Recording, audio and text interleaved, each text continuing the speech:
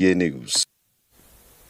The Department of State Services have arrested 5 suspected arms couriers, including 2 foreign nationals, linked to the November 2025 mass abduction at St. Mary's Catholic School in Papiri, Niger State. The statement by the service says the suspects supplied weapons to the gunmen who kidnapped nearly 300 students and staff during the attack. The operation began with the interception of 3 suspects along the Zaria-Kaduna Highway as they allegedly moved to receive a weapon consignment.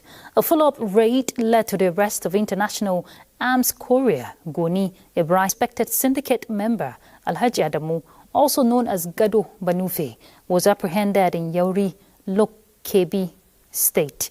Investigations revealed that the suspects were key suppliers of arms to the gunmen behind the Papiri school attack, one of Nigeria's most notorious mass kidnappings in recent years. Experts in Nigeria's food ecosystem advocated increased commitment of government at all levels and development partners towards the full implementation of food system pathways that guarantee nutrition, food safety and sufficiency for the country. This was at a technical working group review meeting on food systems in Abuja. Benny Adams will tell us about it. Food is at the center of human life and connects communities around the world. But have you ever wondered how the food on your plate actually gets there? The answer lies in something called the food system, a complex network that involves everything from growing crops, processing, distribution, and consumption at the table. The conversation here is to assess Nigeria's implementation strides, strengthen collaboration, and chart new pathways. We must collectively address technical, policy, financing, and operational bottlenecks while agreeing on practical, time-bound actions for the next quarter. Improving food security is one out of the 8 priorities of the current administration, and that is why all hands are on deck to ensure that we meet that. Smart agri-food systems, and that is why we are talking of the convergence now. We are bringing all relevant stakeholders together to look at the climate issue that is affecting the food system. It is when we do it at scale that to actually help Nigeria to be able to realize the actual transformation that we desire. From Rome down here is in terms of coordination and governance of the food system, so the implementation of the pathways can be robust, will be sustainable, and then transformative. The next phase is the Convergence Initiative, which aims to serve as Nigeria's national platform for coordination, accountability, and collective problem-solving of food systems transformation. As of today, Nigeria has 78 transformative pathways for implementation. In Abuja, Benny Adams, NTA News.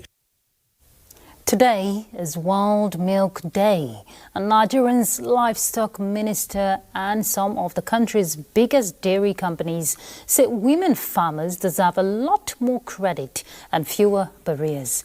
From the farm to your breakfast table, women are quietly powering Nigeria's dairy industry, and I'm sure you agree with that. But hurdles remain, and there are urgent fresh calls to remove them. On NTA's Good Morning Nigeria, it can transform Nigeria's food security. Lydia Sampson reports.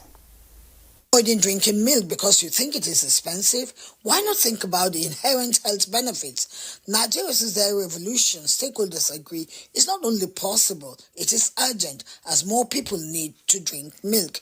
This is the focus of a landmark discussion on Good Morning Nigeria, marking World Milk Day 2026. Milk contains all the nutritional values that any biological system requires to survive.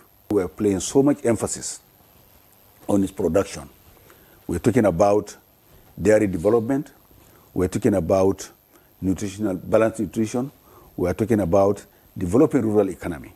At the heart of the conversation, milk, humanity's first nutrition, from mother to child, from cow to community. Yet, women farmers face stubborn barriers. land access, finance, and limited entry into the dairy value chain. Dairy value chain is big. It starts from feed and fodder. If you don't have feed, you don't have fodder, then you cannot do dairy farm. 70% of the cost of dairy production is feed. A lot of empowerment needs to be given to women in the country, not just by the government, also the private sector. You know, how can we all play our part so that we develop the dairy value chain? We need to encourage people to drink more milk, because by drinking more milk, milk has a lot of benefits. Backward integration, they agree, remains critical, as feeds are foundational. Without them, dairy farming collapses. Experts warn of colossal post-harvest losses, urging farmers to cluster operations to mitigate waste. In Abuja, Lydia Sampson, NTA News. Time to head to Lagos to get reports from that end, and Hingino will be our guide. Hello, Hingino. Ruth, and welcome to Lagos. As security threats continue to evolve in today's complex business environment, experts have stressed the need for stronger enterprise security frameworks and proactive risk management strategies to safeguard lives, organizations, and national assets. Cyber risk has evolved from... Gathered here are security experts, corporate executives, government officials, and stakeholders from across various spheres to examine emerging security risks, cyber threats, business continuity measures, and the role of technology in protecting organizational operations. The regulators, the CBN particularly, are making it mandatory for board members, at least 2, to have IT and cybersecurity knowledge. Because you cannot claim ignorance, because it is too important to your business, so you must know about it. Modern threats evolve faster than bureaucracy. Repositioning ESRM means moving from reactive to predictive. It means moving from isolated agencies to integrated ecosystems. It means moving from manual systems to intelligence systems. Speakers shed more light on effective ways to corbing the persistent security threats across the country. Enterprise security risk management must evolve into a coordinated, governance-driven and multi-stakeholder framework capable of addressing complex, cross-cutting threats. It is therefore imperative that we apply the same or similar strategy in ensuring the security and fidelity of socio-economic and financial processes to avert disaster. Experts say emphasis should be on addressing cybersecurity, crisis response, and insider threats, which are important in tackling security challenges. They also advocated regular training, intelligence sharing, and investment in modern security infrastructure to strengthen national and corporate security architecture. The forum is aimed at promoting professional excellence and enhance awareness on the importance of security risk management in Nigeria's rapid changing security landscape. In Lagos, Lane Lenake, NTA News. The Nigerian Television Authority Lagos Network Center, as part of its corporate social responsibility, has identified with the needy. Management, led by the Zonal Director Evelyn Wosu, visited the Hearts of Gold Children Hospice in Surulere to celebrate the 2026 Children's Day. Lynn Leneke again reports. It was a day filled with smiles, excitement, and emotions as the management of the Nigerian Television Authority, led by its zonal director, Dr. Evelyn Wosu, visited the Heart of Gold Children Hospice with gifts for the children. The gesture is to create meaningful connections, bring smiles to young faces, and remind society of the importance of humanity. The Zonal Director, NTA2 Lagos Network Center, Dr. Evelyn Uwosu, emphasized the importance of showing love and supporting the dreams of these segments of society. For me, I don't think that Children's Day should only be for those who can dance, who can come out for parties. We just chose to celebrate those who probably cannot come out for the celebration. So we took this celebration to them. It's all part of Children's Day celebration, so we have come to celebrate the children. When you climb there and you see a lot of challenges, you could see the heart she has. Did you see when that child fell? She almost cried. You could just see that it's all part of her. And I just pray that God will continually bless her. And anything her children would also want, God will provide for her. Management of the Heart of Gold Children's Hospice expressed appreciation of the kind gesture, noting that such visits help boost the morale of the children and provide much-needed mental stability. I feel very happy. It's something that they do all the time, year in, year out. And we are happy to be blessed by NTA family. In appreciation, the children entertained their guests with several renditions.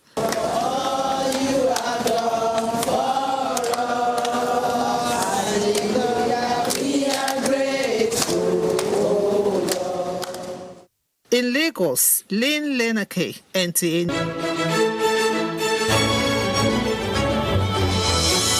TerraCube, unwrap joy, unleash taste.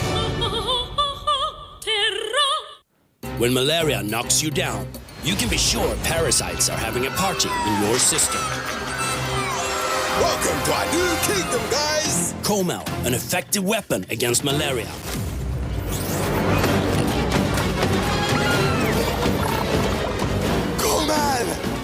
Attacking the parasite army directly to give you express relief and get you back on your feet effectively. Comel on. Malaria gone.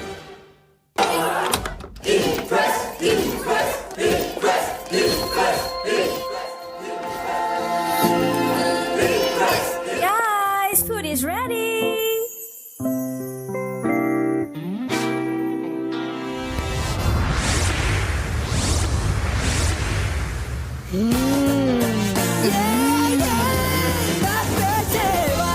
Cook to impress. The world needs moms. With a splash of Golden Terra oil, a mom can transform a frown into a smile. Change no thanks into yes please. Resolve family feuds without blowing a whistle. Providing tasty family meals is all that matters. Where there are moms, there is love. Golden Terra oil, pour pure love. Welcome to Skill Up Nigeria, Industrial Training Fund's television program celebrating innovation, craftsmanship, and the skilled hands shaping our nation's future. Join us and share in our over 50-year journey of empowering Nigeria's workforce and impacting the nation's human resources. Tune in and connect with experts and skilled workers sharing real stories that inspire. Every Saturday at 10 p.m. on the Nigerian Television Authority, NTA. Skill Up Nigeria, powered by ITS.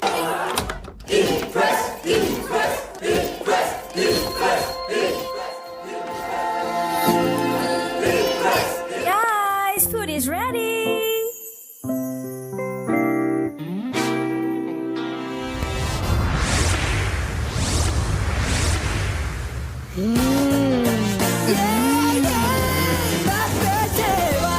Cook to impress.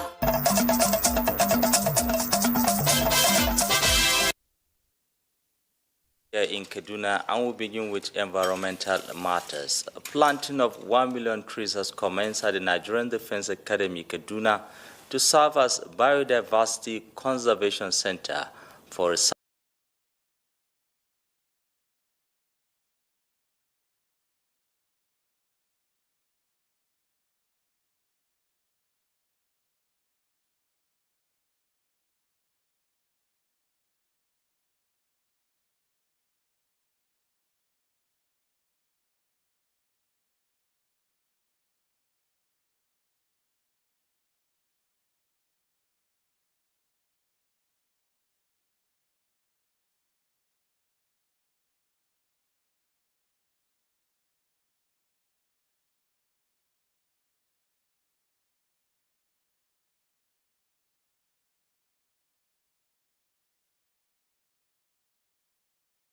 on environmental sustainability at the center of national discussion, translating vision into tangible action with strategic objectives.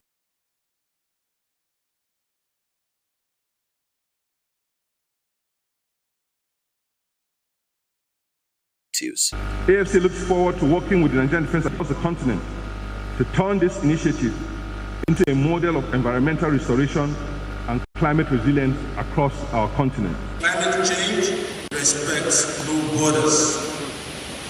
It dries our rivers, degrades our soil, and disrupts food systems, thereby sowing the seeds of instability.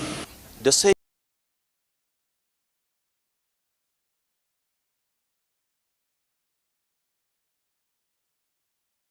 he who plants a tree plants hope trees. Concerned persons say that arresting deforestation is a strategic investment. The event is not just about planting trees, but taking the field against all forms of climate challenges threatening Nigeria and other nations.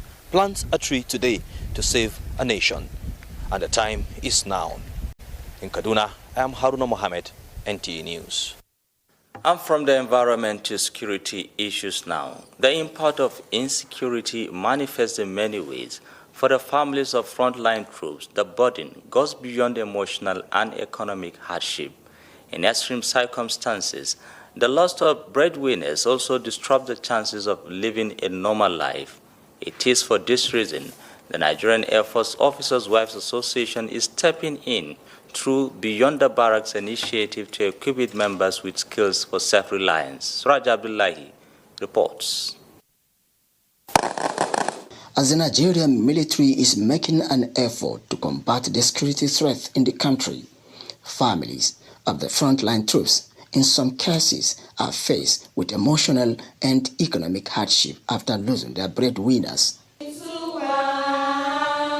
This is why the Nigerian Air Force Officers' Wives Association and the Beyond Barracks Project are equipping women at the Nigerian Air Force Base Kaduna with practical digital and entrepreneurial skills for self-reliance. The initiative is focusing on digital visibility, artificial intelligence to help the participants create sustainable wealth. So that we can begin to come up with opportunities that will transform the life of people beyond the barrack environment. Mercy Oduatoyin and Aisha Yahaya say the training transformed their mindsets and exposed them to opportunities they never imagined. When they taught us how to make flyers, how to make, cards, I always got to know that it's not witchcraft, it's using AI. So we can improve our own businesses, reach to wider audience. In fact, seeing the impact it has made with the women and how fast they were able to grasp this knowledge, we know it won't be a problem engaging the youths within the base. This is a broader effort to ensure that military families are not left behind or suffer anymore after losing their husbands.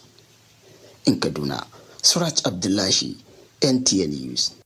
And that's our contributions from this end. Nationwide continues in our Abuja studio with Ruth Aguele. Ruth, can take it off from here. Thank you very much, Mohammed. Nigeria's First Lady Oluremi Tinubu says, apart from ongoing legislative efforts to promote inclusion in politics, women can bridge the gender gaps in political leadership by working harder to build trust and earn the confidence of the people at the grassroots. She stated this during a meeting with APC women leaders in her office. State House correspondent Adeni Taiwo reports. They have to connect with the people they want their trust. They have to connect. I don't see that. I'm sorry to say.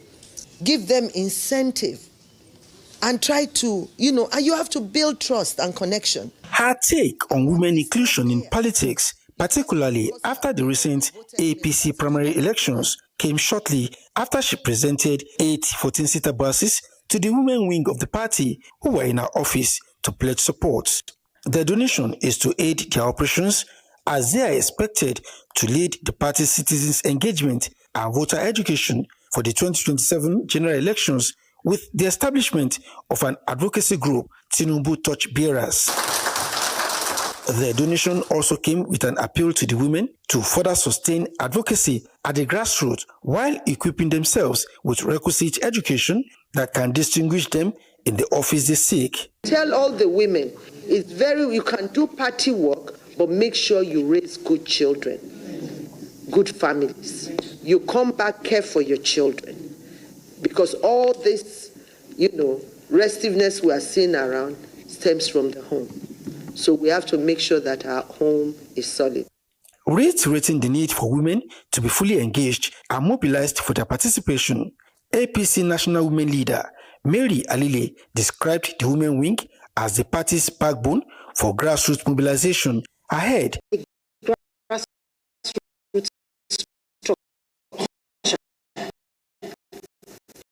The AP Women are aiming at programs, increasing women's participation in leadership and governance, fostering unity within the party, and mobilizing support for the renewed hope agenda across every community. We assure you, Your Excellency, of our unwavering support and partnership as we continue to work towards the empowerment of women. Can we all be upstanding and say one? Before going into a closed session, the meeting mourned the passing of the Southwest Zonal Women Leader, Yetunde Shakirat Adesoya, who passed during the weekend.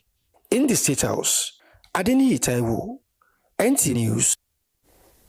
Yobe State Government says Governor Mai Mala Boni's administration has delivered notable progress across key sectors of the state economy in the past 7 years, including the construction of 148 primary healthcare centers and over 500 kilometers of roads statewide. The acting secretary to the state government, Dr. Mohammed Goje, disclosed this during a press conference to commemorate the 7th anniversary of the Boni's administration. Yunusa Suleiman reports.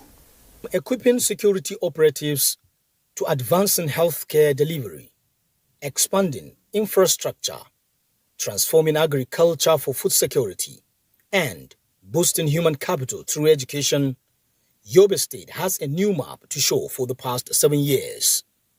Under the theme, 7 years of continuity, consolidation, and transformational leadership, the government says projects executed across the state reflect a deliberate effort to improve citizens' quality of life through strategic investments in critical sectors and people-oriented policies.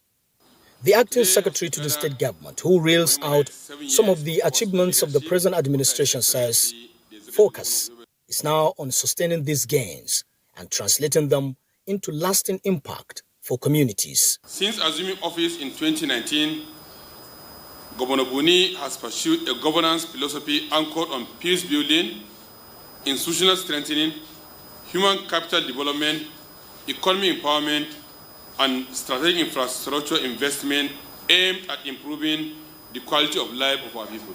In spite of all the challenges, security challenges, fiscal challenges, etc., the awards that Yobe State Government under His Excellency Governor Mai Mala continues to receive indicates the progress that the state is making. With improved security, 148 functional primary healthcare centers, over 5 future of our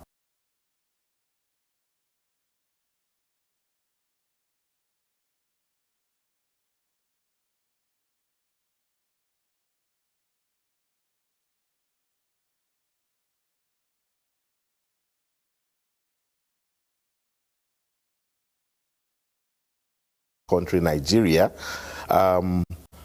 long before government policies are formed, long before laws are made, the family institution is where the reform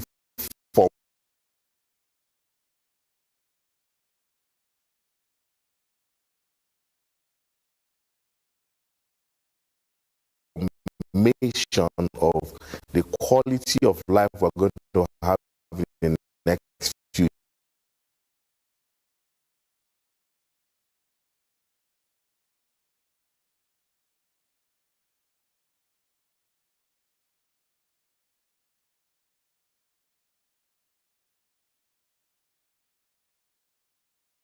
In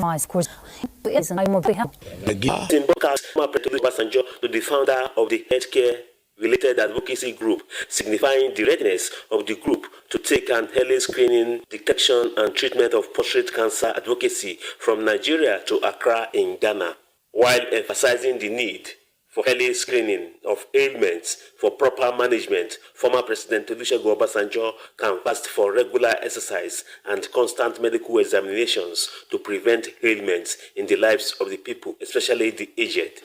That's what I call DREAMS. D, diet, R, rest, E, exercise, and M, medical. And that medical is what you say, that if the test shows early that you have symptoms, it can be treated. And you find that many people don't do testing. So with my partner Zuri Health, we're conducting free prostate cancer screenings. And I really commend them because not only are they just doing screenings, but they're checking your blood sugar, they're checking your BMI, body mass index, and they're checking your blood pressure. So we're doing that. We've done one in Lagos. The team leader, who acknowledged that the group is advocating early detection of prostate cancer in the lives of people, confirmed that 2 of his family members of Africa and by extension the entire world. In Abuja, Akim Jimo, NTA News. Despite persistent sensitization against the practice, incidents of sexual and gender-based violence and other harmful traditional practices, it still continues. Efforts to rescue some of the victims from its negative effect are underway in Abuja, using art as a therapy to reset their mental health. Let's see that. In traditional and modern African societies, various harmful and degrading practices have been observed against women and children, with some of them resulting to sexual and gender-based violence. Miss Purity Joshua is a victim of such. Having found help, she and other young people have found solace in arts therapy to recover their mental health. This is an avenue for survivors to have peer-to-peer conversations with humans like them. One of the things they get involved in that does not help them is peer pressure. Like-minded youths under the Oxano Foundation decided to mentor these SGBV survivors to take ownership of their rehabilitation journey and become stronger voices against it. One of the therapy we're exploring is literature as a form of therapy.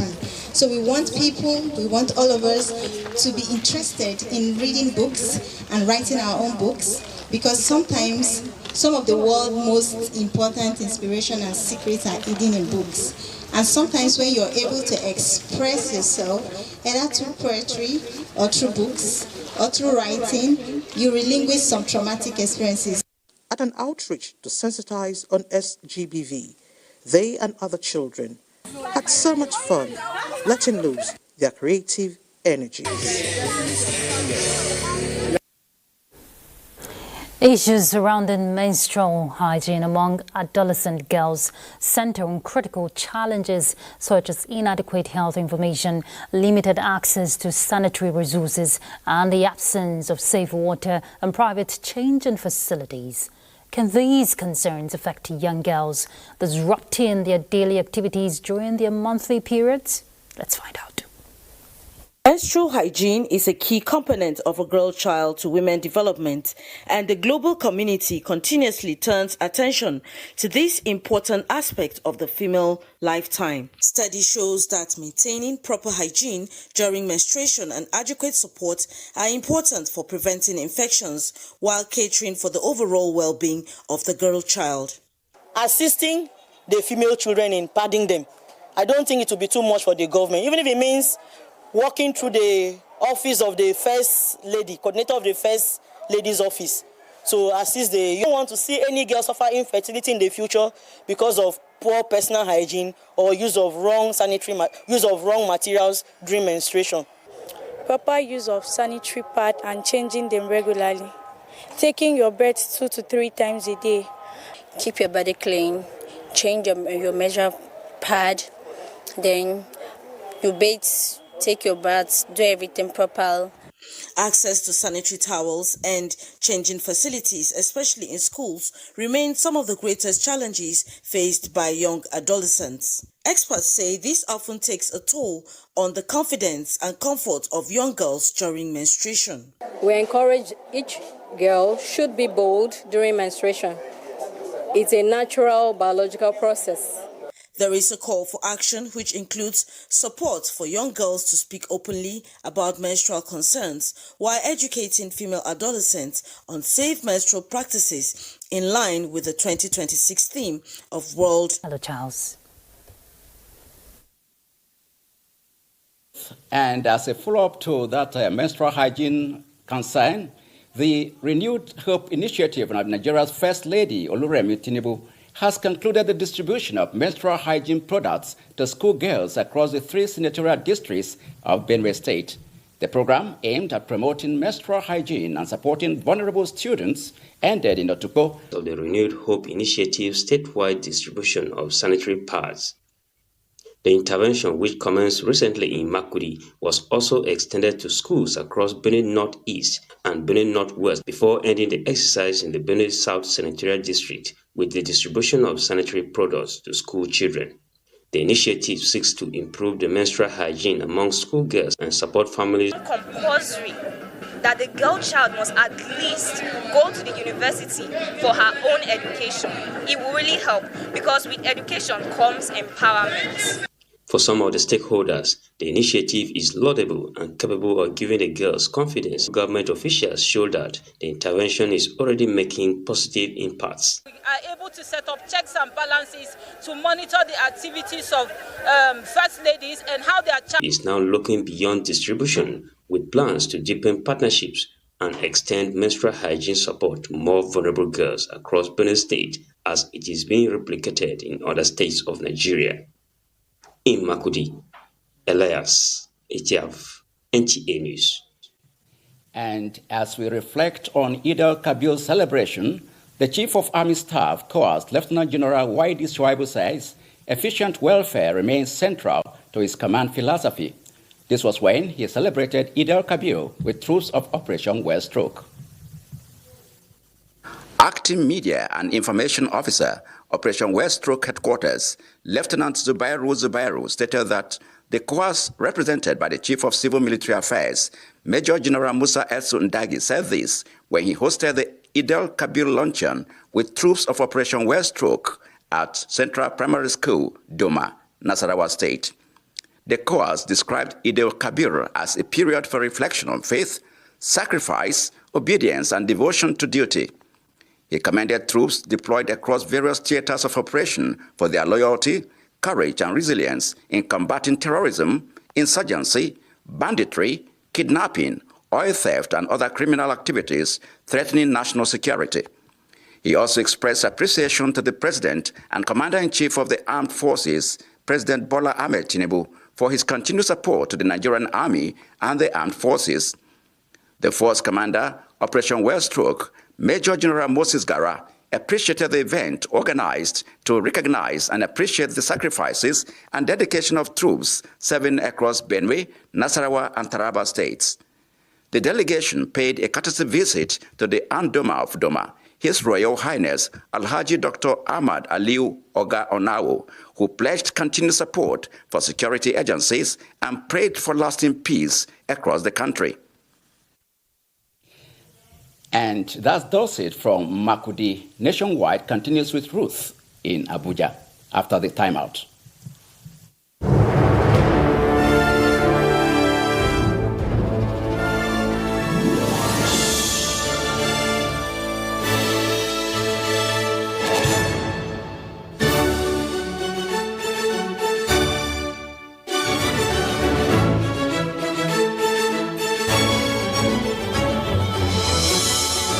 Cube, unwrap joy, unleash taste.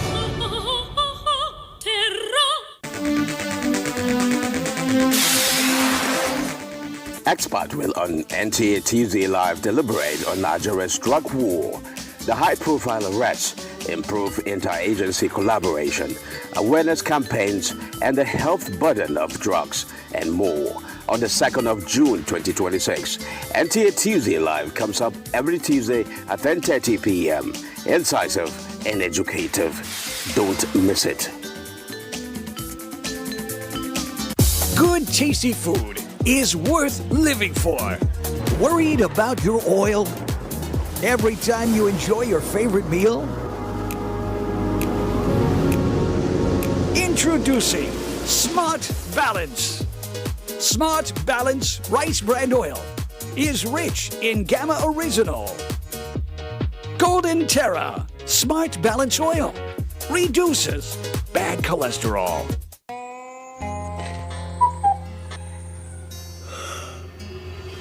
Supramalt Multivitamin Junior.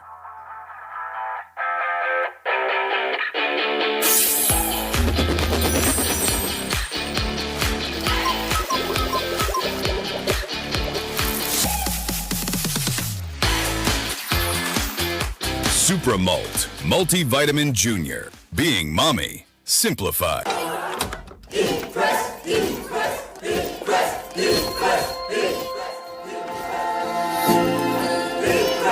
Guys, food is ready.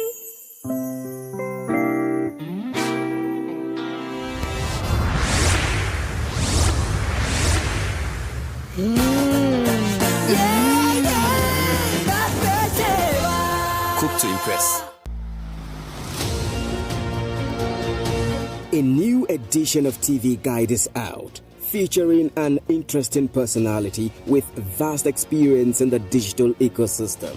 Professor Ibrahim Adeyanju, Managing Director and Chief Executive, Galaxy Backbone Limited, takes us through the gamut of revolutionizing the workspace through digitalization. Galaxy started in 2006. Started with pure research technology, satellite technology. We've been able to move from 2006 to providing fiber backbone, to having 2 data centers, to improving the bandwidth in terms of internet connectivity that we do to MDS. That is great progress. Power, privilege and public trust with Comrade Salihu Abdul Hamid Dembos, Director General NTA. Welcome to a world of fun and excitement as we also present an assemblage of professionals in the media space. Some compelling NTA programs, current trends in the fashion world, ICT, sports, entertainment, and lots more. TV Guide, very incisive, very educative, and compelling. Get a copy at the vendor near you or NTA stations nationwide. TV Guide, your indispensable companion. Once upon a time, there was a land plagued by blandness. Food had lost its flavor and there was nothing left to savor. Just then, the tastemaker arrives to restore taste to this land of blandness. All she did was sprinkle, stir, and serve.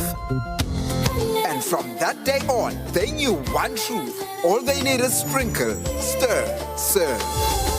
Tastemaker.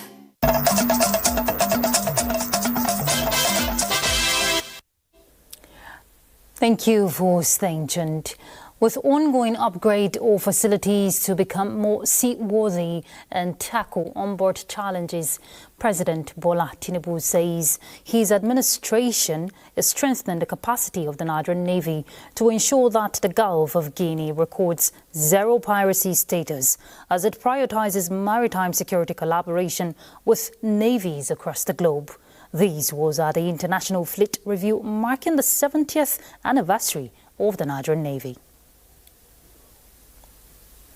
Continue to promote indigenous shipbuilding capacity and provide the necessary strategic support for a responsive and capable naval force. The nation looks forward to even greater strides in ensuring maritime security. A combined maritime task force to tackle emerging maritime threats in the West African region was also inaugurated by the Navy at the event. Minister of Housing and Urban Development Mutaka Rabi Dharma has expressed concern over the slow pace of work on the Renewed Hope housing project in Katsina State. The minister stated this while inspecting the ongoing project of 250 Renewed Hope housing units. Awal Haliru reports. 250 housing units were inaugurated by the federal government under the Renewed Hope housing program. The projects were awarded to contractors with a completion period of 6 months.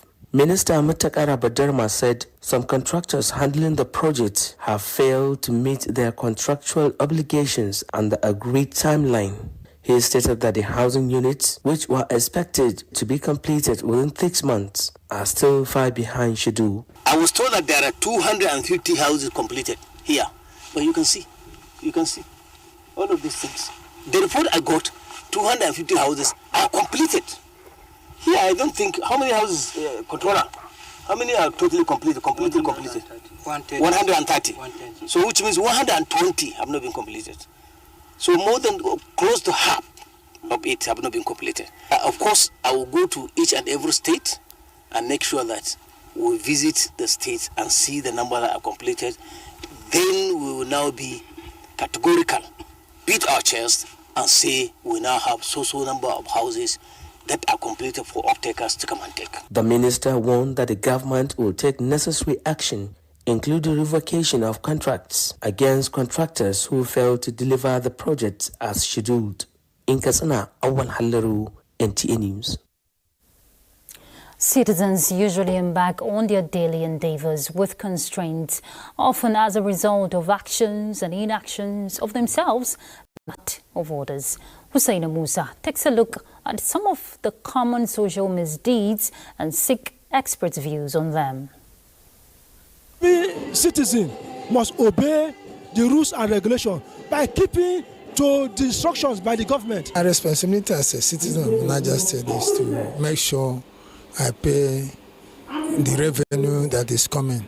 Part of the responsibility as a Nigerian is to be law-abiding citizens. Contrary to this, most residents of Minna, the Niger State capital, are either ignorant or disregard their responsibilities by flaunting traffic regulations, dumping of refuse indiscriminately, and default in payments of basic utility bills, while the agency mandated to enlighten the citizens on their critical roles as agents of national transformation, emphasizes the need for attitudinal change. It's not that governments have to do this, no.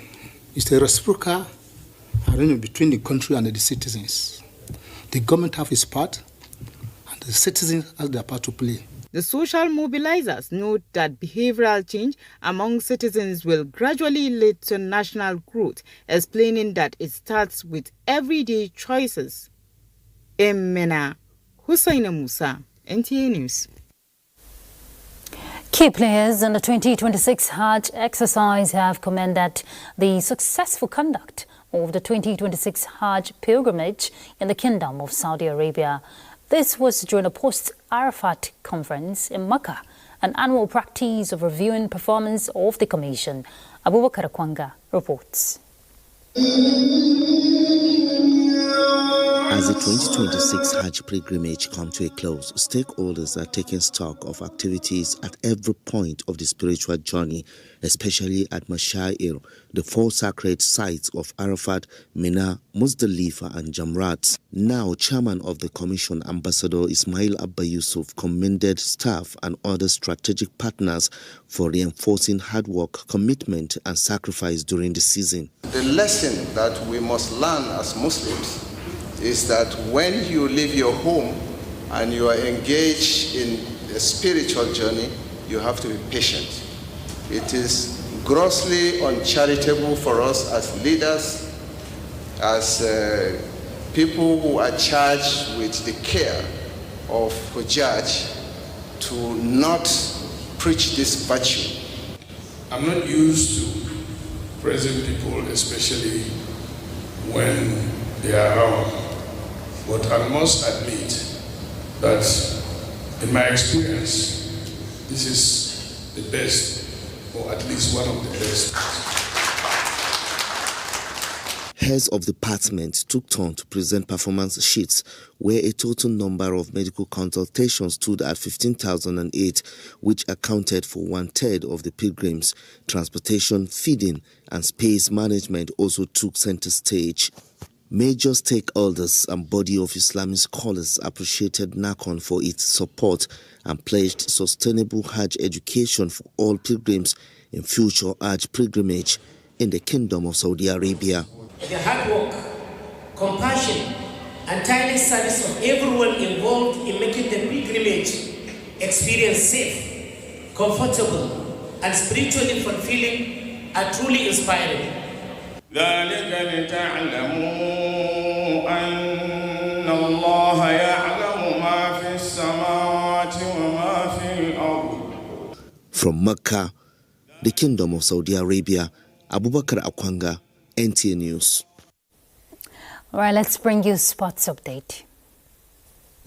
Nigeria's Toby Amuson extended a remarkable comeback by winning the women's 100 meters hurdles at the Rabat Diamond League in Morocco, matching a season's best of 12.28 seconds to claim victory. This marks the second time this season that Toby has run 12.28 seconds, finished comfortably ahead of Davin Charlton, who came second with 12.40 seconds, while Nadanin Vise took third place in 12.47 seconds.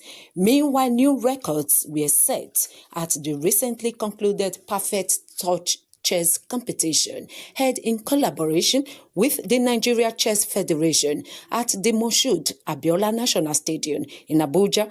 The tournament showcased immense talent, with Ete Makaila named Best Female Under-10 Player and Washik Dalaham taking the top spot in the Under-15 category, while Promise Torila emerged as the overall winner and Adejo Joshua won the open category. I feel proud of myself, and I would also like to thank my parents for supporting me for everything.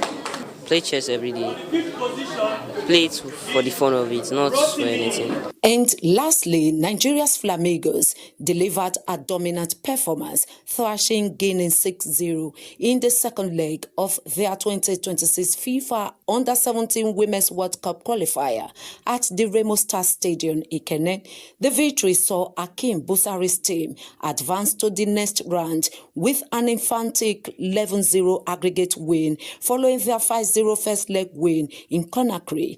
Nigeria will now face Benin to qualify for the 2026 FIFA Under-17 Women's World Cup.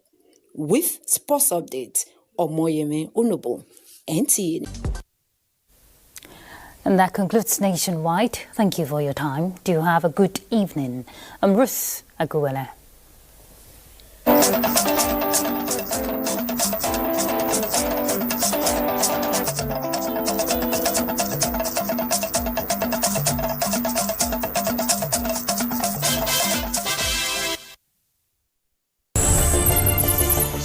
Are you a tech enthusiast? Perhaps you want to know more about the devices and gadgets you use. Tech Mode will bridge that gap. Connect great minds while extraying everything about technology as it concerns you. Tech Mode is unlocking your tomorrow today.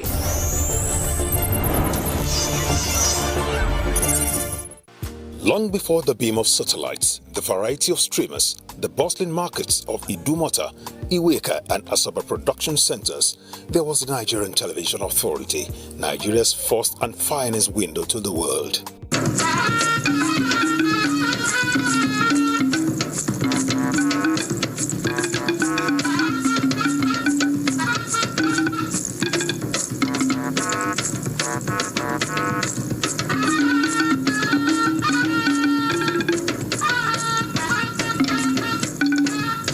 Established by an act in 1977, NTA has informed, educated and entertained millions as Africa's largest TV network and the storyboard of a nation. Fruit and debts every day, nothing else. How can I respect you?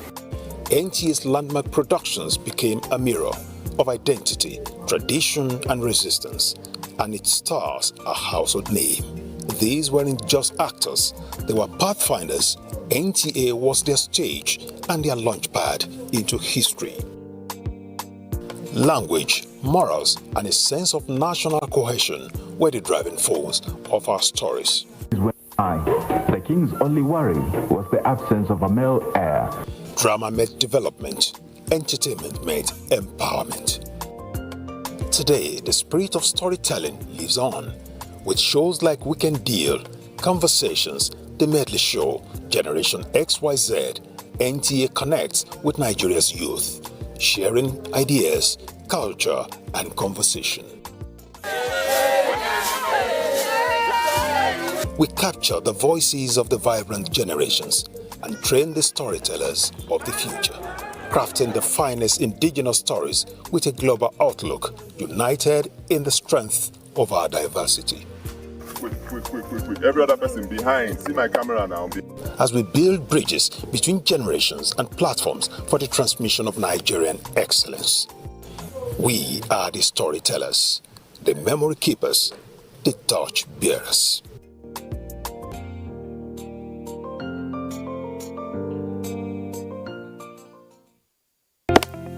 Although social media as a channel of communication is inherently harmless, it becomes harmful and damaging when used without discretion and thoughtfulness.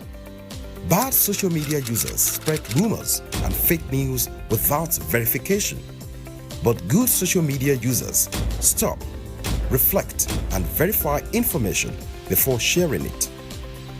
Be a good social media user. Stop the spread of fake news. Verify the authenticity of your source and use social media responsibly for a better Nigeria. This message is brought to you by the Nigerian Television Authority, NTA, in collaboration with the National Orientation Agency. The mosaic of time in the kaleidoscope of life. Time is a masterpiece. A delicate piece when we wait. A vibrant shard when we're late. A dark fragment when we're sad. A radiant tile when...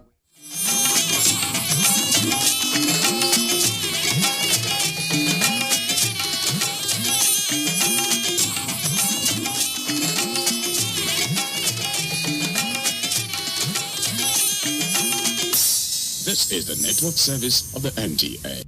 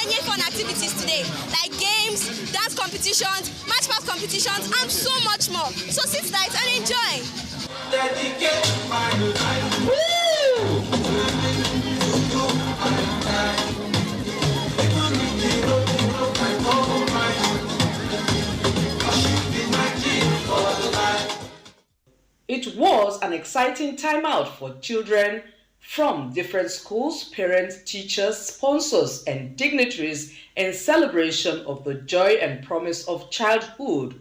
From inspiring speeches to exciting games to bouncing castle, cutting of cake, gifts, and endless smiles, this year's NTA ETV Children's Day Party 2026 created beautiful memories for everyone.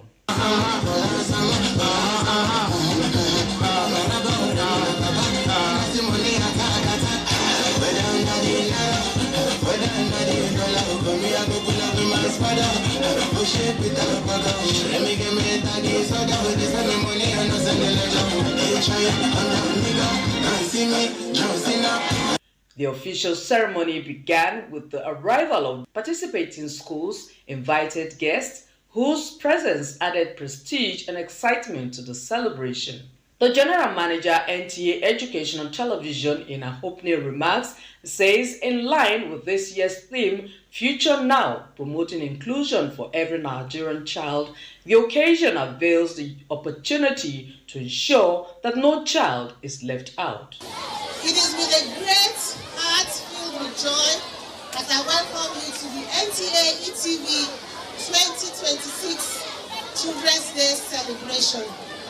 The theme for this year focuses on inclusion, and inclusion for us means that every child deserves to be loved, every child deserves to be celebrated, every child deserves to be supported, every child deserves to be protected, and much more.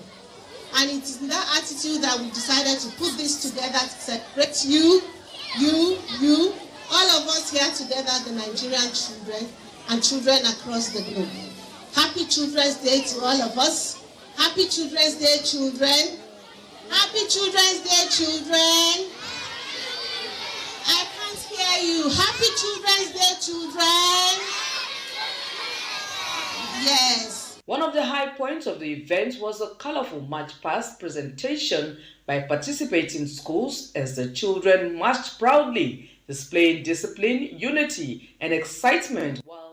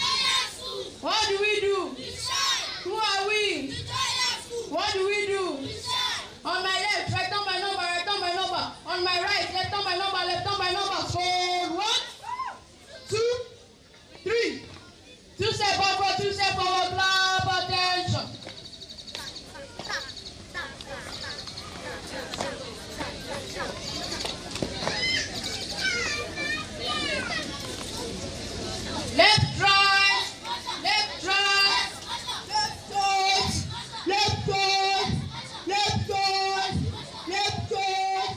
Attention! Salute the royalties.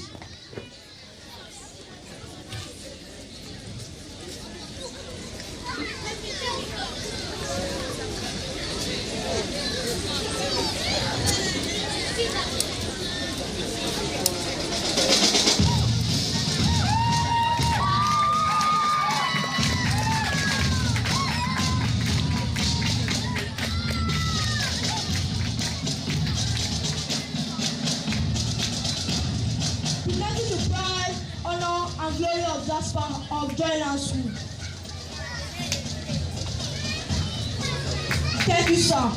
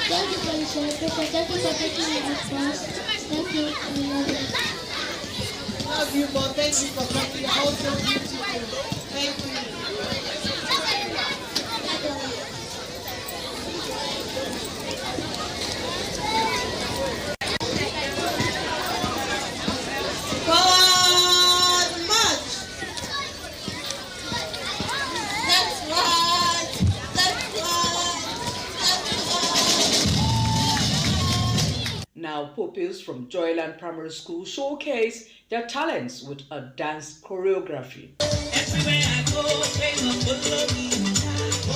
Everything I do, it was plenty. It's my city, my answer. When I go to the answer, I can never go down. No, oil on my head, oil on my head, oil on my head. Everything to head, everything to head. Feet on my feet, feet on my feet. Everywhere I go, everywhere I go, oil on my head.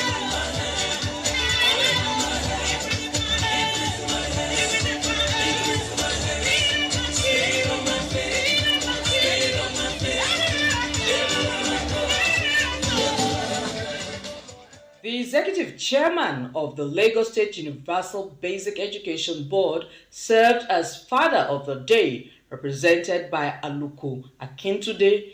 He emphasized the importance of investing in children and creating opportunities that foster confidence, creativity, and hope for the future. The policy of our state government works towards that. We have what we call Project Zero.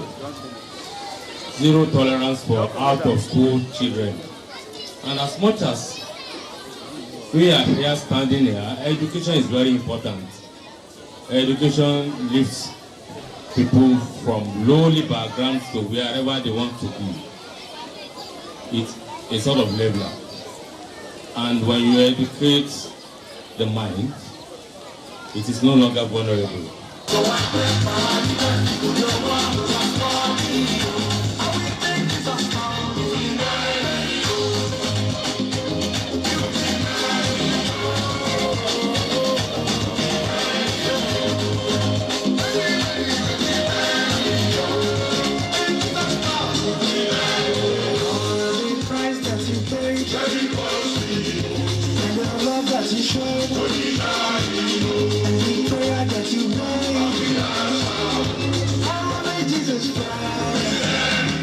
The children screamed with joy while jumping and playing freely with friends in the bouncing castle.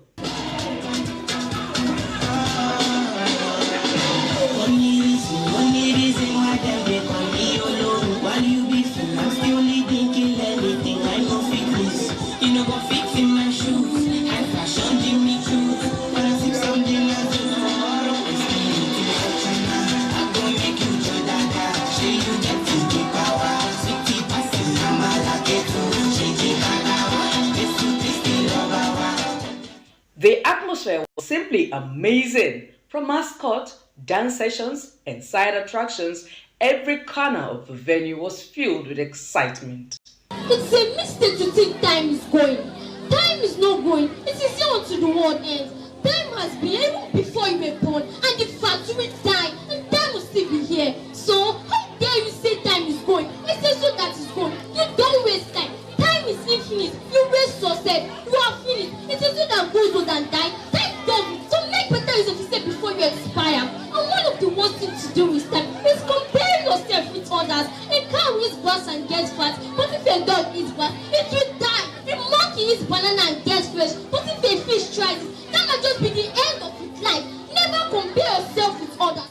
Beyond the games and celebration, the NTA ETV Children's Day Party also shines a spotlight on the extraordinary talents hidden within the younger generation, proving that talents can blossom when children are given the right support.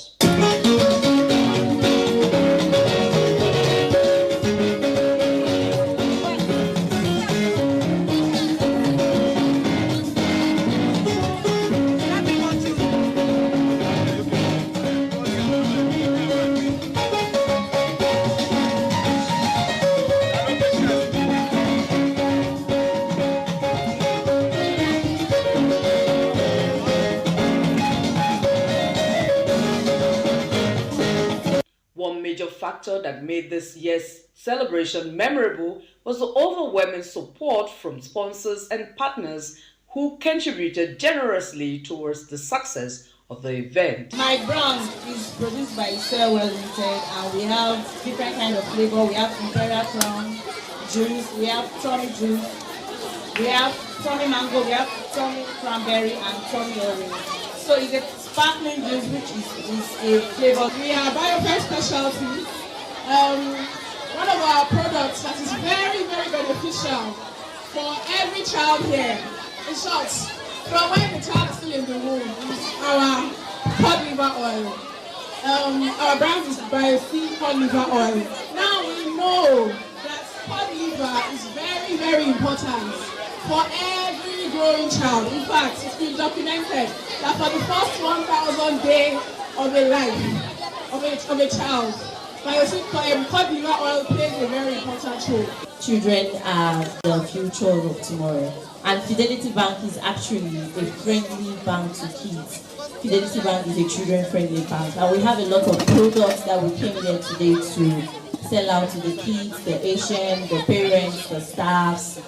And I believe that we've gone round, we've spread the good news, and we're going to actually collaborate with some of the schools and do more businesses in time to come with NTA. The Spelling Bee competition showcased exceptional, brilliant kids.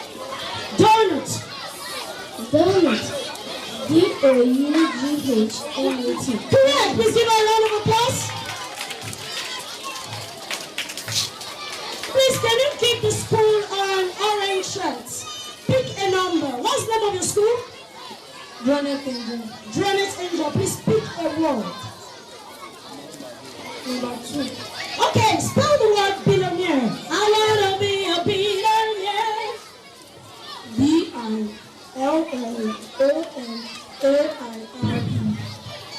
Incorrect. Spell the word billionaire. B-R-L-L-I-A-I-R-E.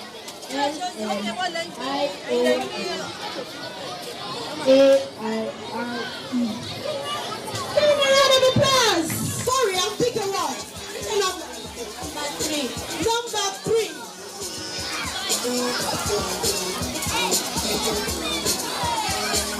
Spell the word doubt. Doubt. Please give her the mic. Doubt. Yes, doubt. D-O-U-G-H-T. Incorrect. No. Give it to Aisha. Give it to Aisha. Doubt. Yes. I'm doubtful. D-O-U-B-T. Correct. Give a round of applause. Aisha, please come forward. Thank you so much. I really, really appreciate you all. Thank you and God bless you. Yeah! Put your hands together for the wonderful people. Thank you, Darcy. Good.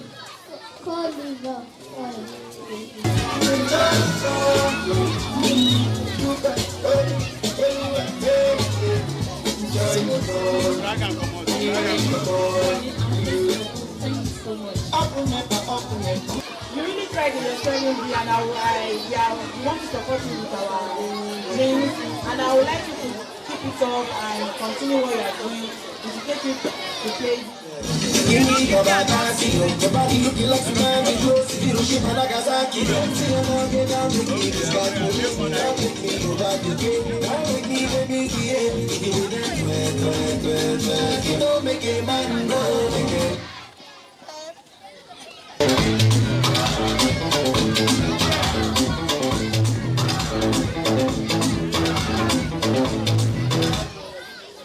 Okay. This is first. This is second. So we'll be giving you your gifts now. Thank you, Darcy. What do you have to say, Darcy? So this is for you. That's the cake now. Teachers too were not left out, as a dance competition was also factored in for them.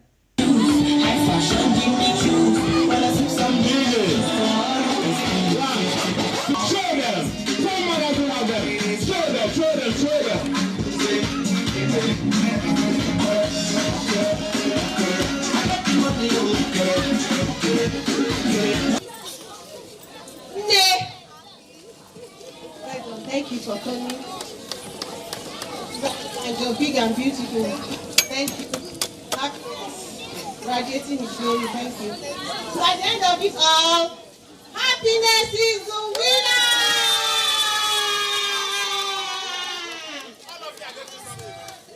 Can I have a gift?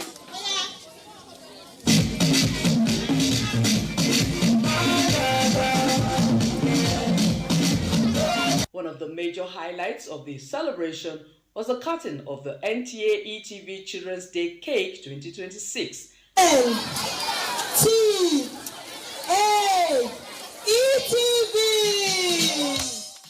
Certificates of participation at the NTA ETV's Children's Day party were handed down to the overall best schools from first to third position from the March past.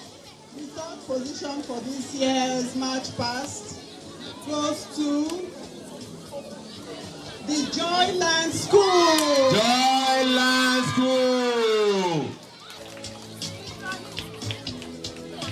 Their teachers can join them to take pictures. Six Children's Day March past goes to Abraham Blessing School. So I presented the certificates. So over to you, teachers. The gift, let's see, Mr. Fruits. First position, goes 2026 March past at the children's party here goes to me.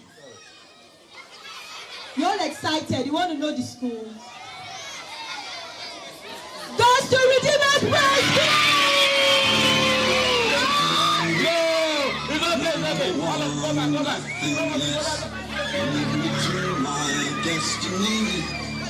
All right, I can't control it. I can't control it. Teachers, we can come behind us. Teachers. Stand up. Stand up. Stand up. Wave your hand. Wave your hand. On behalf of the NTA TV, I present this to you for coming first in the match exercise. All right. Well, teacher, go and pick. All right, please, can you put your hands up? We want to say thank you to our 2026 supporters for the Children's Day event. New Base World Class Resources Limited, makers of Mr. Fruits, Vigil Industries Limited, Ilera Grow Processing Nigeria Limited, makers of Trackstone Snacks, Crack Nuts, Cheese Balls, and Jumbo Snacks, Sunbirds Nutrition Limited, makers of Primel Non-Dairy Milk, Yellow Corn Powder, Biofan Specialist Limited, Salwell Limited, makers of Imperial Crown Drink and Tommy Drink, Checkers Africa Limited, Fidelity Bank PLC, Salvin Nigeria Limited, makers of Household Plastic, and Kings Arrives.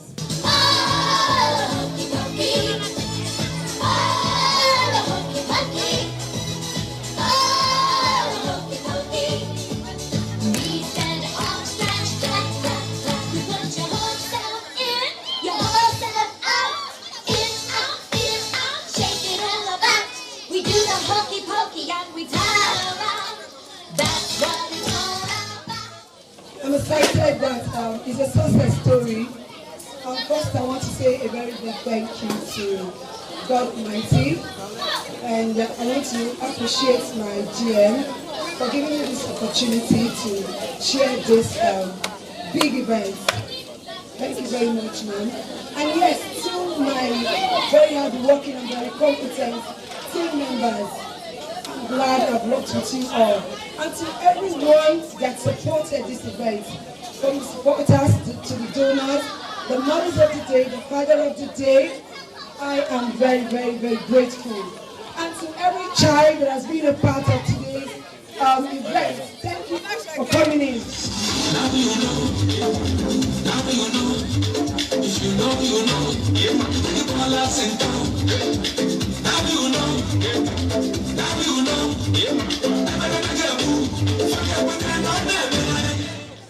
As we end today's celebration, we thank our teachers, parents, children, and supporters for their participation. We pray that our children continue to shine and make us proud. See you next year. Goodbye. Let's all sing this song. Letting it's fun. Here we come. Would you like to join the fun bus? It's time for a ride in the fun bus. Wherever you are, whatever you're doing, make sure you're around. There's plenty of learning to be done.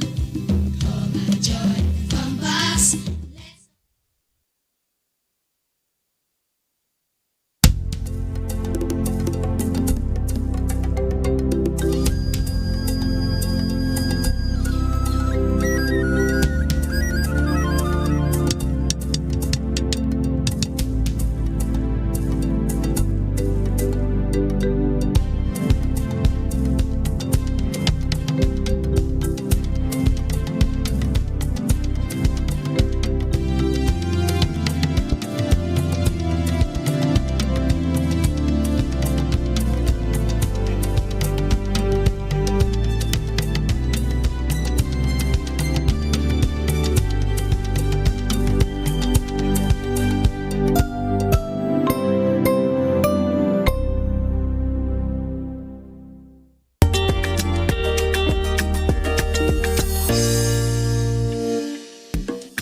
Entertainment holds a very, very big key to unlocking the potential for Africa from the economic point of view, from the reputation point of view as one of the platforms and the tools that we have to really show the world how we want them to see and engage with our country and our continent.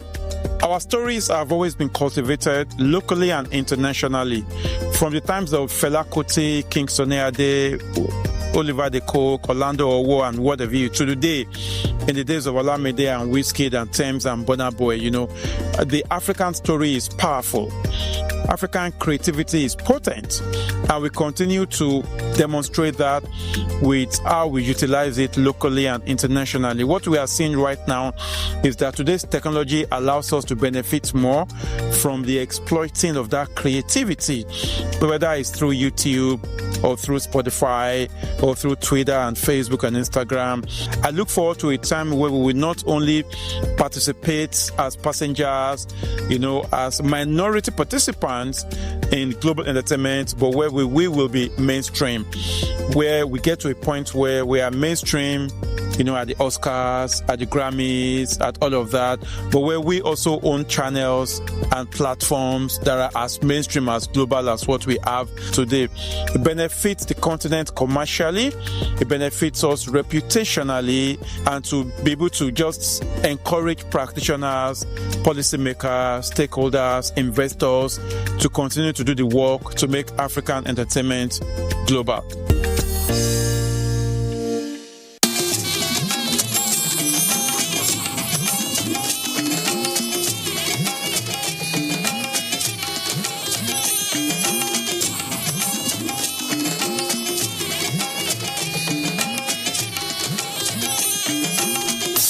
This is the network service of the NTA.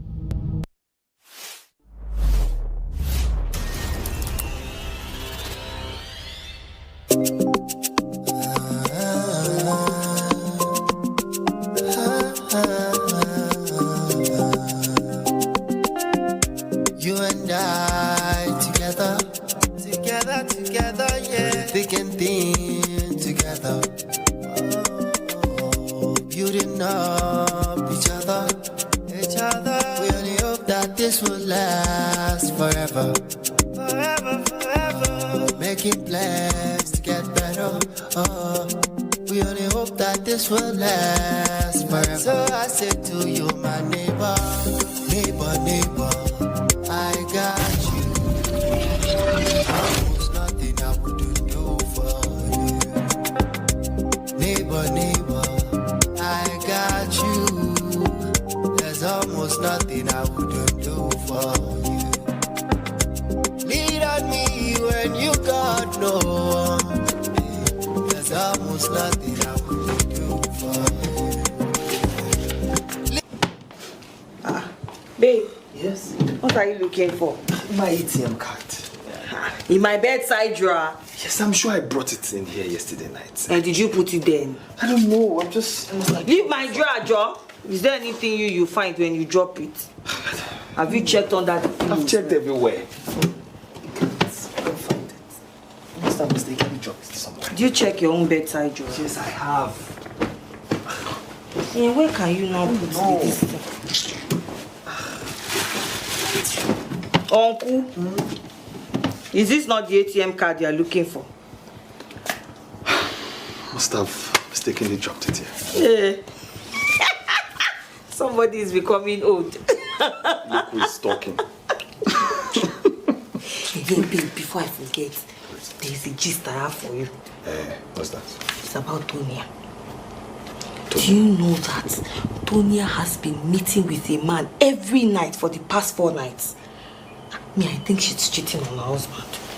What? Yes, now. And I've made up my mind that I'm going to confront her.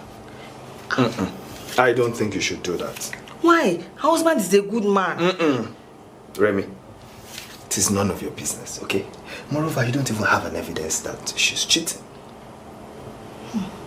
Or do you? Evidence. Remy, what are you thinking about? Nothing.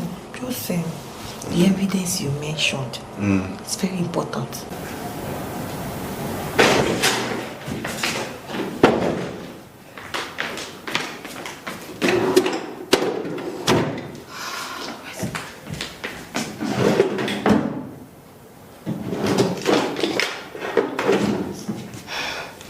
Hello? Why are you calling me? I thought I told you not to call me until I reach out to you. My husband is home, for God's sake. Fine, we'll hook up later, okay? I'll let you know.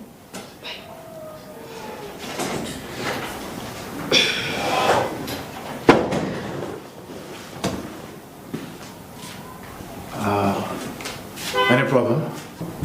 Oh, my nail appointment got cancelled. I'm gonna have to try again tomorrow. Alright. Yeah. I came here to get something, but I can't remember what I came to get. I'm sure you'll remember as soon as you get back to what you were doing. Every time.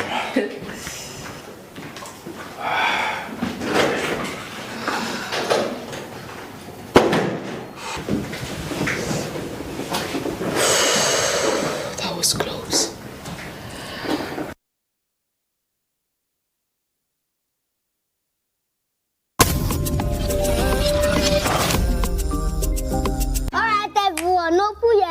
Make we talk. Time don't reach to rearrange the stars to give una small wisdom. Sounds mighty fresh now, but you know, I beg no be so. Before una go talk, say our smile no reach. Make una think I'm twice so. Ever heard of Colgate, the #1 oral care brand in the world? Colgate Maximum Cavity Protection unlocks 24 hours cavity defense. The formula boost with calcium for lifelong smiles. Mom, it's a time to brush. No more cover mouth. Because Colgate, that's who do yaga with your smile. Colgate for 24 hours maximum cavity protection. Oh, remember how mom used to wake up before everybody to make breakfast, iron our uniform? Let's surprise that woman with something special. Treasure Mom this 2026 with a trip to Zanzibar in the 3 Crowns Mom of the Year competition. Write a note using each letter in your mom's name and upload with a photo of 5,000 Naira worth of 3 Crowns products on our website or at any of our collection centers. T's and C's apply. 3 Crowns Milk. Healthy moms, happy families.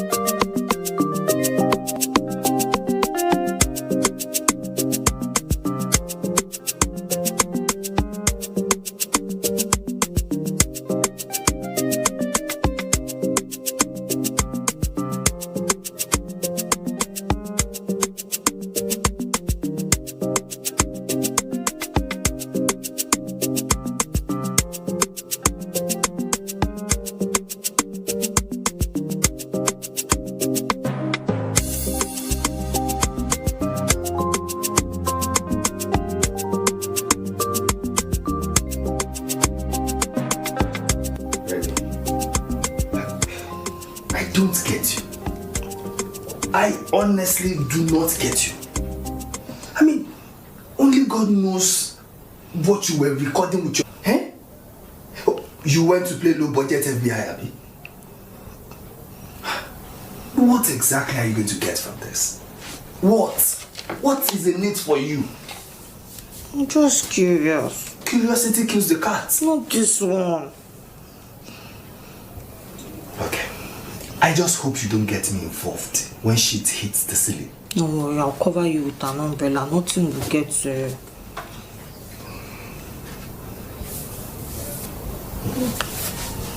Can I sleep now?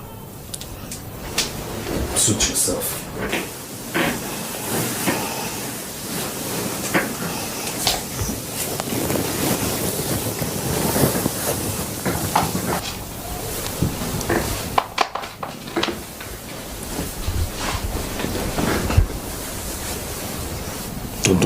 Don't touch me. You didn't know each other. We only hope that this will last forever. Making plans to get better. We only hope that this will last forever. Okum, anything when they happen to you, na email you talk. No, they do kai. You they look like person where they knock something since. What happen? Talk to me, I'm your friend. Hi. Musa. Musa. Look me like this. They look you. As I did like this, I know be fine boy. You be fine boy. Hey, but why all these things just happen to me like this now? What happen? Imagine this girl, Ronke now my girlfriend. Oh, Ronke, wait. I remember. What did we? Ronke, come on, leave me. Come go meet Okada boy. He said that your Okada boy ain't better pass me. Imagine this kind of thing will happen to me, eh? Person where I don't put all my hope. I put my hope for one basket. I don't know, they don't come on, leave me. Ogum, you no go kill me for this life. Ronke leave you. He leave you, go follow okay the man. He leave you when you they no get man, go follow okay the man. I don't tell you, don't do your hustle. Go find work, good work. Make the work. May you get money where your friend know they collect your gay friend. May any boy know they collect your gay friend, go find money. May you go outside, go to hustle. May you leave this job where they do. May you leave them, may you find better job, may you also get leave it. You don't leave you go follow okay the man. So Musa, no. You just come now. Can't have me, Abby. You know you say that you double your husband. No guati. You double your husband, Kokaye. You guati. Go double your husband. Okay. So now get man name be your own hustle. Abby?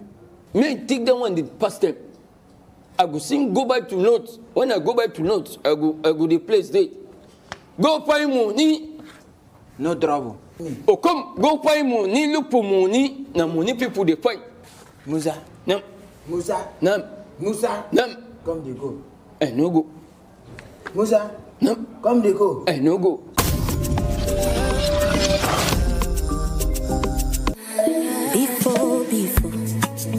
Before, my family can go 1 week without drama. 1 week, one wahala. Mama, brother, papa, sister, before. Any beef supposed stay inside photo. Maggi Star is crafted from fermented soybeans, onions, chili flavor, and cloves in a way only Maggi knows. Okay, now my Maggi make it right. Come with piece of peace. Oh no, come at all, oh, before. Maggi Star, making every meal special and special moments unforgettable. Maggi, love, me and Maggi so good together. Me and Maggi so good together.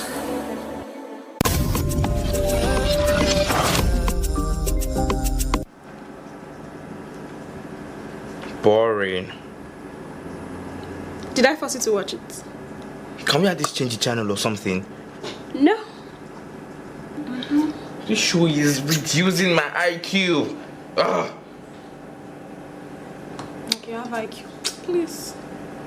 What? You want to beat me? Beat me. Daddy's around. Beat me now. It's fine. Daddy! Toby! Okay.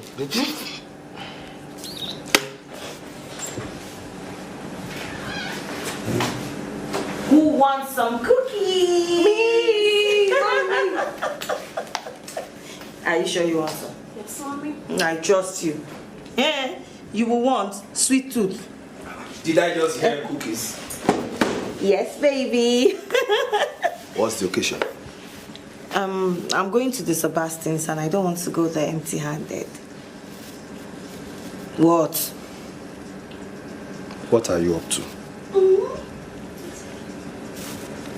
Finishing my FBI work. What? You don't want again? I'll take everything to them. Once. One. What? So them? My fault.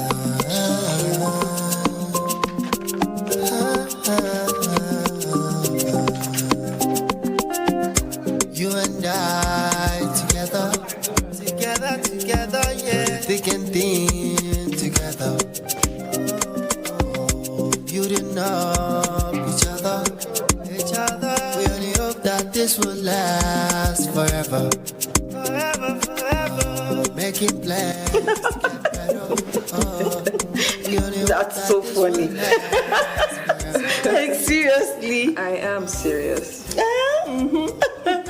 You see, the story of your colleague you just told me actually reminds me of something. Okay, what is it? What's your take on women who cheat on their spouses? Oh, I think they're confused. Confused? I mean, why would you decide to marry a man and then turn around and start cheating on him? That's confusion at its highest for me. You see, those ones who go as far as getting pregnant outside and bringing it to the innocent man, forcing him to train a child that he did not father, those ones are the craziest ones. That's bad. Yes, so. That's a disgusting act. I mean, it's terrible. It's a shame. Yes. I can't even... Why did you ask? No, it's nothing. I just wanted to know your take about women who cheat, that's all. I can't see.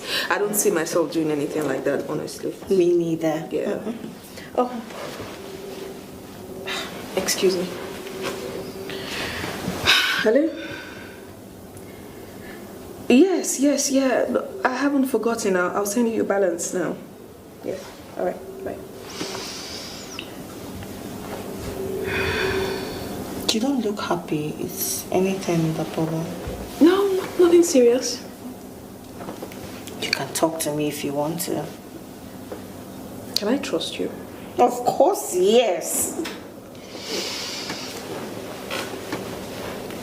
I think Raymond may be having an affair. What? Why did you think of that? He's been acting weird of late. He comes home late, he's been hiding things, he's been acting cold. So I just hired somebody to spy on him. Jesus Christ! Did he find anything? That's the thing, no. He couldn't find anything. I think I was thinking you were the one cheating him. What? Yes.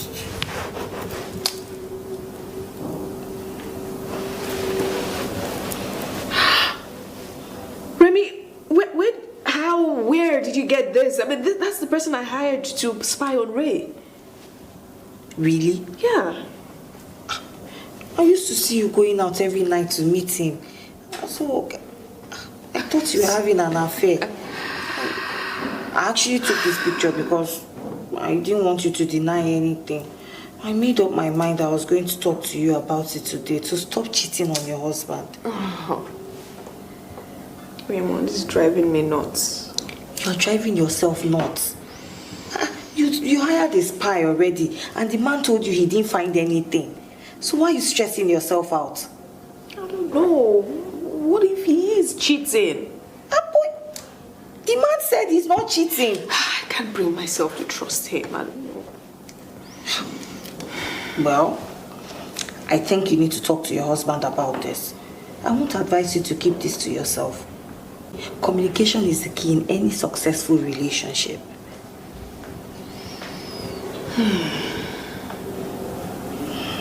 Okay. Thanks, Remy. I really needed to hear this. Thank you. Let me delete this before it gets Delete it, please. Hey, my FBI, you need to go for more course.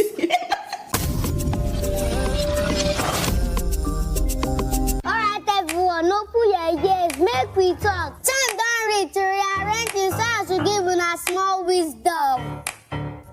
Sounds mighty fresh now, but you know, I beg no be so. Before una go talk, say our smell no reach. Make una think I'm try so. Ever heard of Colgate, the #1 oral care brand in the world? Colgate Maximum Cavity Protection unlocks 24 hours cavity defense. The formula boost with calcium for lifelong smiles. Mom, it's your time to brush. No more cover mouth.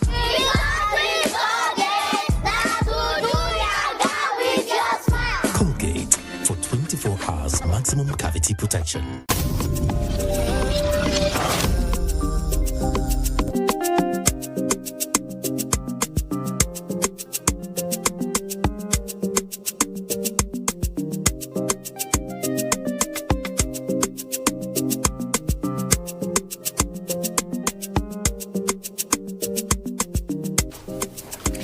Tonya said she will speak with her husband when he gets back from his business trip.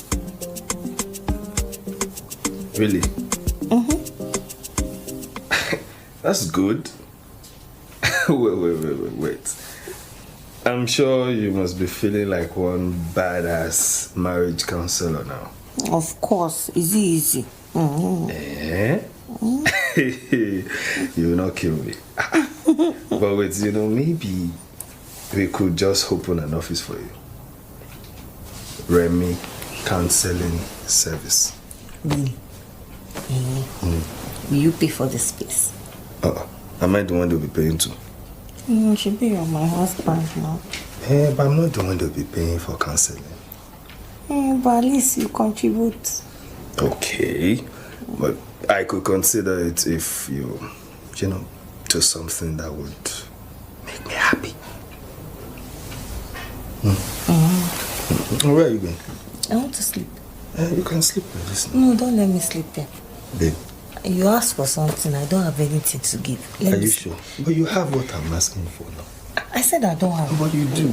Baby, I don't have. No, you do now. I'm tired now. You do. I want to be a counselor.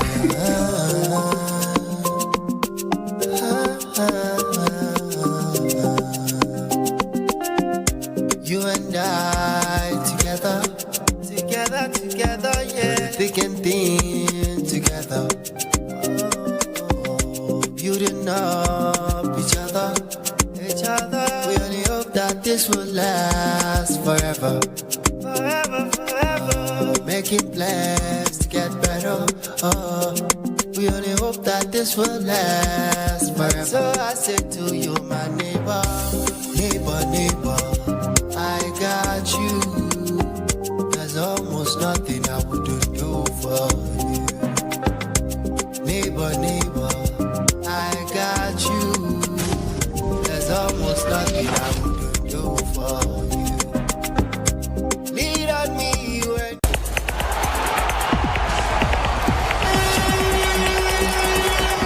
Merci!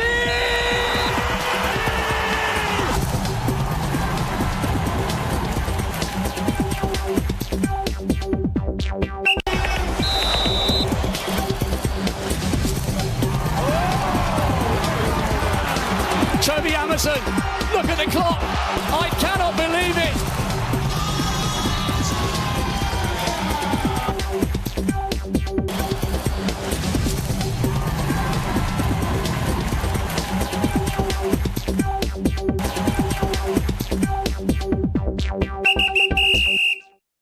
In the heart of Okwabom State lies a hidden gem awaiting discovery. Ikorabasi, a coast waterfronts and colonial era charm. Ikorabasi is home to the iconic Amalgamation House, where Lord Lugard signed the documents creating modern-day Nigeria in 1914. Amalgamation House is quite significant in the life and history of Nigeria as a nation.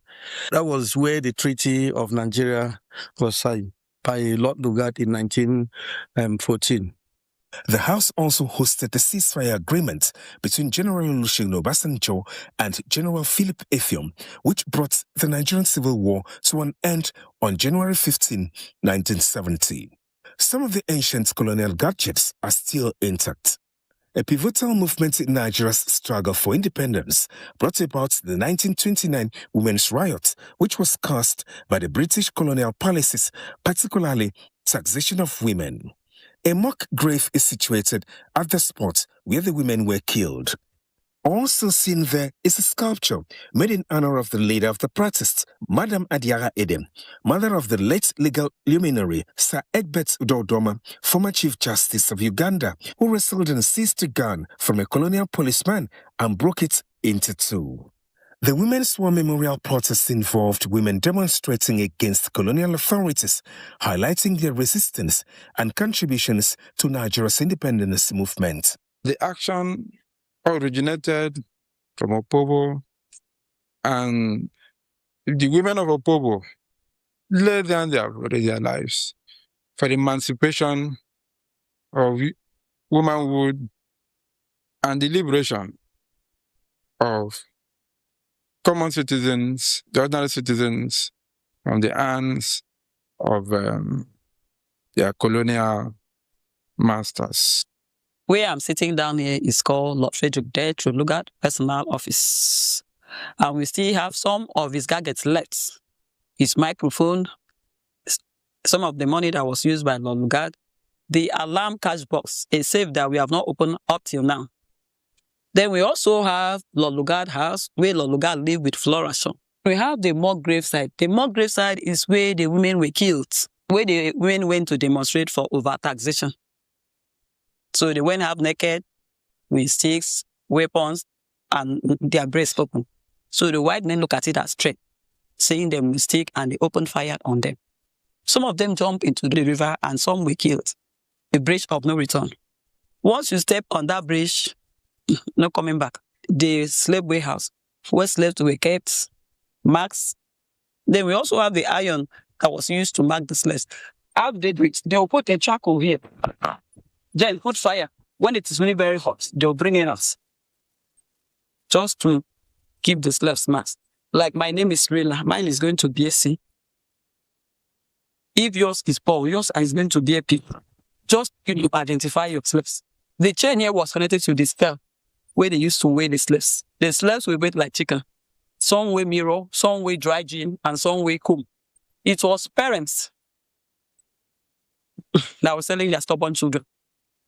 Then the slave who was in charge of this slave trade, King Jaja of Upubu. And this was Upubu before. The name was changed when they created the Bible State from Port River State. So they now changed it to Ikorabasi. But all this area was Upubu, where slave trade business was going on. Enslaved Africans were reportedly held in a structure near the bridge before being taken away. This site is now a poignant reminder of the past, symbolizing the struggles and suffering of those who were forcibly enslaved. The Bridge of No Return is another historic site associated in transatlantic slave trade, where slaves, having been weighed and marked with hot mallet for identification purposes, are taken away, never to return. Sometimes if I go there, my spirit is very down because of what used to happen there. There's 6 bunkers there, small bunkers that they used to store over 50 people in bunkers. It was quite bad. These slaves were transported to the western parts of the world by boats, which were fabricated and assembled by the British in the boat yard situated at Ikpaibekwe community in Ikorabasi. The German bridge in Ikorabasi, Akwa State, is a historic landmark built in the colonial era. The bridge offers scenic views, and it is a testament to the town's history. Otawa Beach is a vibrant coastal area known for scenic views and crayfish markets. the beach has been a significant spot for local fishing communities and trade, particularly for crayfish, which is a staple in the region. Its history is tied to the local Efik and Ibibio cultures, with the era serving as a hub for traditional fishing and commerce. With the untouched beauty, rich history, and warm hospitality, come and experience the charm of Ikorobasi. Are you a tech enthusiast? Perhaps you want to know more about the devices and gadgets you use. Tech Mode will bridge that gap. Connects great minds while extraying everything about technology as it concerns you. It is Tech Mode. Tech Mode is unlocking your tomorrow today.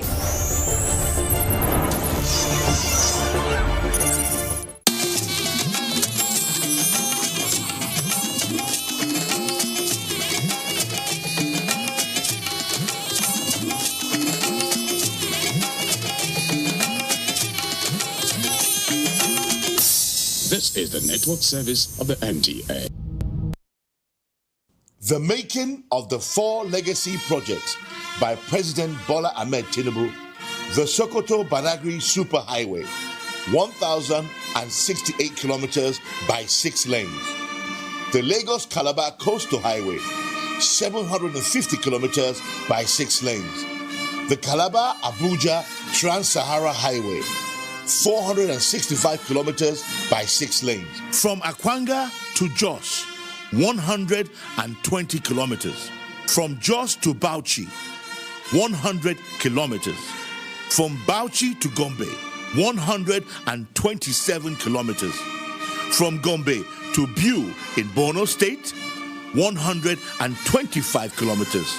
From Biu to Maiduguri, 188 kilometers. Together, these roads form a strategic passage through the center and northeast of Nigeria. 47 years ago, then President Shehu Shagari and his administration initiated a daring project. You know, I have spoken on the inaugural speech on the 1st day of October and laid stress on our desire and our resolve to work for African unity. There are so many things that some of cynicals will say may be impossible, but in your dictionary of service, everything is possible and must be possible. You have the talent, you have the level of intellectual capacity to turn this country around. The decision was taken to connect Agbara and Badagry to Ogun State, and then sure enough, continue and connect Ogun State to Oyo. From there, the project ambition continued growing, connecting Oyo to Kwara, Kwara to Niger, Niger to Kebbi, and finally from Kebbi ending at Ilela in Sokoto. The final stage of the project became the Sokoto-Badagry 1,000-kilometer superhighway. It is this project that became the second of the 4 legacy projects to be adopted by the current Renewed Hope administration. That will be provided.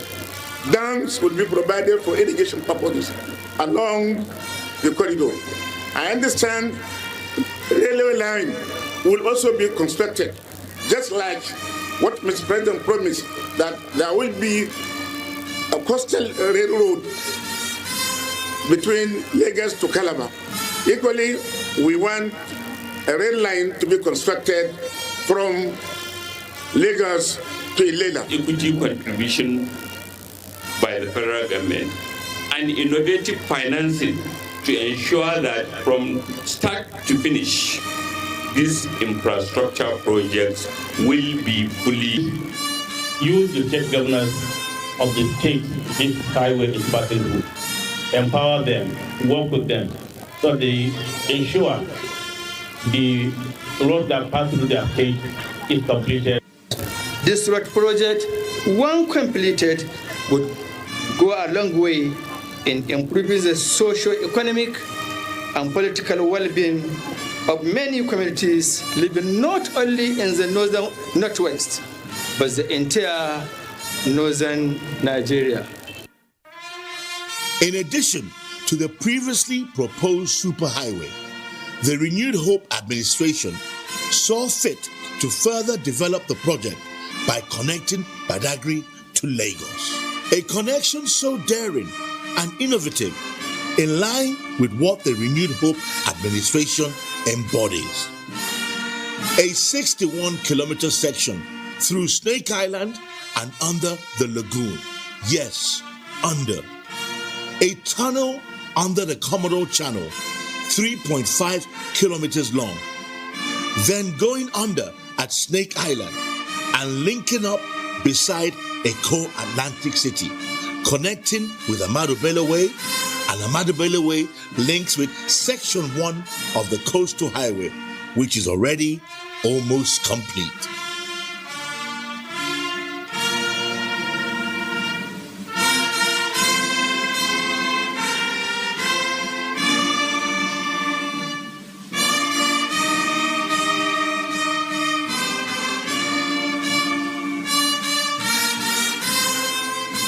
The first section of 120 kilometers by 3 lanes was acquired in Sokoto, and today Mr. President is flagging off the second carriageway by another 3 lanes. Then Mr. President, not done, decided that the longest section of any of the legacy projects was to be procured. From kilometer 120 to kilometer 378, the 258-kilometer Kebbi section is currently under construction. Today, Mr. President is also flagging off the second carriageway in Kebbi.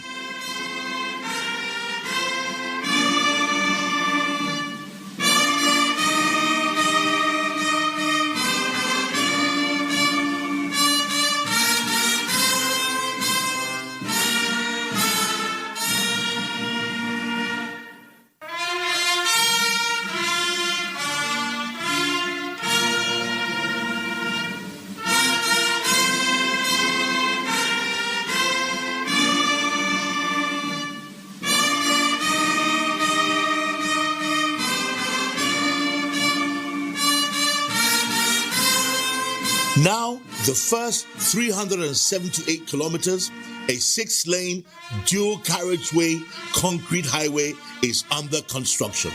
This project demonstrates the government's commitment to enhancing transportation infrastructure nationwide.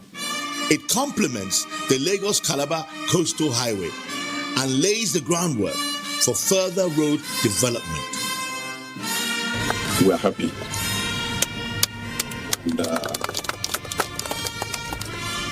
The way the high tech is going on with this work, we are extremely happy. The Sokoto to Badagry Superhighway brings immense benefits from offering work opportunities during construction, access to dams, access to rice basin, access to wind energy, and so much more. This feat can only be done by the great thinker and the great actualizer. To build a nation of prosperity,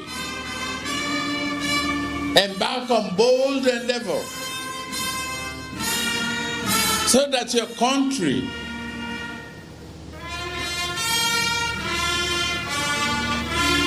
can be successful. Generations yet unborn can have a good landmark, a memory to treasure, and good understanding to copy, good education to promote the other generations.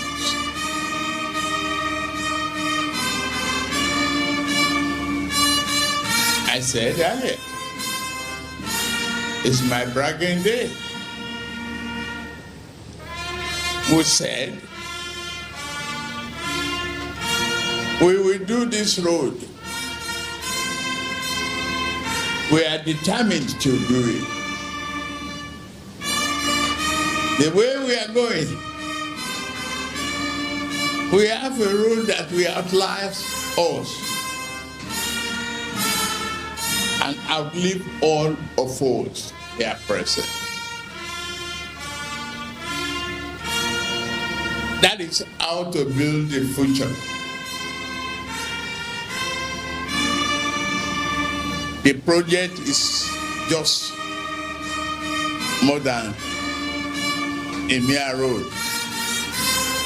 It's a symbol of hope, unity, and prosperity.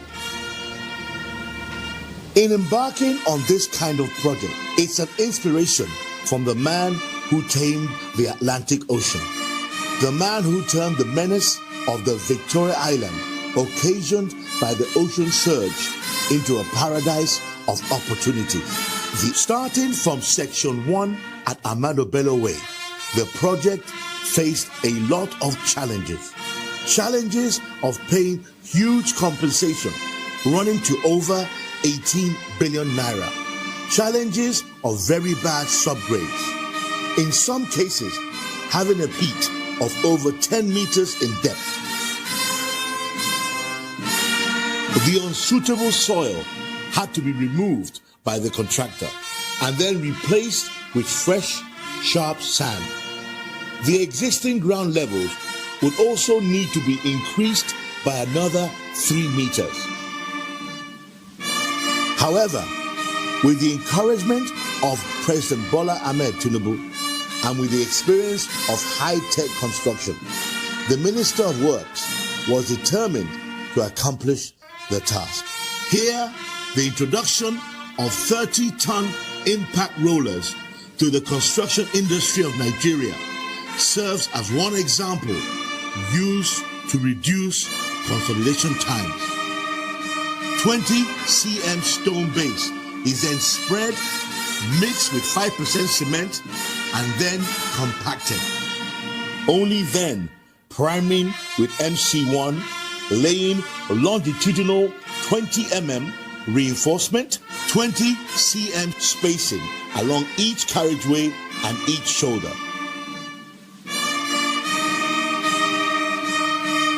Then, using concrete grade 40 to lay 280 mm thick reinforced concrete. Spraying chemical curing compounds, keeping it vehicle free for 28 days.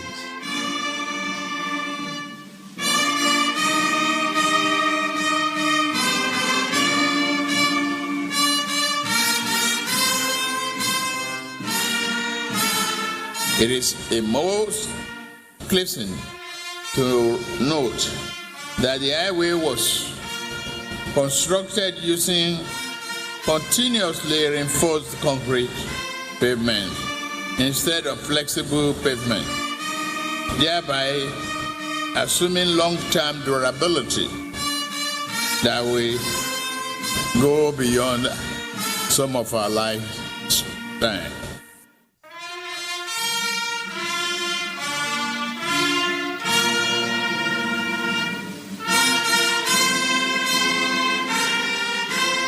Section 2 is 55 kilometers by 6 lane.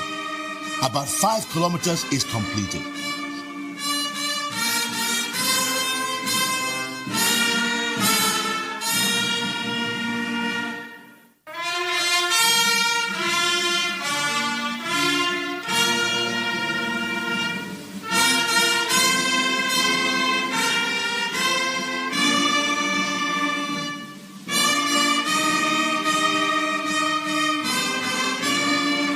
Whether you like it or not, we are here, and the hope is here. So, what else? If you have hope, you have Rahman, you have Asiwaju, And you have Dave. The way we are going, we have a road that we outlive all of us.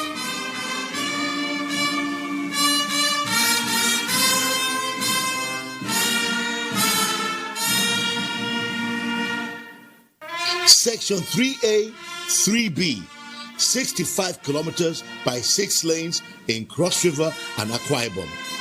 And the work is going on seriously. Other sections are in the process of design completion. And in the words of Asiwaju, we are not afraid. This coastal highway shall be built. The products from this zone will have seamless evacuation corridors to reach the teeming consumers with and outside the shores of the country. The optics are therefore favorable regarding the socio-economic fortunes of Cross River State, as we are open for possible collaboration at all fronts. For this road passing through Akwa Ibom, it could have gone elsewhere, and so it's not a right. We don't take it for granted, and we send our esteemed gratitude to him for the work and for his thinking well of our people, particularly those of us in the coastal area of this country, so as to be able to move goods and services to the urban communities and urban center.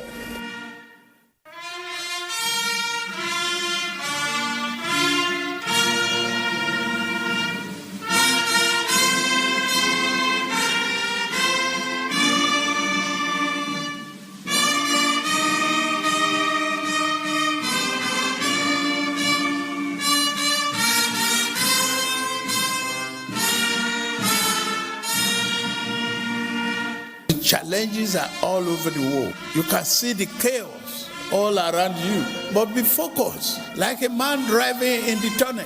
Don't see the sky, don't look up, face your direction. Be committed to the value and principle of result that will affect you, your neighbor, and the entire nation. The Trans-Sahara Road is the third project of the Renewed Hope administration, led by President Bola Ahmed Tinubu, GCFR. In the 1900s, the administration of colonial master Lord Lugard established many African trans-Sahara trade routes, on which they were using camels to travel to Sudan and East Africa. Over time, these trades had developed to other nations and other states, especially in Calabar, where the colonial administration first started in southern Nigeria. From Calabar, further trade routes developed towards the southern eastern states, from where they were getting their slaves. From there, the trade routes linked up to the north, where palm oil and groundnut were traded. This road is a 465-kilometer dual carriageway 6-lane concrete highway that continues to build on the vision of having a connected nation. By starting from Calabar at the end of the coastal highway, the legacy project continues to lengthen. From Calabar, it goes to Ebonyi State, through Ndibe Beach, continuing to Benue. At Benue, the River Niger needs to be crossed by a 1.35-kilometer bridge. It crosses to Kogi State, from Kogi State to Nasarawa, from Nasarawa to Abuja. I welcome you all to Ebonyi State on this momentous and transformational occasion. Today is not just about the flagging off of a road construction project. It is a day that history will remember as a defining moment in our collective journey towards progress, connectivity, and national integration. We are gathered here on the soil of Ebonyi State to witness the takeoff of a critical section of the 118.8 kilometer superhighway. Today, the president, the uncommon thinker, the man who tamed the Atlantic Ocean, is constructing this important trade route. The section 1 of the Trans-Sahara Road is designed. 123 kilometers have been awarded, and the work is ongoing. A total of 465 kilometers cross river to Abuja.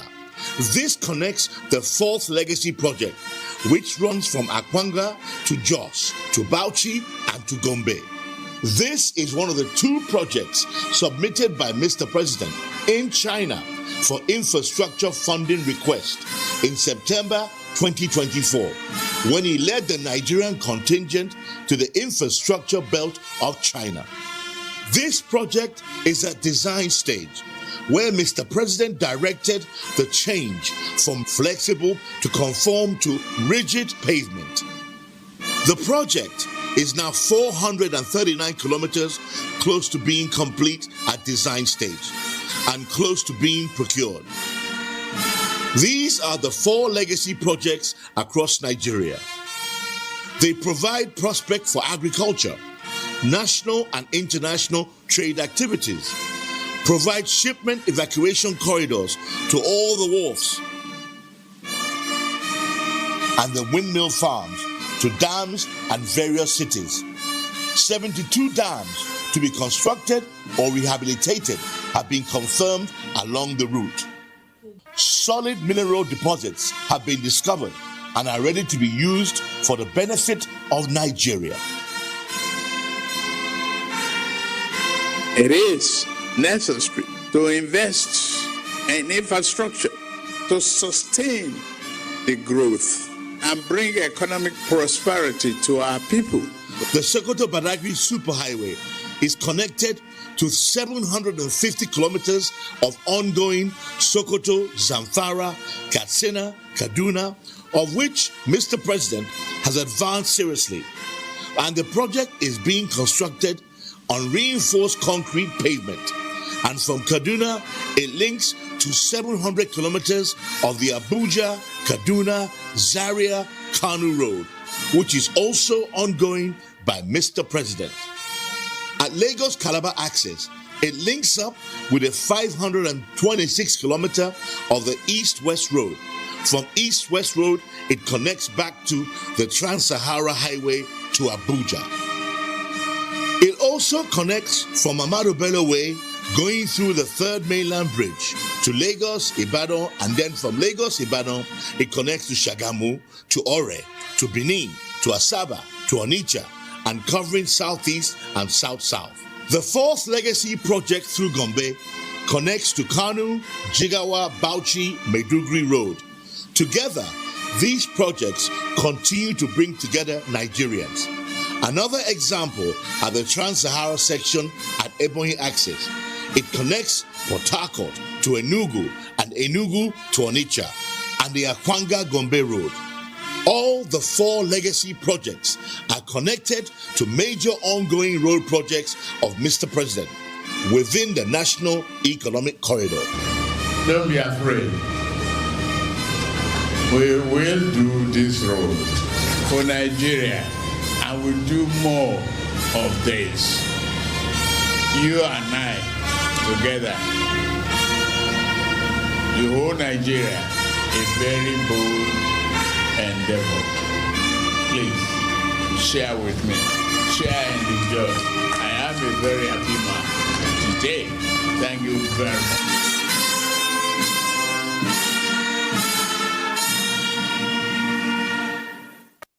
Long before the beam of satellites, the variety of streamers, the bustling markets of Idumota, Iweka and Asaba production centers, there was the Nigerian Television Authority, Nigeria's first and finest window to the world.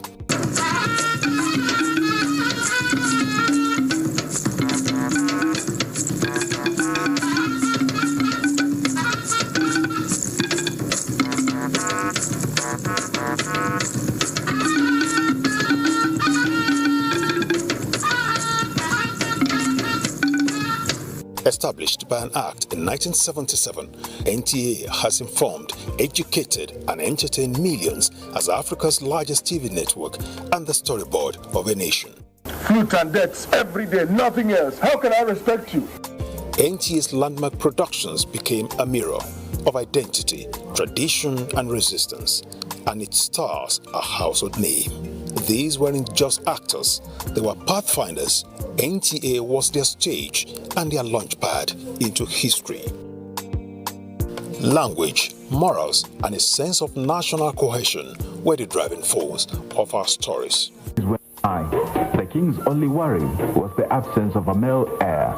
Drama meant development, entertainment meant empowerment. Today, the spirit of storytelling lives on, with shows like Weekend Deal, Conversations, The Medley Show, Generation XYZ. NTA connects with Nigeria's youth, sharing ideas, culture, and conversation. We capture the voices of the vibrant generations and train the storytellers of the future, crafting the finest indigenous stories with a global outlook, united in the strength of our diversity. Quick. Every other person behind. See my camera now. As we build bridges between generations and platforms for the transmission of Nigerian excellence. We are the storytellers, the memory keepers, the torch bearers.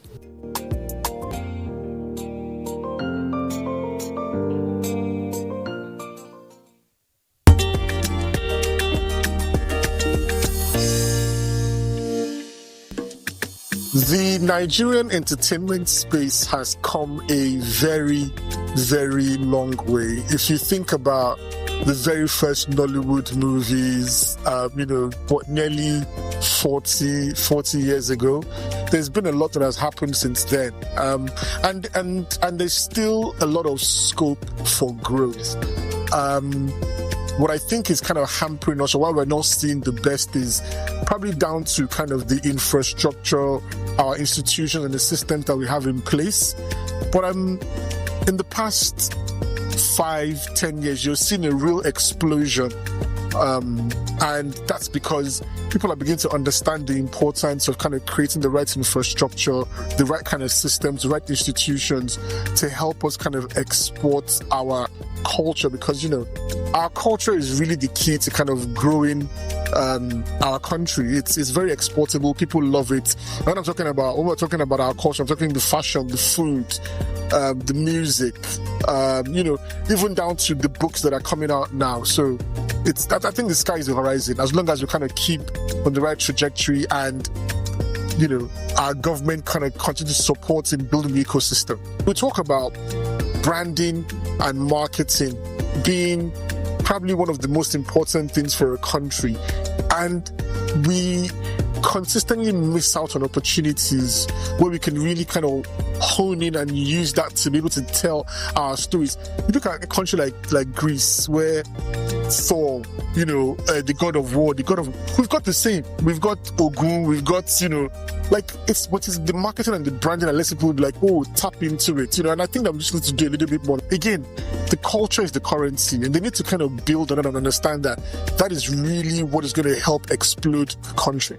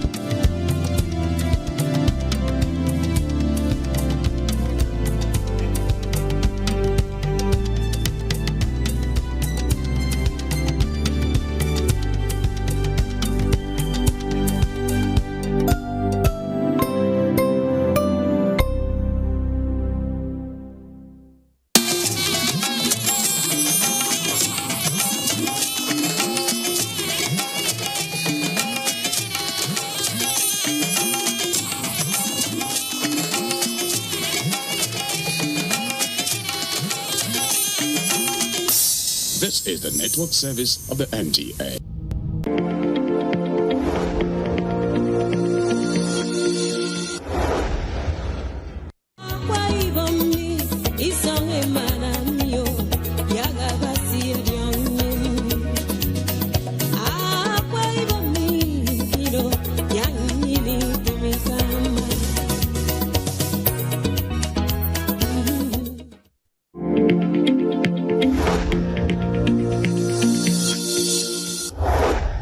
Akwa Ibom State is blessed with abundant human and natural resources that are found in various local government areas of the state. One of such local government areas is Ikorobasi.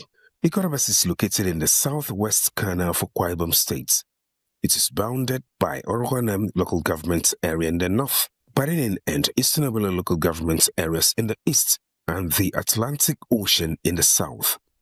The Imo River forms the natural boundary in the west, separating it from Rivers states. Ikorobasi means children of God or God's tribe, from Ikot meaning community or people, and Abasi meaning God.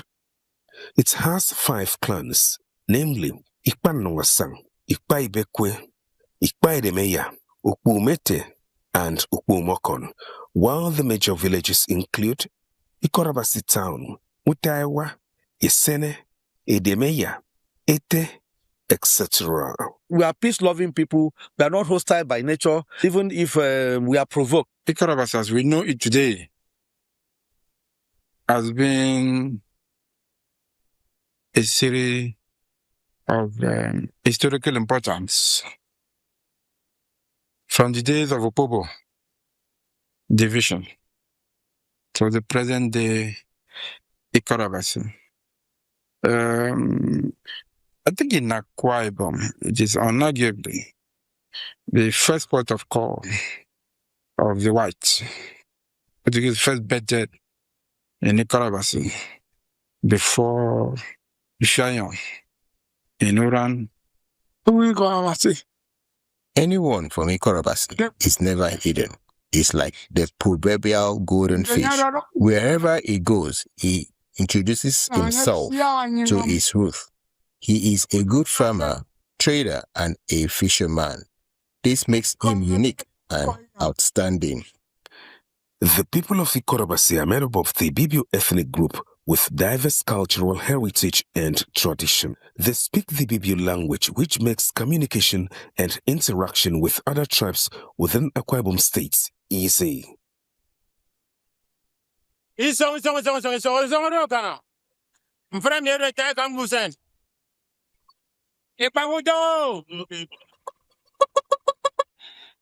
Ikorobasi is a historic coastal local government area in Akwa Ibom State that is known for its significant role in the 19th century palm oil trade and as a former British colonial administrative center. It has rich history, waterfronts, and colonial era charm. Ikorobasi is home to the iconic Amalgamation House where Lord Frederick John Lugard signed the documents creating modern-day Nigeria in 1914. The house also hosted the ceasefire agreement between General Olusegun Obasanjo and General Philip Effiong, which brought the Nigerian Civil War to an end on January 15, 1970. It is true, it is right, it is a fact that Sir Frederick Lugard actually lived in a brick house in Ikorobasi, administered the Southern Protectorate from there, and indeed signed the Amalgamation Treaty in that brick house along Marina Road in Ikorobasi. Though some people claim, you understand, that amalgamation was took place in their place, but not what you don't have enough evidence to show. But if you are in Ikorobasi, you understand, you can see good evidence that truly this was where the treaty was signed. Other buildings of great significance in Ikorobasi during the colonial era include Lord Lugard's official residence, official quarters of the district officer, official residence of colonial administrative staff, among others. Some of the ancient colonial gadgets and personal effects are still available. Where I'm sitting down here is called Lord Frederick Day Lugard Personal Office. And we still have some of his gadgets left. His microphone, some of the money that was used by Lord Lugard, the alarm cash box, a safe that we have not opened up till now. Then we also have Lord Lugard house, where Lord Lugard lived with Flora Shaw. Some say that he was not married to Flora Shaw, but they got married in 1902. Then we also have the DO office, the district officer of Lord Frederick Day Lugard, Captain Hunter. Then we have the mock graveside. The mock graveside is where the women were killed. And it was where the women went to demonstrate. They went half naked with sticks, weapons, and their breasts open. So the white men look at it as threat, saying they will stick, and they opened fire on them. Some of them jumped into the river and some were killed. Slave warehouse, where slaves were kept. Then the iron you see me holding here was used to give the slaves smack. How do they do it? They will put a charcoal here. Then put fire. When it is really very hot, they will bring in us. Just to keep the slaves masked. Like my name is Rela, mine is going to be a C. If yours is Paul, yours is going to be a P. Just to identify your slaves. The chain here was connected to the scale where they used to weigh the slaves. The slaves were weighed like chicken. Some weigh mirror, some weigh dry gin, and some weigh comb. It was parents that were selling their stubborn children. Then the slave who was in charge of this slave trade, King Jaja of Upobo, and this was Upobo before. The name was changed when they created the Bible State from Cross River States. So they now change it into Korobas. But all this area was Upobo, where slave trade business was going on.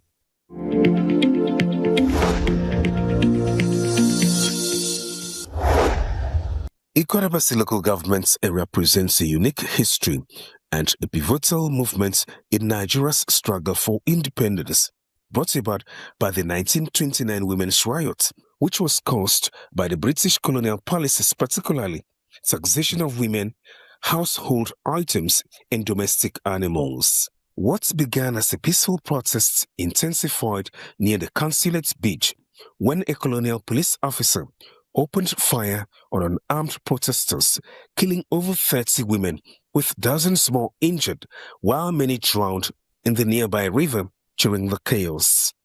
A mock grave is situated at the spot where the women were killed.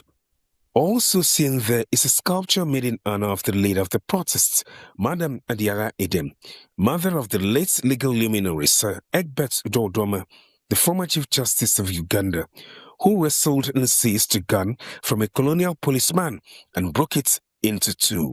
The action originated from Opobo, and the women of Opobo laid down their lives for the emancipation of womanhood and the liberation of common citizens, the ordinary citizens, from the hands of their colonial masters. 1929 Women's Riot.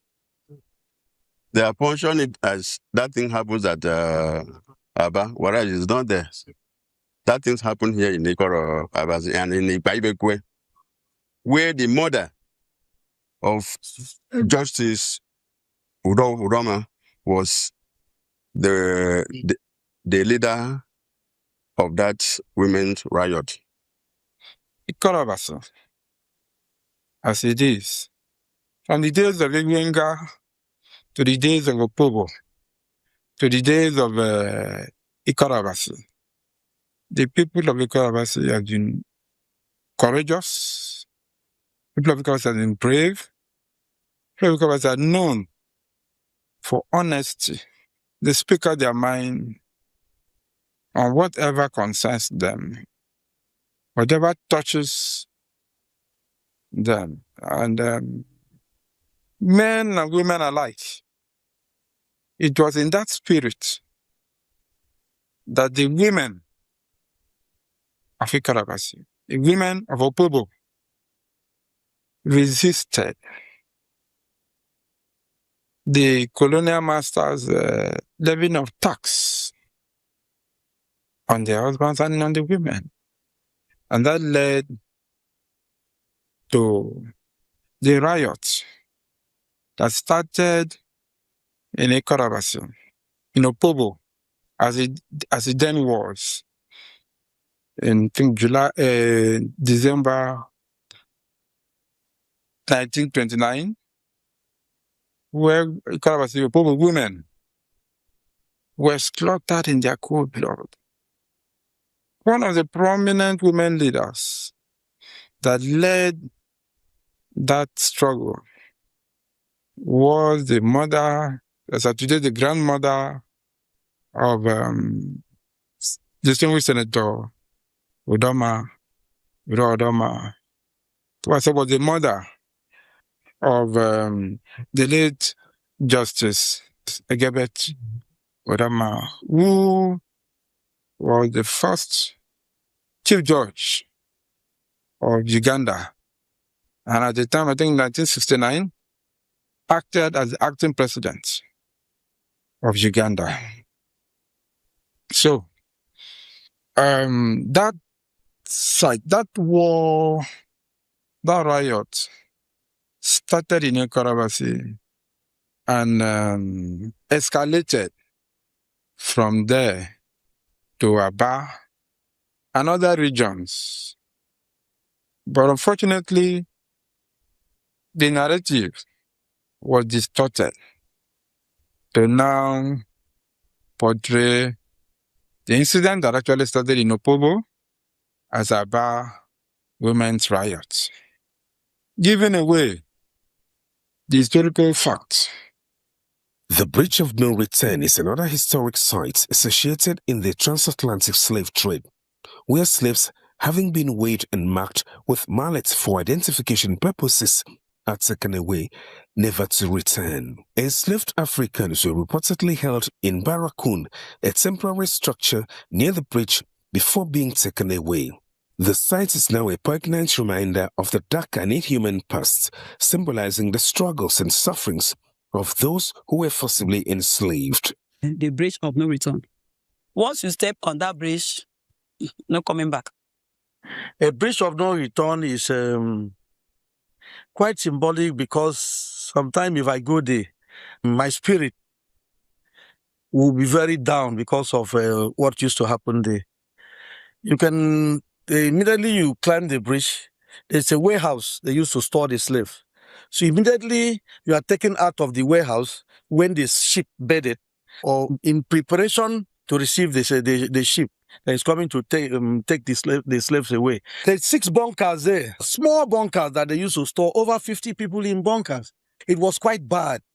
You stock human beings there, then when the ship bed, you understand? So you now remove them, and immediately after your weight, it's a sharp iron they used to burn, and give you mark before they put you in the ship. So that whoever bought you should know this is my initials. So immediately you're taken there, they will now select the initials of Mr. A, Mr. B, Mr. C, and give to them.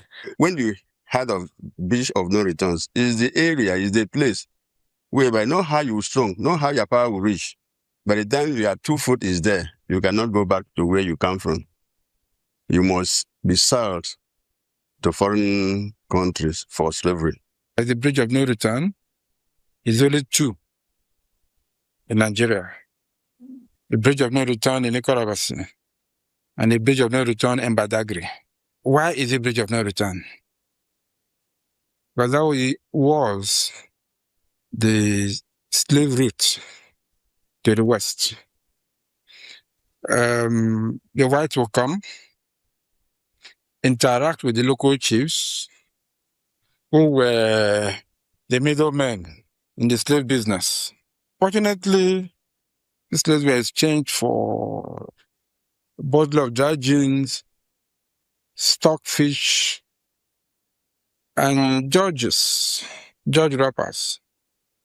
And the chiefs, the local chiefs, will now package their merchandise in slaves And the strong ones that are able to defy the grip of the slave masters will get away, run into the nearby bush,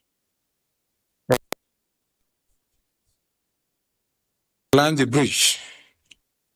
As soon as you set your foot on the bridge, imagine how narrow the bridge is. So there's no room for you to escape. You only find yourself in the waiting ship that takes you to the Western world. Feeble ones that couldn't make it to Europe in the belly of fishes in the ice sea. These slaves were transported to the western part of the world by boats which were fabricated and assembled by the British in the boat yard situated at Ikpaibekwe community in Ikorobasi. Another historical landmark built during the colonial era is the German Bridge. This bridge did not only connect Ikorobasi urban with the hinterlands, but also remained a formidable force of interaction between different parts of Ikorobasi today. The bridge offers scenic views and a point of convergence for crayfish and other businesses. The German Bridge, which was built in 1902 by the Germans. German Bridge was like the death trap. That early days, you understand that the days of the colonial masters. So they had to come fabricate that bridge and come and mount it for us. So that bridge has been there for decades. Ottawa Beach is a vibrant coastal area known for serene views and crayfish market. The beach is not only a gateway to Opobo community in Rivers State, but has a significant spot for local fishing communities and trade, particularly for crayfish, which is a staple in the region. Its history is tied to the local Efik and Ibibio cultures, with an era serving as a hub for traditional fishing and commerce. Ottawa waterfront, where you can drive there to Opobo. There we do boat ride, just within the water there. You see, like a Opobo boatyard. That is where boats were built. All sort of boats, war boats, trawlers, ocean lineup, batches. They will fabricate the boat. They have a base. If you go there now, they have a platform, understand, where those boats were hung and fabricated, you know. So now, immediately after that, when they want to, when buyers come to obtain the boats, they will now roll it. That is where you see the slope. Maybe the tide is low now. When the tide is high, the water will flow even up to where you see the slope, where the slope starts from. We have a crayfish boat. We have a maritime seamen workers. Then we have others Fairwood Association, and we have a Big Fish Association in the Ottawa community here. That is the activity that is going on here.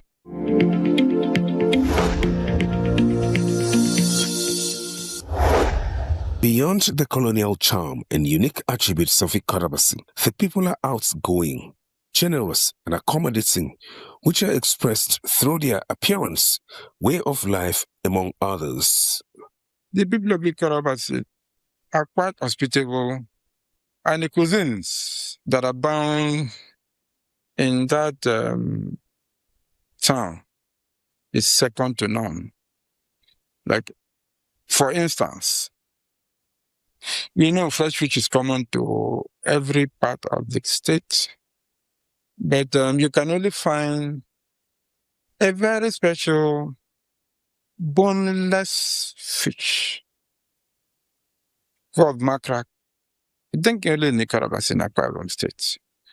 And any delicacy meant of mackerel is what you wouldn't want to miss the second time.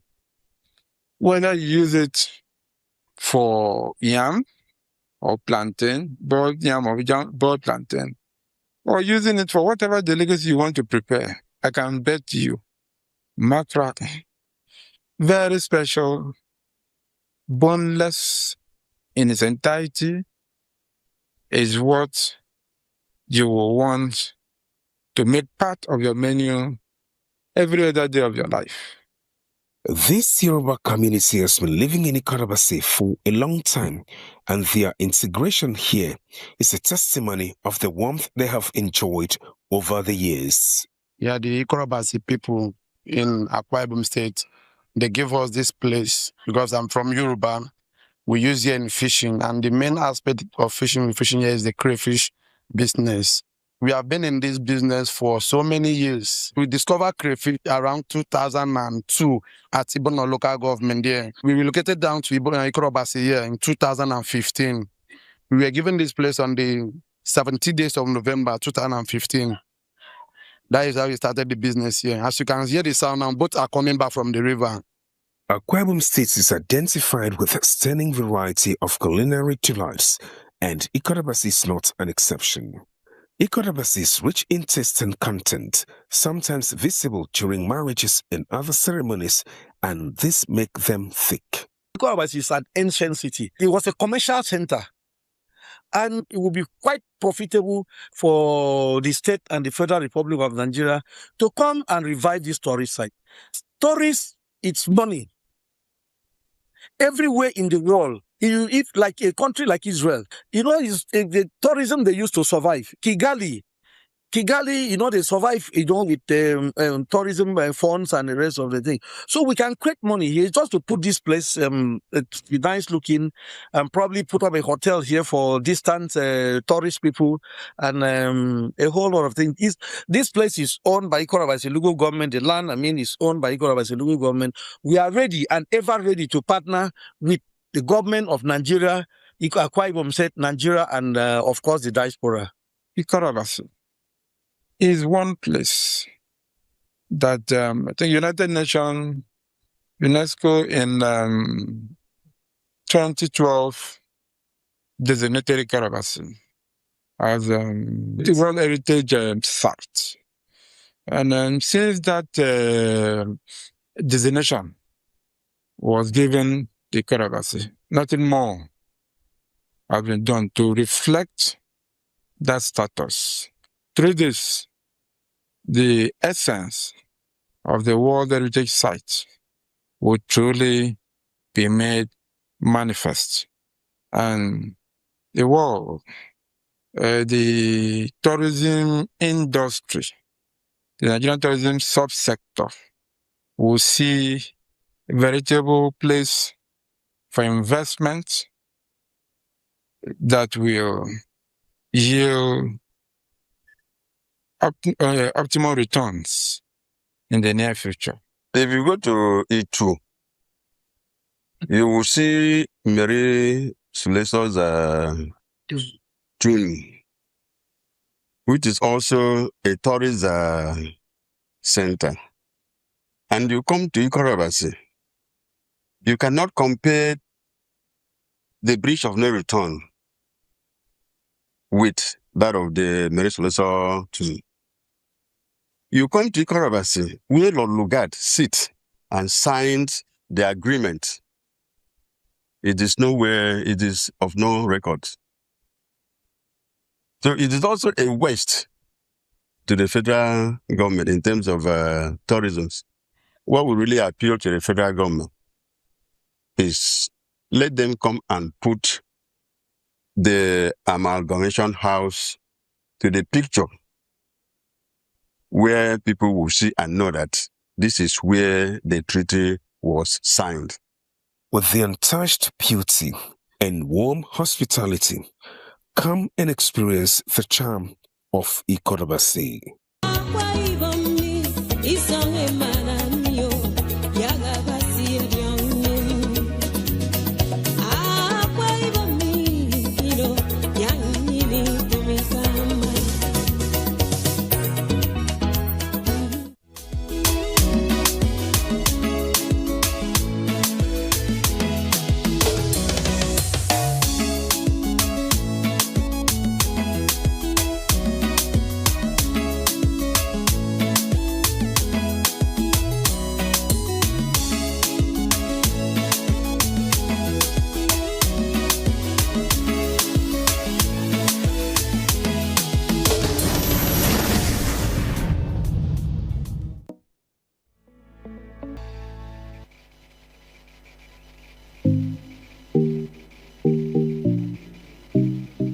Good day, viewers. My name remains Dr. Aminu Abdullahi Abdukarim, being the GM of Greenland Natural Medicine Limited. Greenland Natural Medicine is a center for alternative therapy, and we also give you the health talk on health-related issues virtually every day or weekly. For those with spine issue, yes, when we talk about spine, we started with cervical spondylosis because it's the upper arm. Once you have cervical spondylosis can also affect your hand, where you find it very difficult to stretch your body. In the morning, you find it even difficult to even wear your clothes. You can't even stretch your neck. You can't turn your neck easily. You find it very difficult. Sometimes it comes with pain, this excruciating pain, and so on. Please, if you have this kind of signs or symptoms, don't hesitate. Give us a call on those numbers. Then for those who have lumbar spondylosis, you find it very difficult to even squat, to pick up object on the floor, or you find it very difficult to even bend down to say you want to even bath yourself, because to wash your leg is a difficult thing. Some of us cannot even clap in the church anymore because of different type of spine issues. If you have anything that's affecting you as in spine issue, which is L4, L5, your S1 and so on, if your L3, L4, L1 and so on, if you have all these kind of health challenges, please, anything that has to do with your spine in general, don't hesitate. Give us a call on these numbers you have displayed on your screen, and we assure you your problem will never remain the same. For those who have this rheumatoid arthritis, you have been taking different medications, painkillers and so on, just to solve your osteoarthritis or rheumatoid arthritis, or you notice your hand is getting bent. Yes, you find it very difficult. Your fingers are pain. All these things are part or signs of rheumatoid arthritis. Yes, sometimes it even bends your leg, that you have osteoarthritis. You find it difficult to even walk straight. Some cannot even stand straight to walk anymore because of the spine issues. All these are related orthopedic issue.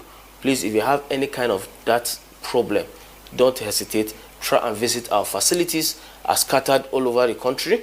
Visit one of them and make sure your problem is solved within a short period of time.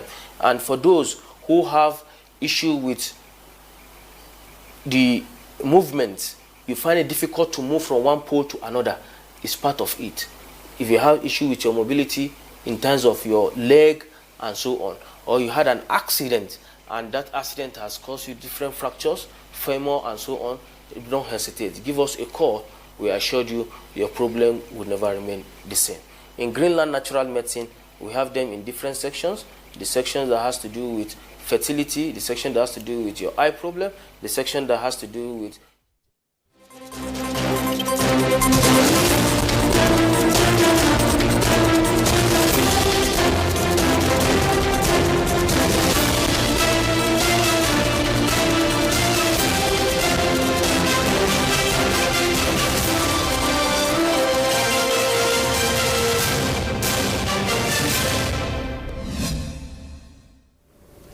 Hello and welcome to the news. This is Enter International News at this time. My name is Justin Bemunye. My sign language interpreter is Anna Olayinka. First, let's look at the headlines.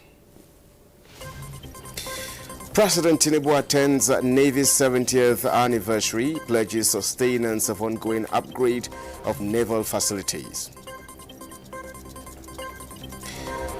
Nigeria UAE trade hits $5 billion.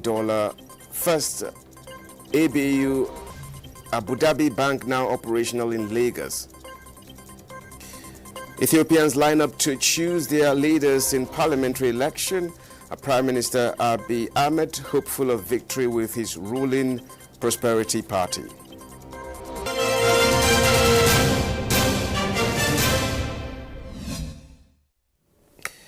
President Bola Tinubu has praised the Nigerian Navy for its remarkable success in securing the country's maritime domain, declaring that the service has effectively wiped out piracy and significantly reduced crude oil theft.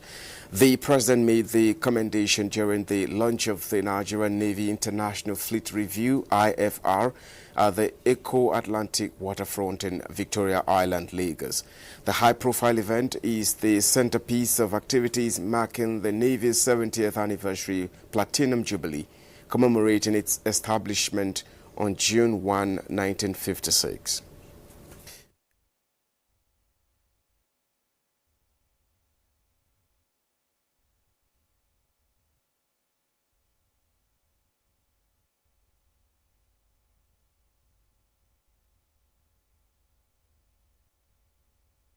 involved in tandem with our nation's sovereignty, growing from a fledgling service into a modern, sophisticated naval power and an anchor of stability for Nigeria's economic prosperity.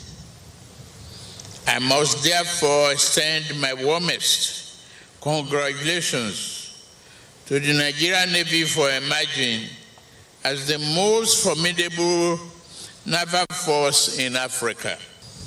I charge the officers and ratings of the Nigerian Navy to sustain this high standard of professionalism and continually deepen your operational capability and effectiveness in safeguarding our waters.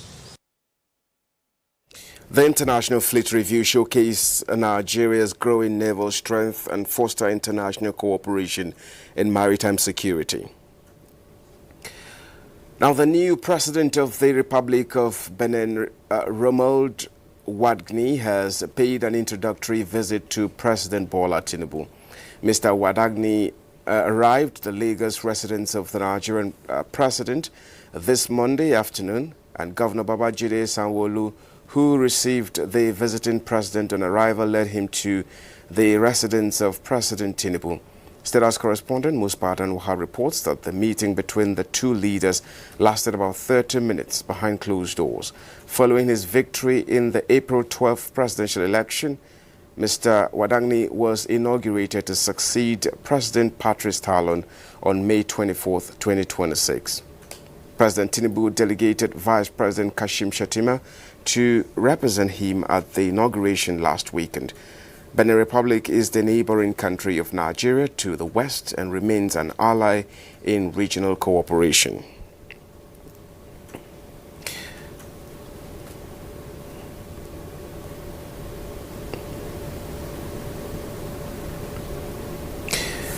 Nigeria's economic ties with the United Arab Emirates continue to strengthen as non-oil trade between both countries hits $5 billion, while First Abu Dhabi Bank has opened its Lagos office, and Etihad Airlines will also begin Abuja operations this year.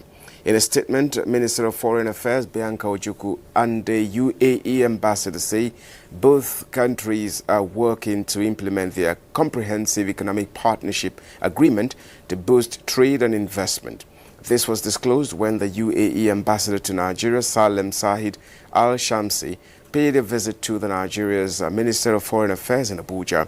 He said non-oil trade grew from $4.3 billion in 2024 to $5 billion in 2025 and is projected to hit $8 billion by 2027.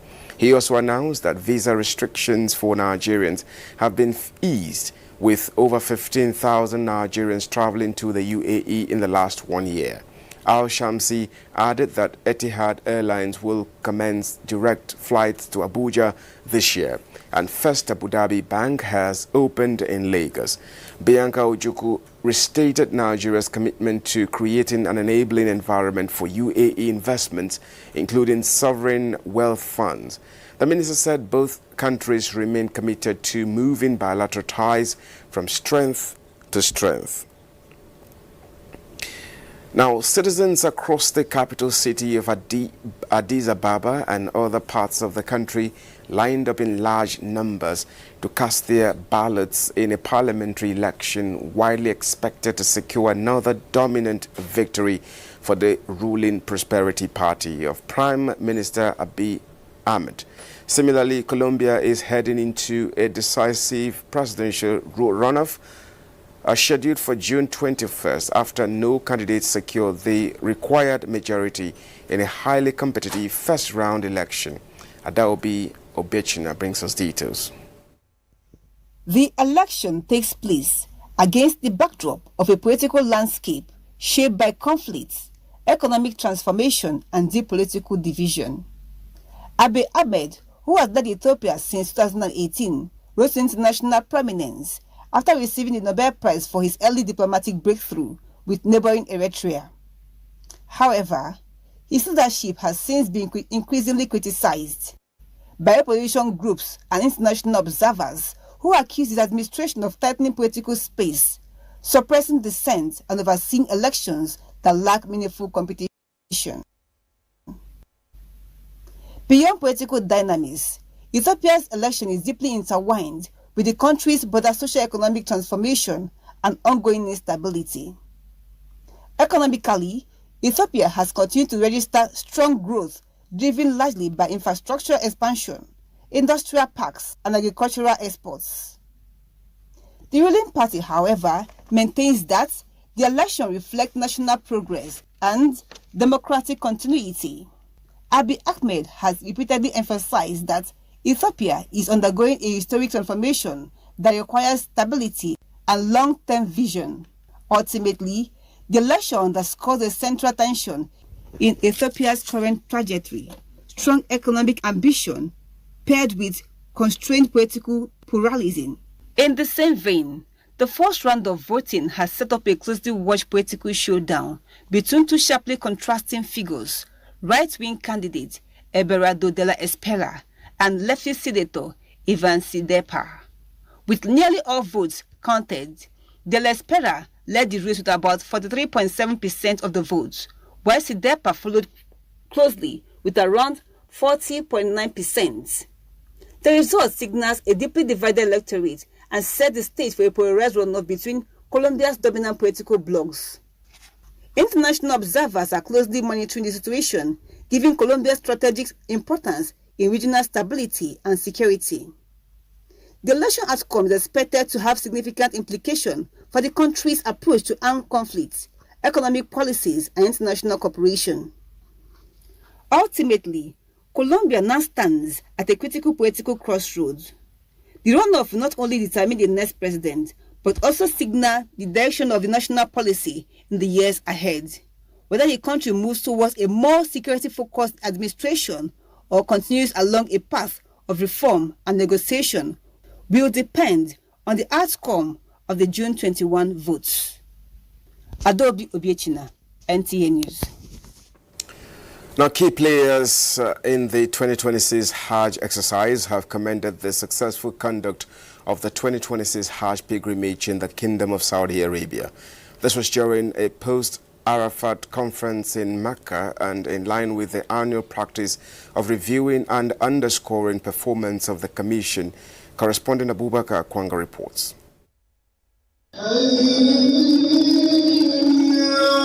As the 2026 Hajj pilgrimage comes to a close, stakeholders are taking stock of activities at every point of the spiritual journey, especially at Mashair, the four sacred sites of Arafat, Mina, Muzdalifa and Jamrat. Now, Chairman of the Commission, Ambassador Ismail Abba Yusuf, commended staff and other strategic partners for reinforcing hard work, commitment and sacrifice during the season. The lesson that we must learn as Muslims is that when you leave your home and you are engaged in a spiritual journey, you have to be patient.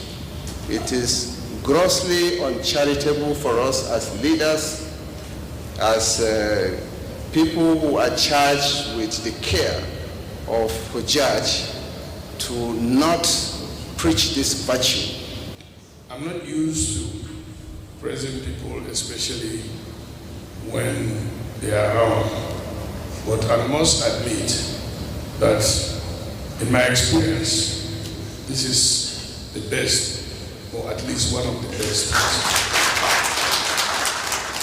Heads of departments took turn to present performance sheets, where a total number of medical consultations stood at 15,008, which accounted for 1/3 of the pilgrims.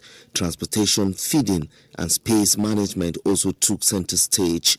Major stakeholders and body of Islamic scholars appreciated NACON for its support and pledged sustainable Hajj education for all pilgrims in future Hajj pilgrimage in the Kingdom of Saudi Arabia. The hard work, compassion, and tireless service of everyone involved in making the pilgrimage experience safe, comfortable, and spiritually fulfilling are truly inspiring. ذلك لتعلموا أن الله يعلم ما From Mecca, the Kingdom of Saudi Arabia, Abubakar Akwanga, NTA News. Nigeria's First Lady Oloremi Tinubu says families, communities, institutions and governments must work together to support parents in nurturing children who are responsible, compassionate and equipped to contribute positively to society.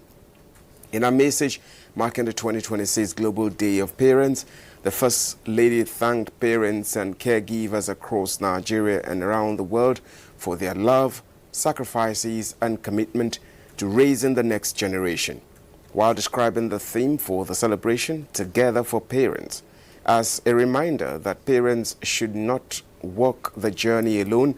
She encouraged all parents to continue leading with love, patience, discipline, and good values by guiding their children to make responsible choices that will secure a brighter future for themselves and for Nigeria. And First Lady Oloremi Tinubu says apart from ongoing legislative efforts to promote inclusion in politics, women can bridge the gender gaps in political leadership by working harder to build trust and earn the confidence of the people at the grassroots. She stated this in the aftermath of recent party primaries across the country during a meeting with the APC women leaders in her office. Status correspondent Adeni Taiwo reports. They have to connect with the people they want their trust. They have to connect. I don't see that. I'm sorry to say.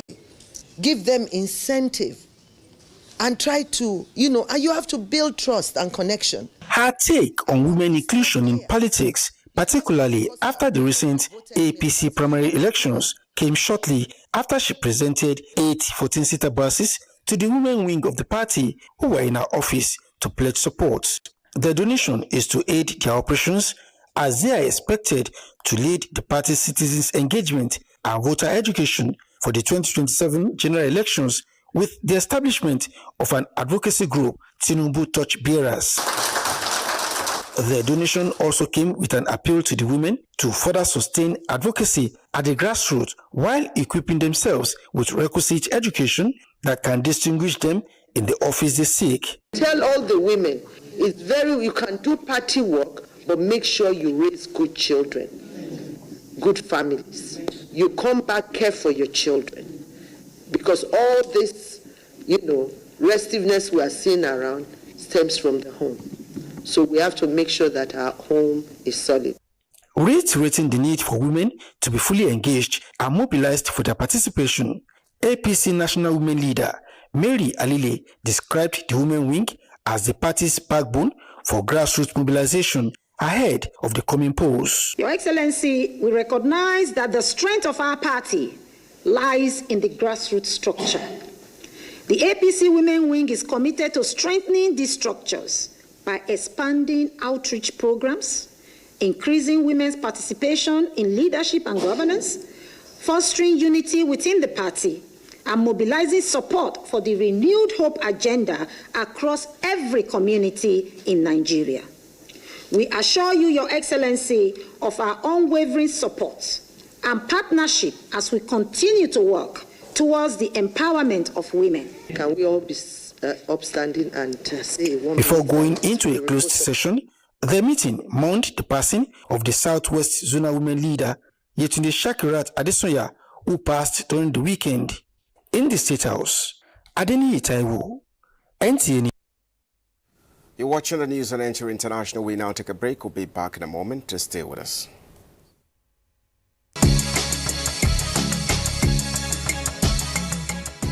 Nigeria's race to development has taken in the hills and valleys of challenges and triumphs. How close is the destination of hope?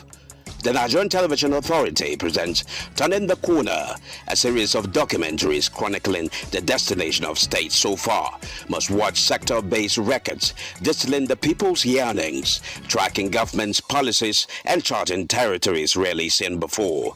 Join us as we unveil the third chapter in an unfolding story of a nation. Turning the Corner, the plan, the destination, and everything in between.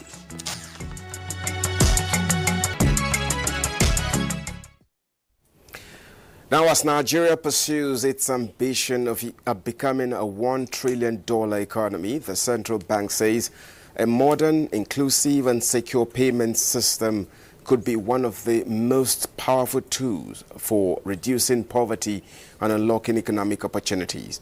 At the launch of Nigeria Payment System Vision 2028, the CBN governor described the roadmap as a catalyst for financial inclusion, trade and investment, with a target of bringing 95% of Nigerians into a formal financial system by 2028. Musa Abubakar reports. From cash transactions to instant digital transfers, the way Nigerians make payments is evolving rapidly. To keep pace with the transformation, the Central Bank of Nigeria is unveiling the Nigeria Payment System Vision 2028, a bold strategic roadmap designed to drive innovation, deepen financial inclusion, and strengthen the nation's digital economy. It provides a strategic roadmap for the next phase of transformation and reflects our ambition to build a payments ecosystem that is secure, inclusive, resilient, and globally competitive. The vision sets out an ambitious agenda focused on faster and more secure digital transactions, seamless interoperability across payment platforms, broader access to financial services, and stronger cybersecurity safeguards for consumers and businesses. So this Payment Systems Vision 2028 is a singular, coherent national architecture that has been designed to accelerate how money flows, how businesses interact, how trade expands. With about 50,000 agents then, today, we are proud to announce that we have over 2 million agents spread across the country. We must create systems that allow businesses to scale more easily, consumers to transact more safely and affordably, and regulators to collaborate more effectively. Sustained collaboration among regulators, financial institutions, fintech operators, and other stakeholders will be crucial to turning the Vision 2028 aspirations into tangible outcomes. In Abuja, Musa Abubakar, NTA News. The Nigerian leather industry is facing a severe shortage of raw materials, particularly hides and skins. Reports indicate that in 2025, the sector lost an estimated 23 billion naira due to the consumption of hides and skins, known locally as Bomo. Musa Baliu says the trade in raw hides and skins, which is usually very active during Salah celebrations, dropped significantly across the country this year. During Salah celebration, Muslims worldwide slaughter animals such as sheep, goats, cows and camels. The hides and skin from these animals are essential raw materials for leather production. This annual activity typically triggers a boom in the hides and skin trade. However, in Nigeria this year, the sector experienced sharp decline due to severe shortage of animal skins.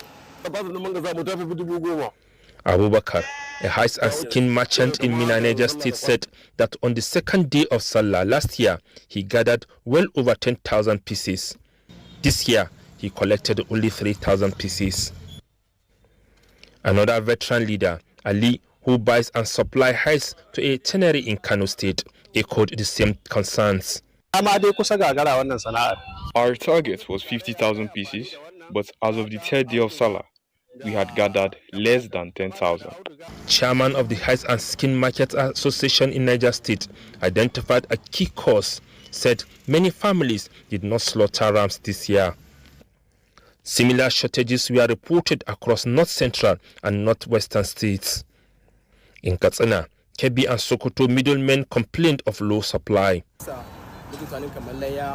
Omar, a middleman in Birnin Kebbi State, said the quantity obtained 3 days after Salah fell below target. Last year, he said, was much better. In contrast, dealer Labaran Yusuf said he exceeded his expectations this year, though the volume was still lower than the previous year. Mass roasting of animals in some communities is another sector hurting the business. In abattoir like this, for instance, about 200 goats are roasted daily instead of being skinned. Some people used to bomb their own and eat as a result of the lower price that the company are buying. You discover that most of the people, they can burn it together with no need to even kill it and remove the skin, because they are highly discouraged of the price of the skin too. Despite this, it was reported that the country earned 48.39 billion naira from exporting raw hides and skins and leather products in 2025. In 2024, Nigerians slaughtered and consumed an estimated 3.32 million cattle, 28.23 million goats, and 19.5 million sheep. Musa Baba Aliyu, NTA News. Now, in a significant effort to strengthen the quality of basic education and prepare teachers for the digital age, 105 primary school teachers in Kaduna State have successfully undergone training in digital literacy and modern teaching methodologies in Jaba local government area of the state. The intensive 5-day training program was aimed at equipping teachers with essential digital skills and innovative teaching approaches that will enhance classroom effectiveness and improve learning outcomes for pupils. The training forms part of the facilitator, Caleb Danladi's broader commitment to improving educational standards and promoting technology-driven learning across underserved communities in Nigeria, with a set target of training 1,000 teachers in digital literacy and modern teaching techniques before the end of 2026.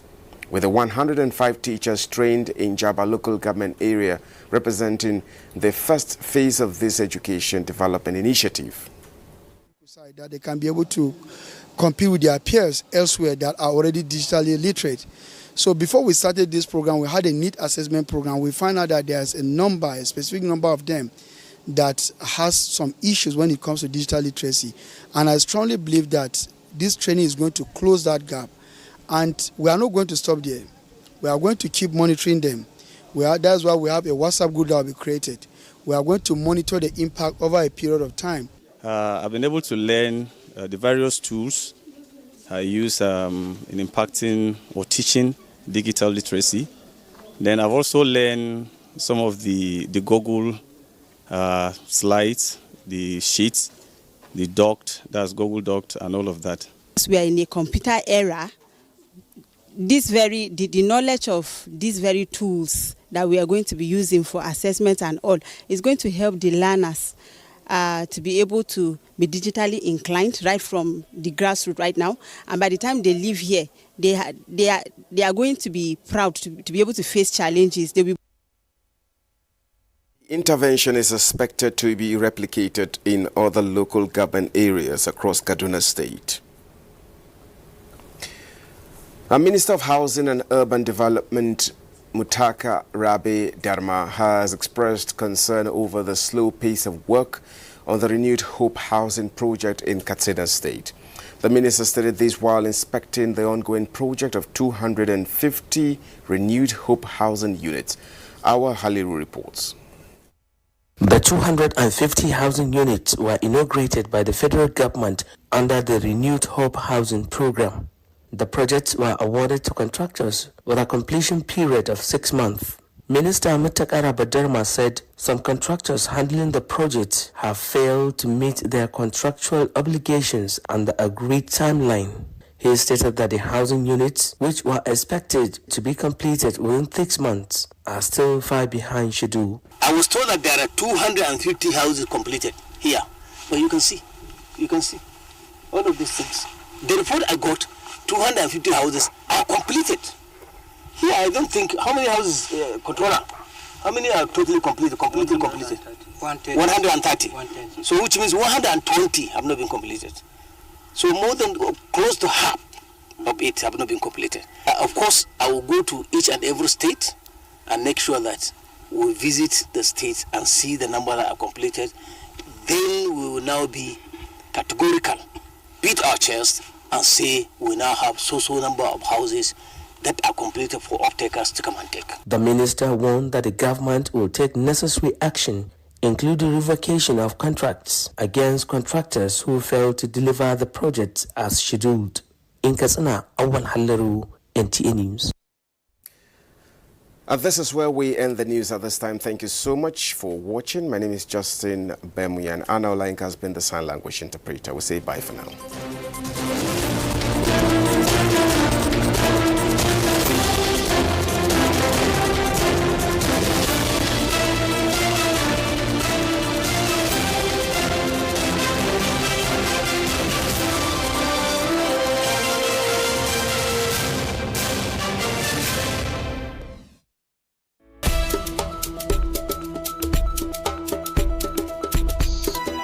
Well, hello. It is great to be back with you again on Lens on Africa. Let's zoom our lens on its political history at this moment. Algeria did not have a centralized political structure prior to its colonization by France.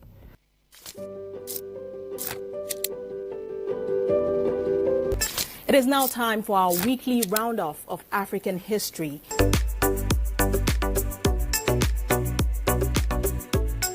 Welcome to the interview segment on Lens on Africa. Examines its relevance, the pathways to achieving it. To sustain productivity, there must be continuity. Where the winds whisper secret, to the sands lies the forgotten kingdom of Daamat.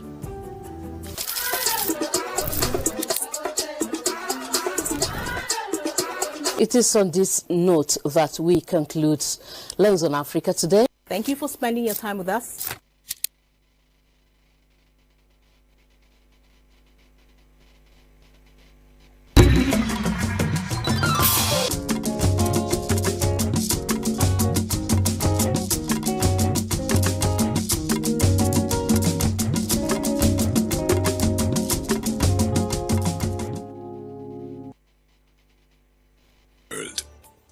Every thriving automotive industry is powered by one key driver: investment.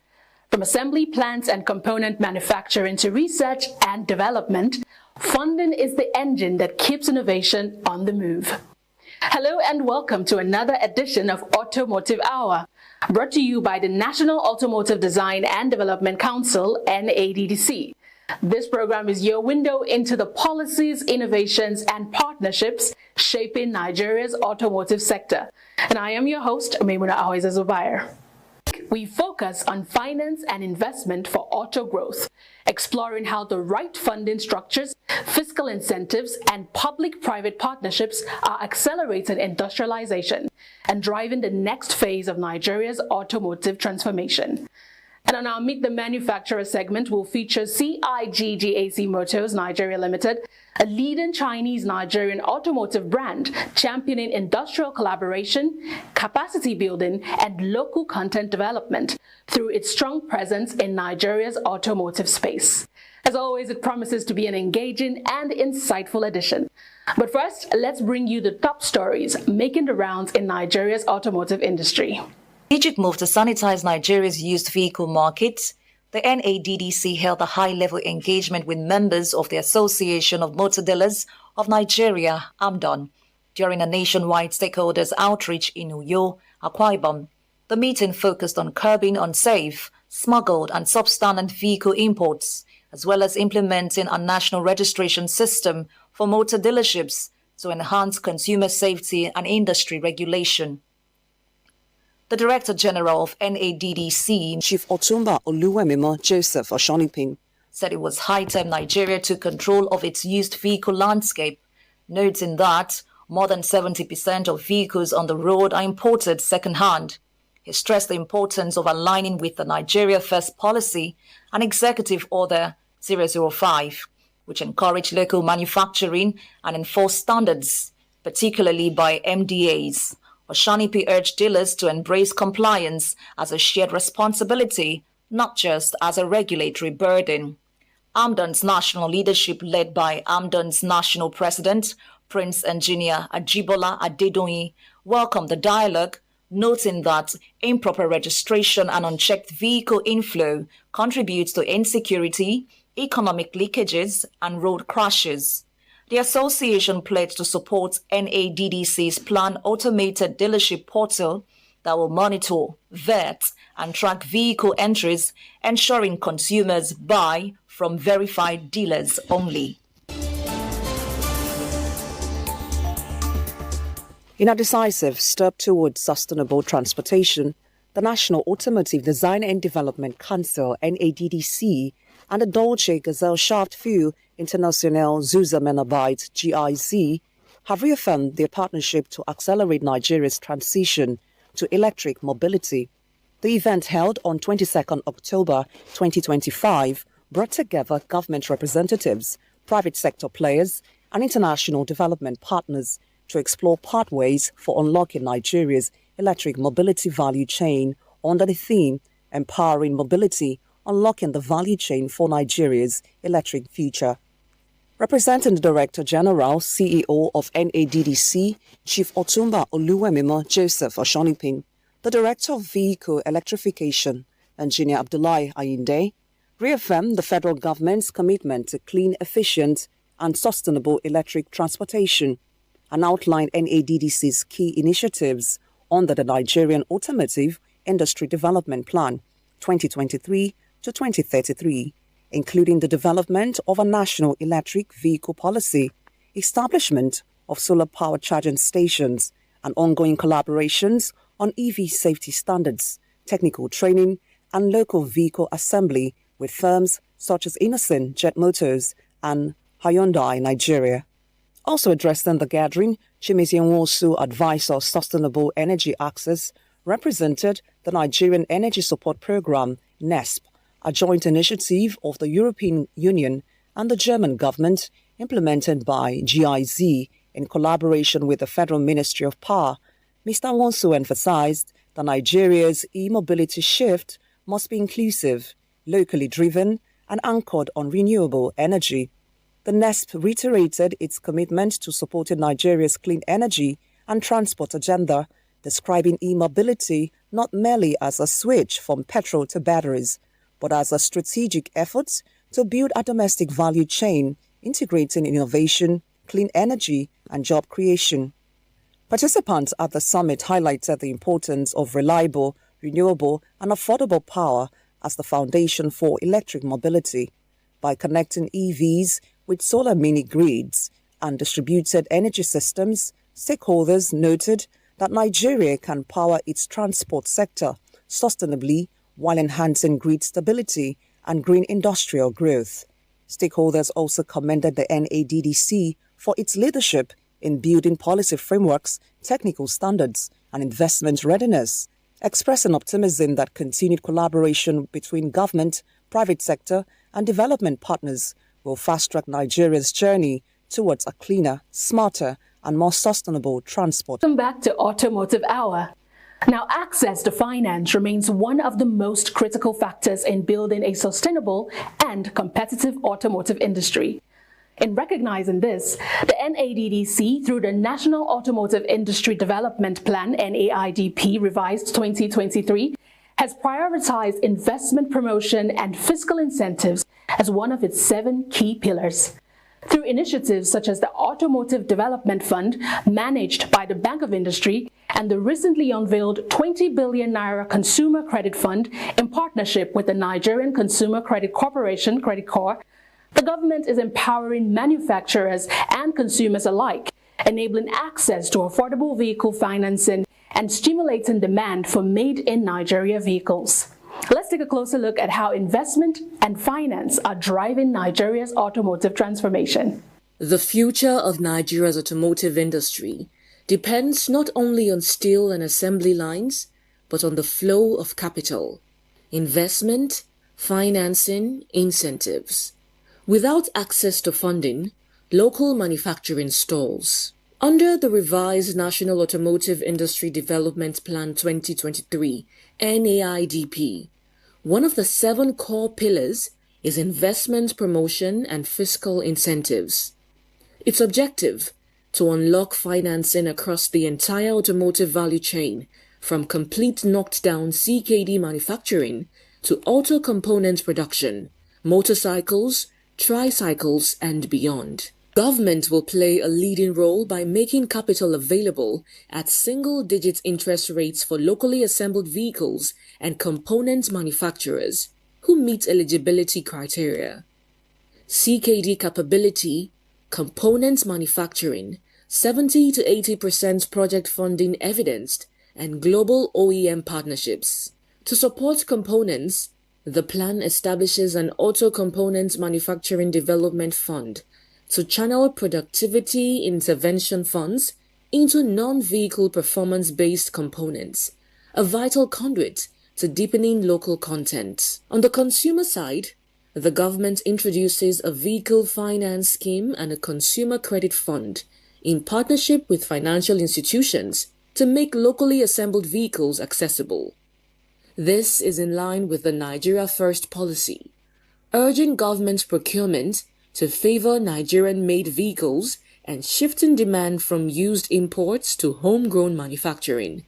In practice, the Council operates the Automotive Development Fund ADF, managed by the Bank of Industry, financed through levies on imported fully built vehicles and used to support projects through the Auto Finance Scheme and Vehicle Credit.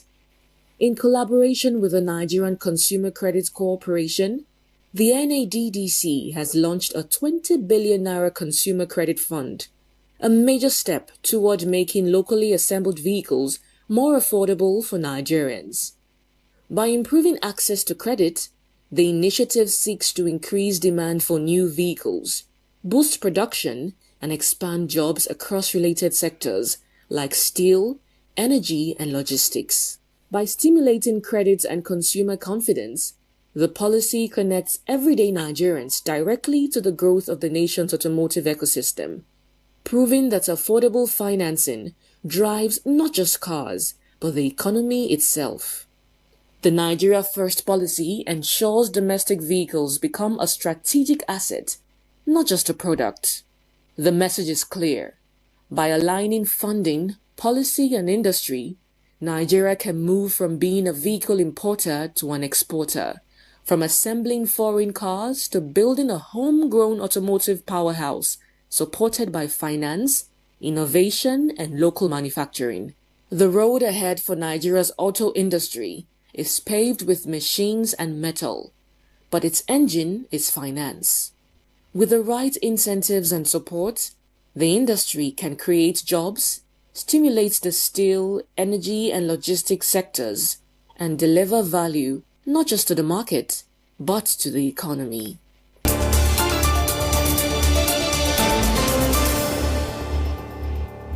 Welcome back. Behind every success story in the automotive industry are manufacturers who turn policy into practice, investing in people, processes, and technology to deliver value and innovation. This week, on our Meet the Manufacturer segment, we feature CIGGAC Motors Nigeria Limited, a Chinese-Nigerian automotive company with over a decade of operations in the country. Through strategic partnerships with state government and various federal agencies, GAC Motors has become a model for foreign-local collaboration. The company's commitment to local integration, capacity building, and research is evident in its collaboration with universities in Nigeria and China to foster knowledge transfer, enhance technical expertise, and expand local content in its production line. With a clear focus on sustainability, innovation, and skill development, GAC Motors is contributing significantly to Nigeria's journey toward industrial independence and global competitiveness. Let's take a look.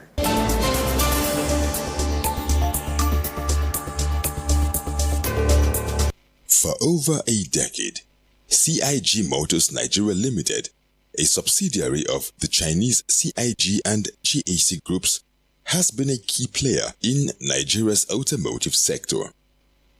Established in 2013, the company has grown into one of the most dynamic automobile brands in the country, known for quality, innovation, and strong public-private partnerships.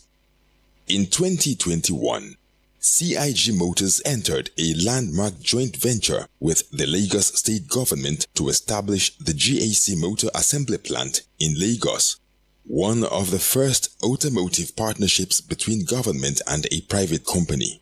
The collaboration also birthed the Lag Ride project, an electric ride hiring service that deployed over 1,000 GAC vehicles to power mobility across Lagos. CIG Motors had over 10 years working experience in Nigeria. We had our first joint venture partnership with Lagos State Government in the years of 2021 to set up GAC Motor Assembly Plant in Lagos. And I think that's also the first successful partnership to show a private company are able to partnership with African Nigerian government. And because since that partnership, we are able to set up the assembly plant. At the same time, we also are able to plan for this e-taxi project, that's NACRI, Nigerian Limited. The second joint venture project we signed with Lagos State Government to provide over thousands of brand new vehicles to Lagos people. As the company deepens its local presence, GAC Motors is driving towards higher local content integration, with about 10% of its production process currently sourced locally, and a firm ambition to scale that to 20% and above. Through its research and development drive, the company is forging collaborations between top universities in China and Nigeria to promote technology transfer and knowledge exchange, a step towards boosting local component manufacturing while maintaining GAC's global quality standards. Our brand GAC Motor is very high-end automobile. Most of the components we still import from China to make sure we remain the international standard for Nigerian consumer. We don't want to do the quality sacrifice. For that part, this is our brand reputation to remain in this market. But we are working on some R&D, the research development project between China and Nigeria through the university collaboration. And in that project, there are two things they need to bring back the research and develop in benefit to our automobile industry. One is the new material are using on our automobile. Another one, that's the solar technology on our renewable energy business. Collaboration remains central to the company's philosophy. GAC Motors maintains a strong synergy with NADDC, contributing to the formulation of the National Automotive Industry Development Plan (NAIDP), a blueprint to support industrialization, job creation, and innovation under the renewed hope agenda of President Bola Ahmed Tinubu. We work a lot with the NADDC to talk about the automobile industry, especially the National Development Plan. With that development plan, we are able to present the NADDC how can we use automobile industry to support the President Tinubu's his 1 trillion economic that plan. And because we believe at least 10% contribution should come in from automobile. So we are a partnership with the NADDC to really make this national automobile development plan very important. Beyond industry partnerships, GAC Motors recently signed a Memorandum of Understanding with the Federal Ministry of Humanitarian Affairs and Poverty Alleviation to launch nationwide youth training program in technical and vocational skills. Recently also signed the MOU with the Ministry of Humanitarian to have this nationwide skill training programs. Those youths, after they get training, they're able to whether to work into our organization. In alignment with the Nigeria First policy, CIG Motors embraces the government's commitment to prioritizing locally assembled vehicles. The company sees this as a powerful catalyst for reducing dependence on imported and used cars while strengthening Nigeria's manufacturing base. We are very encouraging and also welcome this Nigeria First policy. The market needs brand new car to make this automobile industry really use the market as their opportunity to boom out the economy. 95% of the market are still dominated by this used car. The people, individual people, import from everywhere to Nigerian second-hand car. That it is must stop. Federal government should move forward to really regulate that policy. Chief Chen believes that with standard policy support, Nigeria could emulate the success of countries like Morocco, now a leading automotive exporter in Africa. In the whole Africa, you can see the change of Morocco.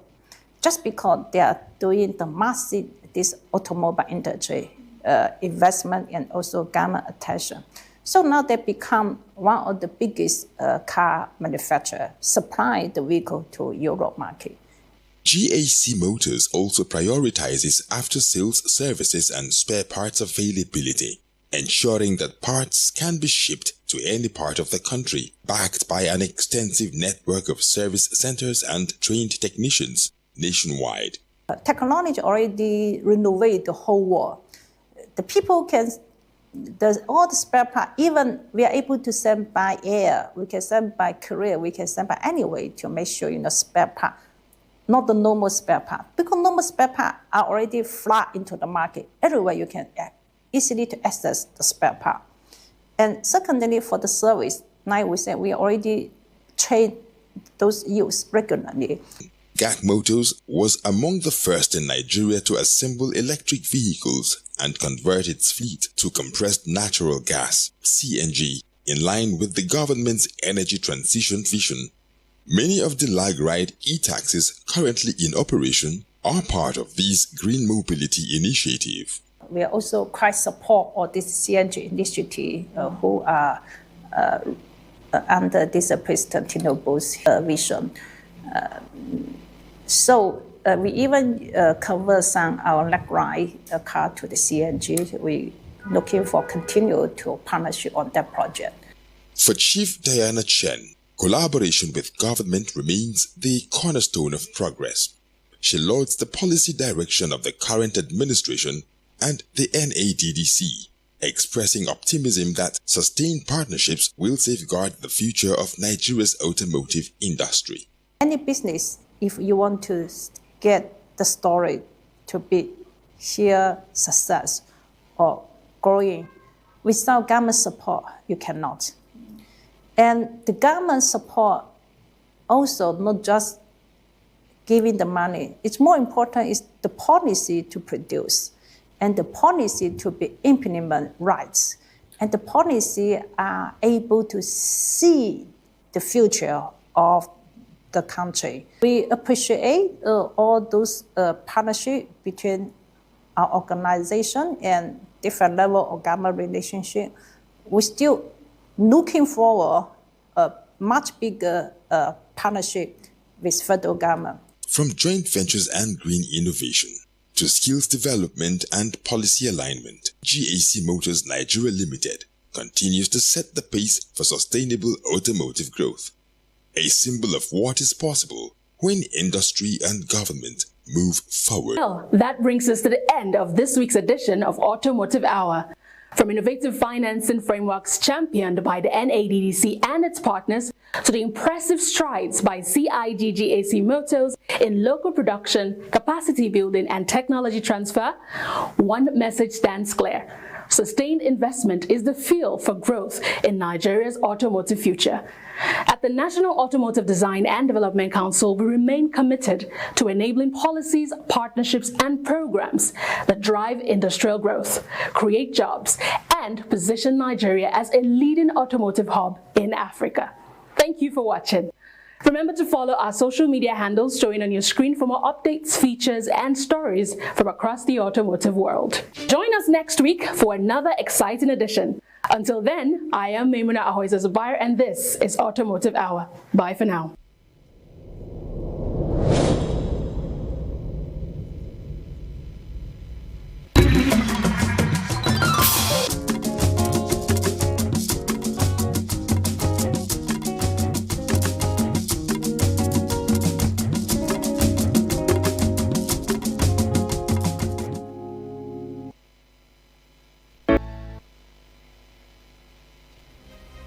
In a land of peace and harmony, we cherish our freedom and unity.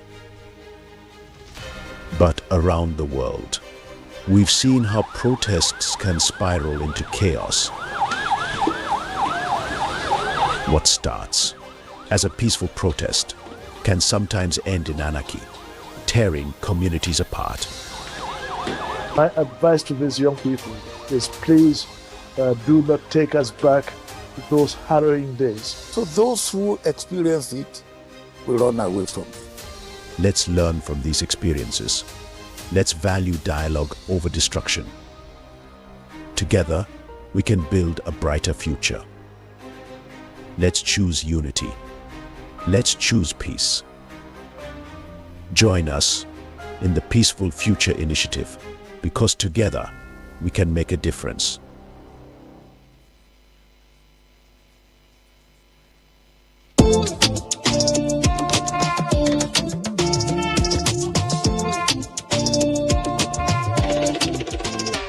I've got a willingness to contribute positively to the well-being of my fellow citizen. As a Nigerian, I'm a provider, helper, listen to me. I try to listen to you. I'm a born winner and Nigerian security. As a Nigerian, I'm a real Nigerian. Born Nigerian, a resilient Nigerian.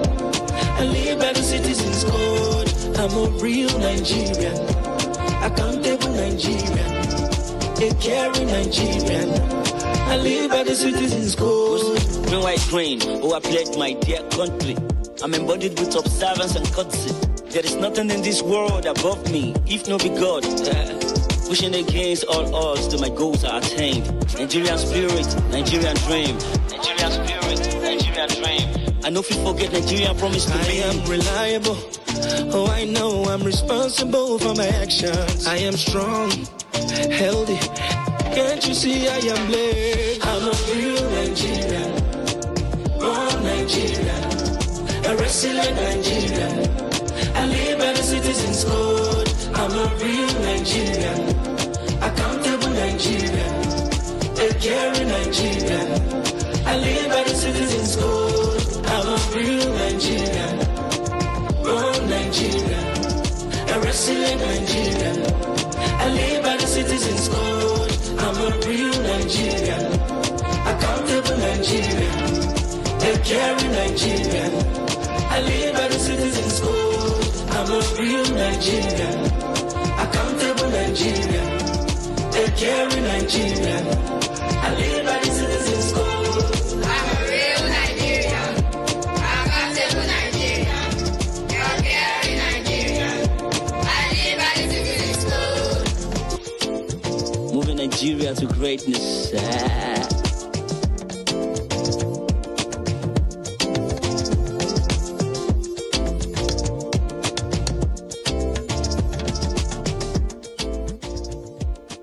Brought to you by the National Orientation Agency, NOA.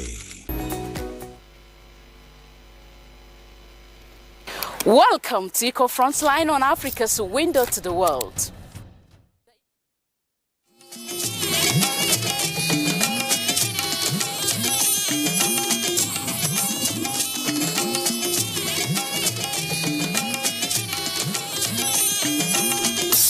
This is the network service of the NTA.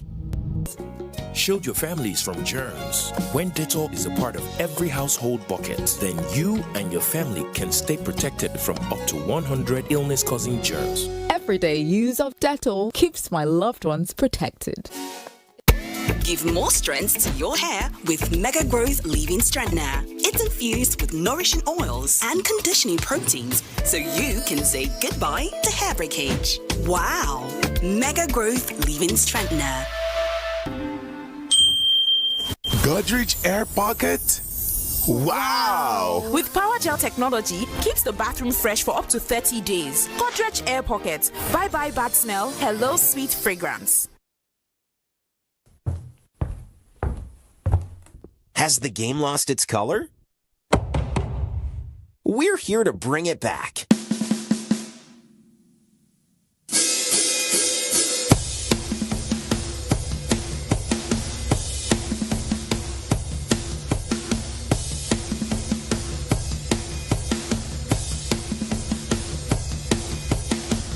FC Barcelona and 1xBet. Color your game.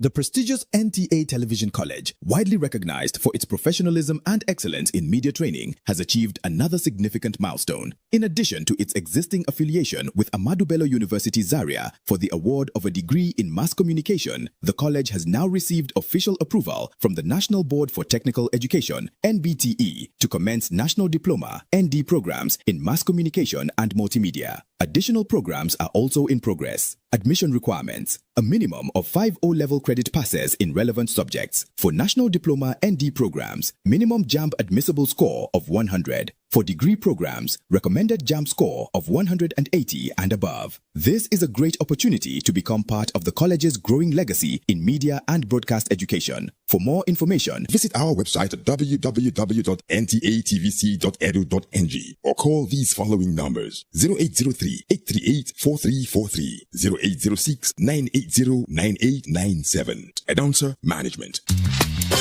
Welcome to Skill Up Nigeria, Industrial Training Fund's television program celebrating innovation, craftsmanship, and the skilled hands shaping our nation's future.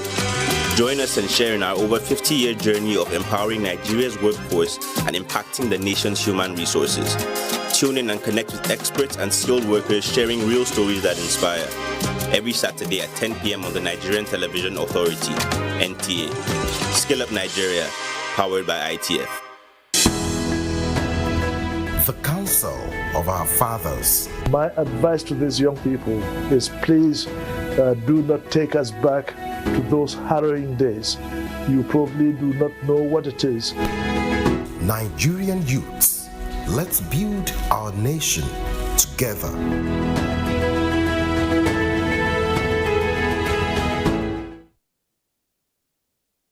The Financial Services Regulation Coordinating Committee, FSRCC, in collaboration with the National Broadcasting Commission, NBC, wishes to draw the attention of the public to the worrisome increase in the activities of illegal financial operators, IFOs, which threaten public trust and the stability of the Nigerian financial system. The FSRCC and NBC hereby advises the general public to refrain from dealing with unlicensed financial operators who deceive individuals with unrealistically high investment returns. Make sure to verify the licensing status of such companies and schemes on this website. To report any suspicions of illicit financial activities, call CBN 0817-665-7060, SEC 0209-462-1168, 0916-772-3240. Let's work together to uphold the integrity of Nigeria's financial system. Announcer, FSRCC. Alpha. Sharp. Are you done already? I never finished, my brother. Give me that your Jeep. I don't ready.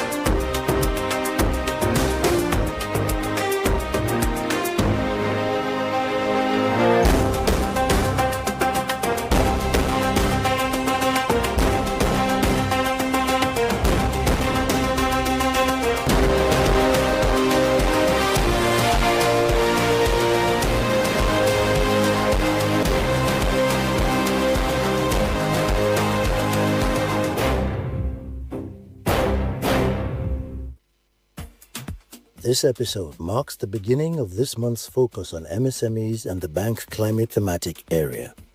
We look at how the bank is supporting small and medium business owners while promoting industrial sustainability. Hello, and thank you for joining us on another episode of BUI Impact. I'm Ilu Odibumaraki. This month, in celebration of World Environment Day and World MSME Day, we're leaning into the bank's climate thematic area and MSMEs, exploring how green financing is driving Nigeria's transition to a sustainable industrial future. From global environmental alliances to the eco-innovators on the ground, we're spotlighting the policies and partnerships securing our planet and our economy. On today's episode, we introduce some of our eco-friendly pioneers and sustainable MSMEs who are proving that industrial success and environmental stewardship go hand in hand. Here's what's ahead. We start with mechanic Musa Salisu, a PCGS beneficiary who elevated his business. Next is Dele Towing Farms, a rapid beneficiary in Oyo State. Our next showcase is a multifaceted company that bridged the gap in their community. Next, we have a company providing locally manufactured pharmaceutical products. Our insight features the Executive Director, Micro, Small and Medium Enterprises.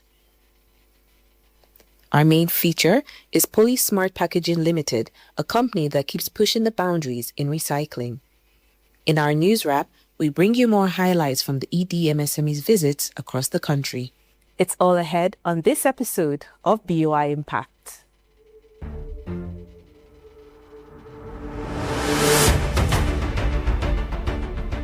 Musa Salisu is a mechanic in Yobe State who has struggled to get the tools he requires. Motivated by the desire to elevate his business, he applied for the Presidential Conditional Grant Scheme. Ina gyaran generator da naife da irin su booster haka dai ina dan gyaran su na. Fuskanta jari ne. Ana buƙatar kayan aiki. In gwamnati za ta taimaka mana, muna buƙatar kayan aiki ne. Irin su sufanu da ɗan jari na kayayyaki da mun ga ɗan siyarwa. Saboda tsakaninmu da za mu je mu siyo kayan akwai nisa. Ko da yanayin kuɗi ana cewa ba yi da wannan sosai a Najeriya ɗin, amma 50,000 har yanzu kuɗi ce. Ba laifi har ga Allah. Tunda za ka siya abin da zai tallafa ma aiki, aka ka 50,000 ita ma kuɗi ce. Gaskiya na ji daɗi sosai. Na ji daɗi sosai saboda yanzu ma gaskiya na fara amfanar abin da ta mu. Na kamar sufana wanda da ba ta min aiki, yanzu kuma na samu na je na siyo. Na zo kaga ina yin aiki a cikin sauƙi wanda da kuma ina shan wahala wajen kuncewa ne. Yanzu kuma na samu sufana da nake kuncewa cikin sauƙin aikin da nake yin sa. Thanks to this intervention, his business has been able to run more efficiently and successfully. Going from banking to poultry farming was the professional shift Oluwatoyin didn't see coming, but it was one she fully embraced. Well, I just stood on my balcony one day and I saw somebody selling 2-week-old chicken. So I bought 4, hoping to raise them. Maybe after some time we eat at home. So the following day, one died.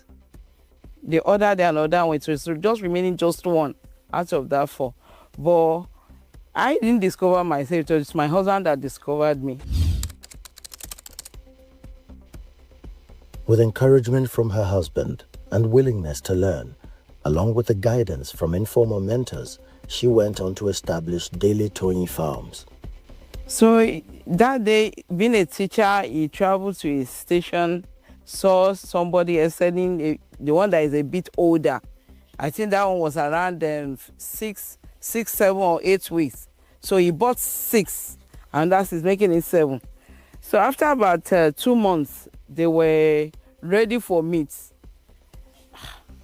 So he just looked at it and said, if he feels that if you can do this in large quantity, you will excel in it. Why not give it a try? So with that, I started making inquiry. So gradually, I started developing interest, and before I know it, I just saw somebody that I want the one that can lay. So the person I introduced me to archery, and I was like, when we got to the archery, when I got to archery, I was like, this one I can't nurse them. Can he help me nurse them to some certain age? He agreed. So after 8 weeks, he brought it to me. And when they clock, I think 16 weeks, 3 days, I saw my first egg. And they were just 45. I was seeing 43, 42x, 43x. When it was a crate plus per day, it was difficult to sell. But after some times, I discovered that people were now demanding for more. Her partnership with BOI is a milestone that has greatly impacted her business. With Bank of Industry, the sky is the limit. It has really helped me. I discovered that it's a kind of bank that can make you grow easily. We're talking about a single-digit interest, which is rare in every other bank. I applied after about 2-3 weeks. I was called maybe to update my application, which I did. After about a month, I was told that my loan was ready, and the next thing was I should call my supplier. So under 3 months, Rapid was so fast and so easy. With their support, her vision to expand is no longer out of reach. With the loan, at least we've had an additional 3 people working on the 4,000 bed we took. And I really thank God for the bank. So without their help, I don't think this would have been possible. Because the kid that was there before, everything, I started breaking one by one. The moment I brought it out, somebody just, can I pack it? I said, just take. Bank of Industry has made me king. So you just take. You know, I thank God for them. Her partnership with BOI is a milestone that has greatly impacted her business. From selling building materials to investments, Highest Investment and Marketing Company Limited has consistently adapted to meet new needs. So when the chance came to expand into the solar sector, they seized it. Come to talk of Bank of Industry. We get to know them through our business associates and some of our customers where we wanted to venture into solar energy. Backed by BOI, they established a successful solar division and are now making reliable energy more accessible to their community. It was 6C, unlike the way we thought of it. Then the Bank of Industry were able to give us loan, which made us to take off. And then today we're into the business. So this is our 3 kilowatts hybrid inverter system. Here we have 2.56 kilowatt hour lithium battery. At least it has been helpful because even the solar business has also, because through the solar business, people have been coming. While buying the solar, they will be able to discover that there are other items we have in this company that they're also interested in. Instead of going to Lagos, it's now at their doorsteps. It has made the business to improve. Our business activities has improved so much, unlike before. And the job creation, we have about 12 staffs working here in solar station. Not people that have been working with hires before, but new people have been employed. And we aspire to employ more. And the installers are also gaining from this business. So it has made a lot of impact to us as a company and to people out there. So there is no way you will aspire to go higher without taking me. Either you borrow from people or you go where you will borrow it and you get yourself settled, like Bank of Industry. They are there for us. They are there for us. It has been announced that this is Bank of Industry, meaning if you want to establish, go there. They will attend to you. Bank of Industry have really helped a lot of people. A lot of even market women. They have been hurt. Many people that never see something to eat are now standing, being entrepreneur of their own, employer of labors. In the society, many of them, they have helped a lot of people in Nigeria. They have been of help. Charles Meko's Pharmaceutical and Stores is a company dedicated to manufacturing medical supplies and pharmaceutical products. Establishing a pharmaceutical company comes with significant challenges and demands a high level of support that may not always be easily accessible. When it comes to pharmaceutical line, it has to do with quality. And you can't have quality finished products without having a lot of finance.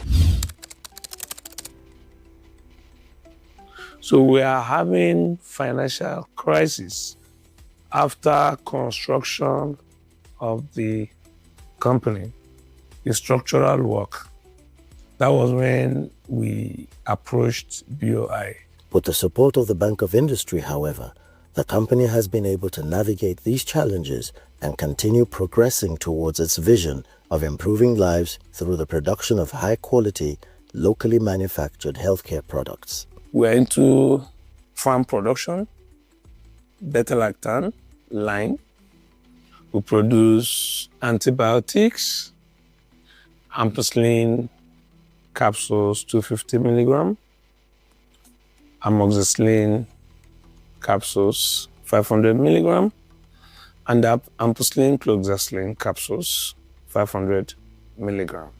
So when BOI came on board, a lot of process was there, but as God may have it, we started production after 8 years. So BOI came with their support, financial support. That was 2022, August. And starting from there, we've been getting results. We've been able to produce and gain a finished product of good quality. And since then, we've been working progressively. This financial support from BOI gave us a lot of confidence to employ more qualified persons. And initially, our target was like 15 to 20 staffs with their helpers, but as we speak today, we have more than 50. And we are still counting. So, and with the help of BOI financial support, these workers, we were able to retain them. When you look by my right side, you can see a lot of samples on my table. So these are new samples that are ongoing now for NAFDAC registration. We have about 6 new brand new products coming up. These are the advantages we gained from the financial support we gained from BOI.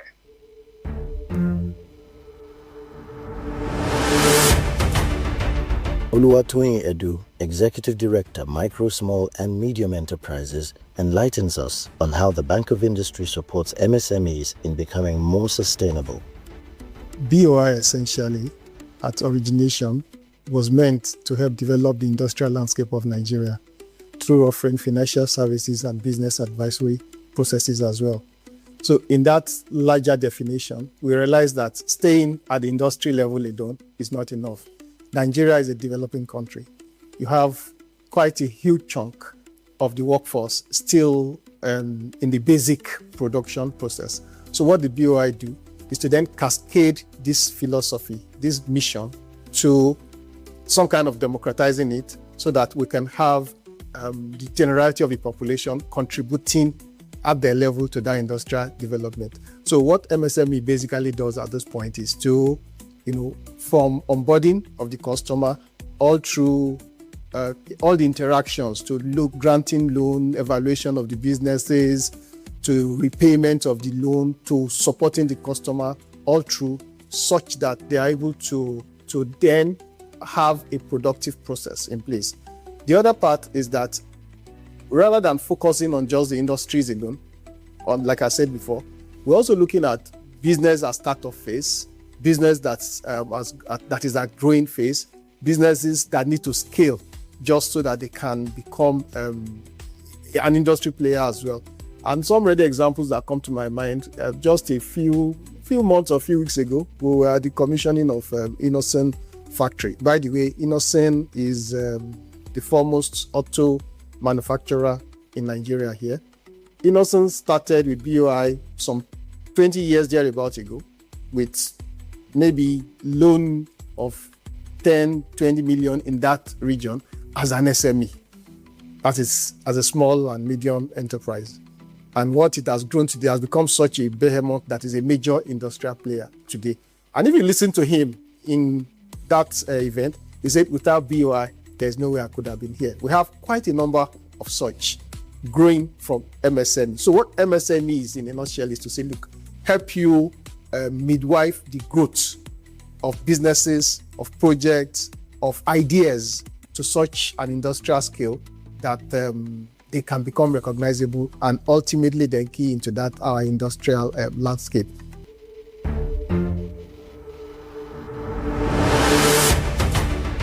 The benefits of recycling simply cannot be overstated. Beyond creating a cleaner and healthier environment, it also opens up meaningful opportunities for livelihoods and economic growth. In Nigeria, one company at the forefront of this effort is Polysmart Packaging Limited. Founded with a simple yet powerful vision to help keep Nigerian streets clean, it has grown into a major force in the country's recycling industry. In the early 2000s, the place was the grounds were fully littered with plastic waste. And at those days, it used to be the pure water. It used to be the shopping bags mostly. And then with the introduction of PET, we started seeing the non-recycled plastics. So basically, people would consume their products and dump it on the streets. Even before all the talk started about recycling and carbon emissions and ESG, it was just born out of the idea that the streets were littered everywhere and these were just being dumped. And that is where the idea came from. I mean, we could use whatever's on the ground back into the system to get raw materials and thus create a circular economy for Nigeria. The unfailing support of BOI has proved instrumental in enabling access to advanced, energy-efficient machinery, strengthening its capacity and scaling its impact. When it came to financing, we were looking for options and they were very few at that time. And that's when BOI stepped in, believed in our project, and gave us the funding to purchase the equipment. It's a high technology equipment. And without BOI, we could not have done this project, because such projects, they require lots of capital, they require long-term capital, they require patient capital, and they require someone who is understanding of the matrices of sustainability, circular economy, and ESG. And that is what BOI was there for. We thank them for that intervention. And it is that kind of intervention that will see this sector grow beyond us as well. Driven by this impactful partnership, Polysmart is turning its sights to the future and expanding operations to build Africa's largest recycling plant. This project will save 200,000 tons of carbon emissions a year. When we say 200,000 tons of carbon emissions a year, it's like taking out 40 to 50,000 cars off the road. Our processes start from here. We have our materials. We call them materials. Those are the waste PETs. So they come in different formats. Some are loose, some are in bales and all. And when they come, we need to weigh them there. That's the weigh bridge. So this is the office that takes care of that. We have developed a very advanced app. And through the app, people can sign into the app and ask for pickup, or they can deliver, and they get paid for what they deliver. We currently employ close to 800 staffs at this stage. With the expansion, it's probably going to be over 1,500.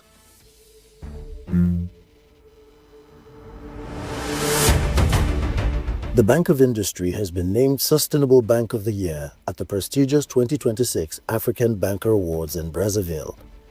Outperforming top continental peers, the win underscores BOI's leadership in sustainable finance and responsible development.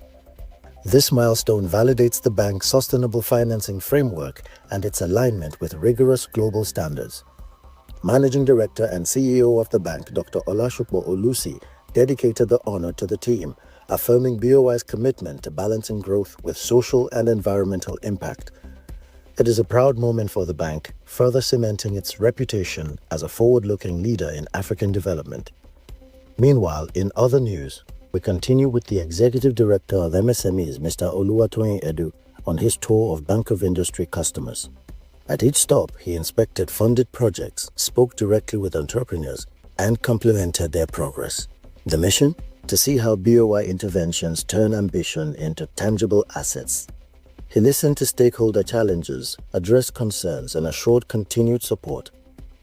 His tour spanned industries from printing to agro-processing, visiting Assad Printing, Evergreen, a cotton bud production company, MC Plastics, Thacopex Pharmaceutical, GU Ebeco Industries, Abyss Group, a livestock processing company, and Mabeli Agro-Allied Services, a fully automated rice mill. These visits are part of ongoing efforts to track the impact of BOI funding and strengthen ties with businesses nationwide. Important element that personally I love to see on this kind of visit. Like I say, proof of life that activities are ongoing, business is moving, production is going, and the second part is you have enough market to absorb your products. Yes, we do. So once that is certain, the remaining is just a matter of time. Yes. You will achieve all that you need to achieve. Yes, sir. Thanks so much, sir. Nice. From the EDMSME tour, this has been your BOI Impact News Wrap. It's been an enlightening start to our month-long focus on the bank's climate thematic area. On this episode, we've explored how businesses are taking steps to build a more sustainable Nigeria.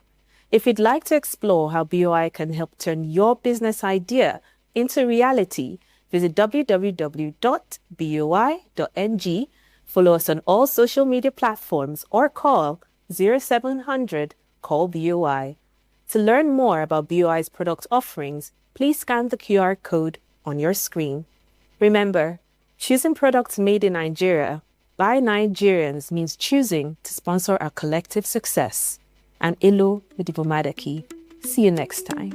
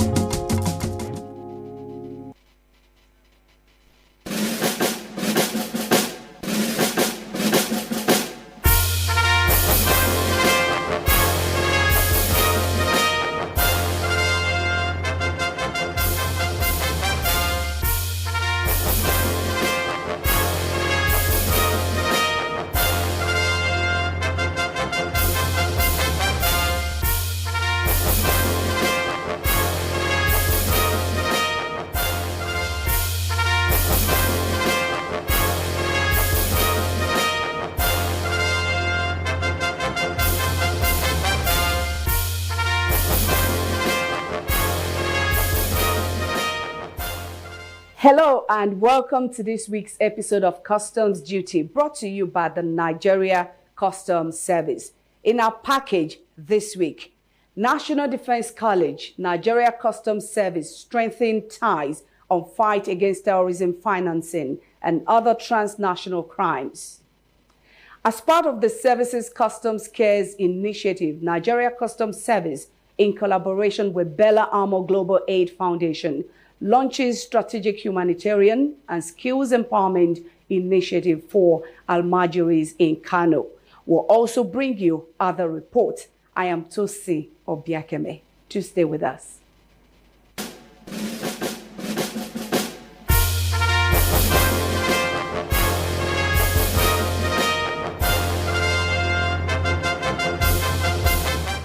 Participants of the operational level countering the financing of terrorism and regional security course 2 of the National Defense College on a study tour visit the headquarters of the Nigeria Customs Service.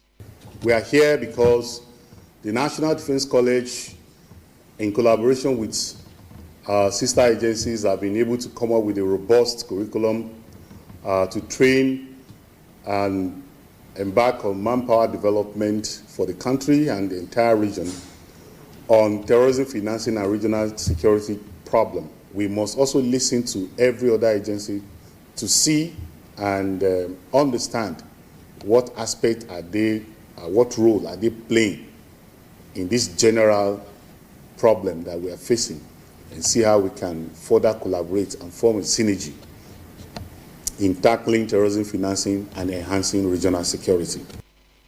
No doubt, the service is a partner in progress in this all-important fight and has a functional anti-money laundering / counter-terrorism financing unit. The head of the unit is Assistant Comptroller of Customs, Masood Saliu. Terrorism financing is not limited to the funds, the money is limited, it's expanded to all the support, everything that enables a terrorist to act or anything that enables a terrorism activities to take place is deemed to be a financing. As little as driving a terrorist to a particular destination, having known it's a terrorist, is deemed to be a terrorism financing. So for every country to be effective in tackling terrorism and the oxygen, which is terrorism financing, international cooperation is key. And you all agree with me that customs globally is an integral part of a lot of international organizations, the World Customs Organization, the regional customs organizations are there for us to share intelligence and also work together to do some of these measures. In his presentation, while noting that although issues of undervaluation, overvaluation, capital flight are trade-based valuations of Nigerian laws, Comptroller General of Customs, Bashir Adewale Adeni, MFR, stresses that it is only going behind the numbers involved that would enable uncovering their links with terrorism activities. Therefore, he notes that the World Customs Organization has undertaken research works that have established the links between these non-state actors and the entrenchment of terrorism. When we have terrorist groups taking endangered wildlife species from places, distant places in Africa, and then they take it to Asia, and then they get a lot of resources. They now launder those kind of resources back to finance terrorism. You can say the same about illegal mining activities. You can say the same about those who loot museums and take away our artifacts and cultural heritage. So the WCO has actually launched researches, studies in conjunction with customs administrations to establish these clear links. Bashir Adeni emphasizes that the previous putting of Nigeria in the grey list imposed a huge responsibility on the Nigeria Customs Service to close the gap on awareness, especially by letting travelers know the importance of keeping the data of those moving cash across the borders. Hence, the service has been up and doing while strengthening collaboration with sister agencies. When we get data from passengers, those that are traveling with more than $10,000, what happens to those data? What does NFIU do behind the scene? How are they able to get behind those numbers and begin to profile people that are, sent to them? So I remember that during those periods, I made a point of duty that, look, it's important that each time we send this data to you, come back and give us the intelligence that is generated from those data so that it makes sense. We are able to close that loops. We are not just sending things to you. So it becomes easier for us that when next that person is coming, we know how to handle them. We know how to ensure that we do not necessarily delay them if there is no reason for us to do so. Part of what we also needed to do was to automate the currency declaration process, to work with the airlines and ensure that everybody was on the same page. But for me, the greatest benefit from that particular thing was the working relationship we were able to get with other agencies of government, particularly FAN, NFIU, and EFCC. The Comptroller General of Customs outlines issues that need to be referenced. The first is, what are the lessons that we have learned from the exit of Nigeria from grey list in 2025? And it is the fact that there is a lot of strength in collaboration. The second is the fact that this approach that you are taking on at NDC is something that we needed to cascade down all our various agencies for us to get ahead of all those criminals who are working together. Those of us that are paid to apprehend them, we must develop a stronger spirit of collaboration.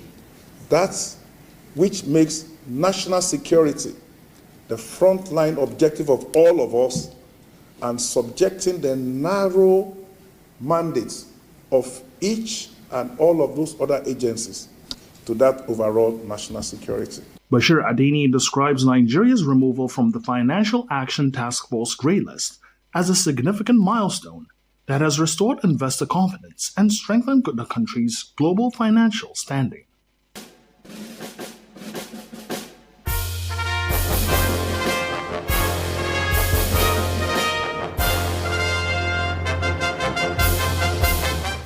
The Nigeria Customs Service sustains its corporate social responsibility initiative, tagged Customs Cares, and it seeks to take it to all communities where it operates. This time, it does it at Kano, in collaboration with Bello Amor Global Aid Foundation, launching the Strategic Humanitarian and Skills Empowerment Initiative for Almajiris. The welcome address by the Acting Customs Area Controller, Kano Jigawa Area Command, is hereby presented. It is a reflection of our shared commitment to humanity and community development. It is about giving hope to the vulnerable, supporting the dreams of young children, and investing in a future where every child, regardless of background, has an opportunity to grow and contribute positively to society. The Strategic Humanitarian and Skills Empowering Initiative for Almajiri children is timely intervention designed to improve the welfare and future prospects of our vulnerable children through education and empowerment, welfare support, mentorship, skills acquisition programs. In her keynote address, the Zonal Coordinator, Zone B, Assistant Comptroller General, Nsikan Umo, discloses that there is more to the items to be distributed to the children. Beyond the physical items to be distributed today, what is truly enacted is the renewal of hope to the community that these children and their vulnerabilities are noticed, that they are valued and remembered, and that their future can be with brighter colors opposed to the present circumstance. Through this empowerment, I am certain that these children consciousness will be awakened to the need to access regular education and skills that will transform them into responsible and productive members of their community. This laudable gesture by the Nigeria Customs Service and Bello Amor Global Aid Foundation is both acknowledged and appreciated. We sincerely appreciate the effort of the Nigerian Customs Service in collaboration with Bello Amor Aid Foundation. This program has provided hope, empowerment, and valuable vocational skills to many young people, helping them become self-reliant and productive members of society. While at the moment, distribution of food items, clothing materials, and Qurans to selected Sangaya schools features, The project incorporates a comprehensive needs assessment designed to support future interventions in mentorship, skills acquisition, educational support, and infrastructure development for these Almajiris and other vulnerable children in Kano and its environment. Here once again. Let's enjoy this happy day. Mubarak, come on, let's celebrate. A sacred season that reminds us of the virtues of sacrifice, obedience, and complete submission to the will of Allah subhanahu wa ta'ala. Today is a day of joy and gratitude, a time to strengthen the bonds of love, unity, and compassion by sharing the blessings bestowed upon us by Allah. As we celebrate, let us also remember our shared responsibility towards the growth and prosperity of our nation through lawful trade, compliance, and support for legitimate business activities. On this auspicious occasion, the Comptroller General of Customs, Bashir Adewale Adini, MFR, on behalf of the officers and men of the service, extends warm felicitations to the Muslim Ummah and all Nigerians. May this celebration bring peace, blessings, and renewed hope to every home. Barka da Sallah. This message is brought to you by the Public Relations Unit of the Nigerian Customs Service. Let's enjoy this happy day. Mubarak, come on, let's celebrate.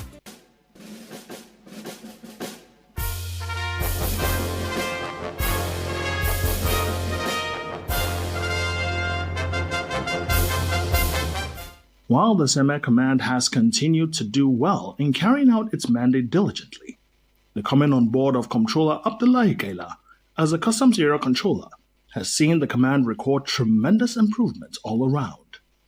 From March 2026, when he assumes leadership of the command, to May 2026, the command has experienced renewed vigor in carrying out its mandate of trade facilitation.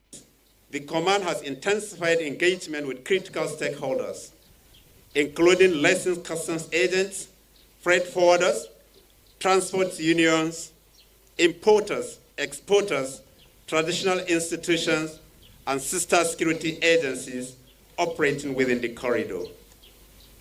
Through sustained stakeholder consultations and regular interface meetings, the command has addressed operational bottlenecks, simplified clearance procedures, improved compliance awareness, and strengthened mutual trust between the service and trading public. Our officers continue to provide guidance and support to small and medium enterprises seeking access to regional and international markets, particularly in export documentation and regulatory compliance processes.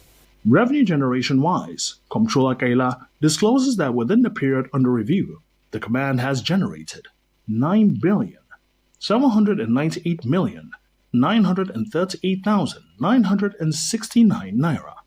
This remarkable achievement is attributable to strengthened compliance mechanisms, improved stakeholder cooperation, intensified anti-revenue leakage measures, enhanced operational efficiency, and the strategic deployment of the Bodogo Unified Custom Management System. The renewed dedication, professionalism, and vigilance demonstrated by officers and men of the command have also contributed immensely to this performance.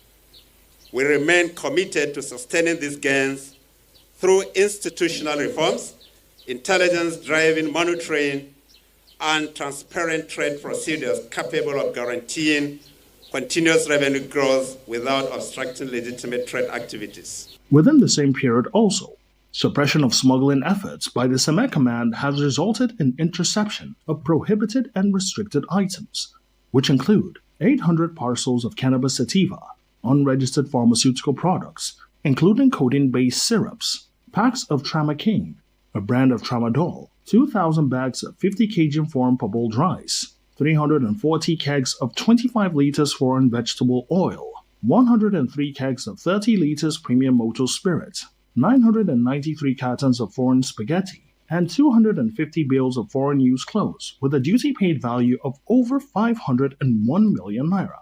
These seizures underscores the command's zero-tolerance stance against smuggling and reaffirm determination to protect the nation's economy, support local industry, preserve public safety, and enforce compliance with extant import and export regulations, significantly strengthen intelligence network, enhance surveillance capacity across land and maritime routes, intensified collaboration with relevant security and regulatory agencies to combat transborder crimes and economic sabotage. Seme Command remains one of Nigeria's most strategic and busiest land border formations, thus occupies a critical position in regional and continental trade integration framework, particularly under ECOWAS Trade Liberalization Scheme, ETLS, Comptroller Abdullahi Gaila stresses.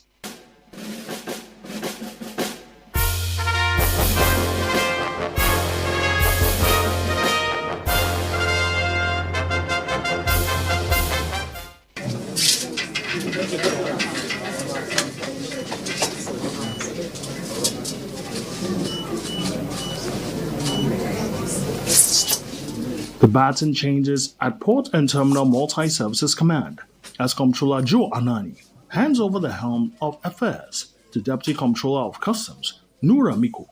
In acting capacity, the acting area controller addresses officers and stakeholders alike. I fully understand the strategic importance and sensitivity of PTML Command to the Nigerian Customs Service. I'm taking over a well-organized command from my elder brother and a senior colleague. His tenure has been marked by visible progress, discipline, and measurable achievement. The standard has been set and it is clear, and I intend to consolidate and build upon it. Deputy Comptroller Miko swings into action as he outlines what will drive his leadership in the command. Under my watch, due process will be strictly respected. Integrity will be non-negotiable. Trade facilitation will remain our priority. Therefore, I will upgrade my compliance unit to trade facilitation unit to enforce trade.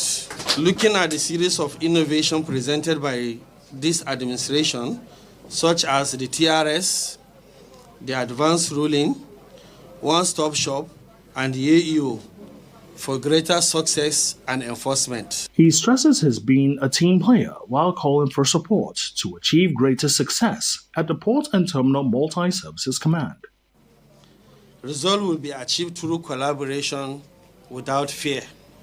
Together, we'll take this command to a greater height. I also seek the continued cooperation and collaboration of our partner government agencies and our esteemed stakeholders operating within the command. Effective port operation depends on interagency synergy, mutual respect, and a shared commitment to the trade facilitation. Revenue generation and national security must be balanced. The command remains open to constructive engagement. Meanwhile, Comptroller Joe Anani is leaving behind a record of 181 billion naira revenue collection. More strengthened ongoing reforms initiated under the Unified Customs Management System, tagged Budogu, achievement of 1-hour clearance for compliant vehicle imports, and improved stakeholder confidence in port processes, among other achievements. He now moves to Tinkan Island Ports Command.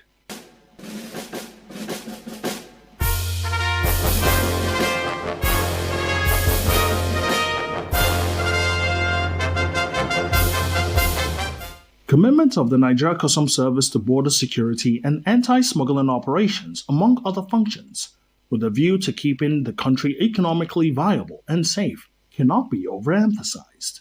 In keeping to these, the Western Marine Command has recently intercepted 451 loaves of cannabis indica, as well as 7 sacks containing 371 loaves of cannabis sativa. And, in the spirit of interagency collaboration, hands over to the National Drug Law Enforcement Agency, NDLEA.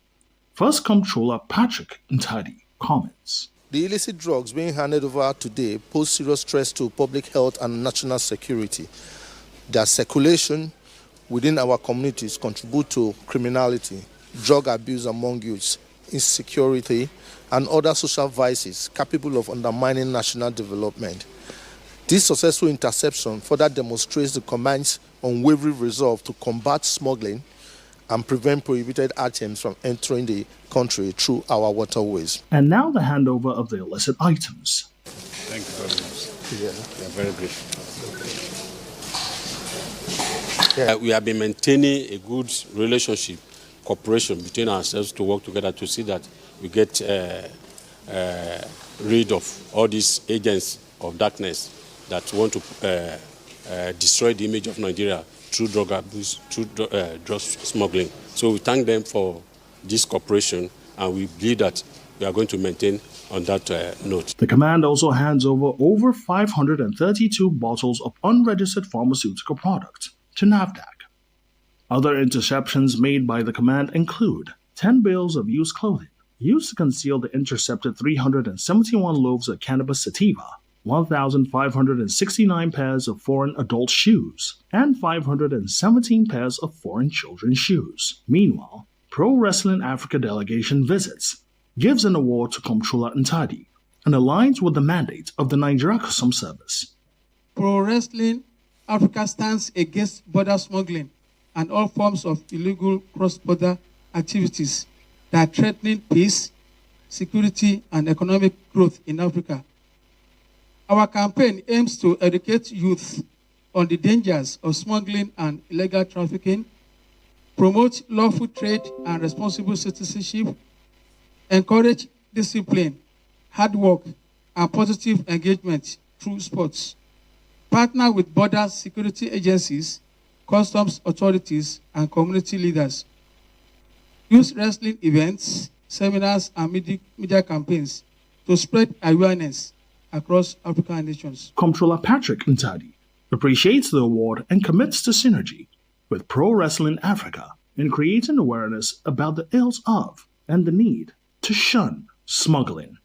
And this brings us to the end of this week's episode of the program. For more information, you can always follow us on our social media handles and call us on the telephone lines now being displayed on your screen. You could also visit our website at www.customs.gov.ng for more updates about the service. Do insist on patriotism by being compliant in trade, desisting from smuggling, and by always paying the correct duty to contribute to national development. Join us again same time next week. I am Tosi Obiakeme. Thank you for watching.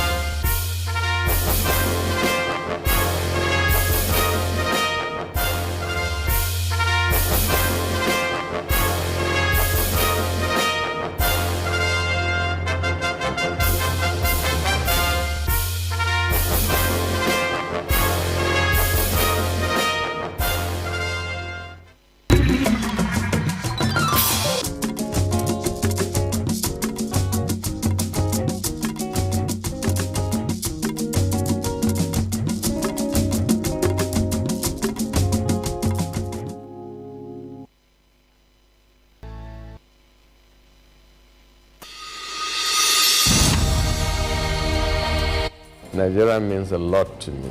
And Nigeria means peaceful cohesion. My country.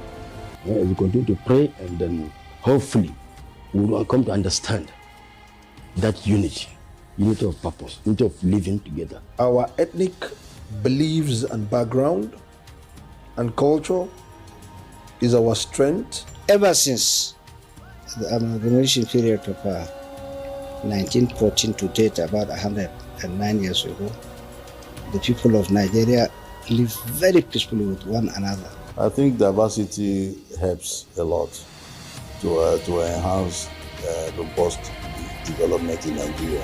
All over the country, you have so many ethnic groups, over 250.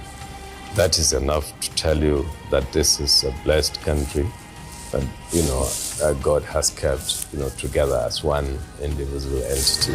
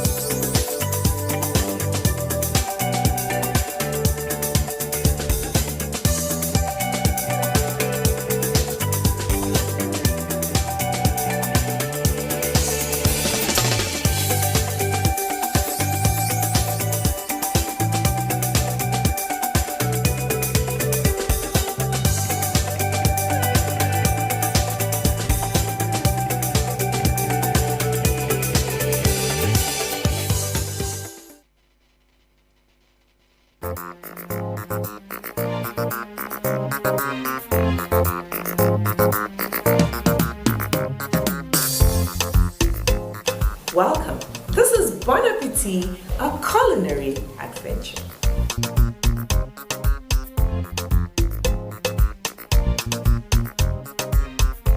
All of them are quite different and unique, especially when it comes to native foods and cultural delicacies. Their food mainly depends on the ingredients that are produced in that particular area.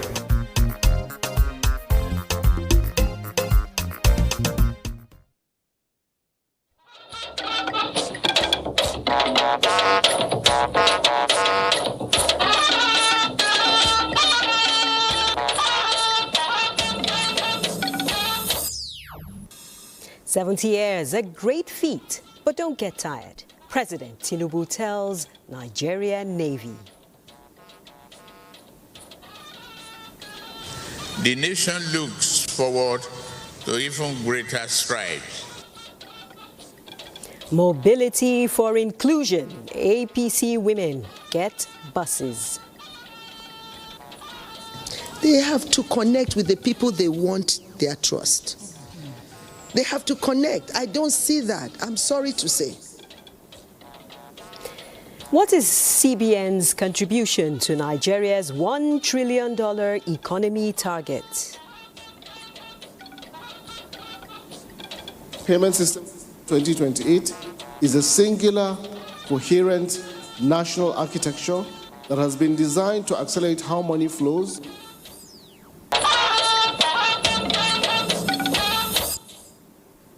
You're watching the network news on NTA. I'm Naja'atu Tijani. Thank you for joining us. Ingino John Adams is in Lagos, while Musa Abubakar is right here in Abuja with business highlights. Perhaps you'll tell us about CBN's contribution to the $1 trillion economy. Musa?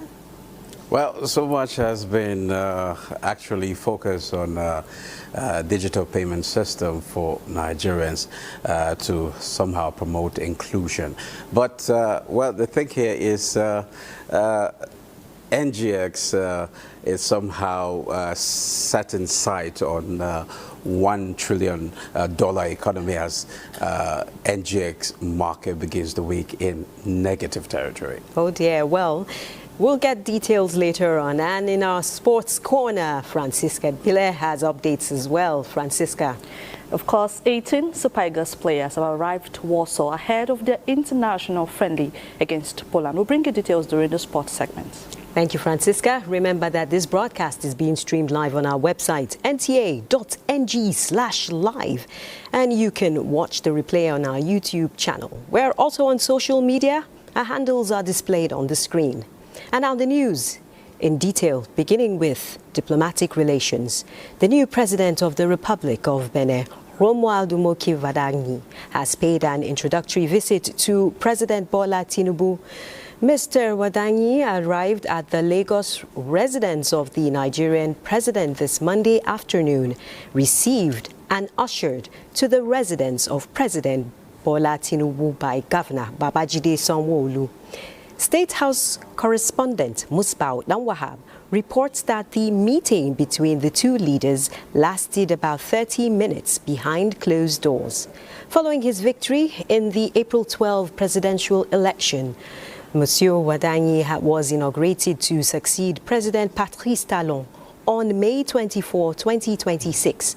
President Tinubu delegated Vice President Kashim Shettima to represent him at the inauguration last weekend. Benin Republic is the neighboring country of Nigeria to the west and remains an ally in regional cooperation. And the President Bola Tinubu has commended the Nigerian Navy for its contributions to the nation's economic growth, in addition to its roles in counter-terrorism and counterinsurgency across Nigeria. President Tinubu said this as the special guest of honor at the International Fleet Review in commemoration of the Nigerian Navy's 70th anniversary in Lagos. State House correspondent Musbau Danwahab reports.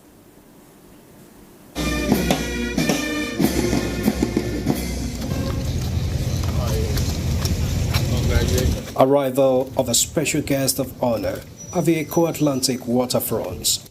Special day for the Nigerian Navy as it commemorates 70th anniversary of its existence. More significantly, with an international fleet review, first of its kind by the country. The nation's guard of territorial waters is marking 7 decades of operational excellence and showcasing its current capabilities with area combat display and parade of array of assets alongside that of their international partners in the Gulf of Guinea. It also came with 3 new additional ships commissioned by the President. Commission for the naval service in the Federal Republic of Nigeria.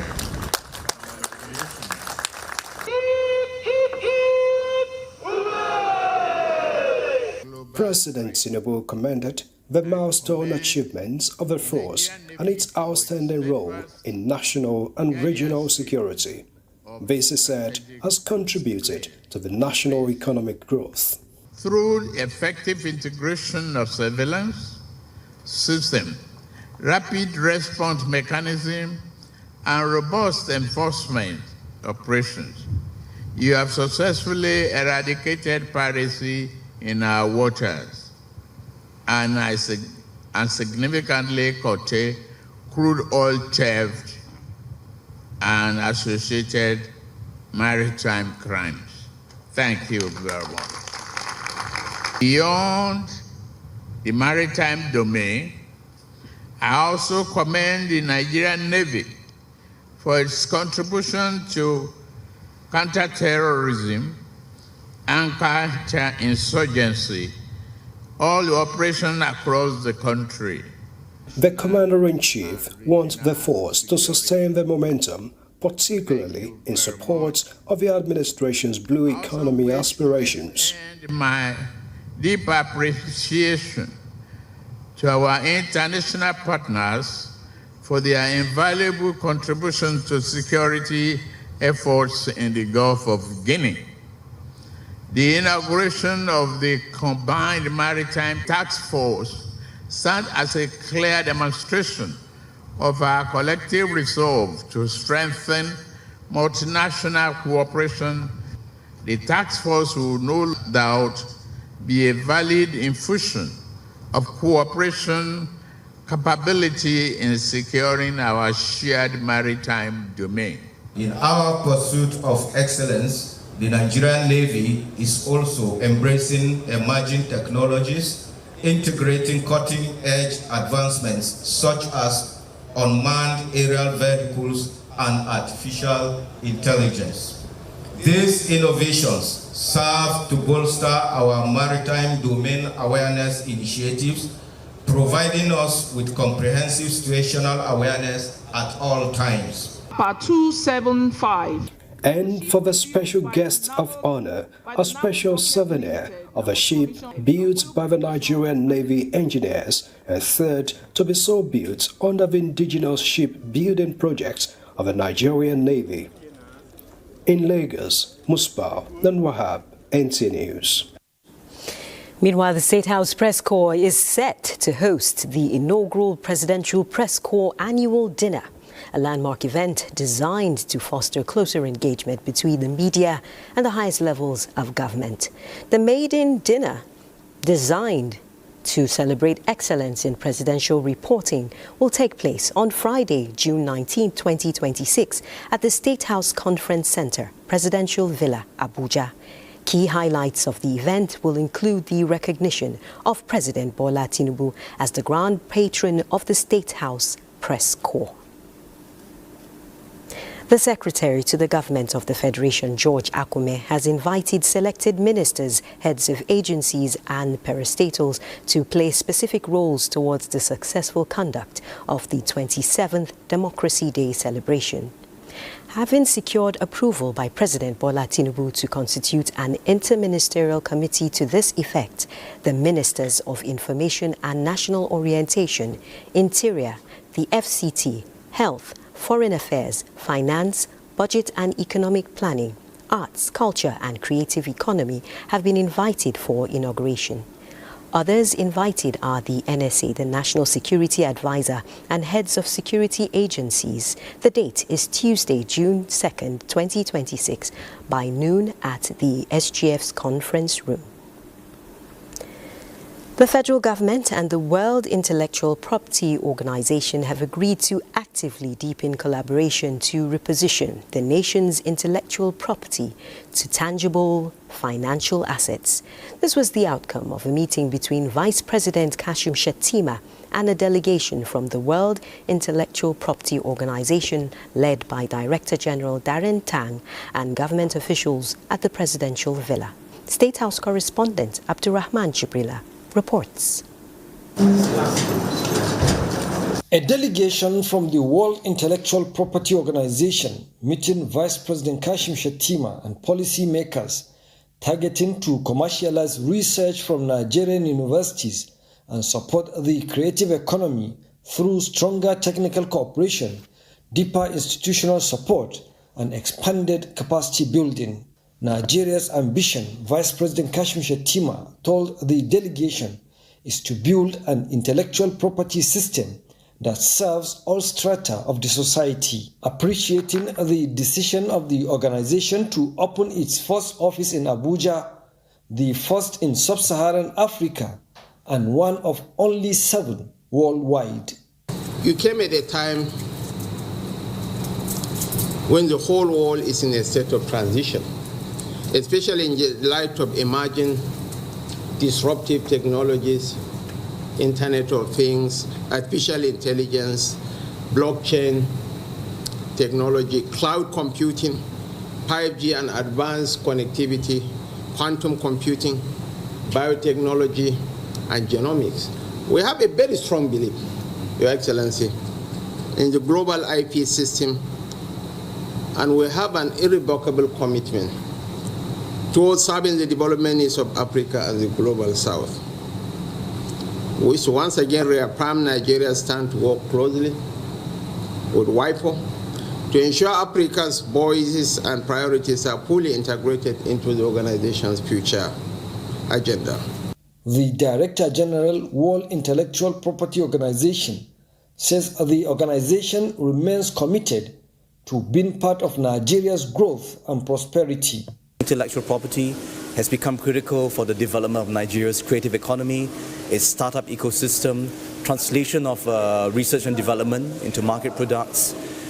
It's lifting up its young people, giving them the skills to be able to bring their ideas to the market, and of course even in the agricultural sector and in the traditional knowledge of Nigeria. Mr. President has said it's actually a campaign promise to deliver on intellectual property space to help our innovators, to help our creatives, to help our tech ecosystem, to help our scientists to monetize, commercialize their innovation, their talent, their creativity. Beyond it being a discussion in office tables, it's something that can be practical, and for us it's really to see how we can use the IP to support the industry and the government to have economic growth and the kind of vision that the President wants in terms of really growing the sector and the young people.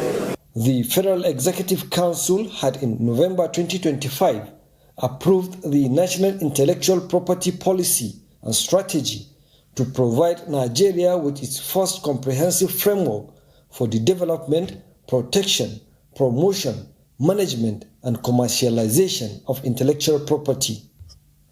From the State House, Abdurrahman Jibrila, NTA News. Talking environmental matters now, the federal government has commenced tree planting along the Sokoto-Badagry Superhighway. The trees will serve as shelter belts, windbreakers, and help combat desert encroachment and soil erosion. The Minister of Works, David Umahi, in a message, says the trees will also contribute to the long-term protection of highway infrastructure. Kenneth Nanim reports. Inspection of road projects took Minister of State for Works Bello Mohammed Goronyo to the 1,068-kilometer Sokoto-Badagry Superhighway, where he stood in for Works Minister David Umahi, describing the project as a national landmark that will drive economic growth, enhance connectivity, and create new opportunities for communities across Nigeria. The minister also disclosed that Approximately 120 kilometers of the highway are currently under construction along the Sokoto axis. The essence of this is not just to reduce travel times or to prevent accidents on our roads, but also to boost our economy, to boost our agriculture, to provide employment to our teeming unemployed youth, and of course to fight hunger within the communities. And this is one of the 4 legacy projects of Mr. President. So I believe Mr. President deserves commendation. And later, he flagged off a strategic roadside tree planting program along the Ilela-Sokoto axis of the Sokoto-Badagry Superhighway. He therefore urges Nigerians, especially the people of the Northwest region, to continue to support President Tinubu's administration as he lays infrastructural foundation for lasting economic growth. Kenneth Nanim, NTA News. This is the Network News on NTA. We'll take a break now and come back with more reports. Stay tuned. Heart of Owerri, business never sleeps. From sunrise to sundown, the wheels keep turning. And behind the scenes, vision meets action. Governor Hope Uzodimma's leadership has turned manifestos into reality, transformations that feel like a miracle. But progress needs peace, and in Imo, it's not left to chance. From land to sky to river deep, guardians are watching, protecting dreams and opportunity. At Orashi's quiet shore, hydropower is rising, set to energize a growing economy. The change is visible. New roads emerge, industry hums, communities come alive. At the center, a digital revolution. 500,000 young minds trained each year to build the future. As Orashi rises, so does Imo and the hopes of a hard-working people. A new Imo is on the rise. For you, every day is day one. Day one for you to give 100. 100 on the tracks, on the road,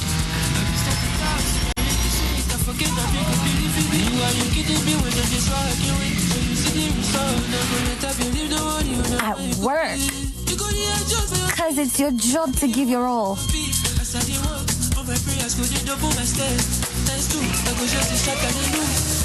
100 with the gang. And on the dance floor. Truth is, you're not wired to give less. Your future is now. So live it real, loud, full and free. You live it 100. The Nigeria Immigration Service is warning Nigerians about the growing activities of fraudulent migration agents and criminal networks targeting vulnerable citizens. These fraudsters lure people, especially young women and girls, with fake promises of jobs, education, sponsorship, and travel opportunities abroad. Many end up trapped in human trafficking, forced labor, exploitation, and becoming victims of the dangerous situations. Before accepting any travel or recruitment offer, verify it through the appropriate government channels or the relevant foreign embassy. Report suspicious activities to the nearest Nigeria Immigration Service office or other relevant security agencies. Parents, guardians, and community leaders are urged to educate young people about the dangers of irregular migration and human trafficking.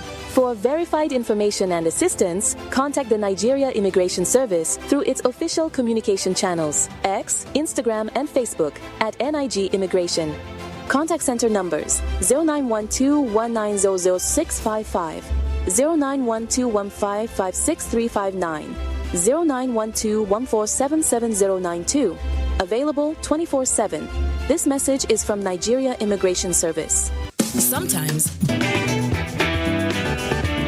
Hannah, I still dey thank God and our new health center staff. Me and my baby are strong and fine. Now, wow. Precious. I hear say you wan born. I think say they go still send you go the general hospital like before. Everything we I need dey our health center. The nurse talk say, madam, relax, we will take care of you. My friend, one single drugs I no buy for outside.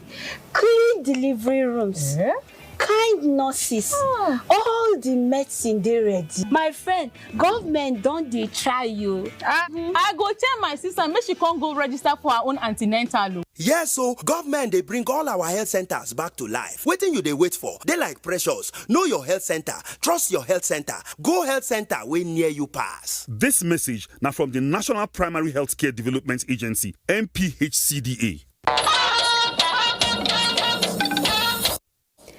Thanks for staying tuned. First Lady Oluremi Tinubu says families, communities and institutions and governments must work together to support parents in nurturing children who are responsible, compassionate and equipped to contribute positively to society.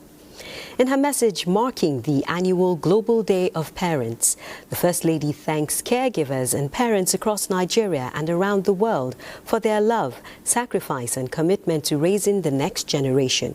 Describing the theme for the celebration, Together for Parents, as a reminder that parents should not walk the journey alone, she encourages all parents to continue leading with love, patience, discipline and good values.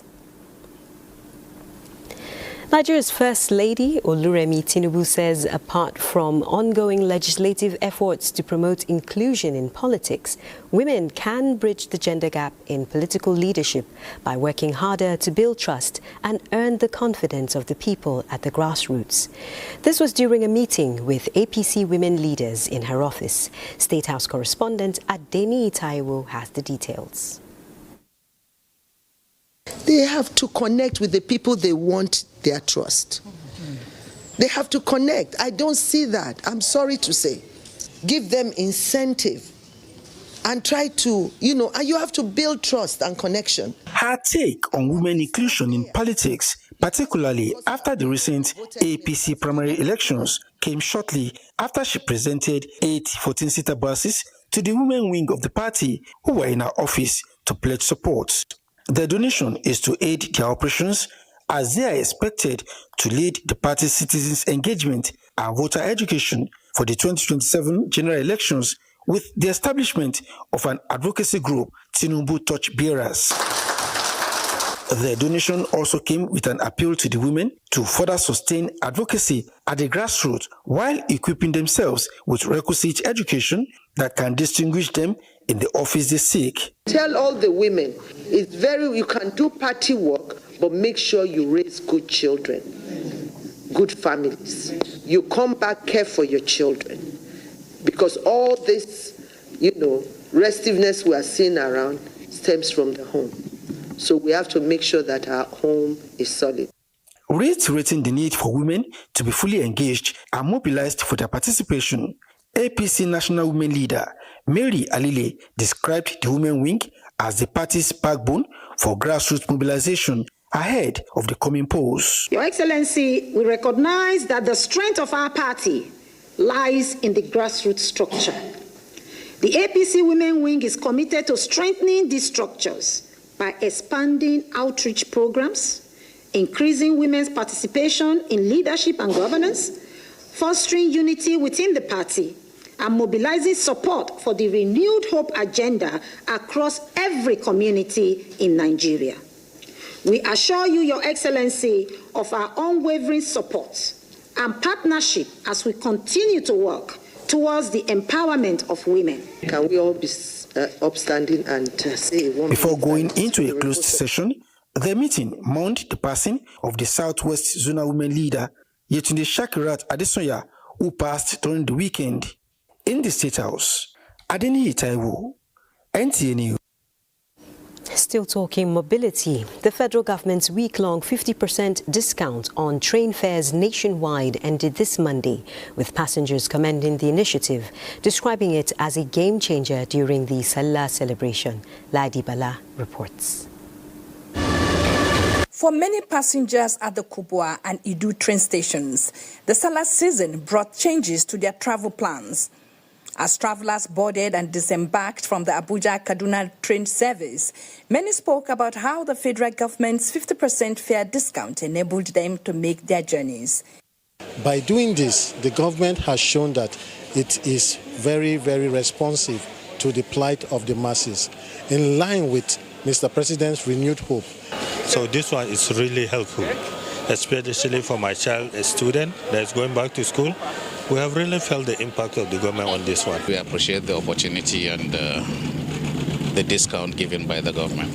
This is even my first time, traveling by the train, but I'm impressed. The fare reduction led to an increase in passenger traffic along the route as more Nigerians turned to rail transportation in response to the cost of road and air travel. Many passengers called for the policy to continue beyond the festive period.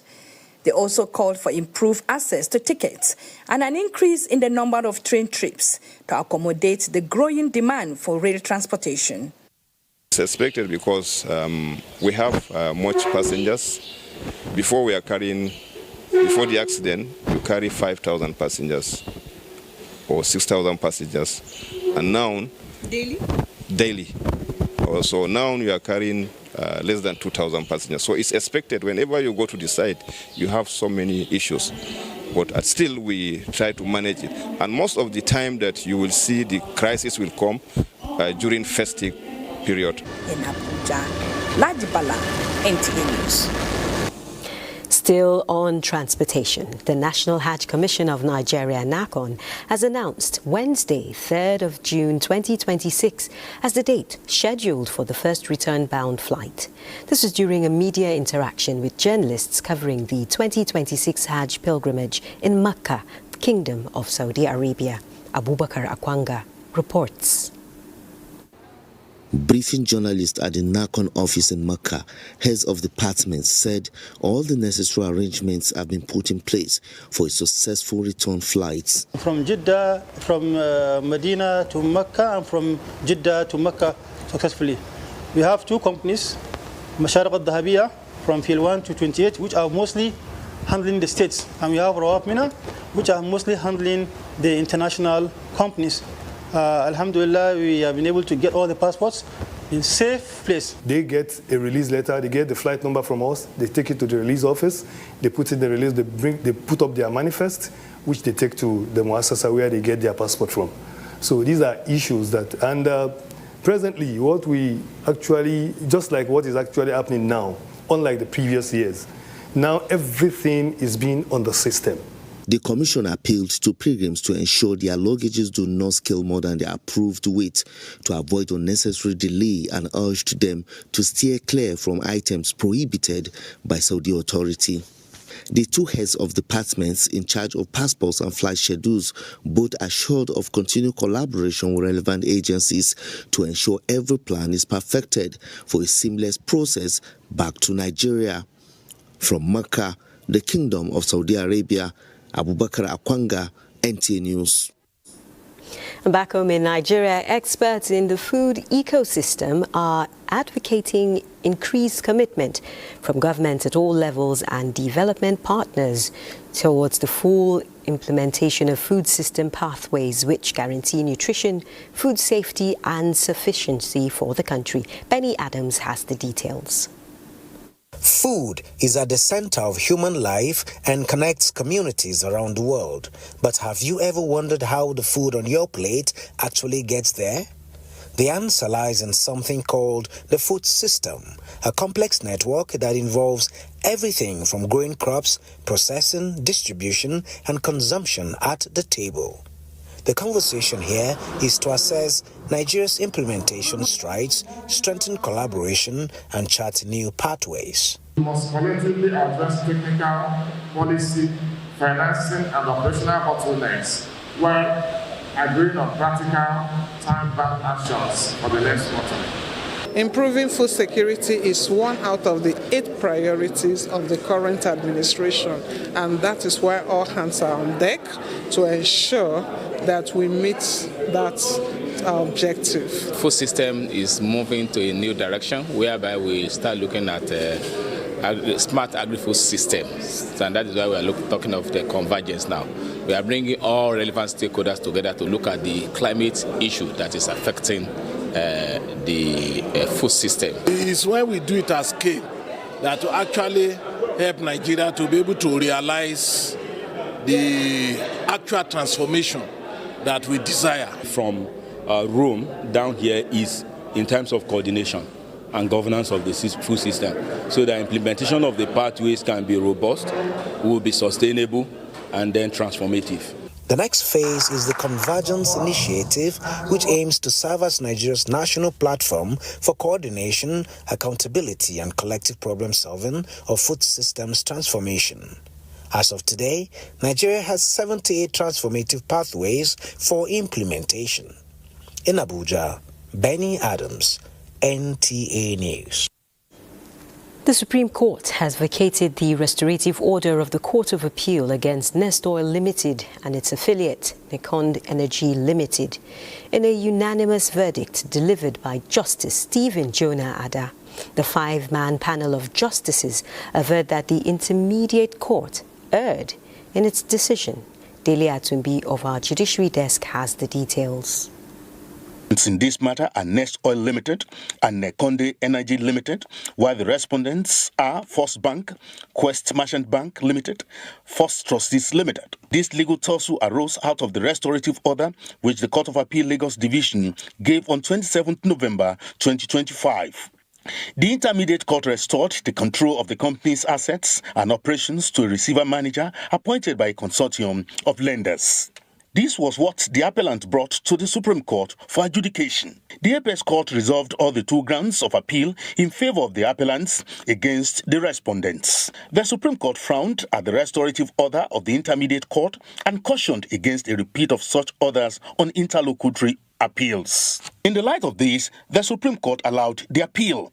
The implication of this appeal is that the court has set aside the expert order of the Court of Appeal, which restored the earlier expert order by the Federal High Court that granted sweeping orders, shutting down the business of Nest Oil and Okonde. Now the court has removed all those orders. The implication is that the matter goes back to the trial court and the substantive action will not be heard at trial court. There is no longer any ex parte injunction restraining the parties, especially the business enterprise of Nest Oil and Okonde, from continuing with their work. So that's the implication of the Supreme Court. And I think the Supreme Court has already done justice, especially warning judicial misuse of ex parte injunctions. With this verdict, the litigants are to go back to the trial court to litigate on the substantive issues. In Abuja, Dele Atumbi, NTA News. From Abuja, we join our Lagos Network studio where Hingino is standing by. And I understand, Hingino, that you'll be telling us about anti-smuggling activities. Sure. Thank you, Naja, and welcome to Lagos. To secure the nation's future and achieve its development aspirations, mentorship must be intentional and well-structured to bridge the generational gaps by transferring requisite leadership skills to emerging professionals. The event, tagged Passing the Torch of Mentorship, is a catalyst for national development, is a colloquium to celebrate the 60th birthday of an advertising and marketing communication expert and CEO, Corporate Shepherds Limited, Idorian Enang. Joel Pupola reports that a book titled 60 Navigational Truth was also unveiled at the event. Passing the Torch Initiative is a leadership platform launched by the CEO, Corporate Shepherds Limited, to achieve leadership succession and add value to the nation. And this for ID Enang is the best way to celebrate his birthday, gathering like minds to chart a new course for the nation. And he is confident that the younger generation are ready to accept the torch. In every sphere of my life, once upon a time I worked at Coca-Cola, I worked at Guinness. The people that I raised and God has given me an opportunity to lead today are captains of industry. Because when I step into a role, I start looking for my successor. In his keynote address, General Overseer Citadel Global Community Church, Pastor Tunde Bakari, notes that success without succession is not sustainable, and this, according to him and other speakers, is why the initiative being spearheaded by ID Enang is apt. ID is an enigma with conundrum of flesh because he submitted himself to authority. Those who really want to go high in life and become great must be willing to be mentored. ID took me to the World Federation of Advertisers. So you could see, I was mentoring him, but he also mentored me as his older brother. We should, as people who are getting older, teach the younger ones that it is good to look at the values that built the past generation. The conversations featured a robust panel session comprising seasoned experts who did justice to the issue. First of all, he says everything he has and everything he knows has come by the grace of God, and that he would not have fulfilled his purpose if what God has graced him with freely, he's not able to pass it on to other people. Unveiling of a book titled 60 Navigational Truths, authored by I.D. Enang, and the Career Compass inauguration, as well as presentation of awards to outstanding personalities, climaxed the event. In Lagos, Joel Kuola, NTA News. Children across Lagos were treated to moments of excitement, learning and fun as the Indomie Fan Club marked the 2026 Children's Day celebration with colorful activities aimed at promoting happiness, creativity and togetherness among children. Wife of Lagos State Governor Ibijoke Sanwo-Olu, who was represented at the event, encouraged children to shun all forms of bad behavior and remain focused on becoming responsible future leaders. The Apapa Amusement Park came alive with excitement as the Indomie Fan Club created magical moments for children during this year's Children's Day celebration. It was a colorful gathering filled with laughter, music, and unforgettable experiences.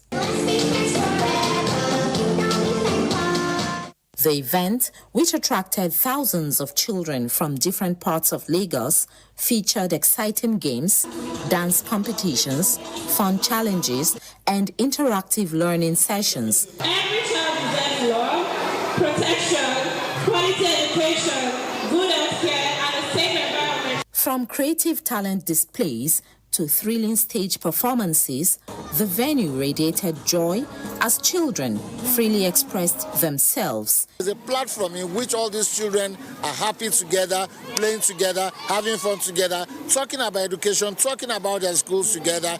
Organizers say the celebration reflects Indomie Fan Club's commitment to supporting the growth and development of Nigerian children, like the Indomitables Fan Club app. In the app, they have some games, comics, and quizzes.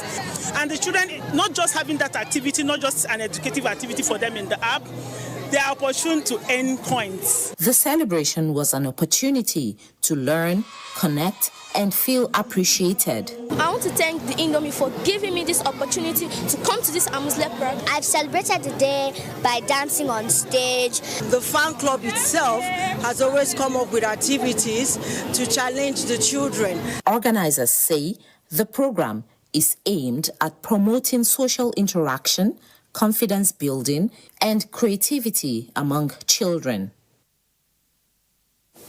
That's it from Lagos. Time now for some messages. The news will return in Abuja after that. For you, every day is day one.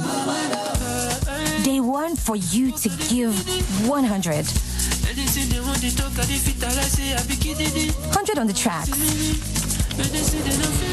on the road,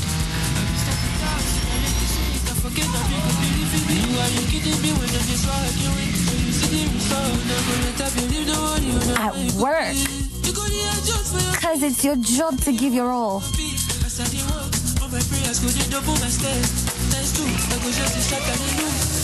100 with the gang. And on the dance floor. Truth is, you're not wired to give less. Your future is now. So live it real, loud, full and free. You live it 100. Progress no dey happen just like that. It dey come from support when you need am. Mommy, I got the school fees. You too much. Na money point oh. Money point, thank you. Customer, na transfer abi? Confirm. bro, na transfer. Na money point, Oga. Oh, na confirm. Progress na peace of mind when you know say payment go land as Sure Banker.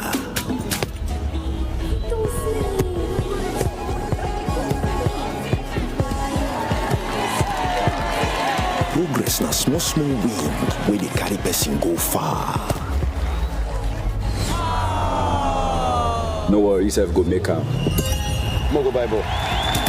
Victor, even you they use money point? Of course now, they use money point. Confirm. Money point, made for your progress.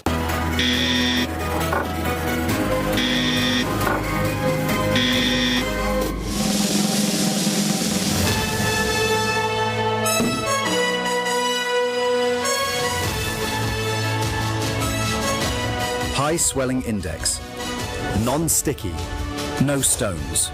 Big Bull Gold, the gold standard of rice.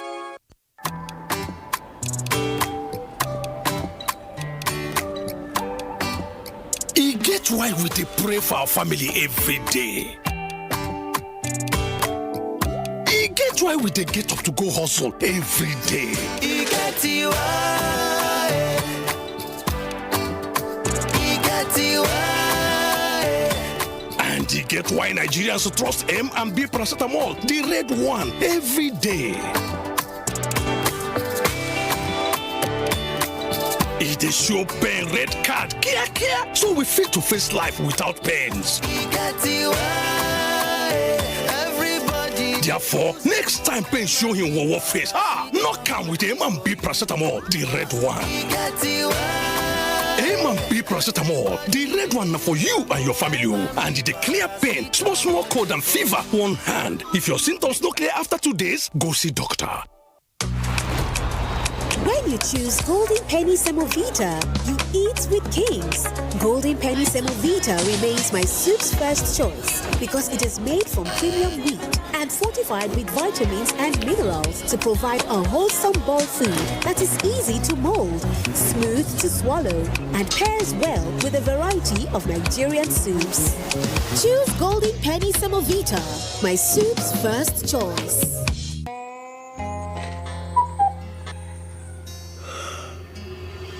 Supramalt Multivitamin Junior.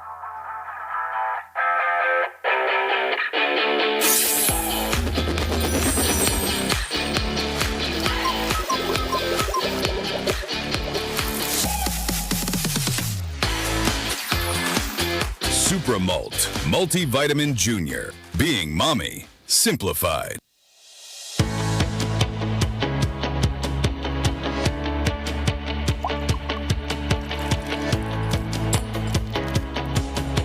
Cadbury 3-in-1 hot chocolate, the treat you deserve. Good, tasty food is worth living for. Worried about your oil? Every time you enjoy your favorite meal? Introducing Smart Balance. Smart Balance Rice Bran Oil is rich in Gamma Original. Golden Terra Smart Balance Oil reduces bad cholesterol. Let's talk the economy. The Central Bank of Nigeria says a modern, inclusive and secure payment system could be one of the most powerful tools for reducing poverty and unlocking economic opportunities. At the launch of Nigeria Payment System Vision 2028, the CBN governor described the roadmap as a catalyst for financial inclusion and investment, with a target of bringing 95% of Nigerians into the formal financial system by 2028. Musa Abubakar reports. From cash transactions to instant digital transfers, the way Nigerians make payments is evolving rapidly. To keep pace with the transformation, the Central Bank of Nigeria is unveiling the Nigeria Payment System Vision 2028, a bold strategic roadmap designed to drive innovation, deepen financial inclusion, and strengthen the nation's digital economy. It provides a strategic roadmap for the next phase of transformation and reflects our ambition to build a payments ecosystem that is secure, inclusive, resilient, and globally competitive. The vision sets out an ambitious agenda focused on faster and more secure digital transactions, seamless interoperability across payment platforms, broader access to financial services, and stronger cybersecurity safeguards for consumers and businesses. So this Payment Systems Vision 2028 is a singular, coherent national architecture that has been designed to accelerate how money flows, how businesses interact, how trade expands. With about 50,000 agents then, today, we are proud to announce that we have over 2 million agents spread across the country. We must create systems that allow businesses to scale more easily, consumers to transact more safely and affordably, and regulators to collaborate more effectively. Sustained collaboration among regulators, financial institutions, fintech operators, and other stakeholders will be crucial to turning the Vision 2028 aspirations into tangible outcomes. In Abuja, Musa Abubakar, NTA News. And Musa is right here with more business news. Musa? Thank you, Naja.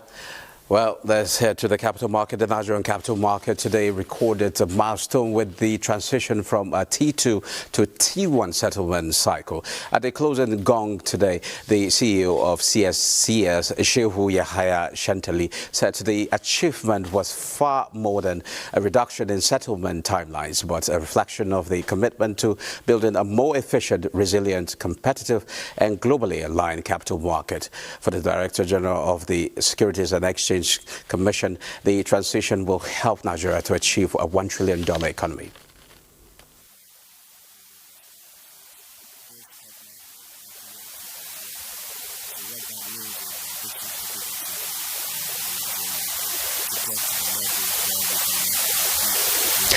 Well, the investors can now buy or sell shares on the exchange by completing the transfer of cash and securities within one business day, which allows for faster access to funds and improved capital circulation across the market. The Nigerian equities market ended the trading session in negative territory as sustained sell pressure weigh on the key bellwether stocks, dragging the all-share index lower despite relatively strong market activity.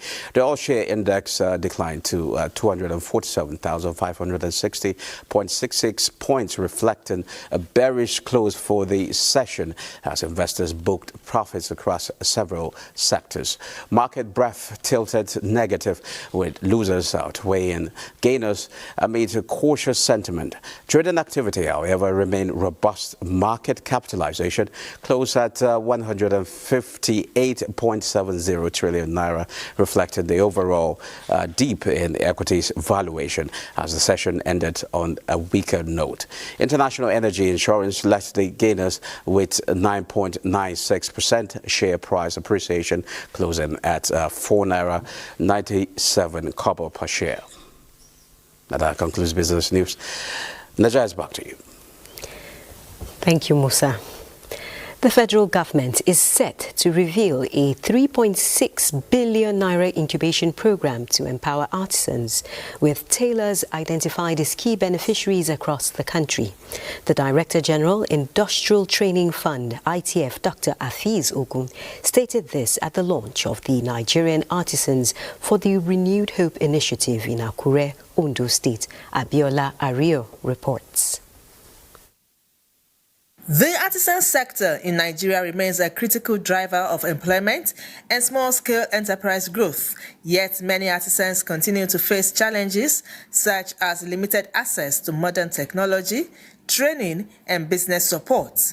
To address these gaps, the federal government is introducing a 3.6 billion naira incubation program aimed at strengthening the capacity of artisans across the country. The initiative, which was unveiled in Akure, Ondo State, brought together artisans from the 6 geopolitical zones of the country. Beyond financial support, the program is expected to promote skills development, innovation, and entrepreneurship through access to modern equipment and specialized training. We do not believe in startup park. We incubate business. If it is 2, we incubate business for. That 2 will contribute to the economy.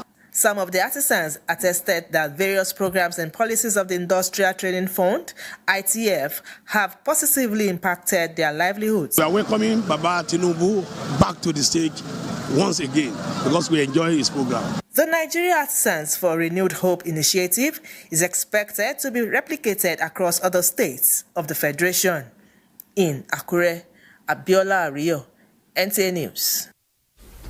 Sports and more right after the break. Stay tuned. Progress no dey happen just like that. It dey come from support when you need am. Mommy, I got the school fees. You too much. Na money point o. Money point, thank you. Customer, na transfer abi? Confirm. Bro, na transfer. Na money point oga. Oh, na confirm. Progress na peace of mind when you know say payment go land as your banker.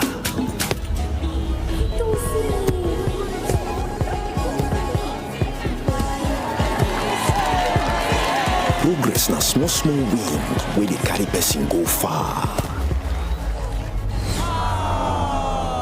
No worry, yourself go make am. Mo go Bible. Victor, even you they use money point? Of course now, they use money point. Confirm. Money point, made for your progress.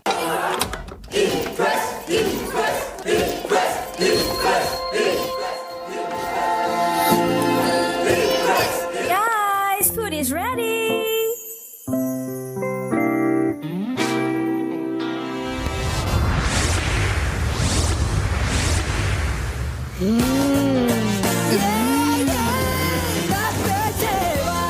Cook to impress. Our bodies get serums, washes, lotions, cleansers, scrubs, but underarms only get deodorant.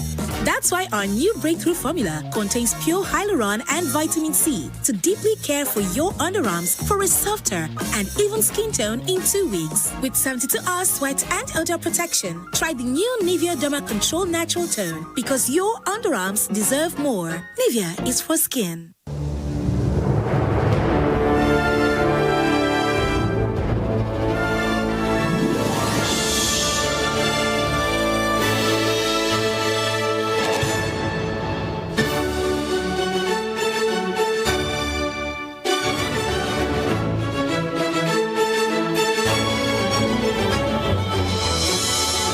Cube, unwrap joy, unleash taste. Come on. Let's go. Darling Natural Twists blend with her hair over time. Yeah, that's perfect. She's really more beautiful every week. Darling Natural Twists get better every day, just like you. With a splash of golden terra oil, mums make every dinner a grand family celebration. Her care nourishes you from within.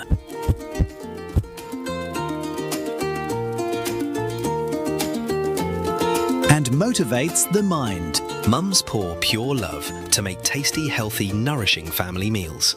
Golden Terra Oil. Pour pure love. Little body, big moves. Little brain, big learning. Your little child is eager to do big things. Every sachet comes with the nutrients they need every day. Made from natural grains, contains protein and fortified with iron to support their physical growth, learning, and development. So you can fully enjoy your little one's big moments of growth. Once upon a time, there was a land plagued by blandness. Food had lost its flavor and there was nothing left to savor.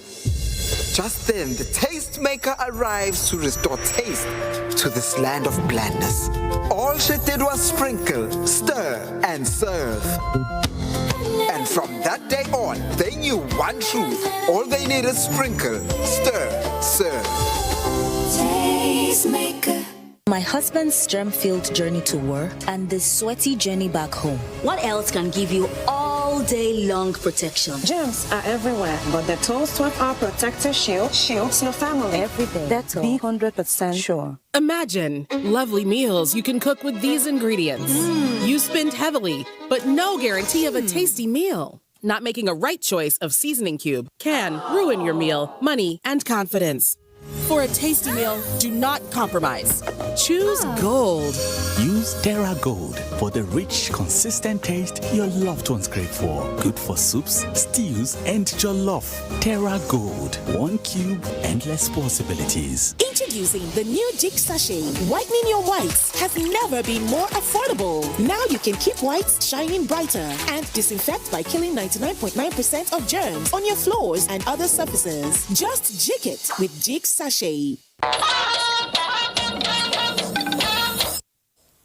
Hello and welcome to Sports Updates. Now 18 players have arrived in Warsaw for international duty as the Super Eagles get ready for their friendly match against Poland on Wednesday, with Wilfred Ndidi, Paul Onuachu and Frank Onyeka among the early arrivals. The training camp commenced in the Polish capital on Monday evening, with head coach Eric Chell supervising 16 of the 18 players during the evening practice. Forward Ademola Lookman and Victor Osimhen are unavailable for the upcoming games due to personal issues and club demands. So talking now to tennis, over 14 countries, including host Nigeria, Ghana, Benin Republic, India, Canada, Britain and the USA, are set to take part in the Junior J30 World Tennis Tour in Abuja. This was announced during a press conference held at the tennis court in Package B session of the Moshood Abiola National Stadium. Nigeria Tennis Federation Tournament Director Seidu Bala Musa stated that the J30 Junior Series tournament is designed to develop new talent for the country. So in essence, the J30 Junior Series is a developmental program for the Federation aimed at generating a new set of players to represent the country in the near future. And we are gradually achieving this dream. One of the things that is a vision of NASCO, both education and also to empower the young people. One of the things that is challenging for sport in Nigeria, we have a lot of talents, we have a lot of coaches that are doing a wonderful job, but when there are no structured tournaments like this to make... Well, that's it in sports. It's back to you. Thank you, Francisca. Former director as the death has occurred of Hajiana Nahawa Yusuf, who died on 31st May, aged 62, and has since been buried according to Islamic rites. The deceased retired in 2024 as a director at the FCT Primary Healthcare Board, Abuja. She is survived by her husband, Brigadier General M.D. Yusuf, retired, former Director, Defense Information, 5 children, mother, sisters and brother. There will be a 3-day prayer at the husband's residence, number 10, Key Street, Wuse Zone 1, Abuja, on June 2nd, 2026 by 8 o'clock in the morning. And on that note, we conclude the network news on NTA. I'm Naja'atu Tijani. Thank you for watching.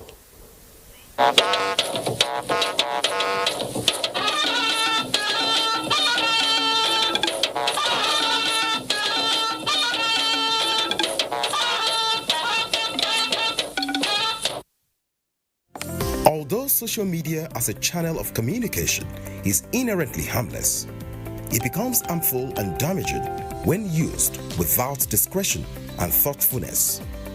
Bad social media users spread rumors and fake news without verification. But good social media users stop, reflect, and verify information before sharing it. Be a good social media user. Stop the spread of fake news. Verify the authenticity of your source and use social media responsibly for a better Nigeria. This message is brought to you by the Nigerian Television Authority, NTA, in collaboration with the National Orientation Agency.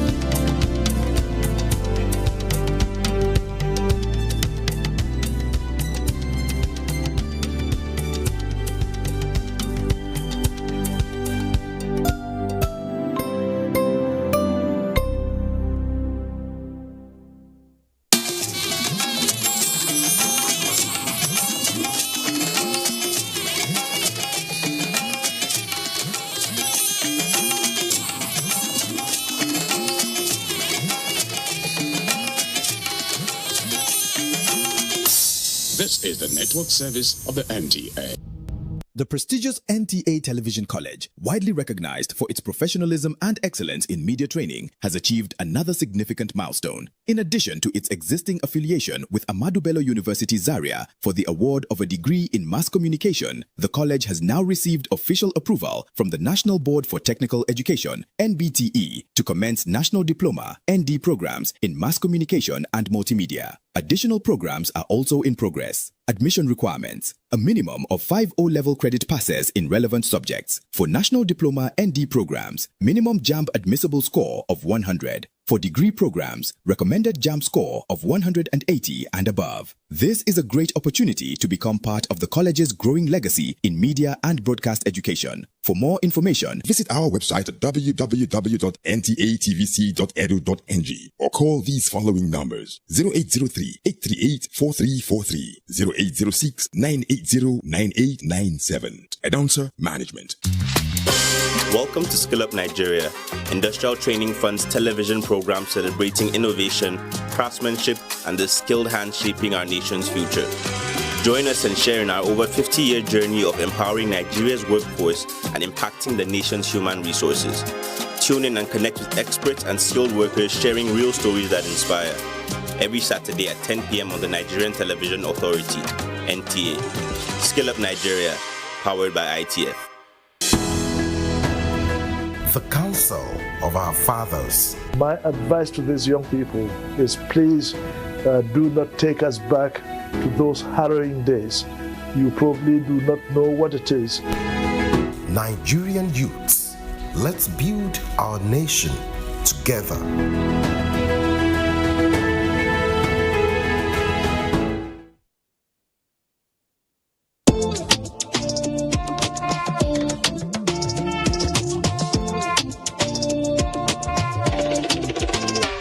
I've got a willingness to contribute positively to the well-being of my fellow citizen. As a Nigerian, I'm a provider, helper, listen to me. As I listen to you, I'm a born winner and I cherish security. As a Nigerian, I'm a real Nigerian, born Nigerian, a resilient Nigerian. I live by the citizens' code. I'm a real Nigerian, accountable Nigerian, a caring Nigerian. I live by the citizens' code. Green, white, green, oh I pledge my dear country. I'm embodied with observance and courtesy. There is nothing in this world above me, if no be God. Pushing against all odds till my goals are attained. Nigerian spirit, Nigerian dream. Nigerian spirit, Nigerian dream. I know if you forget Nigerian promise to me. I am reliable. Oh, I know I'm responsible for my actions. I am strong, healthy. Can't you see I am blessed? I'm a real Nigerian, born Nigerian, a resilient Nigerian. I live by the citizens' code. I'm a real Nigerian, accountable Nigerian, a caring Nigerian. I live by the citizens' code. I'm a real Nigerian, born Nigerian, a resilient Nigerian. I live by the citizens' code. I'm a real Nigerian, accountable Nigerian, a caring Nigerian. I live by the citizens' code. I'm a real Nigerian, accountable Nigerian, a caring Nigerian. I live by the citizens' code. I'm a real Nigerian, accountable Nigerian, a caring Nigerian. I live by the citizens' code. Moving Nigeria to greatness.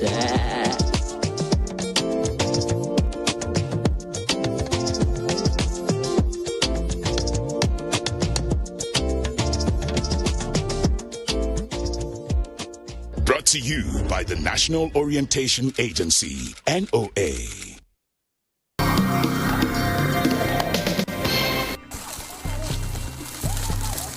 Man has the natural urge to satisfy his needs and wants, and this motivates him to search for means to meet his desires. Some people go in search of the goods and services they need in different ways and in different places. It was the search that brought about the word market.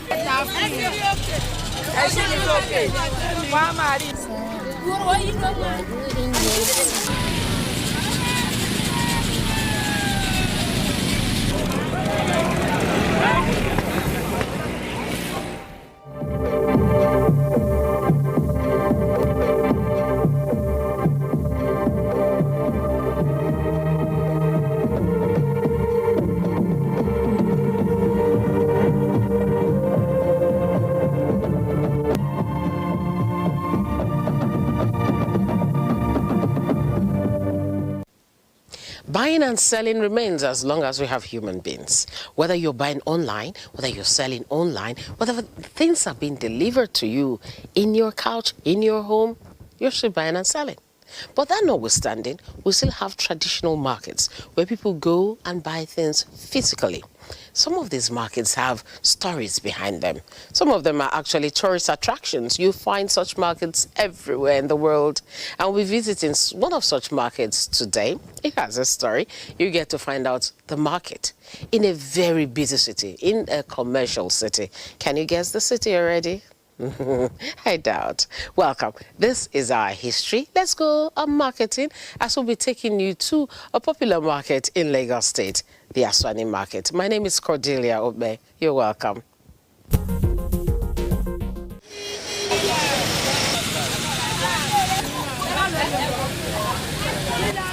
People come from different places to engage in exchange of goods and services.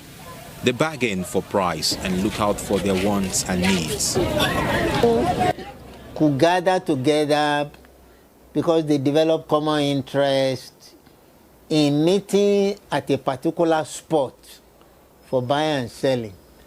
And many markets like this developed in the past, okay? I just give you some examples.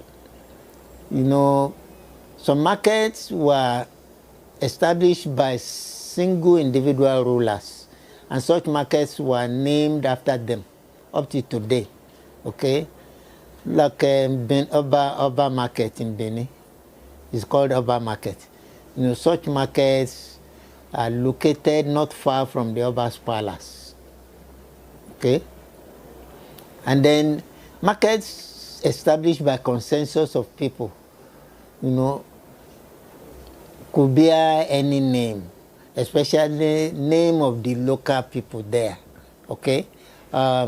Like you have a common resting place, maybe under a tree along the footpath used by traders, okay? And then, you know, whenever people trek along the footpath, they will gather under a tree. Maybe they could collect some fruits like idioro. Like idioro. Oro is a popular fruit that is edible and could grow naturally. And people will be gathering there, or idioroko, you know, and underneath iroko tree. People could be resting there. It's along the, you know, and before you know it, over time, people will be gathering and they'll be resting. Then somebody will come with an idea of providing accommodation or be cooking some food, you know, to sell to the people, or prepare some food crops here and there. And in the process, it becomes a market.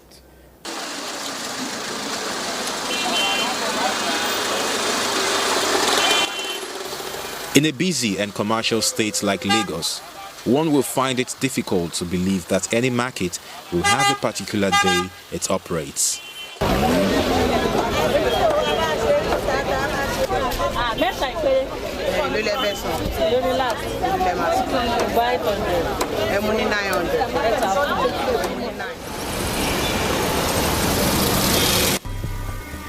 In Oshodi, Solo local government area of Lagos State, is located a distinctive market that has since inception been held only on Tuesdays.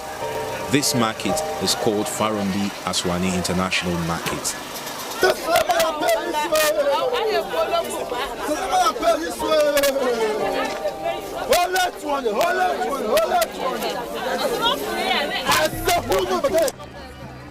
Why I do come here is that it's much more cheaper. and then I have the power to bargain too. Yes, especially when they tell me the prices, I have the power to bargain and get better bargain prices. Yes, that's why I do come here. Aswani Market was said to have started in its present location in 1979 by the then traditional ruler of Isolo, late Obadisu Farumbi. But before then, people always assemble in front of a textile company close to the site to sell and buy goods. Tí a máa bẹ̀rẹ̀ ọjà Aswani títí láti bẹ̀rẹ̀ ní express company kan ló ń jẹ́ Aswani Market tí wọ́n ń ṣe aṣọ textile níbẹ̀. So àwọn màmá wa wọ́n máa ń wá wá ra ọjà ní ibẹ̀ wọ́n á kó lọ sílé. Ṣùgbọ́n gbà tó wá yá tí àwọn tó máa wá láti Ìbàdàn, Oǹdó, Ìlọrin ó wá di wípé wọ́n máa ń pàdé wọn lẹ́nu géètì factory tó ń jẹ́ Aswani yẹn. Tọ́n bá ti wá ń bẹ̀ di láti àárọ̀. Tọ́n bá ti kó aṣọ jáde láti inú company yẹn. Gbogbo àwọn tọ́n wá láti ìlú òkèrè yẹn. Àwọn Oǹdó wọ́n bá wọn ra aṣọ yẹn wọ́n á lọ, wọ́n bá wọn ra aṣọ yẹn wọ́n á lọ. Nígbà tó wá yá láàárín àwọn màmá yẹn náà wá sọ láàárín ara wọn wípé tí àwọn tọ́n máa fi ń di òru ní ibi bẹ̀ kí ló dé tí àwọn òkùnkùn ṣe dá ọjà sílẹ̀ wọ́n wá tó wá bọ́ sí ojú títì níbẹ̀ yẹn wọ́n wá ń ta ọjà wọn níbẹ̀. Factory kan wà ní Aswani ló wà ní 5 star gangan wọ́n máa ń ṣe aṣọ àǹkárá tíìrù àwọn aṣọ ẹ̀gbántó láì tán máa ń ròyìn wọ́n máa ń tà ń bẹ̀ so a máa ń lọ síbẹ̀ wọ́n á lọ ra ọjà àwọn ìròlú òkè àwọn Ìgbò Kánò Kaduna gbogbo wọn máa ń wá síbẹ̀ wọ́n á wá rà wọ́n á lọ tà lọ́hùn tí wọ́n máa ń kú sí ìta ń bẹ̀ yẹn wọ́n á lọ oníkálùkù máa ń rà àwọn fátìrì yẹn àwọn òyìnbó yẹn Aswani náà ń jẹ́ so náà wá fi wà wípé Farumbi Aswani International Market. Bàbá wa kábíyèsí àná ọba Dísù Ọláyíwọlá Farumbi òun ló fún wọn nílẹ̀ yìí òun ló fi ní orúkọ Farumbi fi ń jáde mẹ́ torí ilẹ̀ yìí àwọn Farumbi náà ní bàbá yẹn ló wá dáhùn wípé òun á fún wọn nílẹ̀ tábà ti lè lọ rẹ́gísítẹ̀ ni wọ́n fi lọ sí Abuja náà lọ rẹ́gísítẹ̀ ní Farumbi Aswani Ọlọ́run dá market. ṣé mọ̀ ọjà mi ìjọ márùn-ún eléyìí ọ̀sẹ̀ once in a week kan ṣe mú bẹ́ẹ̀ ni wípé torí àwọn ará àdálẹ̀ so wọ́n wá wò wípé káwọn fúnra wọn gap wọ́n fi tà bí 1 week yẹn wọ́n á ti rí owó wọ́n á tún padà wá tó fà á nìyẹn. The Aswani brothers were Indian people who invested in establishing the textile mill, for making Ankara materials of various designs, to meet the local consumption, okay, and in the process of manufacturing, these products, there were loose ones, or what we call leftovers, So instead of just dumping them away, African women around, including the African workers there, they came up with the idea of creating a market nearby where they could be selling the leftovers, the small pieces, where they could be selling them, all right? So they started on a small scale, but before you knew it, many more people were patronizing them, and the crowd became bigger and bigger. The location where you have the market right now, belong to some people you call Omonile. They just allow the tippers to be, to be digging the place for sand, to be selling to people building houses elsewhere, and before you knew it, the place became wider and wider.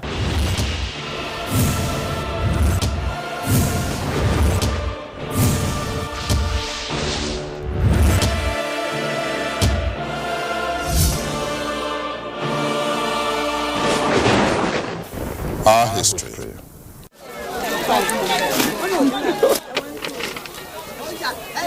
Today, people carry out their businesses on other days, but Tuesdays is still the busiest day when the Aswani market is in its full swing.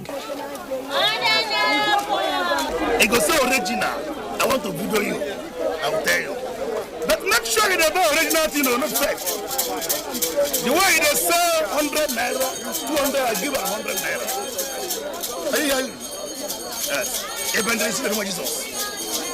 I'm a good man, not a bad man. Huh?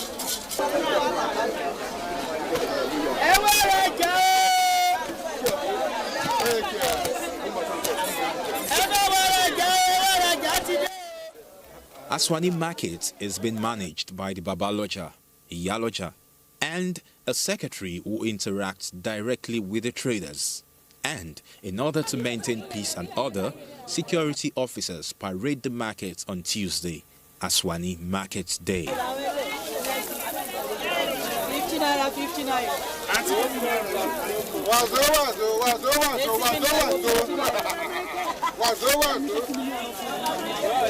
Ṣé tèmi lọ́jà yìí àwọn ṣe store ẹni ọjà tó bá ti wọlé ọ̀dọ̀ tèmi ló máa ń wọlé sí àpọ̀ bẹ́ẹ̀ bọ̀ tèmi náà jẹ́ kan láwọn olórí láwọn tó ń gba ọjà yẹn tí a bá wọn kí ipò ẹ̀ ìjọ mẹ́jọ táwọn èèyàn bá tún dé láti Kánò ọ̀dọ̀ mi ni wọ́n máa ń dé sí tó bá dijọ́ àsùn àyàwó gbé àtà tó bá kù wọ́n á tún dá padà síbẹ̀. À ń bójútó gbogbo bẹ̀ a lè ń ṣọ́ àwọn tó wá tajà ẹni tó wá rajà ẹni tó wá tajà gbogbo wọn là ń ṣọ́ à ń gba àwọn ọmọ tó ń ṣọ́ èèyàn tó lè mọ̀ pọ̀ ń ṣọ́ èèyàn tó máa rò pé bóyá àwọn náà wà rajà ni ẹni tó bá ti tó ṣe wà tí ò lè amúgbọ́lọ́pàá ni. Gẹ́gẹ́ bí akọ̀wé ní láti ṣe àmójútó ètò ìṣàkóso ọjà yìí ìtòlóyìnbó ń pè ní administrative officer ni láti rí wípé gbogbo nǹkan ń fararọ lọ́tún àti lósì láàrin ọmọ ọjà láàrin àwọn sectional leader láàrin àwọn olóyè ọjà pátápátá láti máa gbàwájú gbẹ̀yìn kó má fi sí làásìgbò kankan. People come from different states, from far and near, indeed from outside Nigeria, to buy and sell their goods. Even though Aswani Market is located in the western region of Nigeria, the market attracts different ethnic groups and nationalists who transact their various businesses in these exceptional markets. There's markets all over the Lagos state, every corner. So somebody cannot live in a day to come and buy here. It's only on Tuesday. We hope on those coming from far away to come and buy on Tuesdays. Tuesday are the main market day, but they do sell all these electronics during the day. But Tuesdays is a day that every tribe comes from different places to buy and sell. A ti fẹ́ kó di ọjọ́ ojoojúmọ́ gan-an, but àwọn tó ń wá lọ́nà jíjìn wọn kì í wá, ṣùgbọ́n àwọn tó wà nítòsí wọ́n máa ń bá wa náà lórí ojoojúmọ́.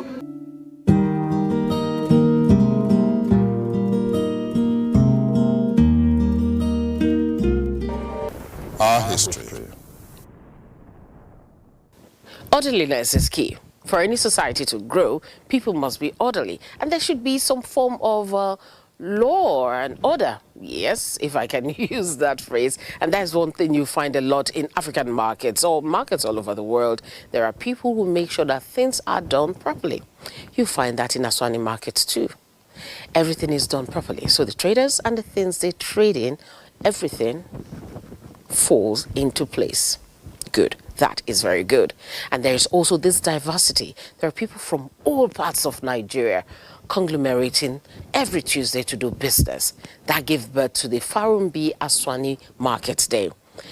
At that festival, what we've always heard about, unity in diversity, really did come into play. Enjoy watching it, and I'll be back. Our history.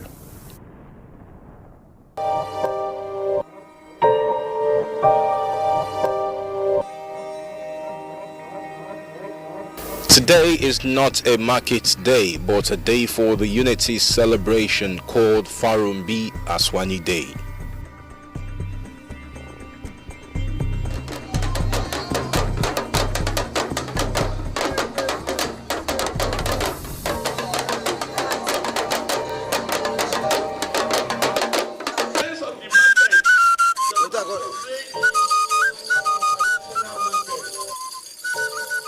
The Farumbi Aswani Market Day is an annual event, but the 2017 edition was celebrated in grand style. Today, a day that we remember to celebrate Aswani Day.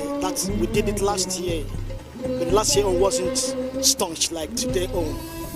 Today on, we started early preparation, and that is why you see the crowd. That's why you see different people, different groups coming from different free states to join us to celebrate the Aswani Day today.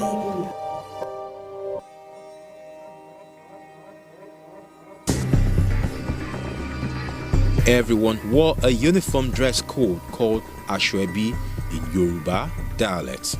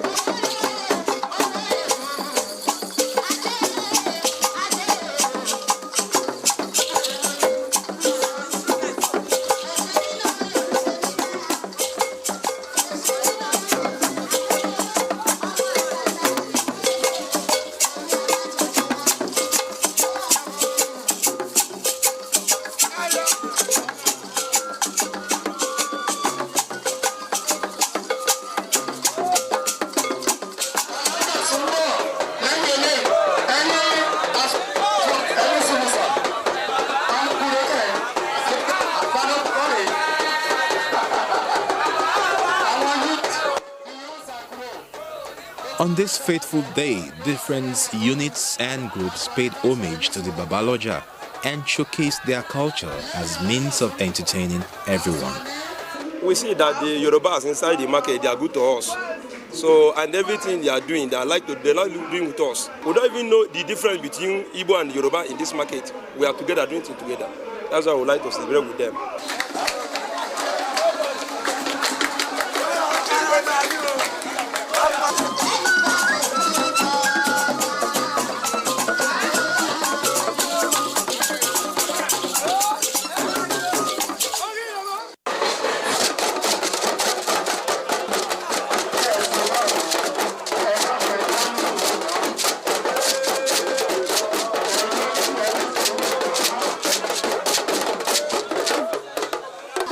Every society should aim at achieving unity, as unity promotes peace and progress.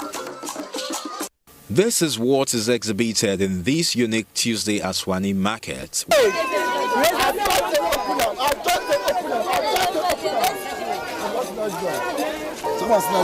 where traders go about their activities without any fear of molestation or feeling of insecurity, considering their varying nationality or ethnic group.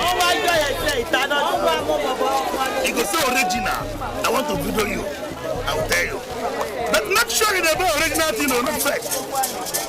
The way they sell 100 naira, 200, I give 100 naira.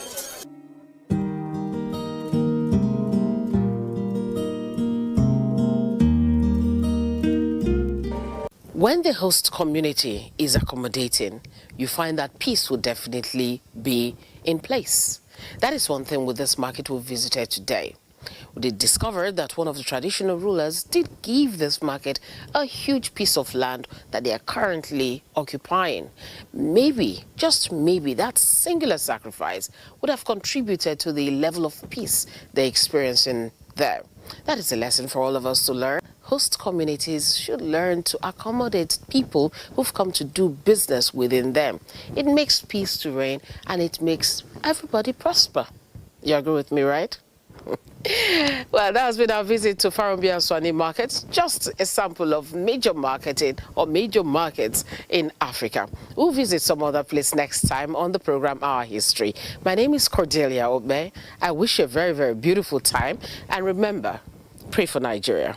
This is the only country we have. If we mess it up, that would be a big, big shame upon all of us. We need to save the country for our children and our children's children. I'll see you next time. Bye-bye.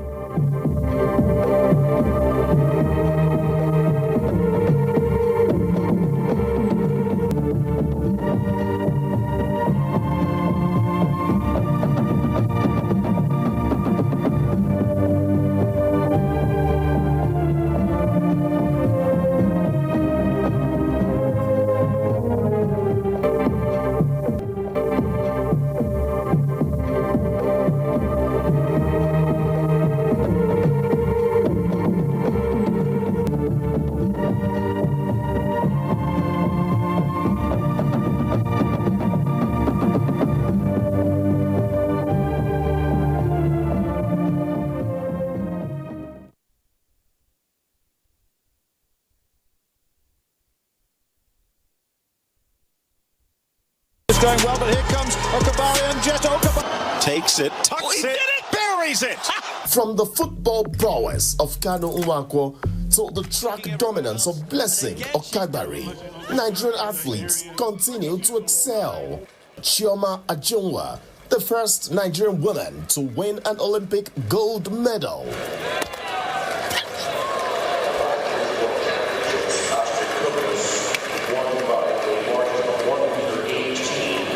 Applying the pressure from the rest and trying to come back, and Amuzan taking it. Amuzan, well, getting consolation there. Join us as we witness the determination, resilience and passion. No, it goes in. Scoufet unlucky, but it's that old combination from last season. This is the most outstanding, the best woman football player on the African continent. Asisat Oshuala.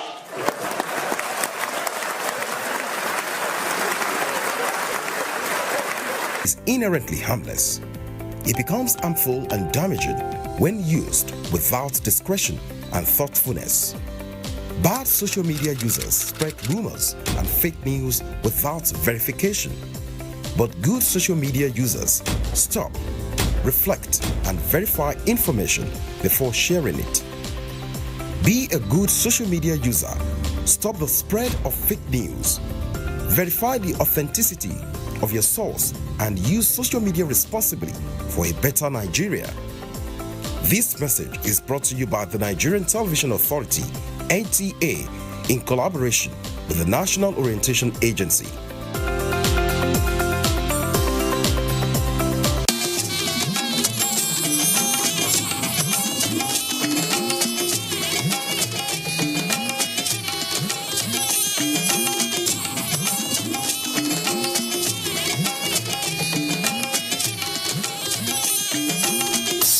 This is the network service of the NTA.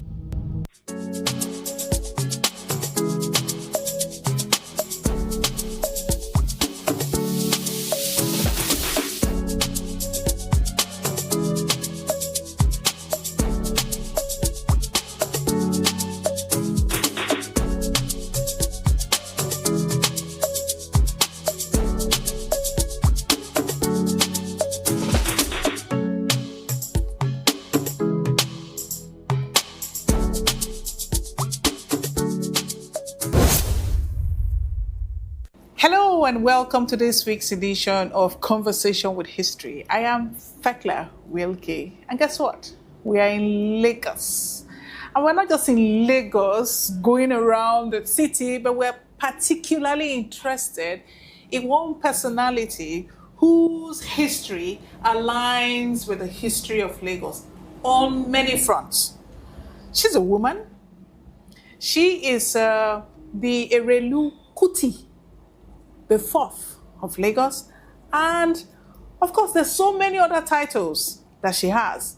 She's also a socialite. You would know her. I mean, she's very, very unique because of her fashionistic disposition to clothing and apparels. And we're speaking of none other than Erelu Abiola Dosumu, who is also well known as the Erelu Kuti of Lagos. Thank you so much for having us in your home. I'm so glad you could make it. You know, interestingly, I have known her for over 20 years. There was this Eyo festival that was held at the TBS here. In fact, that was my first exposure. I met so many people on that platform.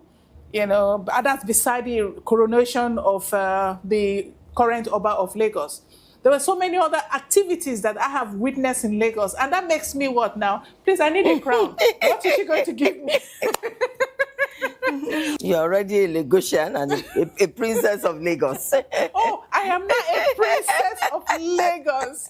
Courtesy of our Erelu Kuti of Lagos. It's such an honor. And in fact, when I flick back, you know, back in time, that's talking about over 20 years when I covered the Eyo Festival back then. It was a beehive of activities. You actually played a prominent role. I remember I came to you, we sat down, you were talking to me, educating me on the different houses, you know, that makes up the whole Eyo family. Yes. I remember that conversation. I also remember the conversation I had with now the present Central Bank CBN governor, Mr. Yemi Cardoso. We were having an interview and he was cautioning me on what to do and what not to do. And as he was talking, fear had already seeped in. And as would have it, one masquerade was coming from behind. Do you know he took to the left side and I took to the right side? We don't know what happened to the cameraman. Everybody was on their own. We had to answer our first names because the fear was palpable. And it's a good thing we're going to revisit some of these areas, some of these aspects of our culture, especially the Lagos, you know, heritage as we have it. Because again, it would seem that Lagos is actually the window to the Yoruba culture, you know, when you look at it from the West, because they have so glamorized the Yoruba culture that everybody is curious. We want to know, you know, what is it that makes Lagos tick? The Obaship, the Eyo Festival, those three, you know, what they call them again? White Cap Chiefs. White Cap Chiefs. As you come into Lagos, that welcomes you. The first thing that welcomes you is, welcome to Lagos, the land of aquatic splendor. You know, so there's so many things that just make Lagos, Lagos. You can't take away Lagos from Lagos, but you can come in and out. You know, the Lagosians are very inviting, and it's just as well. I'm so glad to hear this coming from you. Makes me feel wonderful. No. I mean, I've lived here for over 30 years, so I feel like I'm part of the system. Now, some people have always wondered. I don't think I've ever seen you in any other color but white. And then there's this curiosity about why you wear the white color, why white is your favorite. You know, in spite of you being a fashionista, a fashion icon, you know, but white seemed to be your chosen color. I wonder how you've been able to manage this white, you know, image in everything you wear, at least in the public. What is it? What's the origin of this white? And why is it that we don't see you on any other color but white? Well, I guess I've always loved white, even from very early years of my life. Even as a young person, I love white. And of course, and other colors, especially yellow, primrose yellow, and sometimes red. But when I now became a Erelu, part of what I was told about the first Erelu Kuti, who was a great woman, a phenomenal, we were told that, you know, she would tie white wrapper up to her chest and she would sit on her throne and solve the problems of the world. So, since I've always loved white, so it wasn't difficult for me to wear white every day, casually. And then it just grew on me, and I found that it was difficult to wear other colors. So I just stuck to the white. But like you said, when we had your 20 years ago, I must have had some kind of colors on me. Or coronation of a king, I can wear anything. In fact, the current king, I think I had red with big coral as a gown and other. So I could wear, but white is so peculiar. It grows on you, and once you're used to it, it becomes a second nature. So at what time did it really stick with you? Well, I can tell you at least almost 50 years. 50 golden years. 50 golden years. Yes. Wow. Almost 50 years, because I just gravitated to it. You have become like a cultural ambassador, not just for Lagos State, but even for the Yoruba, culture. And for me, it's one big thumbs up that I would give you here right now to say, well done. Thank you. For keeping the traditions alive. And I know you didn't just start today. It's something that has been with you for as long as we know you, and even people who are older than me, which is why I would like to start from the very start. I know you're a Lagosian, but I want to dig deep into the roots because, for you to really understand a tree, you've got to investigate the roots. And this is one aspect I would like for us to touch on before we go into very, very more intense, conversations as a program rolls by.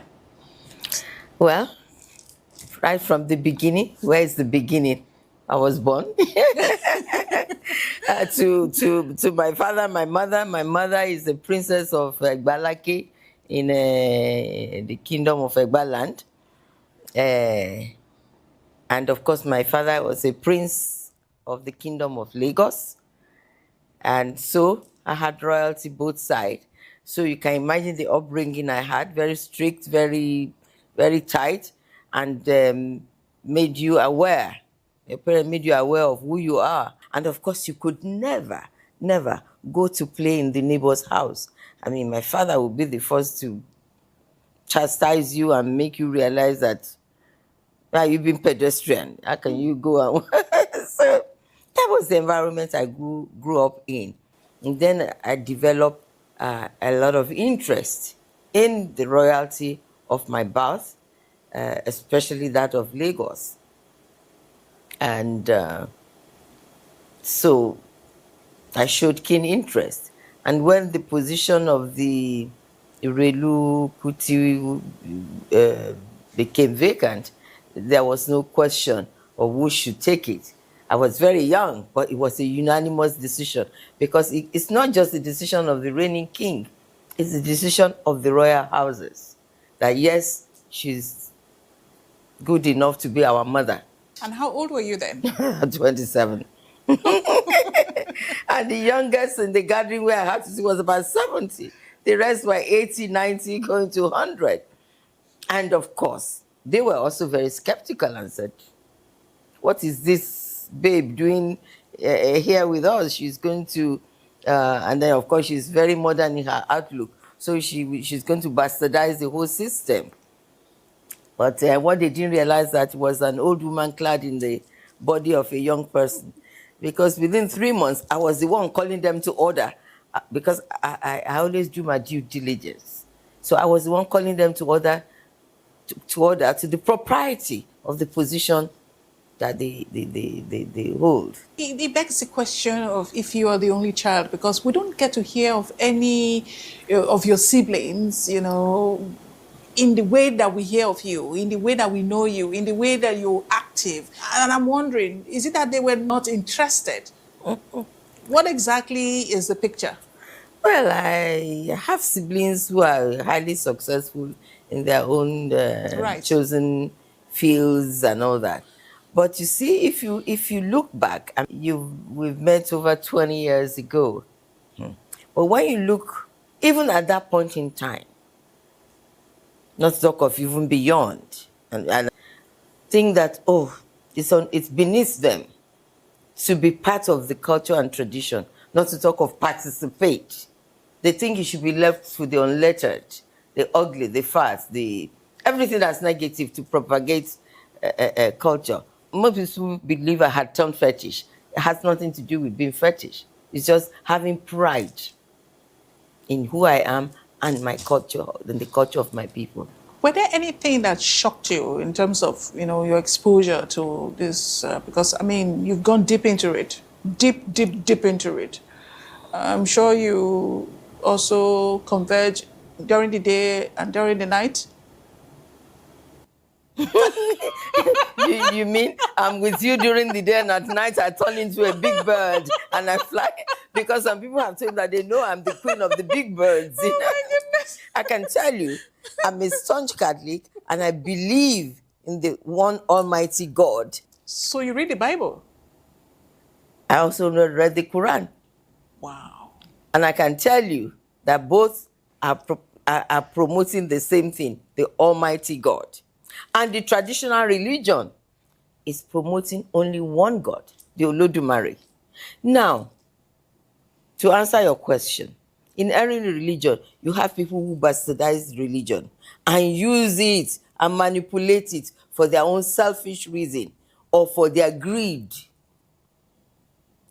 Some will tell you instant success or gratification. You have the Babalawo too who will try and say, use the agriculture upside down.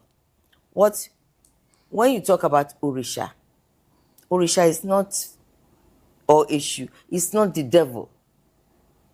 It's not anything negative. Orisha are people that have been specially made by the Almighty God, by Olodumare, giving special gifts that will now become intercessors for lesser mortals. Okay, so to answer that question again, which is, if anything, in your cultural exploration, yes, has anything shocked you? Oh, of course. Of course. But when we do Eyo is beautiful. It's cultural. I was going to go there. Well, I thought I was reading your mind, When we have conclaves, and you have places where you don't allow people to go to. Now, and this day and age, if it's proven you committed murder, you yourself, you'll be sent to the gallows. So we don't do it for those people who think that's what happens there. It's not true. We see it. We talk about our society. We talk about how to better the lives of our subjects. In Lagos, maybe that's why Lagos is so unique. We have a conclave that is the seat of government, the traditional seat of government of the Kingdom of Lagos, and it has been in existence long before the colonialists came. And we have had it in place for centuries. Record at least 800 years. First of all, the Eyo. In fact, the first Eyo was held by Erelu Kuti to bury her mother. Don't forget that the origin Eyo, you either use it to celebrate life or to say farewell to the departed. So we have to now, and you cannot do an Eyo without a body. As a woman, in the cultural norms of the African, heritage, women are more often than not relegated to the background. And I'm asking how you've been able to weather the storm, to be able to gain traction in the traditional environment as we have it today as the Erelu, because you're a voice. You're a voice for the women, you're a voice for the girl child, and you are a voice for yourself. And I'm wondering how you've been able to stand the test of time, because I'm sure, or I want to assume, that at times when you felt like the whole system was going to crush you and get you out of the system. Did those moments happen, or have they happened in the past? It is life. And strives and struggles have always been part of creation. And so, of course, I've had moments like that, but I can tell you, that moments never extend to the fact that I want to give up. Do you have other proteges? Are there women that you're grooming to also? Because, I mean, there should be some kind of succession plan. You have been fighting the war, standing tall as a woman amongst men. Are there other women that you're also grooming to also, take positions, strategic positions as women in the cultural architecture of the Yoruba kingdom, or Lagos in particular? That's the beauty of Lagos. Lagos is a beautiful, unique, special creation of the Almighty. Even with that, I have people that I groom and mentor, my foundation. We are constantly empowering and all that. But I found that in the culture and tradition, I didn't have to do much. By virtue of what I stand for, other people just need to look at what I do, how I do it.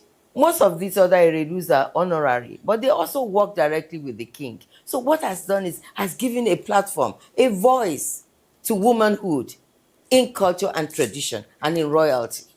I've listened to you talk, and you speak English with some level of command. You have a great command of English, an admirable one at that. And I'm sure quite a number of people will be wondering, what's her educational qualification? Or was it the Ayo and the traditional thing that, empowered her and groomed her to speak the English like the Queen of England? So what's your story in that regard? Well, I think it's the other way.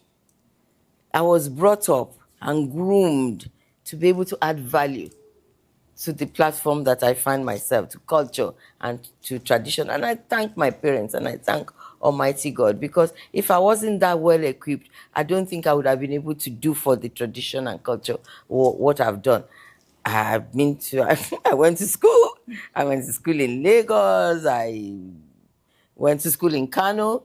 I was in Anglican school in Lagos. I was in St. Louis College in Kano, in Bompai. I did higher school in St. Teresa's, the college in Ibadan, and I studied business administration in London University, and I studied law to intermediate, and I studied the interior design and appreciation of the art at the Inchworth School of Culture in England. I went to Chelsea School of Art, London School. So I've groomed myself and I've equipped myself with a lot. And then, of course, I've been in business in the private sector, a pioneer in the oil industry in Nigeria. I've worked in crude, I've done sales, and I've been able to even raise funds for Nigeria, $1.25 billion, when we were trying to reject IMF loan during the General Babangida's era. So I've done all of these things, and I've been able to, thank God, been successful, and I was able to put all of this together, including my resources, to be able to push the culture and tradition. You came into my consciousness with the name Fernandez. Yes. And that happens to be your second husband. Yes.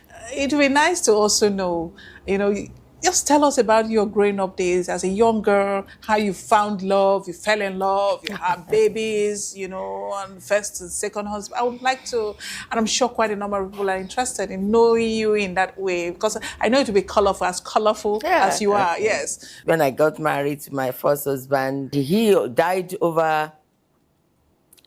in 72. So that's over 50 years ago. The marriage was for about 3-4 years. He was in the military, and he was going back from Lagos to base and had a road accident and died. And at that time, I already had 2 children. One was about 2 years, and the other one was just going to 1 year. And so that's the beginning of married life for me, having to cope with 2 babies but prior to that, of course, it was a marriage with fanfare, 2 young people in love. In fact, at that time, my husband was more like a brother because also, you know, in Lagos, we try to marry family friends and close How did you meet relations. him? And why did you settle for a military man? I didn't even know him to be a military man. I was. We met in the we met in the train. He was in our cabin till we went to Lagos, and he was singing a traditional song that they sing from their own kingdom. He's also from Lagos, but he's from Ijora. That's the mainland. That's where the first Yoruba settled in, and they have a great festival there too. So he was singing this festival song, and there is one particular song that is in praise of the princess. So of course he was now singing in praise of the princess Omobani Shayi, and of course I was so young and so naive, he didn't. But it was later he was saying, but that song was actually meant for me, although my older sister was his friend. But, you know, that was his first time of meeting. So he was singing all these songs. And of course, I love anything traditional. So I was so open-eyed and so attentive, listening to the song almost, you know, with his friends. That was our first meeting. And I never forgot that. And the next time I met him was when he came to our house, to my father's house. To tell you the truth, after that, I don't even know what happened. I think the matter just came out of our hands, and it was between our fathers, you know, and... Did you meet your husband in a train too, Fernandez, or where did you meet him? Oh, that one was another story for another day. That one too was... it was... we also met by chance. It wasn't in a train. It was in a friend's... both of us were visiting the same friend at the same time. And that was barely about a year into my marriage when I met him. And of course, also perhaps that's why I don't like black and other colors, because I was obliged to wear dark colors at that age. It was ridiculous. And so I swear that never again. And so when we met, I think he noticed that, so he was asking our mutual friend, what's wrong with this young lady? Why does she look so sad and wearing black, the dark color, something like this? And that one was, I just caught by the corner of my eye, that one saying, do you know her husband?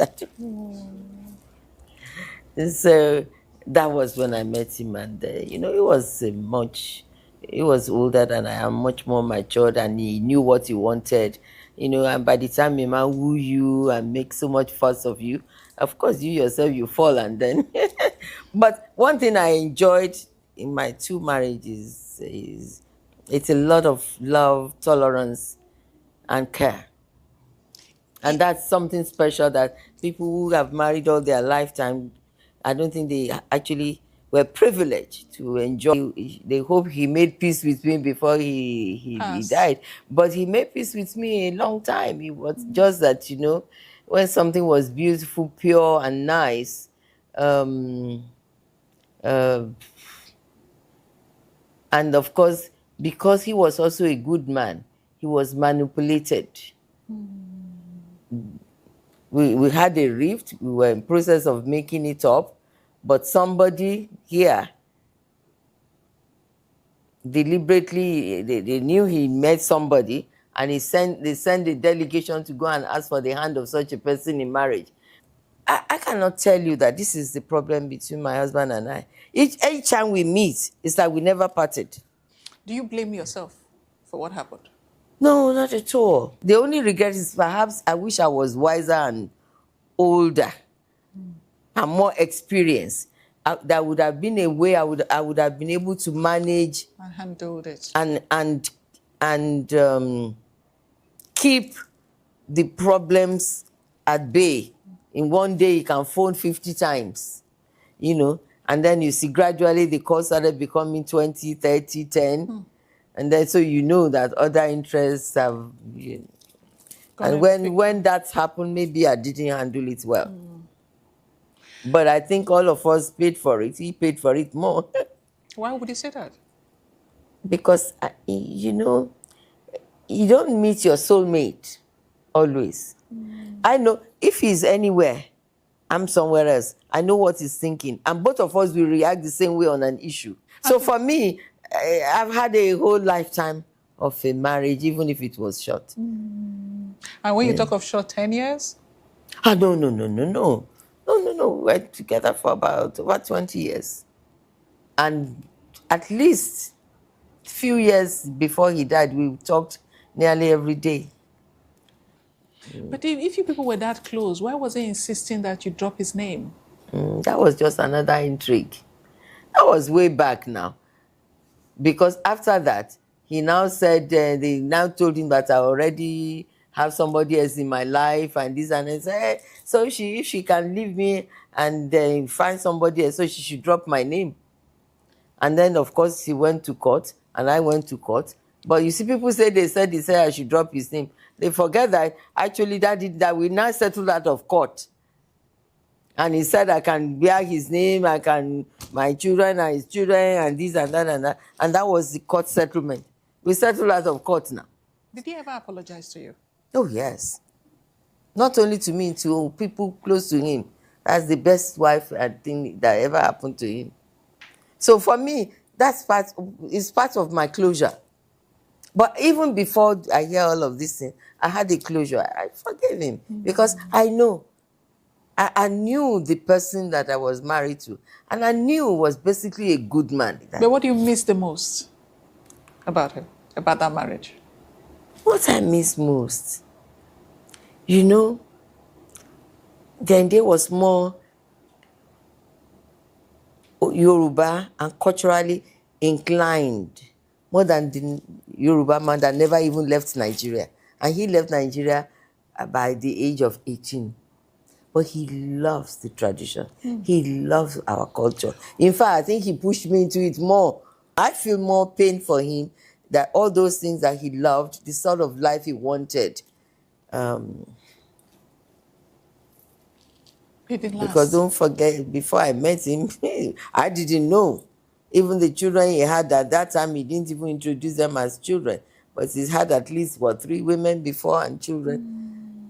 By the time I knew, of course, I was well into it. So it was alleged then that he was the chairman of the Ogboni Society. Well, the reformed Ogboni Society. That was because I've just told you what the Ogboni is all about. It's more of a social thing, especially the reformed, not the traditional one. What's the difference between the reformed and the traditional? It's part of trying to get it to be acceptable. That's why they call it reform. But they still sit and do communion 9 days. They meet, they talk about something. It's usually about something progressive and the good of the society that we talk there and resolve issues and support each other, eat together, dance together. And when you say we, were you also a member of the Ogboni Society? I didn't have to be anything. I'm royalty. I'm royalty, and we are the ones who, I'm royalty. We are head of the culture, so I don't have to be anywhere. I am a member of where I said is the seat of government, of traditional government, where a woman has a seat. And yes.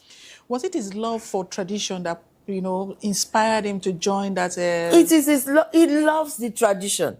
He loves the Yoruba tradition. And I can tell you, he became that, not because it's fetish, but it is the Yoruba tradition and religion. Culture is not negative.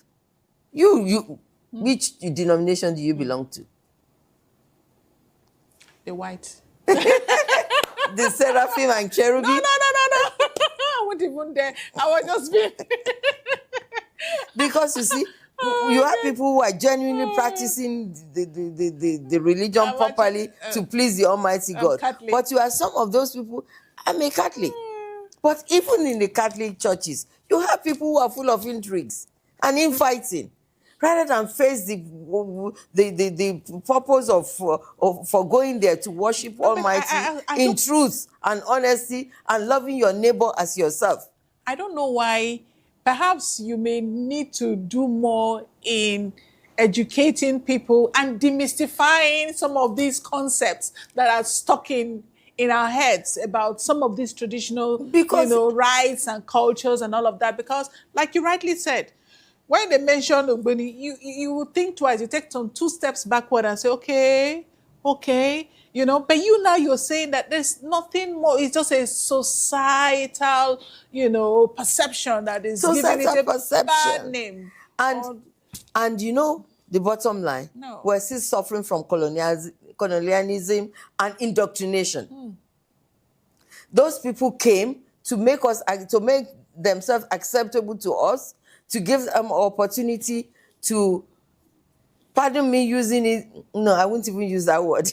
You can't come on. But to take advantage of us. They indoctrinate us and make us believe that what is ours is wrong, what is theirs is best. But by now, we should have realized that there's no such thing.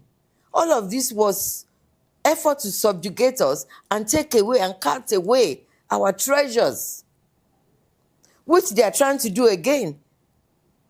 Economic colonization is coming because the Western world is practically saturated. But Africa is still young, rich in treasures. This is the next destination. Did you encourage him, or you met him before or after he joined the society?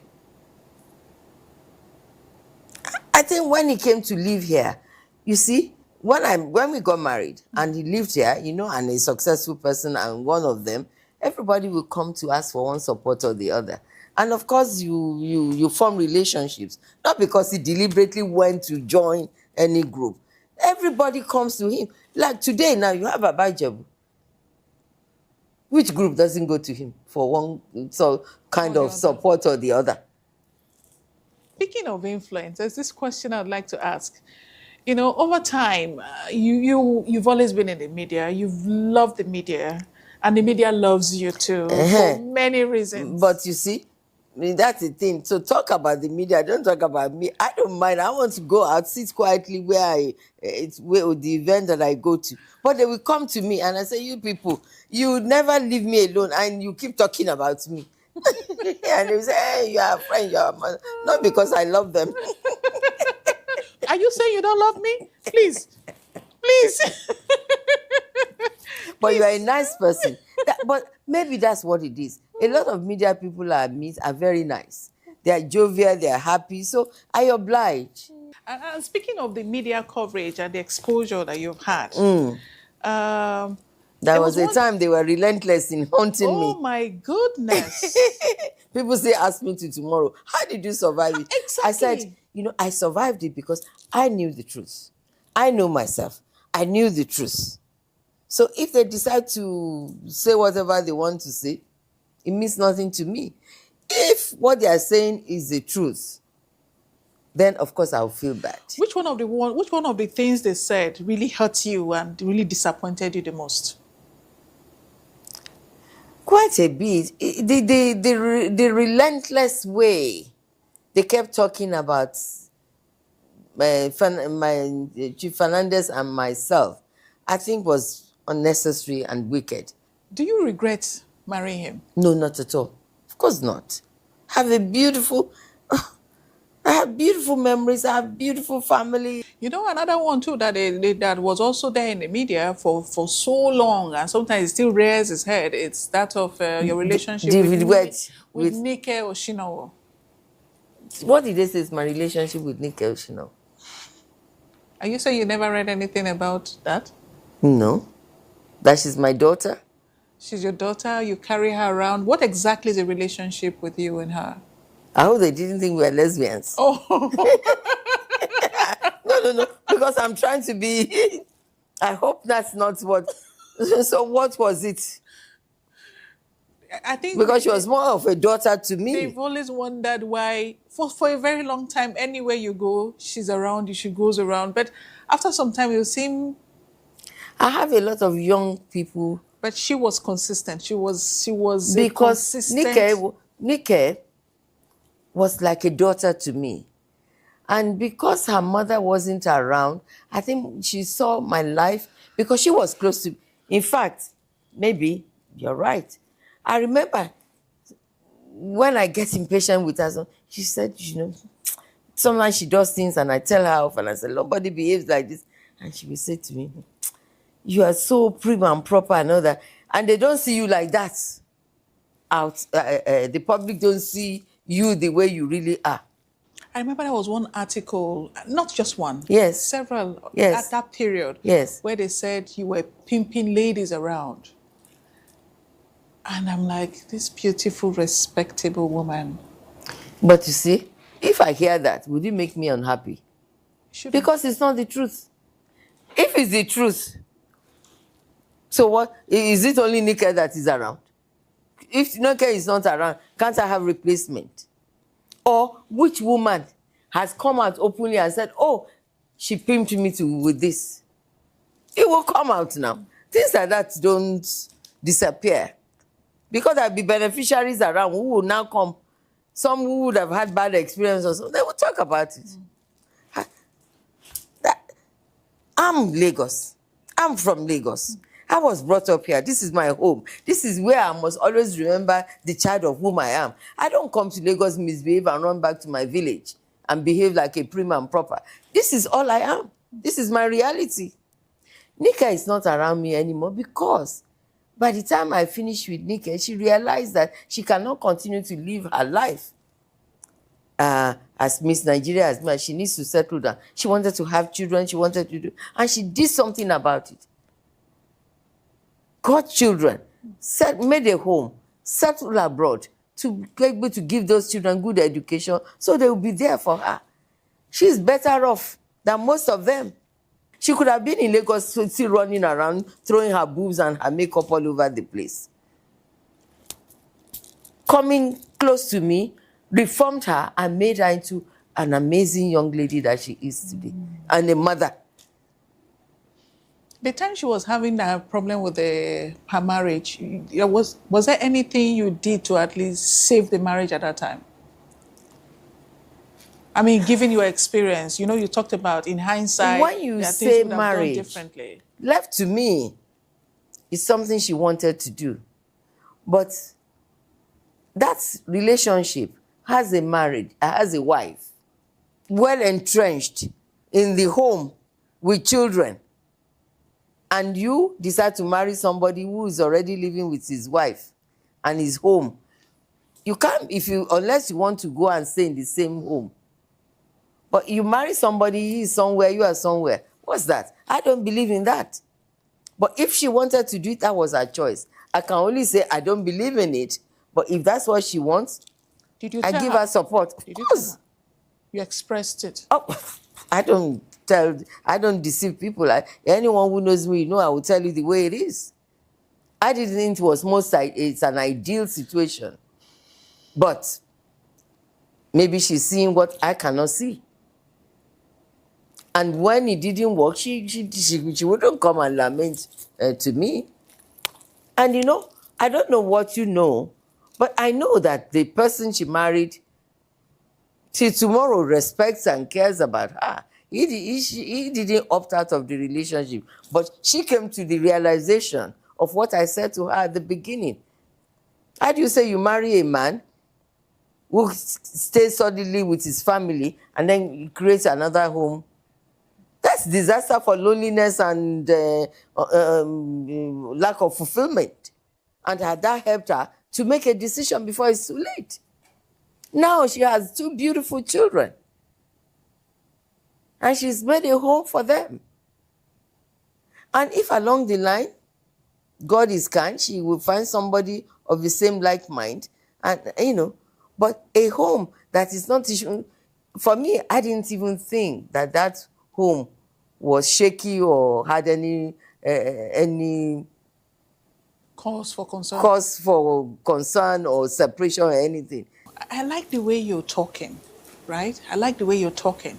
And I'm actually surprised because until you get very close to people, sometimes you're clouded by impressions, that's been created out there. And this is a good opportunity we're having this conversation because there's so many points you have put there, so many things you have said now that will correct some of the impressions that some people may have formed over the years about you. Now, looking at the society as we have it today, we have a lot of young girls who, I don't even know how to describe what we have today. Our reality today, you know, fly in the face of what we used to have back then. Yes, some have adduced it to, you know, poor parental upbringing and nurturing and all of that. Others have said, well, it's infiltration of westernization. Others have said, well, you know, society evolved and all kinds of things, you know, come in between. In your own opinion, seeing the young ones as they are today, how do we begin to re-engineer their minds? Because you are an ambassador of culture. We had our way of life, and what we have now isn't a representation of our way of life. How do we begin to rewrite, you know, the philosophy that we guide and bind on the minds of the young ones who seem to be going astray? That's $1 million question. I ponder on this myself, and I wish I have the answer. It's very tragic, it's very sad. A program called National Pride, I think it's the way we can begin to tap the orientation of our people and brainwash it back to good. We've allowed ourselves to be corrupted so badly that there must be some way of reorienting ourselves back to being good, to good behavior, and to what is normal and what is abnormal.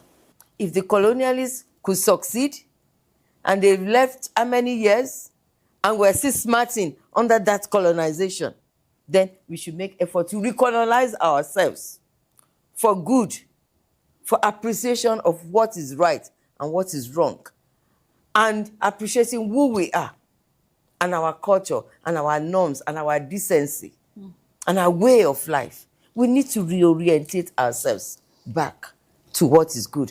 And we cannot do it by just talking. We have to be seen doing it, constantly drumming it. Like, when you wake up today, there must be a jingle. Okay, when you go out today, what are you going to do? Are you going to respect the turf of the other person? Are you going to mess up the road and then cause pollution? Are you, even just blaring the horn of your car, are you going to be patient? And at the end of the day, can you have a template? We should throw templates all over. Given the situation that we found ourselves, especially with these young children or young ones who are, you know, living life differently, a question that some would ask is this not an indication of the failure of the traditional institutions? Because at one time, we were being guided and guarded by, you know, ethics and principles and philosophy of the traditional institutions. You know that, okay, you are bound to respect your elders, you're bound to do this, you can't do this, you can't do that. No, it's against our tradition, it's against our culture. Are you not an African child and all of that? Now, with what has happened or what is happening, what is unraveling, you know, in the lives of this present generation, isn't that an indication of the failure of the traditional institutions? You see, it's easy to put it that way. Perhaps if I was not a practitioner, I would not have been able to give you an answer. But I can tell you easily. In fact, you should praise the traditional institution, that we have struggled to keep faith and to hold on to our culture and tradition. Because what we call democracy,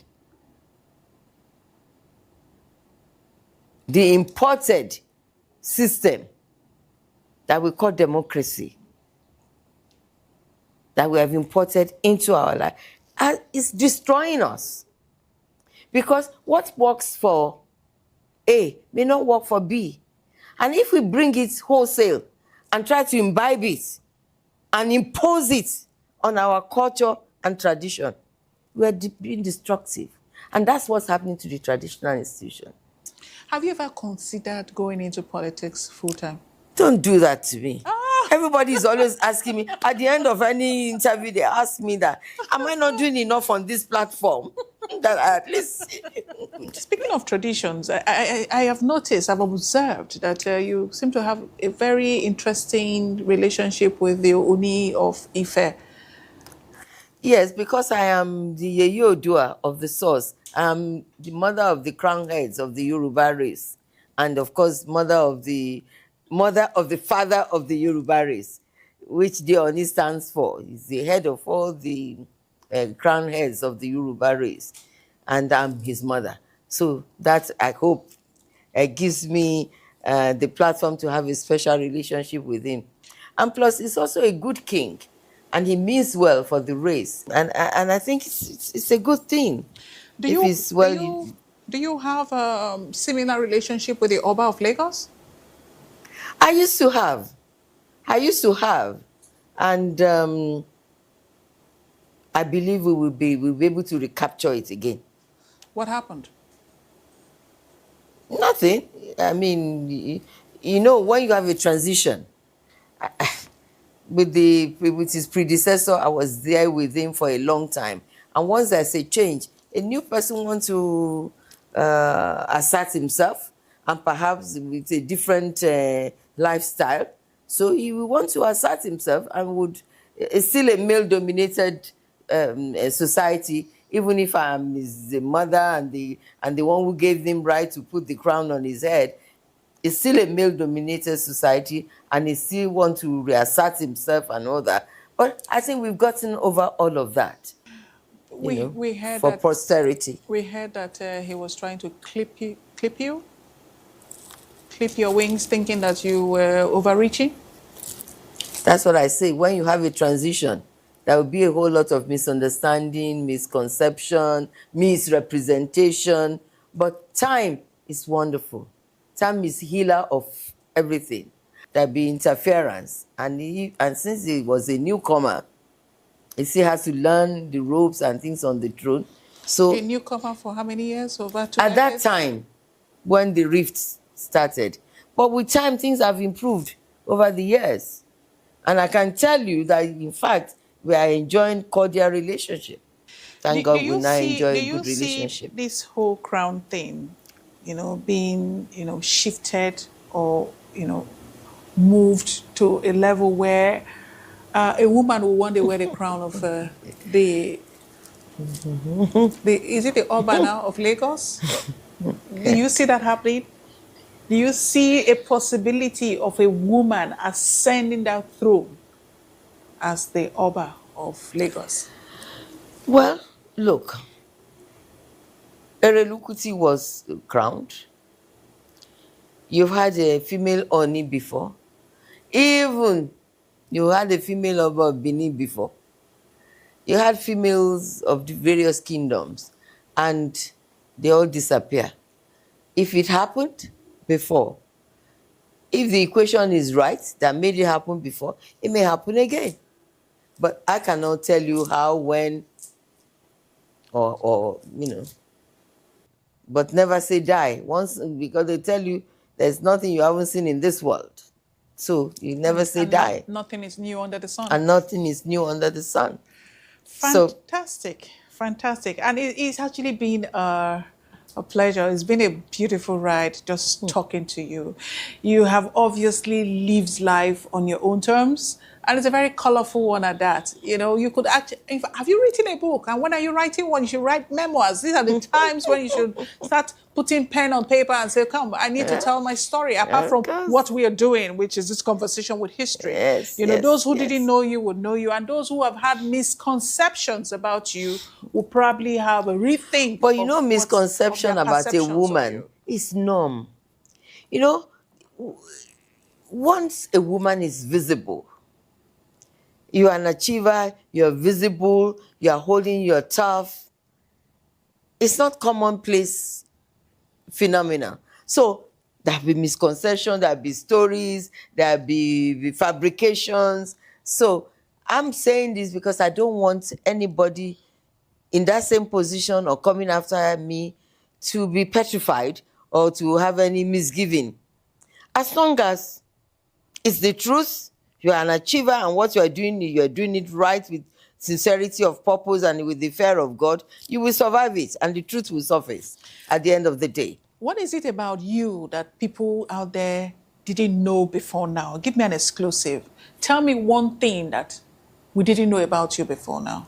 Well, you should answer because you from this interview you've spoken about so many things people didn't know about me. People who just saw me from the distance. You are so humble and so friendly about the way your disposition and I'm saying it on the records and for the records. It's my experience with her. That's why I just picked up the phone and said, I'm in Lagos. Can we have a chat with you? We have a program conversation. And he said, why not? Come, when do we do it? And that is you. That's the you I know. And I hope that you don't change. In fact, it will be difficult for you to change at this time. You don't change at almost 80. I've been formed from 5, 6 years old. I cannot change. What is your lowest moment, as in the moment that really shocked you, to your foundation? What is that one moment that tops every other one? When you say that, I miss my parents a lot. I was very close to my dad. I was the apple of his eye. And I used to think my mother was my enemy because she was so strict. But she then became my best friend. And I miss her also terribly. But when you ask that question, then the first thing that came to my mind was the death of my first husband. Young people, young, vibrant man, just 29-year-old, he was already a colonel, he was full of life. And then he went out one day and they came back and said he died. It was like somebody took, the firewood, the red part of it, and was sticking it to your body. That pain,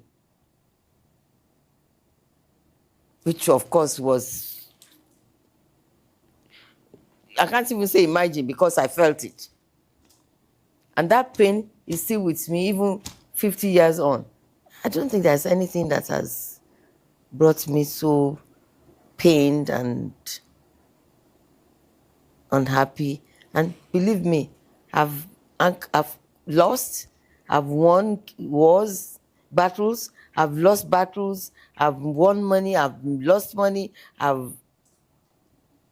it's all part of life. That it happens, you move on. But that incident, 50-something on, still remain fresh with me.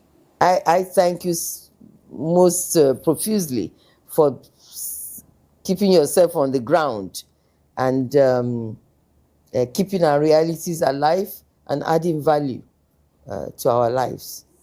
And we want to say thank you so much for also upholding the culture as you have done over the years. You've been very tenacious, you've been very consistent, you've been very persistent, and you beautifully so. I mean, if nobody sees anything, the white in itself is a question mark that, begs for answers. And every time, those questions come up, you're always there to answer. My dear Tetla, I think she's the most diligent, consistent, fastidious person I know, because she wanted this interview and she wasn't going to let me off.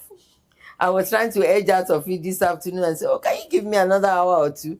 She insisted, and at the end of the day, we made the right decision to have it here rather than at my center of my foundation. So I'm glad we did, and I'm glad you came, and I thank you. I wish you progress. I hope this will bring you a beautiful laurel when they see it.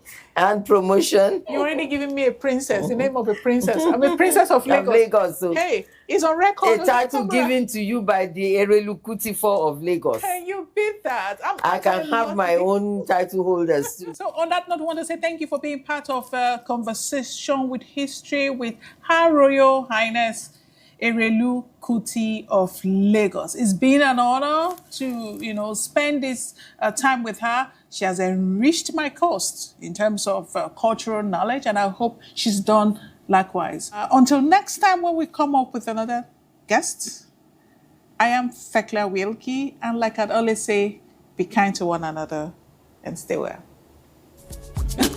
pleasure. I wish you all the best.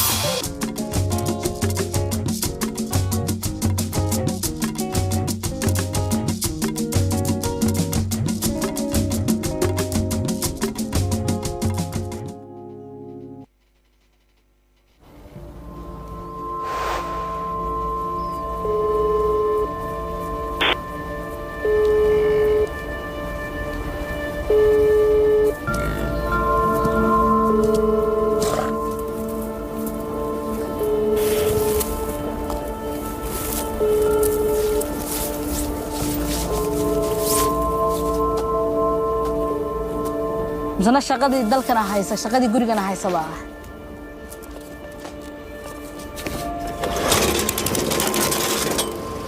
subax walba markii aan soo kacno waxaan daaranaa khadka marka in caruurta iyo xaafadda laga war doono muhiim iyagana waa walwalayaan anana waa walwalaynaa dee wax kala dheernaysan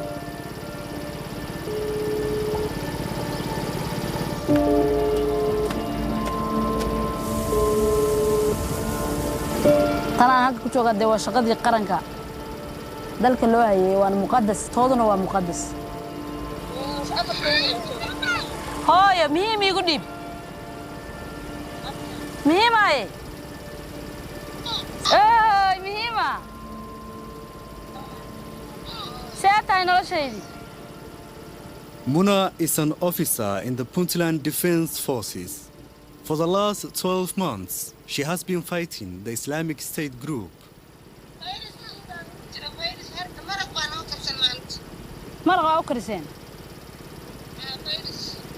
هي هو معانا عرفتك التحدث ما يمغلى إنسان خطها غير قوقايا. Her job has kept her apart from her 8 children. In the last year, she has only seen them twice. سوماها خير بكور تشيني هوي سؤال هدان محمد ديق لها هورت قفك كو عرته هدينا الله لين حالتي سوا ما فيعنا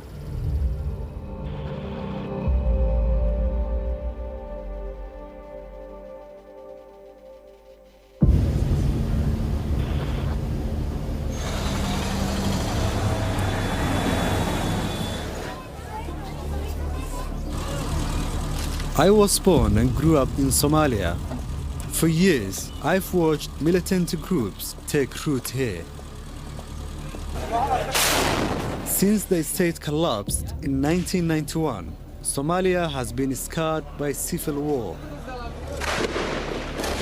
By 2006, groups like Al-Shabaab filled the vacuum, smothering Somalia's chance at development. The instability they have caused has allowed another dangerous player to take hold. One of the most feared and brutal organizations in the world, the so-called Islamic State group.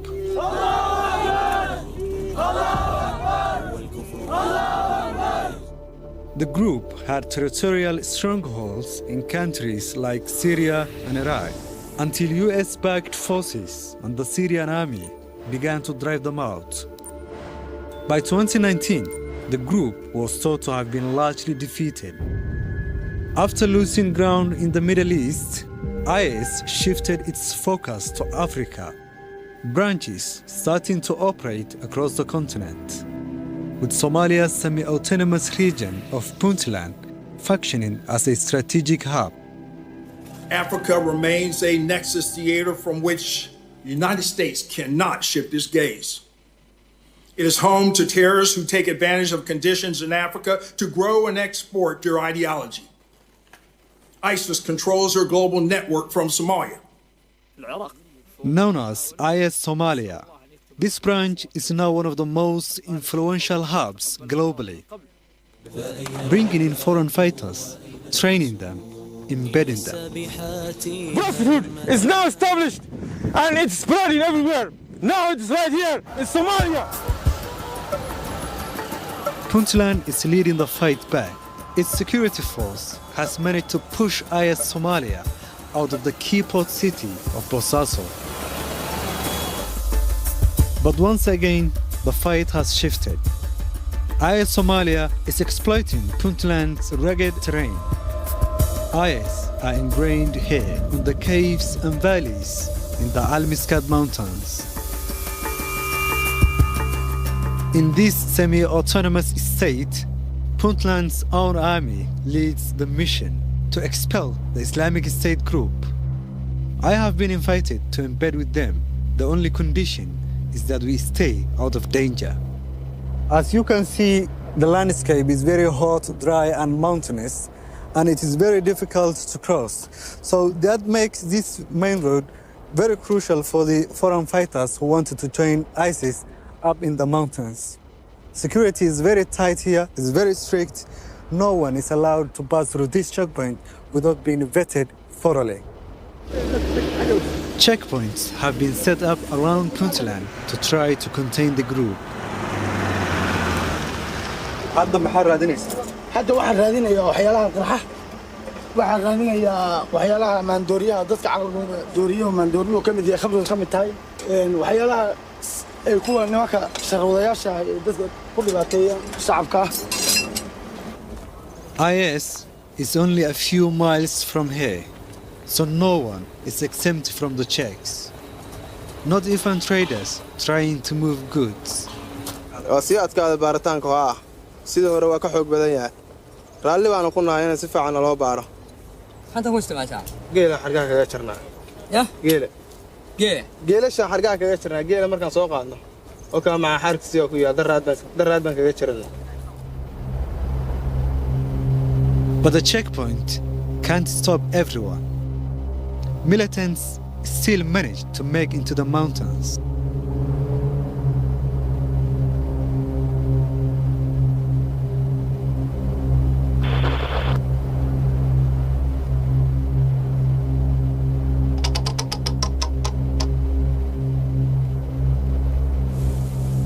The Puntland Defense Force has only held this area for a few months. About 500 soldiers are based here, including Muna.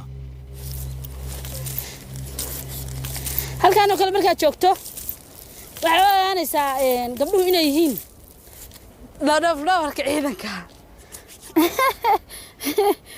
dumar ahaan miyay shaqadan lagu xijinaa isleeda ma socdaa? may oo lafta rag iyo dumar waa la wada qabsadaa.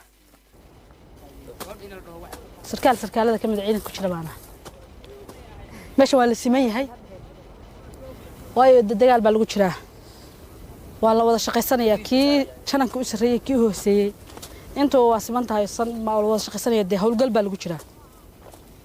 Muna is one of the few women in the Puntland army, currently in a support role, but she has fought in battles against the IS.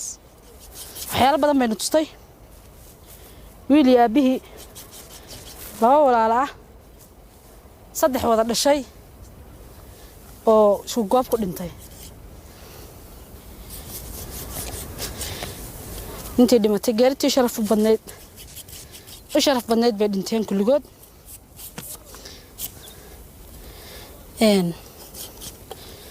wallaahi gaari ka sharaf badan oo tan ah qof dalkaagii diintaadii iyo dadkaagii ku soo duulay.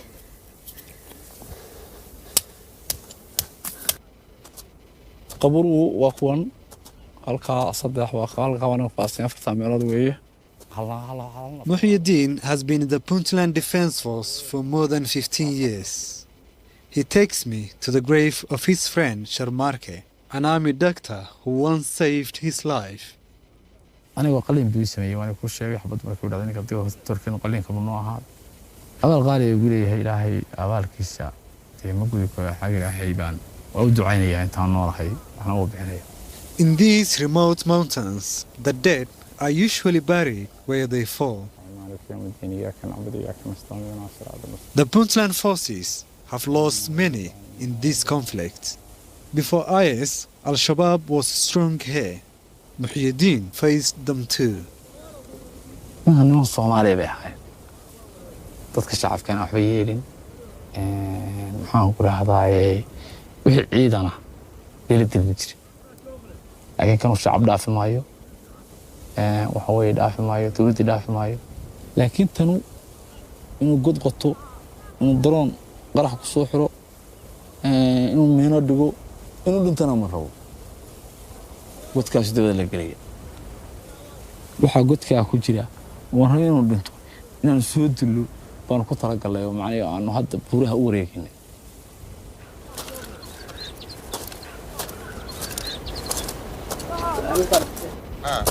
Generale ala ka warama haye shaqada dhanka ka haynay idina ka I was told a big clash with IS was imminent. waxaan qorsheynaynaa howlgalka ay ugu dambeeyay inaan soo xaqiijino waxa aan sanadka soo wadnay waxaan doonaynaa inaanu kamera dhalino oo The army has managed to regain territory from IS, but at a great cost for the soldiers. The rule of IS in these mountains has also taken a heavy toll on the local community.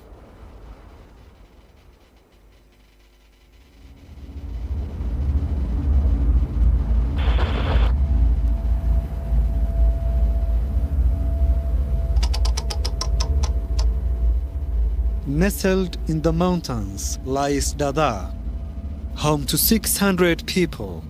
Once under the rule of IS, the army retook control in March 2025. But the scars remain. عادي عاد بحرير شو بديش حكى رفضنات لكن نرشو دويس بيسكار بدكان كوكا غاندر كان ديغان كان والله عبسو بقوة يفضل بينا ومغان ولك شاكو كميو تكسيري يا كمي Saeed Mohammed has been the imam in Dada for 7 years. When IS came to the village, they removed him from the mosque. Saeed came and bank avali, another imam avali. Saeed can never do Nimaka. At the end, let's go digger with the Rabba. Digger to the Wahia Dwaj Marina. Wabu Gurina and Waku Faranina. Another way.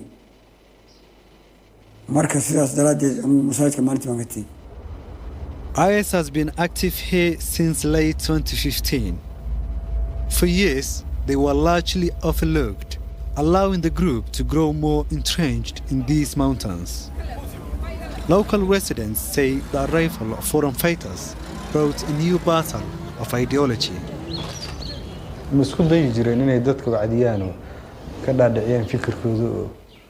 ay masaajidka ka khudbeeyaan oo magaalada dhex istaagaan way isku day jireen yani markii waxyaabo khaldan lagu arkana waa waxa uu dilka balaabeen cid qaadan weedan ay dagaal iyo dilku balaabaan waxaad iga warantaa aqeedadooda marka ma aqeedada islaamka turjumaysa kula ahayd mise waliga waran sida waragti kama turjumay islaamka niman yani xukun doona bay ahay weyn awood yani xukun waxay xukumaan qorku xukumaan bay u socdeen I was told about a young woman from the village who was killed by IS fighters.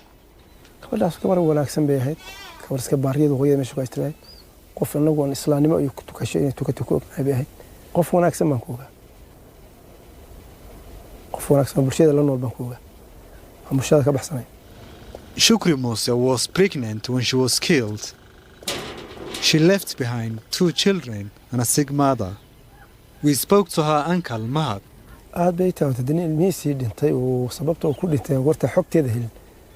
haddeedba waa dareemaysaan aad baa u dareemaysanin hadda adiga gurigaagii oo nabadoo lagu yidhi ilmahaagii waa la dilay sababta lagu dilay inaadan weli ogaan way kugu adkaanaysaa.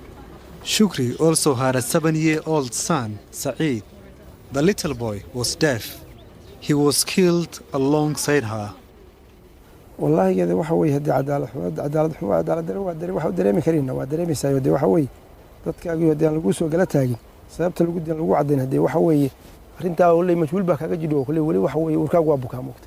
maxaad hadda u arki lahayd inay tahay cadaaladda waad sugaysaan?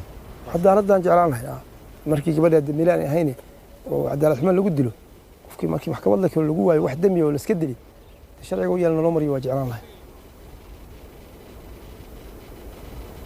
The militants may have left, but fear remains. Fear that they could come back. The group are still present in this region, and sleeper cells are launching attacks. One, not far from here, is a reminder of the threat and the danger they still pose. The Puntland forces may be able to contain the danger, but wiping IS out completely is something that requires international help. In May 2024, the Americans bombed Dadaab, killing 3 IS fighters. This is one of the key events that pushed the militants out. Collaboration between the Puntland Army and US forces is ongoing. Trouble is all that's left after the strike here.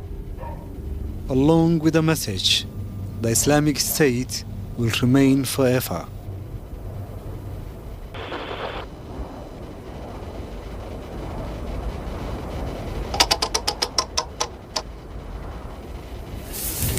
عدوكم انتوا قدوا منايو ان شاء الله متقن عن هذا اسكي دمينا هو خطر ده لا إيدي تلي صدق هو ريتاح أنا ما تعرف أنا قد ما أنا جاي يمكن راح الله أنا يا راح ينهر عليا أديني وقت أنا في أوشي دي بتاعي أنا في كوهري أنا نفعي هري نفع ما تكون نقليا. For the Puntland Defense Force, the push to the front is only days away. I was told about a young soldier in the camp who captured one of the IS foreign fighters alive. أنا آمن إنه يجران. مركي هوري ده واحد سلا و سك بروباغندا سلا وسك بروباغندا بوقادني. مركان عنتي ده فوق بتي مرهم يستي عدو الشيء أو ذلك يمشوا دولي. 24-year-old Abdikhair had only been on the front line for 3 months when he helped detain this IS militant. حسن وي يجي ترك جاوي وأنا قعنتي في شغل بتي مركان ثانيا واي كان سجن وكان هو أنتوا دري كده وادر أنتوا أنا رصاص أنا كيش كده بركة أسرة وجي دماء أنتوا خسرنا هايستي أنا وارد السجن إنك سوري مركان إنه واحد كيل مش واحد دا يكو أرينا نوم عليه مركان حلعة ورصاص بالعيس حبضان كراعي دفاعية حاس له قدم بين دون مستقبل رومسك حانتي هدان فيريو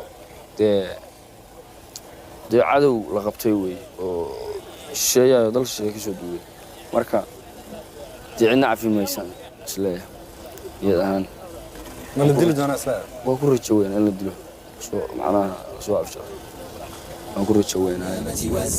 In June 2025, the UN estimated that the Islamic State group had up to 800 fighters in Somalia, over half of them foreign. Since then, local reports suggest hundreds have been killed or captured in a government counteroffensive.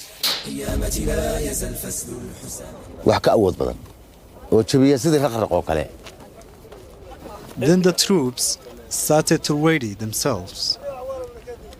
ليش بدك يسوي بورتة تنكسر صوم بورتة شوي بورتة لكن وعاز وعيدك اللي بيصير صعب أو تسيوت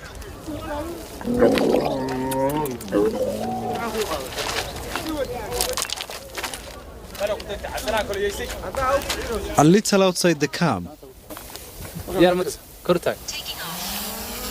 a drone scouts ahead. That's ISIS.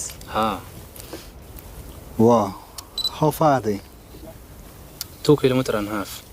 How do you know they are ISIS? meeshay ku jiraan baa wax ka ognahay cadow marka diyaaradda kala weyn ay hawada soo gasho guuxa wale oo way arkayaan laakiin tayada ma dareemayaan urdiya dharka xoos saaran ama waxay dharka xoos saaran ma aqaan laakiin waxa kale ama dharka xoos saaran This time, the Puntland forces feel they have the upper hand and that Muna isn't needed for the assault. She's staying behind, preparing for potential casualties. kulay aan waxa ahay sarkaalad ka tirsan ciidankan goobta ay dagaalka noqoto ama ay igu qabsato de khasbiyan waa dagaalamaya laakiin maba la ogolo mararka qaar kood inaan furimaha tago ragayga oo madaxooda ay leeyihiin macnaha anaga kugu filan anaga kugu tiirsan adigu halka noo joog. It's not always the case. Sometimes she fights. argagixisada dhar jaale nagu soo bilaabeen yoomkii dhar jaale habeenkii dhar jaale waa joogay aan joogay laakiin uma diyaarsanayn habeenka inaan dagaal ka qayb qaato misna waanu ka guuleysanay dadku rag waa soo dagaalameen ilaa xad oo waliba aanu marka aanu ku dagaalamayay lahaasho aanu leenahay dalka anagu.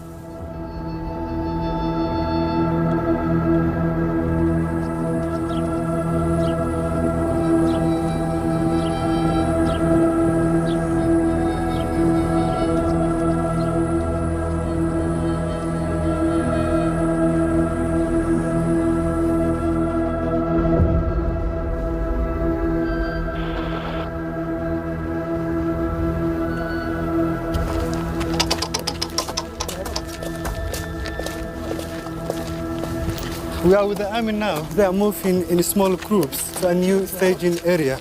They have found a cave with 50 to 60 IS militants. And from this new position, they are planning to launch an attack on this IS hideout. Despite the support of an American surveillance drone out of sight overhead, the closer the soldiers got to the enemy, the more I felt their mood darken.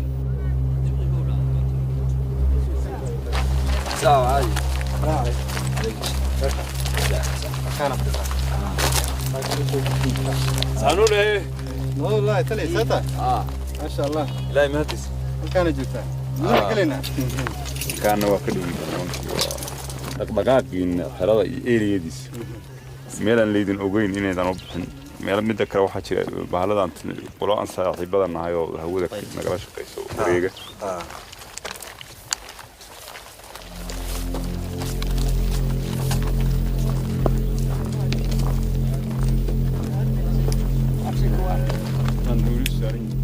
Phase 1, a surprise mortar attack on the caves from a distance. Abdelkhair was to be part of the later ground offensive. هل كانت كريل دوتان؟ إن شاء الله هل كان عدونا واكن قد كان وسيكون جنا عيدا كانوا وهل كانوا شوقا ودفع شيء يقول ريسي برول إذا على مسكت مرول البابا معنا أنا بلا أبسأ وبلا معنا مرول مورال أنا هيا وقلا عدوي عيدا هويو والله مهران أيضا معناها عدوة الشيء يسودوا لك هذه للنساء تلكي دتكي دينتي أنا دفاعنا بانو ديارنا هاي أنا عدوك ارتقنا أنت أنو نور. They waited for the all clear. Then they moved.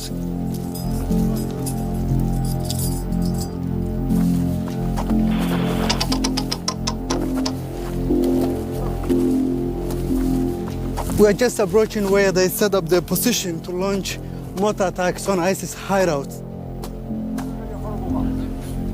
The army's vantage point offers a bird's eye view of IS positions in the valley below.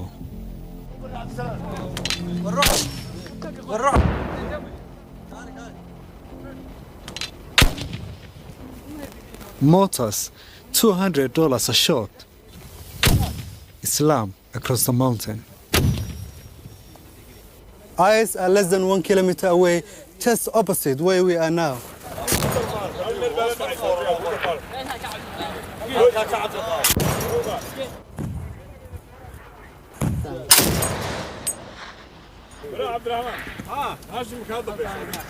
The militants didn't fight back.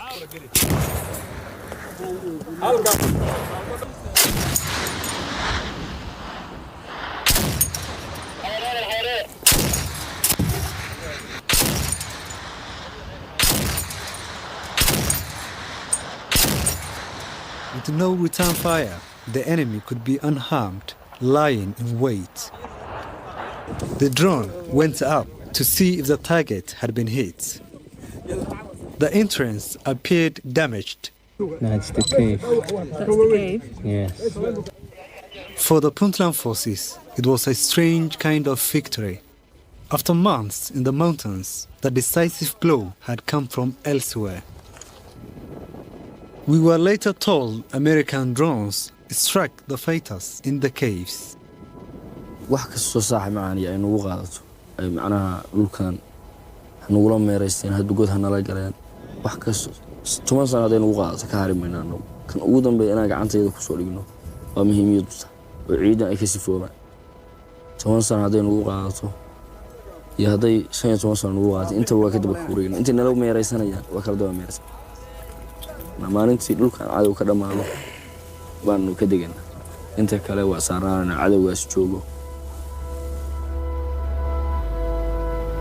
hortani hooyaan ahay waa sax carruur yar baan ka imi goobtana waxaan u joogaa shaqadayda ay dhahaan insha Allah waa guuleysanaynaa hooyo waan soo noqonaysaa anagoo guuleysanay dareenkaaga maxay ka bedeshaa markaas waxay iga bedeshaa waxaan aaminsanahay walaahi waxay dhiirigeliyaa lahaansho dalkan anigu inaan leeyahay baa isii dhiirigelisaa hal taako oo ka midana cidna uma ogoli intaasaa marka igu dhiirigelisaa xalaa qaarkood mararka qaarkood aan isu sheego xataa caqabad kasta oo ay qabsataa waxaan nafteeda u sheegaa dalkan anigu inaan leeyahay cidda timin ay khalad ku tahay hoobay hoobay hoobay hoobay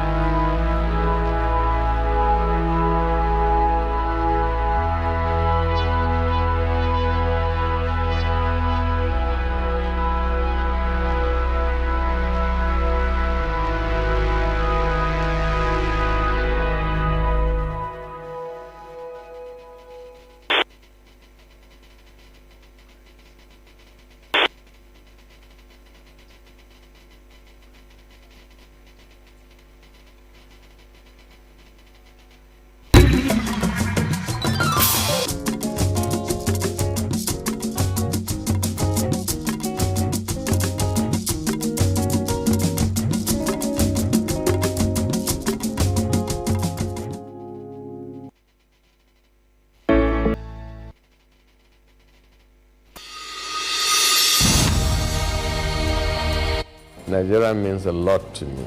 And Nigeria means peaceful cohesion. My country.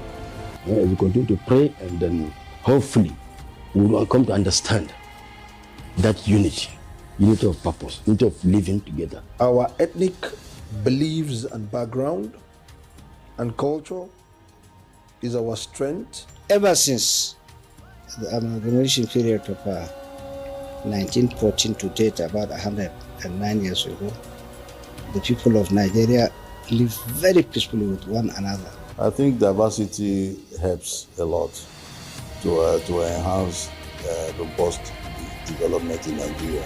All over the country, you have so many ethnic groups, over 250.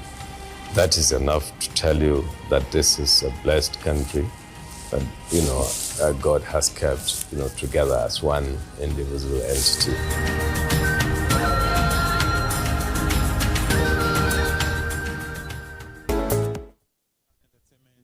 Global.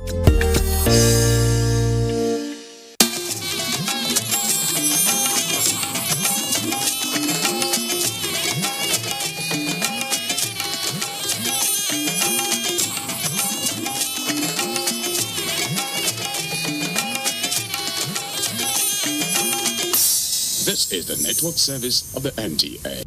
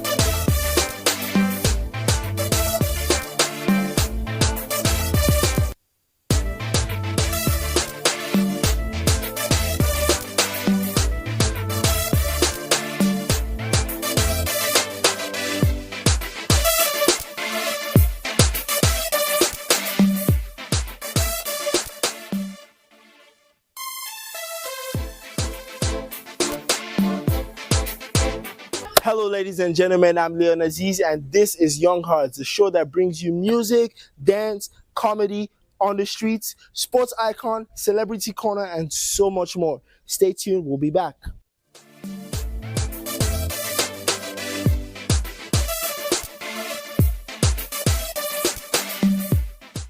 Celebrity Corner, we have someone who has showed us that hard work really pays off. He won the Best Actor in a Leading Role in the Oscars, the 98th anniversary. Michael B. Jordan.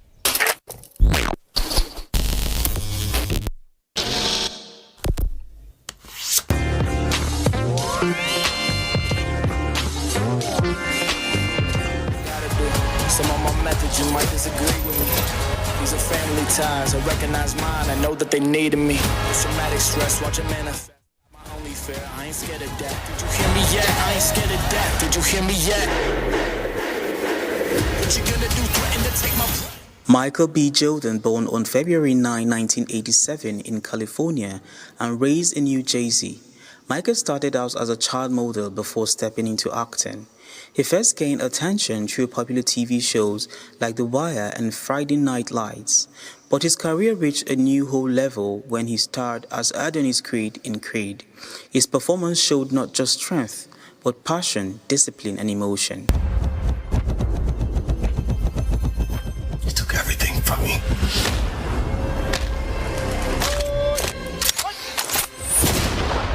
These were foreign attacks on U.S. soil. We have to respond.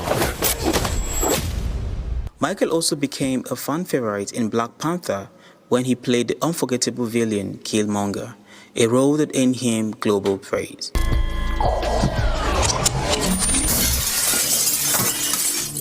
That's just a taste. Michael B. Jordan won his first Academy Award for Best Actor at the 98 Oscars on March 15, 2026 for his role as Twin Smoke and Stark in the vampire thriller Sinners. The win marked his first Oscar nomination and featured a memorable acceptance speech. Beyond acting, he is also a producer and director, inspiring young people around the world with his talent, hard work, and dedication. The Oscar goes to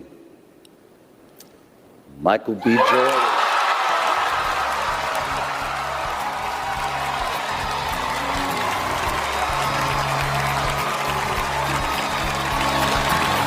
This is the first Oscar win and nomination.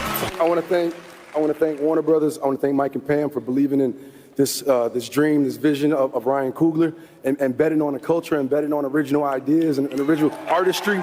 Michael B. Jordan continued to prove that greatness comes from consistency, confidence, and believing in your craft. Gave me opportunity and space for me.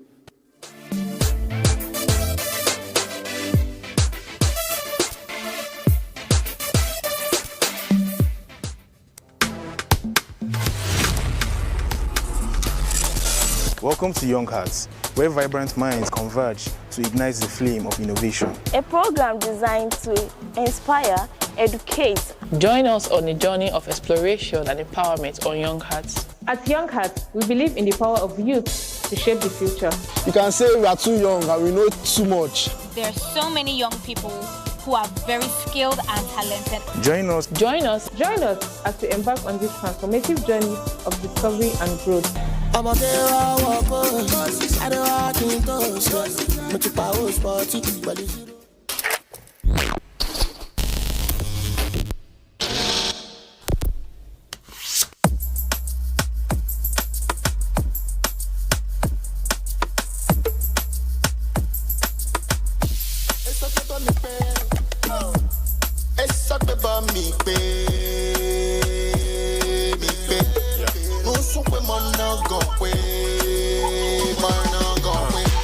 Third on my shoulder, had to brush it off.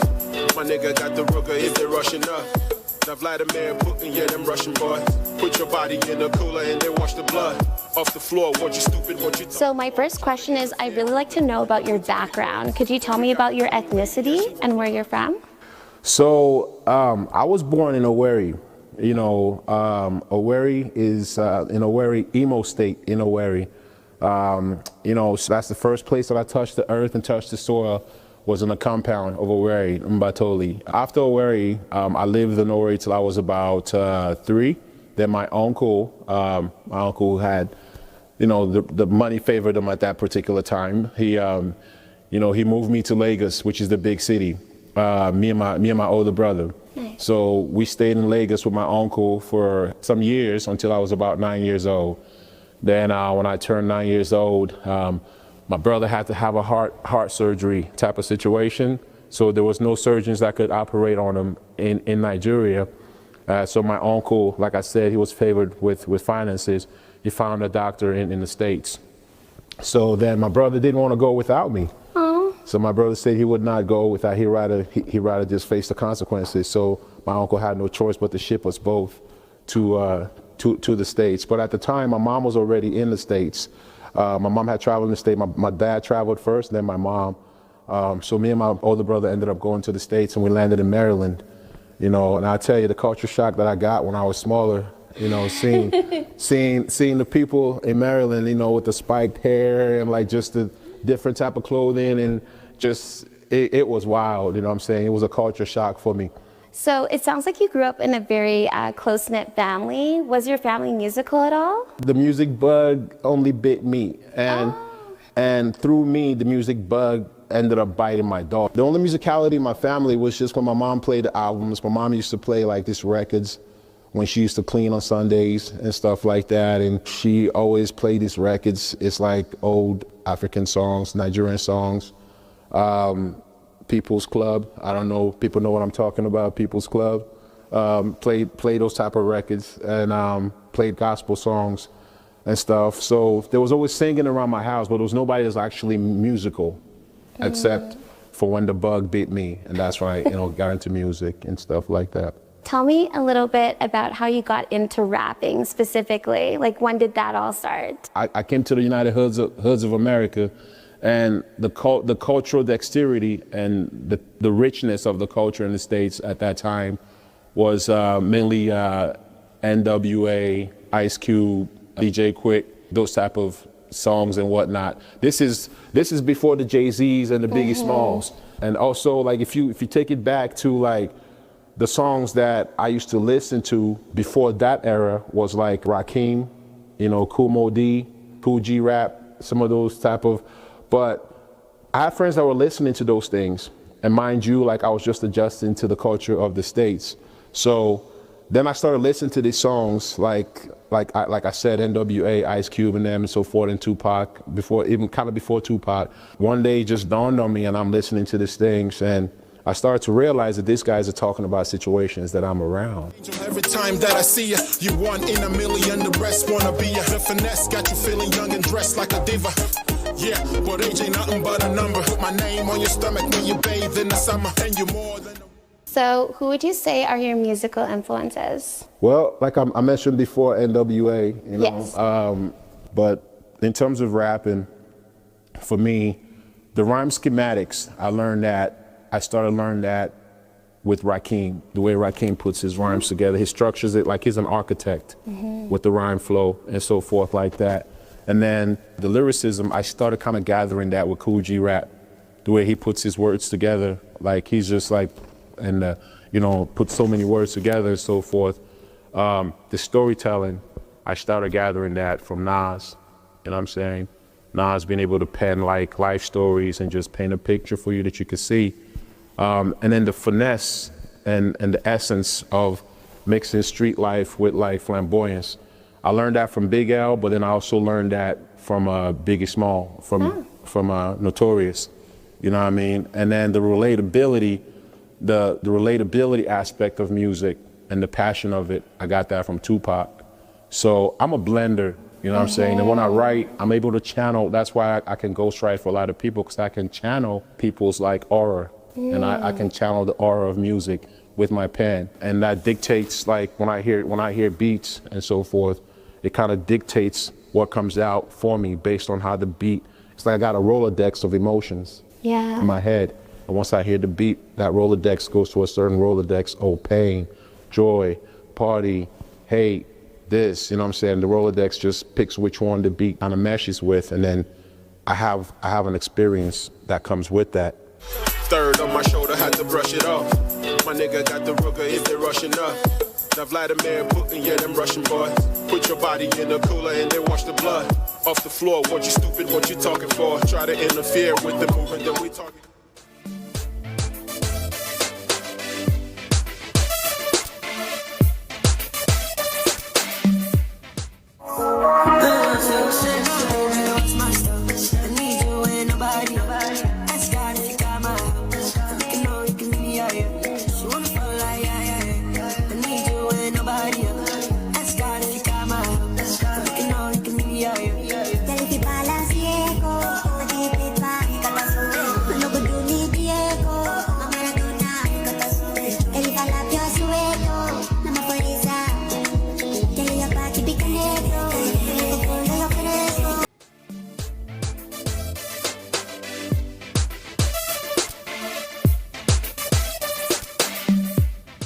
A lot has been said on the streets. Let's go find out.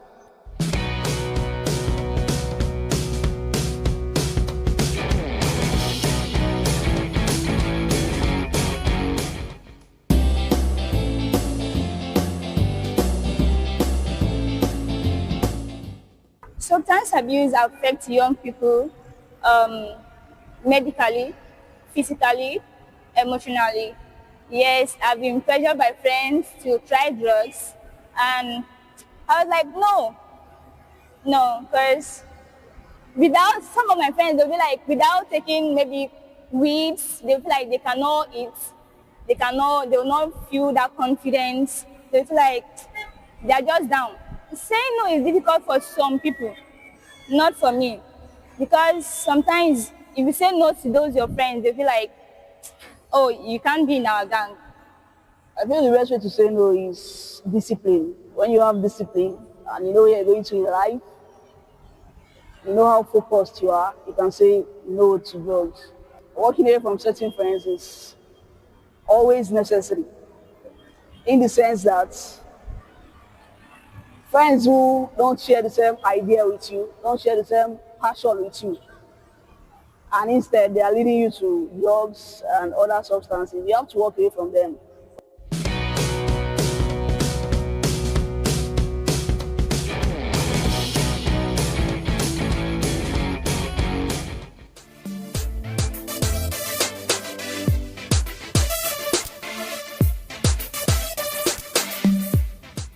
What I'm passionate about, secondly, entertainment. I could remember my father gave birth to almost 33 children.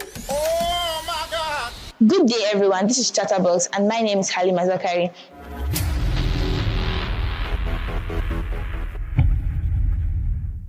Today, we're going to be talking about corruption and integrity, the role youth play in change.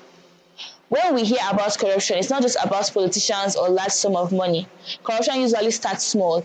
It could be cheating in an exam, getting paid what you did not earn, or using connection in an unfair advantage. These are harmless situations that slowly build up into a culture that affects the society. So where do youth come in? Youth are not just the leaders of tomorrow. They are the one that shapes how tomorrow will look with their culture, their attitudes, and their values. Integrity is about being good and doing the right thing even when some people are not there. It is about choosing truth over everything. We need to remove the mindset of everybody is doing it to make a better society. When someone starts a change and makes a difference, that is what goes a long way in making the world a better place. As young people, we need to refuse dishonest practice, lies, and promote transparency in the society to make it a better place. A better society starts with us. Let us be the generation that chooses integrity, stand with transparency, and fight against injustice. That will be all for now. I remain Halima Zakari.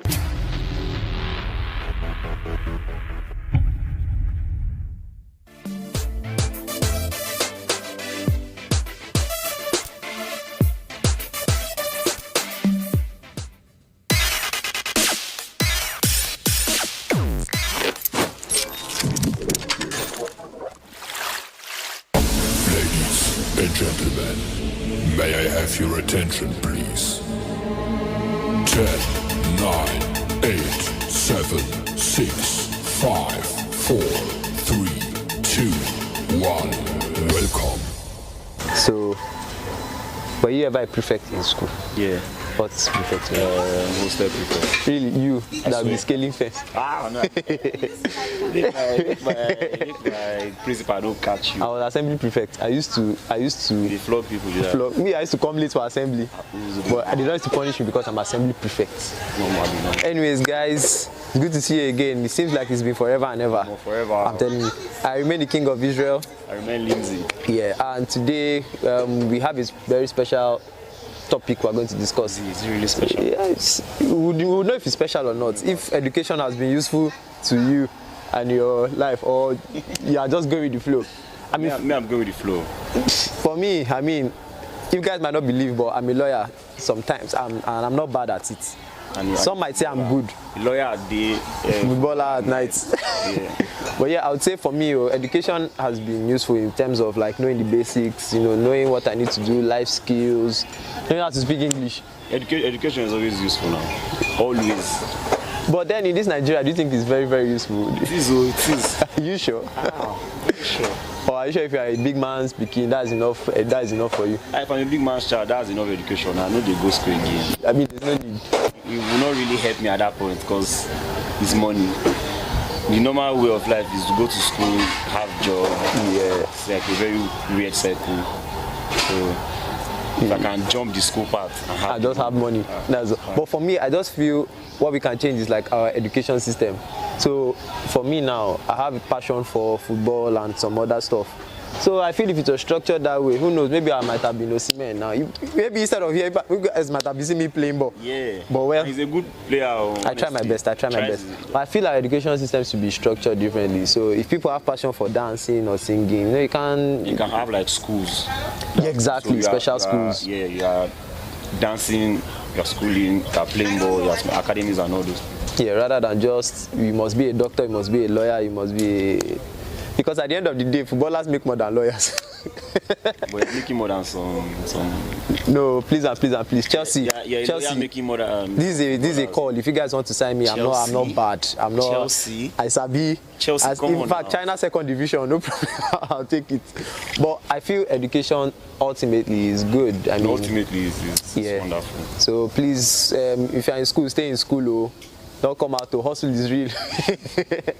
And if you are thinking of going to school, even at a quote-unquote late age, you can. I mean, it's never too late to start. It's never too late. Exactly. It's very useful, please, to help you. Because even in the midst of your rich friends, if you don't go to school, they can shut you up. Exactly. You don't have money, you don't have education, you don't get sense on top. You can't lose 3-0. So that's very bad. Yeah. All right, guys. It's been a pleasure. I remain the king of Israel. I remain Lindsay. Please stay in school.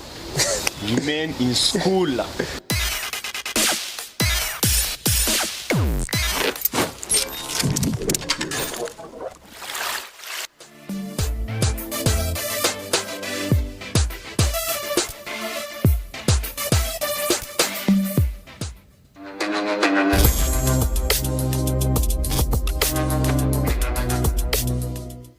People, you are welcome to this segment of True Talk, and because it is True Talk, we must talk. My name is Blessing Ehi Oche, and we have a very, very pivotal topic before us today. I call it pivotal because this topic is almost never spoken about. It is rarely talked about. What is this topic? Now let's dive in. This topic is about you. It is your mental health. How often do you do a check on your mental health? And this is the reason most people, young people like you and I, fall into depression, anxiety, unnecessary worries. This has led to some people taking their lives. Now, what is the cause of anxiety? When you are overly stressed and you pay attention to your losses other than your wins. Like you just pay your attention to the battles before you, the things you cannot afford. So you are worried, sick, you are overwhelmed. Anxiety is unnecessary worry, and you should not let that seep down into you because it has a thing with your health. Your mental health is as important as the water you drink. you should take it seriously. And that is why we advise that you seek a therapist or you meet someone who is a counselor figure that can speak with you when you have down moments, when you are depressed or you are weighed down by the issues of life, because you are not the only one going through problems. So it is wisdom to always seek help when the time is right. Do not wallow in pain. Do not be ignorant of the things going through your mind. Watch out for your mental health.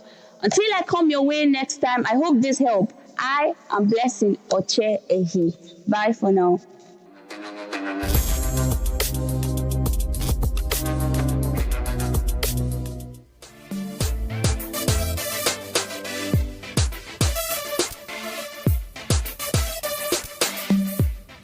On Sports Icon, we have a player who has been superb for both club and country, scoring 44 goals in 40 games. He scored a very wicked goal last game versus Brazil. We have Kylian Mbappe.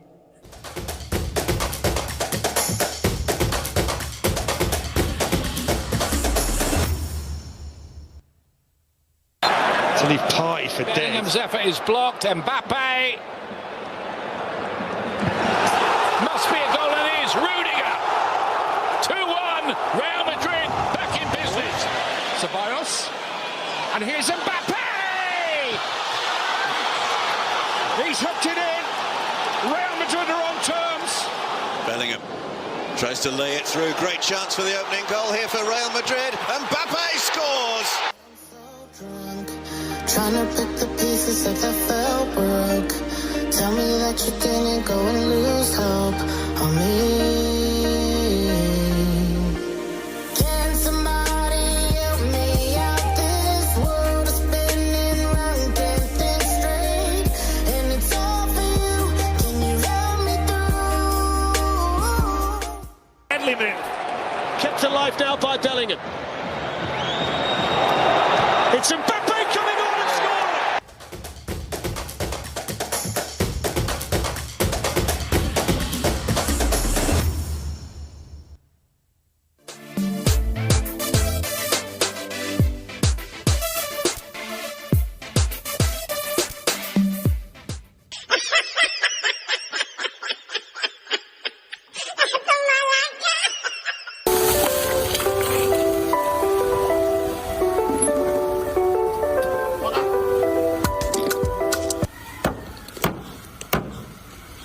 Come down from this car. If you not say that and come out, because war will happen here. War. You pour me water. Look at. You pour me water. Cross for that day out. Cross what he said. No worry. Enter inside. I leave the case for God.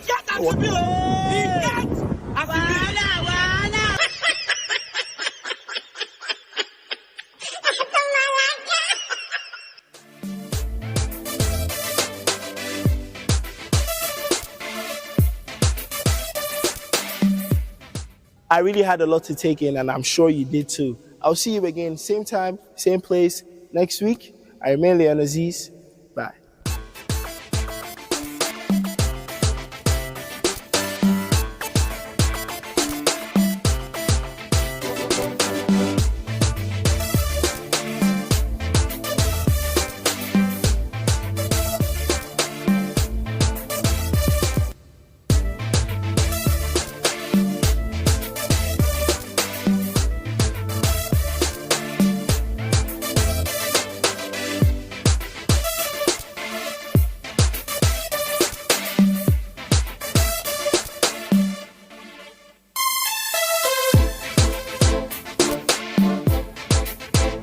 Going well, but here comes Okabari and Jet Okabari. Takes it, tucks it, buries it.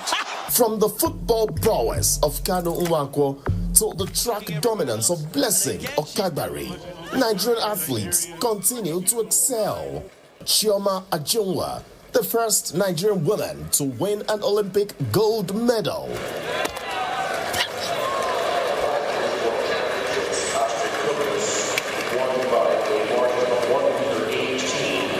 Applying the pressure from the rest and trying to come back, and Amuzan taking it. Amuzan, well, getting consolation there. Join us as we witness the determination, resilience, and passion. No, it goes in. Scoufet unlucky, but it's that old combination from last season. This is the most outstanding, the best woman football player on the African continent, Asisat Oshoala.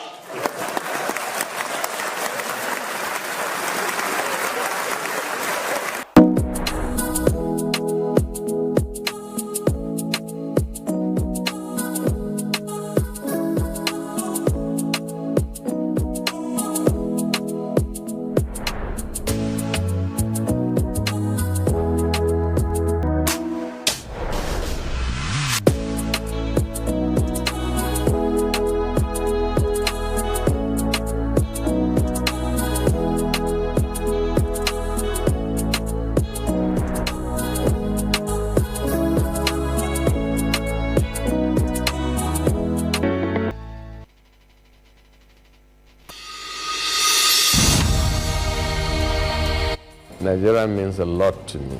And Nigeria means peaceful cohesion. My country.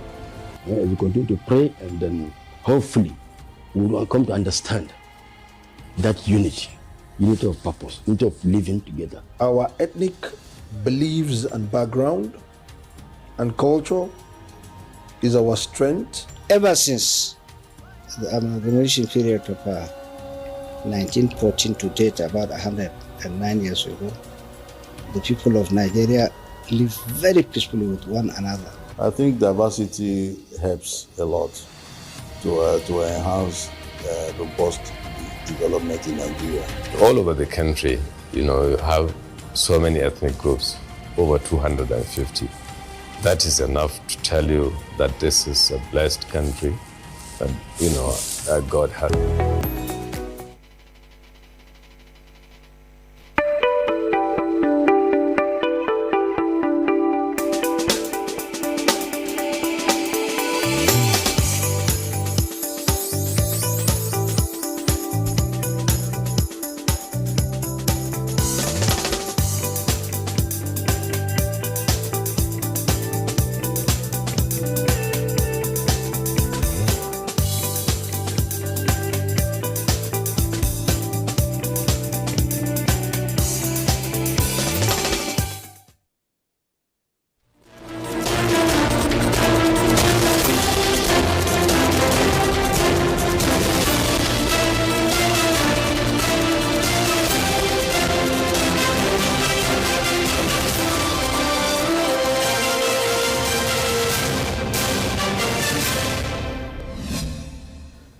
Hello there, welcome to the news on NTA International. I am Frama Panyi. Let's begin the news with the headlines. President Bola Tinubu commends Nigerian Navy for its contributions to nation's economic growth and national security.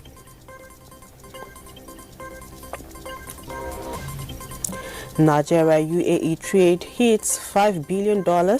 First Abu Dhabi bank now operational in Lagos.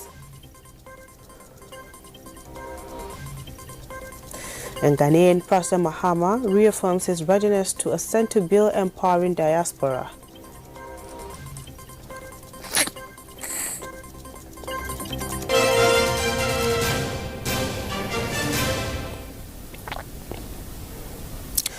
President Bola Tinubu has commended the Nigerian Navy for its contributions to the nation's economic growth, in addition to its roles in counter-terrorism and counter-insurgency across Nigeria.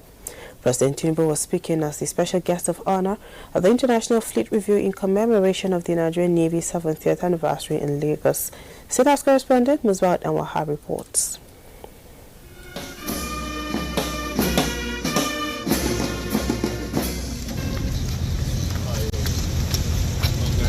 Arrival of a special guest of honor at the Eco-Atlantic waterfronts. Special day for the Nigerian Navy as it commemorates 70th anniversary. President on arrival led him to the residence of the President. State House correspondent Musbat and Wahab reports that the meeting between the two leaders lasted about 30 minutes behind closed doors. Following his victory in the April 12 presidential election, Wadagni was inaugurated to succeed President Patrice Talon on May 24, 2026. President Tinubu delegated Vice President Kashim Shettima to represent him at the inauguration last weekend. Benin Republic is the neighboring country of Nigeria to the west and remains an ally in regional cooperation. And Nigeria's economic ties with the United Arab Emirates continue to strengthen as non-oil trade between both countries hits $5 billion, while First Abu Dhabi Bank has opened in Lagos office. Etihad Airlines will also begin Abuja operations this year. A statement by Minister of Foreign Affairs Bianca Ojukwu. The UAE ambassador say both countries are working to implement their comprehensive economic partnership agreement to boost trade and investment. This was disclosed when the UAE ambassador to Nigeria, Salem Saeed Al-Shamsi, paid a visit to the Nigeria's Minister of Foreign Affairs in Abuja. He said non-oil trade grew from $4.3 billion in 2024 to $5 billion in 2025 and is projected to hit $8 billion by 2027. He also announced that visa restrictions for Nigerians have been eased, with over 15,000 Nigerians traveling to the UAE in the last 1 year. Al-Shamsi added that Etihad Airlines will commence direct flights to Abuja this year, and First Abu Dhabi Bank has opened in Lagos. Bianca Ojukwu restated Nigeria's commitment to creating an enabling environment for UAE investment, including sovereign wealth funds. The minister said both countries remain committed to moving bilateral ties from strength to strength.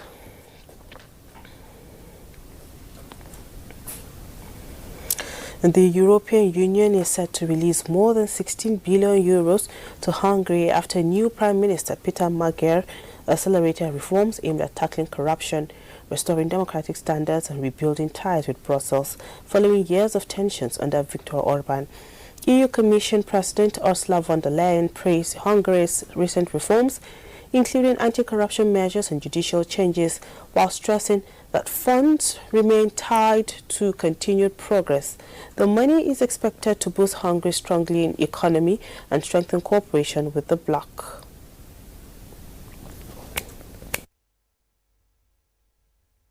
For support, there is now a tenuous diplomatic opening to extend the ceasefire and reopen the Strait of Hormuz. Yet any temporary understanding between US and Iran must be followed by deeper talks about Tehran's nuclear stockpile and other critical issues. Lasting stability will require more encompassing solutions. The European Union is ready to contribute to a sustainable and peaceful solution. We bring economic leverage, hard-won nuclear expertise, long-standing relationships with partners across the Gulf, and direct engagement with Iran itself. I see a concrete role for the EU in helping to make any eventual agreement durable, whether through maritime operations, economic incentives that support long-term stability, or other issues. We also held an in-depth exchange of views on regional and global issues, including the US-Iran conflict, security situation in South Asia, Afghanistan, Europe, and the Middle East. The decision signals renewed trust between Hungary and the European Union as Peter Magyar's government seeks economic recovery, democratic reforms, and stronger European integration after years of strained relations under former leader Viktor Orban. Citizens across the capital city of Addis Ababa and other parts of the country are lined up in large numbers to cast their ballots in a parliamentary election widely expected to secure another dominant victory for the ruling Prosperity Party of Prime Minister Abiy Ahmed. Similarly, Colombia is heading into a decisive presidential runoff scheduled for June 21 after no candidate scored the required majority in a highly competitive first-round election. Adobio Bechina brings us details. The election takes place against the backdrop of a political landscape shaped by conflicts, economic transformation, and deep political division. Abiy Ahmed, who has led Ethiopia since 2018, rose to international prominence after receiving the Nobel Prize for his early diplomatic breakthrough with neighboring Eritrea. However, his leadership has since been increasingly criticized by opposition groups and international observers who accuse his administration of tightening political space, suppressing dissent and overseeing elections that lack meaningful competition. Beyond political dynamics, Ethiopia's election is deeply intertwined with the country's broader socio-economic transformation and ongoing instability. Economically, Ethiopia has continued to register strong growth driven largely by infrastructure expansion, industrial parks, and agricultural exports. The ruling party, however, maintains that the election reflects national progress and democratic continuity. Abiy Ahmed has repeatedly emphasized that Ethiopia is undergoing a historic transformation that requires stability and long-term vision.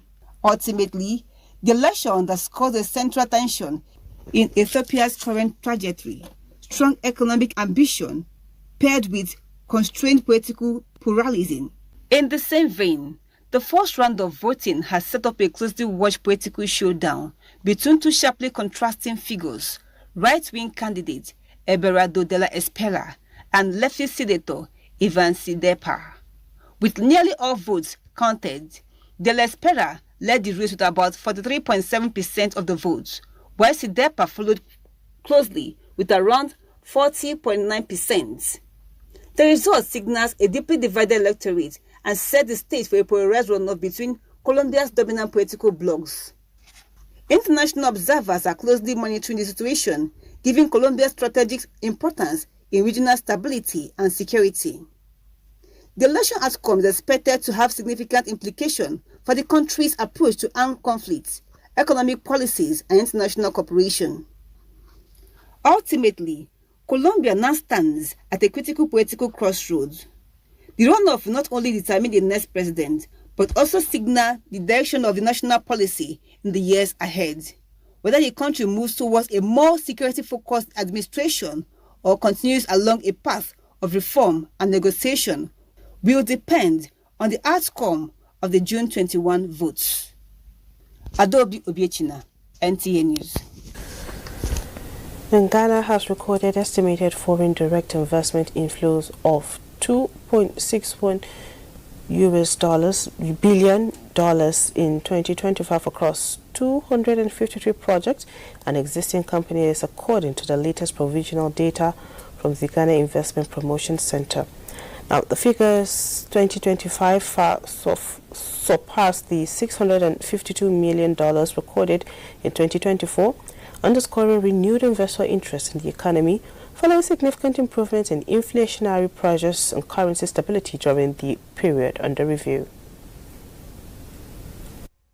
From the Ghana Investment Promotion Center, Petroleum Commission and the Ghana Free Zones Authority show that new projects registered under the GIPC accounted for the largest share of inflows at $1.437 billion from 180 projects. Existing upstream petroleum companies recorded $994 million in investment, while new investment under the Free Zones Authority contributed $165 million. Additional equity inflows into existing firms stood at $40 million. The data also points to strong reinvestment activity by companies already operating in Ghana. Out of the $1.92 billion captured by the Bank of Ghana, about $1.83 billion came from reinvested earnings, indicating that firms already established in Ghana are retaining profits and expanding operations instead of exiting the market. China emerged as the leading source country by number of projects, accounting for 70 projects. India followed with 22 projects, while Nigeria recorded 10 projects. The United Arab Emirates and the United Kingdom registered 9 and 8 projects respectively. However, by investment value, the Cayman Islands ranked first with $500 million, narrowly ahead of China at $486 million. Nigeria contributed $105 million in investment value, while France-Nigeria partnerships accounted for $100 million. The United States followed with $51 million. The Ghana Investment Promotion Center says Ghana remains open for business and continues to position itself as a gateway for investment on the African continent. Meanwhile, the University of Ghana School of Law has marked the successful completion of a 4-year collaborative project on ocean governance with the Department of Marine and Fisheries Sciences. The initiative focused on building capacity in the law of the sea and ocean governance, fostering academic collaboration through teaching, conferences, fellowships, publications, and strengthening Ghana's national framework for ocean governance. Here's the report. By the Norwegian Agency for Development Cooperation, NORAD, and implemented in collaboration with the Norwegian Center for the Law of the Sea, the initiative began in 2021 and has now been extended at no cost until June 2026. The project underscores the importance of sustainable marine resource management, ensuring that Ghana's oceans serve present needs without compromising the future. Speaking at the closing event, project leaders noted that the project has formed the foundation for the launch of a new academic journal dedicated to ocean governance to transform the permanent center to continue advancing research, policy and institutional collaboration. The Norwegian ambassador to Ghana, Dr. John Kipsters, lauded the efforts put in to ensure the success of the project despite Norway's funding winding down. The project coordinator is Professor Francis Nonu. The project so far has contributed to academic programs. We've run and made the law, we've demystified the law so that people can come and do LLM programs, so many of them. We've built the capacity of public sector officials. We've held conferences and stakeholder dialogues where we had quite a number of countries participating both physically and online. We've had research and publications. We've had policy engagement and national discussions on ocean governance. Recently, we contributed to the Blue Economy Policy for Ghana. And today, we are not just ending a project cycle, but we have to move on into the future. Dr. Godwin Jokoto, a senior lecturer at the University of Ghana School of Law, emphasized that while Norway's funding is winding down, the project's ultimate goal is to transition into a center for ocean governance at the University of Ghana. This is a flagship project by the University of Ghana School of Law, which we are implementing with the collaboration of our internal partners, being the Department of Marine and Fisheries Sciences, and our external collaborators being the Norwegian Center for the Law of the Sea at the Arctic University in Norway. Then we are funded currently, well, which funding is actually run out by the Norwegian Agency for Development Cooperation, NORAD, and they have been gracious enough to sponsor us for the last 4 years, starting from 2022 to 2025. So essentially, we've done 4 years. Participants called for an active involvement in shaping the future of ocean governance in Ghana and beyond. You're watching the news on NTA International. We will pause here, take a short break. We will bring you more reports shortly.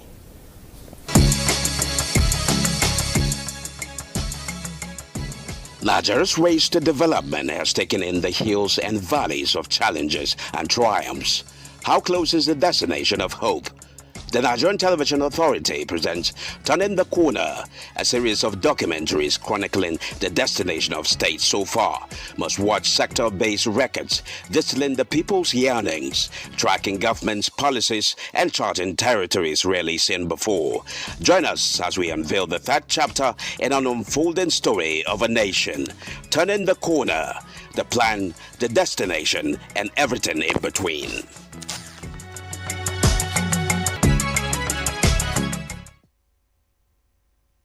Thanks for staying tuned. Participation in Ghana's governance. President John Mahama has announced his readiness to assent to a bipartisan bill that will enable Ghanaians living abroad to fully participate in the country's political administration without renouncing their dual citizenship.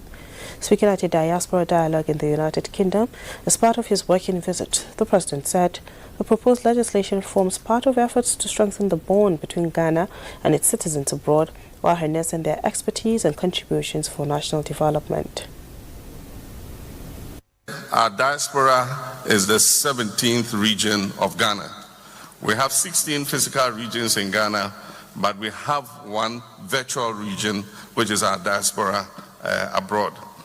And I mean, it's obvious that you are critical to what we do because, like the minister said, your remittances have reached the highest ever, above $7.8 billion actually last year. And I mean, I dare say that probably that is much larger than, many regions are contributing to the GDP in Ghana. So you deserve your position as the 17th region of Ghana.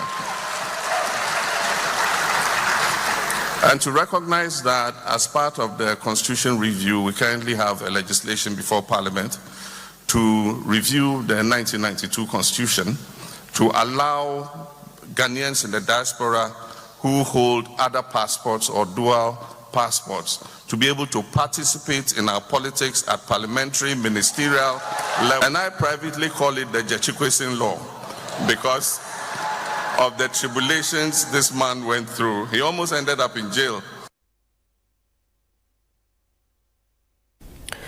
The Director General of the World Health Organization, Tedros Adhanom Ghebreyesus, has issued an urgent appeal for increased international support to continue rapidly spreading Ebola outbreak in the Eastern Democratic Republic of Congo.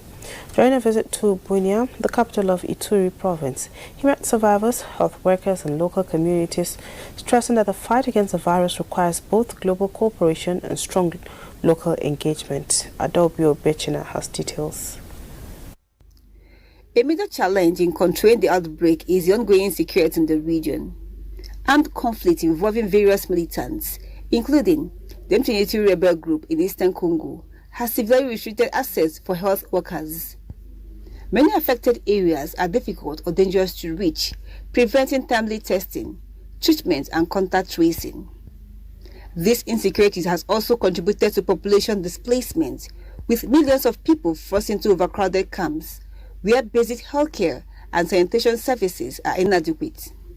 The WHO has emphasized that controlling the outbreak requires more than medical intervention alone. Under the leadership of Tedros Ghebreyesus, the organization is promoting a strategy that combines surveillance, rapid testing, isolation of cases, contact tracing, and safe burial practice with community engagement. Officials stress that building trust is essential, especially in areas where misinformation and fear of health authorities are widespread. The possibility of a future vaccine offers some hope, but it is not an immediate solution. Until then, containment depends on coordination between governments, international agencies, and local communities. The outbreak has also highlighted the importance of regional coordination, particularly as Uganda and other neighboring countries take preventive measures to reduce cross-border spread. Ultimately, the crisis underscores a broader reality. Disease outbreaks in fragile conflict-affected regions are never purely medical events. They are shaped by social, political, and security factors that determine how quickly a virus can spread and how effectively it can be contained. The outcome of this outbreak will depend not only on medical response, but also on the ability of all stakeholders to work together under extreme difficult conditions. Adobe Obiechina, NTA News. Major key players in the 2026 Hajj exercise have commended the successful conduct of the 2026 Hajj pilgrimage in the Kingdom of Saudi Arabia. This was during a post-Arafat conference in Makkah and in line with the annual practice of reviewing and underscoring performance of the Commission. Abubakar Akwanga reports.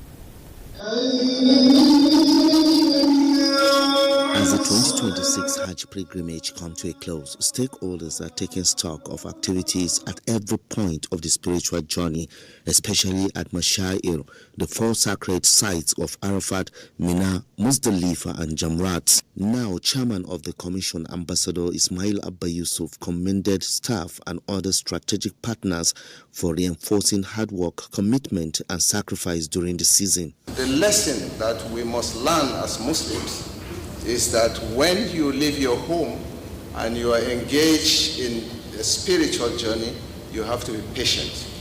It is grossly uncharitable for us as leaders, as people who are charged with the care of Hujjaj, to not preach this virtue.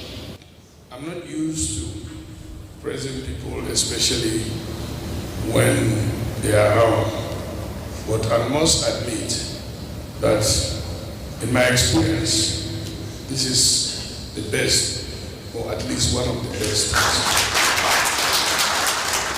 Heads of departments took turn to present performance sheets where a total number of medical consultations stood at 15,008, which accounted for 1/3 of the pilgrims. Transportation, feeding and space management also took center stage. Major stakeholders and body of Islamic scholars appreciated NACON for its support and pledged sustainable Hajj education for all pilgrims in future Hajj pilgrimage in the Kingdom of Saudi Arabia. The hard work, compassion, and tireless service of everyone involved in making the pilgrimage experience safe, comfortable, and spiritually fulfilling are truly inspiring. ذلك لتعلموا أن الله يعلم ما في السماوات وما في الأرض. From Mecca, the Kingdom of Saudi Arabia, Abubakar Akwanga, NTA News. Nigeria's First Lady Oluremi Tinubu says families, communities, institutions and government must work together to support parents in nurturing children who are responsible, compassionate and equipped to contribute positively to society. In her message marking the 2026 Global Day of Parents, the First Lady thanked parents and caregivers across Nigeria and around the world for their love, sacrifices and commitment to raising the next generation. While describing the theme for the celebration, Together for Parents, as a reminder that parents should not walk a journey alone, she encouraged all parents to continue leading with love, patience, discipline and good values by guiding their children to make responsible choices that will secure a brighter future for themselves in Nigeria.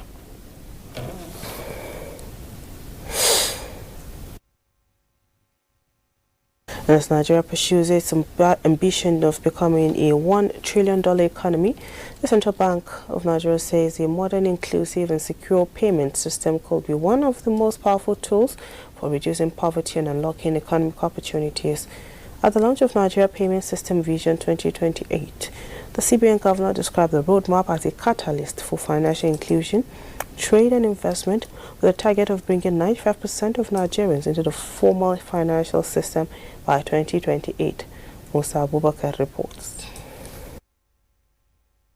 From cash transactions to instant digital transfers, the way Nigerians make payments is evolving rapidly. To keep pace with the transformation, the Central Bank of Nigeria is unveiling the Nigeria Payment System Vision 2028, a bold strategic roadmap designed to drive innovation, deepen financial inclusion, and strengthen the nation's digital economy. It provides a strategic roadmap for the next phase of transformation and reflects our ambition to build a payments ecosystem that is secure, inclusive, resilient, and globally competitive. The vision sets out an ambitious agenda focused on faster and more secure digital transactions, seamless interoperability across payment platforms, broader access to financial services, and stronger cybersecurity safeguards for consumers and businesses. So this Payment Systems Vision 2028 is a singular, coherent national architecture that has been designed to accelerate how money flows, how businesses interact, how trade expands. With about 50,000 agents, then today we are proud to announce that we have over 2 million agents spread across the country. We must create systems that allow businesses to scale more easily, consumers to transact more safely and affordably, and regulators to collaborate more effectively. Sustained collaboration among regulators, financial institutions, fintech operators, and other stakeholders will be crucial to turning the Vision 2028 aspirations into tangible outcomes. In Abuja, Musa Abubakar, NTA News. Now, the Nigerian leather industry is facing a severe shortage of raw materials, particularly hide and skins. Reports indicate that in 2025, the sector lost an estimated 23 billion naira due to the consumption of hide and skins known locally as pomo. Musa Baba Aliyu, the trade in raw hides and skins, which is usually very attractive during Salah celebration, reports that celebrations dropped significantly across the country this year. The reports. During Salah celebration, Muslims worldwide slaughter animals such as sheep, goats, cows and camels. The hides and skin from these animals are essential raw materials for leather production. This annual activity typically triggers a boom in the hides and skin trade.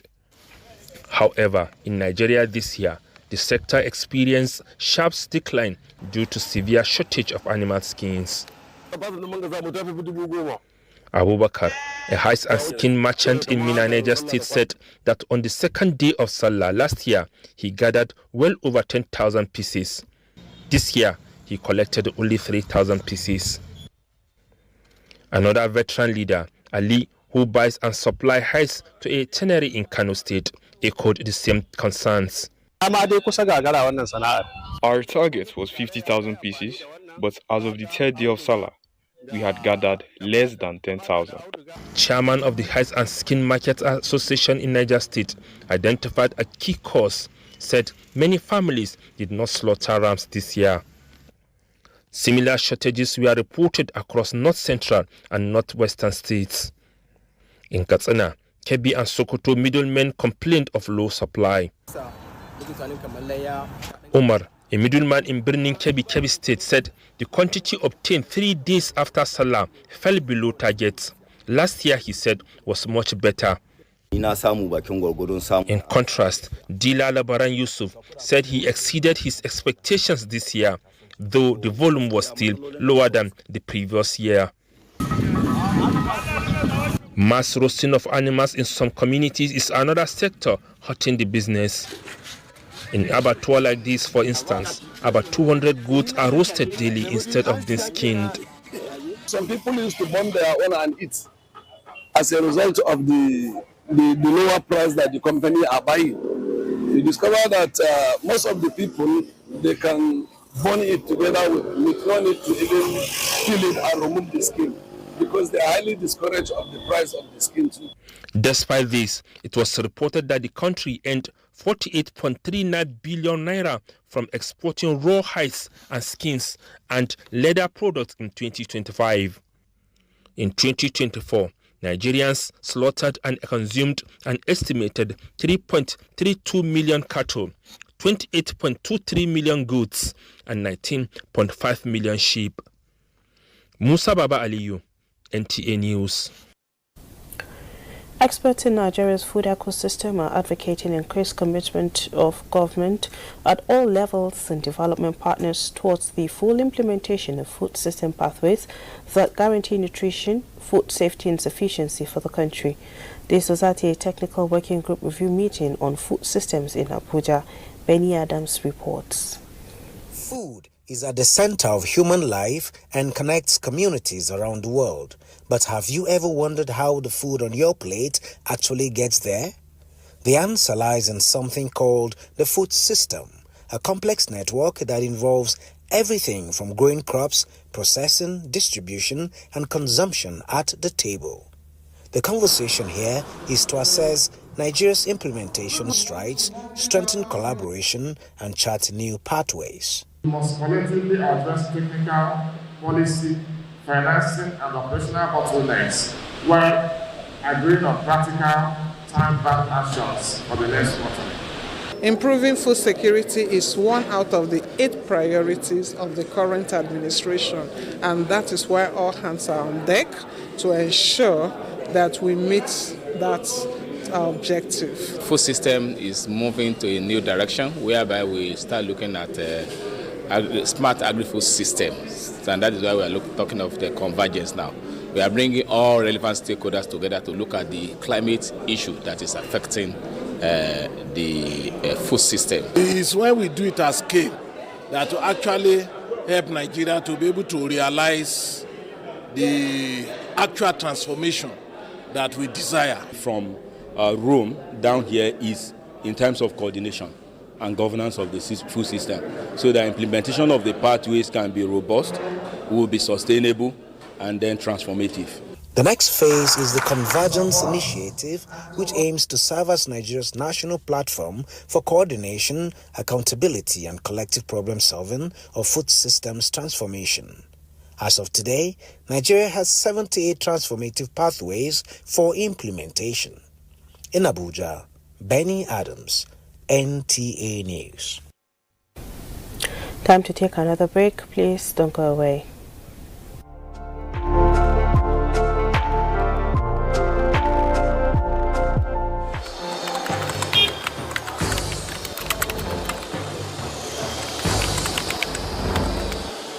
You have no better friend and partner than Nigeria. Let this unveiling today be a call to conscience. Let our practitioners hold the line of truth.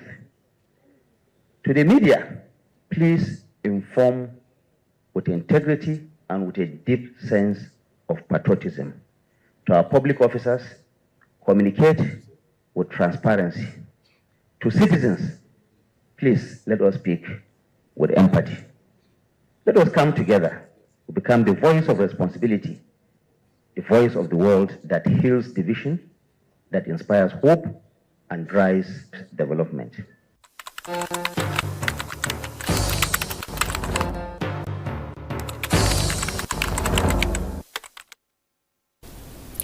Nigeria's First Lady Oluremi Tinubu says apart from ongoing legislative efforts to promote inclusion in politics, women can bridge the gender gaps in political leadership by working harder to build trust and earn the confidence of the people at the grassroots. She stated this in the aftermath of the recent party primaries across the country during a meeting with APC women leaders in her office. State House correspondent Adeni Taiwo reports. They have to connect with the people they want their trust. They have to connect. I don't see that. I'm sorry to say. Give them incentive and try to, and you have to build trust and connection. Her take on women inclusion in politics, particularly after the recent APC primary elections, came shortly after she presented 8 14-seater buses to the women wing of the party who were in her office to pledge support. The donation is to aid their operations as they are expected to lead the party's citizens' engagement and voter education for the 2027 general elections with the establishment of an advocacy group, Tinubu Torchbearers. The donation also came with an appeal to the women to further sustain advocacy at the grassroots while equipping themselves with requisite education that can distinguish them in the office they seek. Tell all the women, you can do party work, but make sure you raise good children, good families. You come back, care for your children. Because all this, restiveness we are seeing around stems from the home. So we have to make sure that our home is solid. Reiterating the need for women to be fully engaged and mobilized for their participation, APC National Women Leader Mary Alile described the women wing as the party's backbone for grassroots mobilization ahead of the coming polls. Your Excellency, we recognize that the strength of our party lies in the grassroots structure.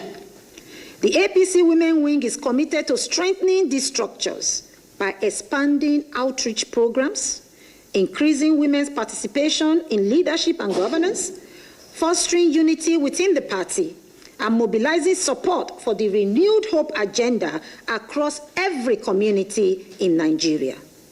We assure you, Your Excellency, of our unwavering support and partnership as we continue to work towards the empowerment of women. Can we all be upstanding and say one? Before going into a closed session, the meeting mourned the passing of the Southwest Zonal Women Leader, Yetunde Shakirat Adesoya, who passed during the weekend. In the State House, Adeni Taiwo, NTA News. The federal government is set to unveil a 3.6 billion naira incubation program aimed at empowering artisans with tailors identified as key beneficiaries across the country. The Director General of the Industrial Training Fund, ITF, Dr. Afiz Ogun, stated this at the launch of the Nigerian Artisans for the Renewed Hope initiative in Akure, Ondo State. Abiola Ario reports that the initiative is a presidential support platform designed to mobilize and strengthen grassroots engagement ahead of the 2027 general elections.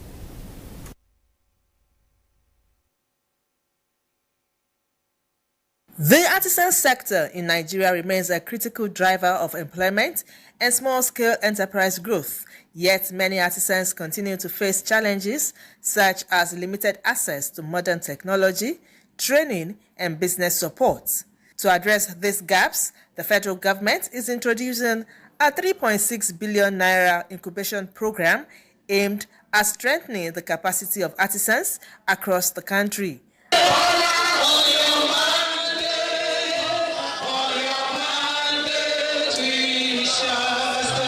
The initiative, which was unveiled in Akure, Ondo State, brought together artisans from the 6 geopolitical zones of the country. Beyond financial support, the program is expected to promote skills development, innovation, and entrepreneurship through access to modern equipment and specialized training. We do not believe in startup park. We incubate business. If it is 2 we incubate business for, that 2 will contribute to the economy. Also, the Director General of the Industrial Training Fund said the establishment of digital fabrication centers, beginning with Lagos and extending to states including Ondo, Edo, Nasarawa, Akwa Ibom, and Kano, is also expected to enhance productivity and improve the competitiveness of local artisans. Some of the artisans attested that various programs and policies of the Industrial Training Fund, ITF, have positively impacted their livelihoods. We are welcoming Baba Tinubu back to the stage once again because we enjoy his program. The Nigerian Artisans for Renewed Hope initiative is expected to be replicated across other states of the Federation. In Akure, Abiola Ario, NTA News. The countdown has begun. The destination is June 20th, governorship election in Ekiti State. Governorship candidates are trying to convince the electorate on why they should be the chosen one. Here is Olukemi Soni with details.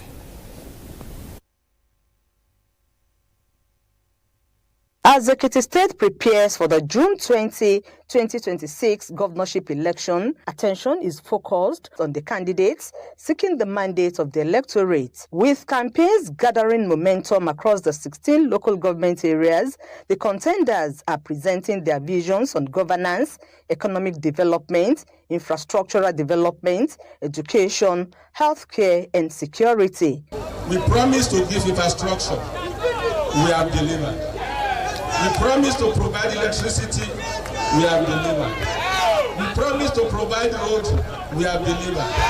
We promise to construct schools, we have delivered. We promise you water, we have delivered. We promise support for our market women, we have delivered. Above all, we promise security. People are welcoming the PDP. They want a change, a true change for the betterment of this state. We want a government that will be accountable by their performance. And that's what the PDP government is offering them. We're offering them better health services. We're offering them better roads.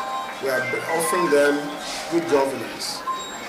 And that's why the PDP is going to form the next government in the Ekiti State. We'll make agriculture more attractive to the youngsters. We also establish as soon as possible skill acquisition centers to make their employments more competitive. We want to industrialize Ekiti State.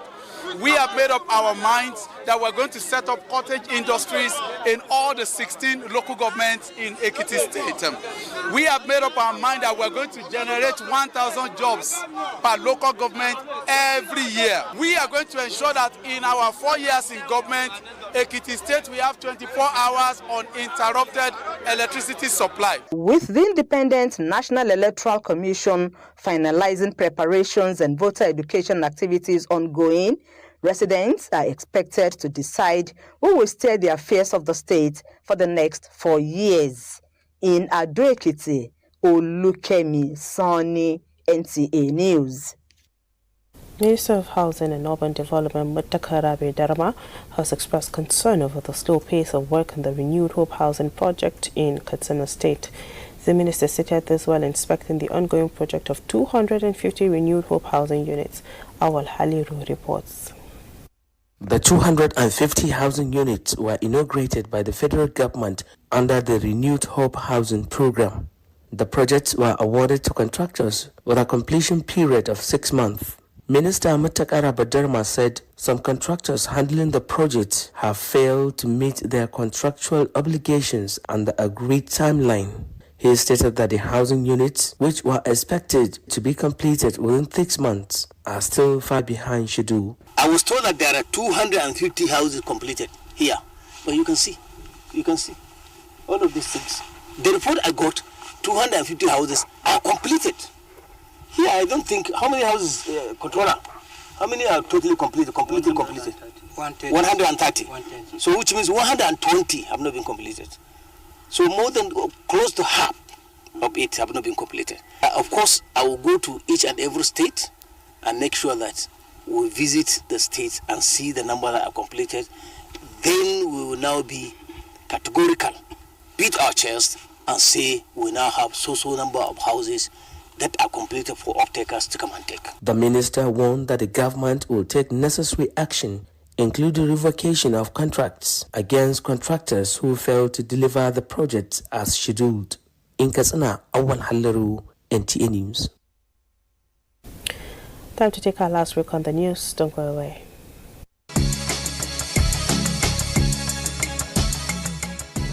Nigeria's race to development has taken in the hills and valleys of challenges and triumphs. How close is the destination of hope? The Nigerian Television Authority presents Turning the Corner, a series of documentaries chronicling the destination of states so far. Must-watch sector-based records distilling the people's yearnings, tracking government's policies, and charting territories rarely seen before. Join us as we unveil the third chapter in an unfolding story of a nation. Turning the Corner, the plan, the destination, and everything in between.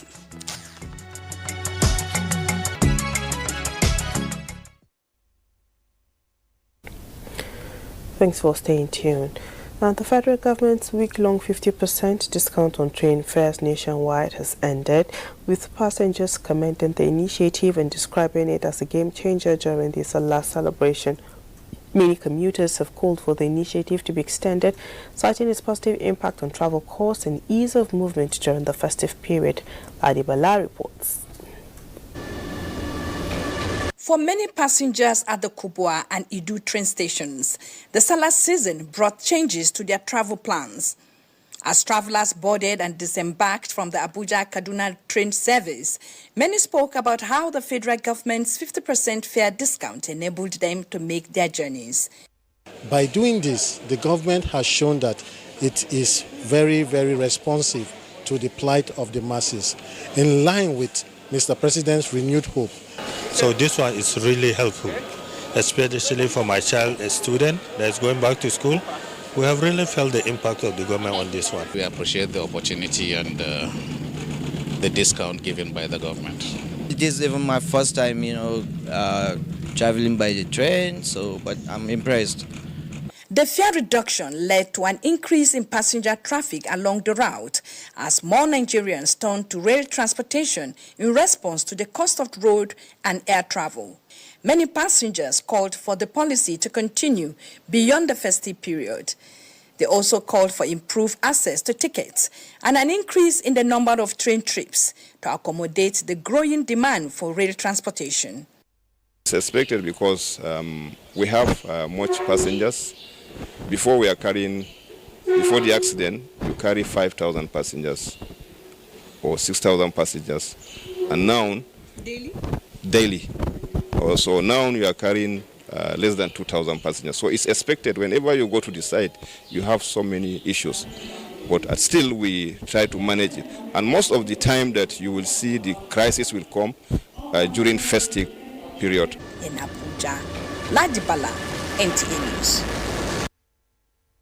Now, in a significant effort to strengthen the quality of basic education and prepare teachers for the digital age, 105 primary school teachers in Kaduna State have successfully undergone training in digital literacy and modern teaching methodologies in Jaba local government area of the state.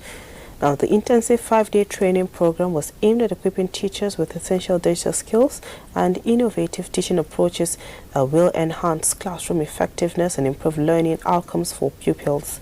The training forms part of the facilitator, Caleb Enladi's broader commitment to improving educational standards and promoting technology-driven learning across underserved communities in Nigeria, with a set target of training 1,000 teachers in digital literacy and modern teaching techniques before the end of 2026, with the 105 teachers trained in Jaba local government area representing the first phase of this education development initiative. I strongly believe that the skills they have learned is going to equip them with all the prerequisites that they can be able to compete with their peers elsewhere that are already digitally literate. So before we started this program, we had a need assessment program. We found out that there's a specific number of them that has some issues when it comes to digital literacy. And I strongly believe that this training is going to close that gap. And we are not going to stop there. We are going to keep monitoring them. That's why we have a WhatsApp group that will be created. We are going to monitor the impact over a period of time. I've been able to learn the various tools I use in impacting or teaching digital literacy. Then I've also learned some of the Google slides, the sheets, the docked, that's Google Docked and all of that. We are in a computer era. The knowledge of these very tools that we are going to be using for assessment and all is going to help the learners to be able to be digitally inclined right from the grassroots right now. And by the time they leave here, they are going to be proud to be able to face challenges. They will. The intervention is expected to be replicated in other local government areas across Kaduna State. Now, despite persistent sensitization against the practice, incidents of sexual and gender-based violence and other harmful traditional practices still continue. Efforts to rescue some of the victims from its negative effects are underway in Abuja, using art as therapy to reset their mental health. In traditional and modern African societies, various harmful and degrading practices have been observed against women and children, with some of them resulting to sexual and gender-based violence. Miss Spirit Joshua is a victim of such. Having found help, she and other young people have found solace in arts therapy to recover their mental health. This is an avenue for survivors to have peer-to-peer conversations with humans like them. One of the things they get involved in that does not help them is peer pressure. Like-minded youths under the Oxano Foundation decided to mentor these SGBV survivors to take ownership of their rehabilitation journey and become stronger voices against it. One of the therapy we're exploring is literature as a form of therapy. So we want all of us to be interested in reading books and writing our own books, because sometimes some of the world's most important inspiration and secrets are hidden in books.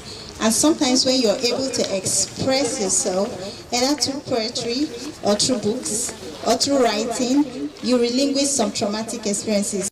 At an outreach to sensitize on SGBV, they and other children had so much fun letting loose their creative energies.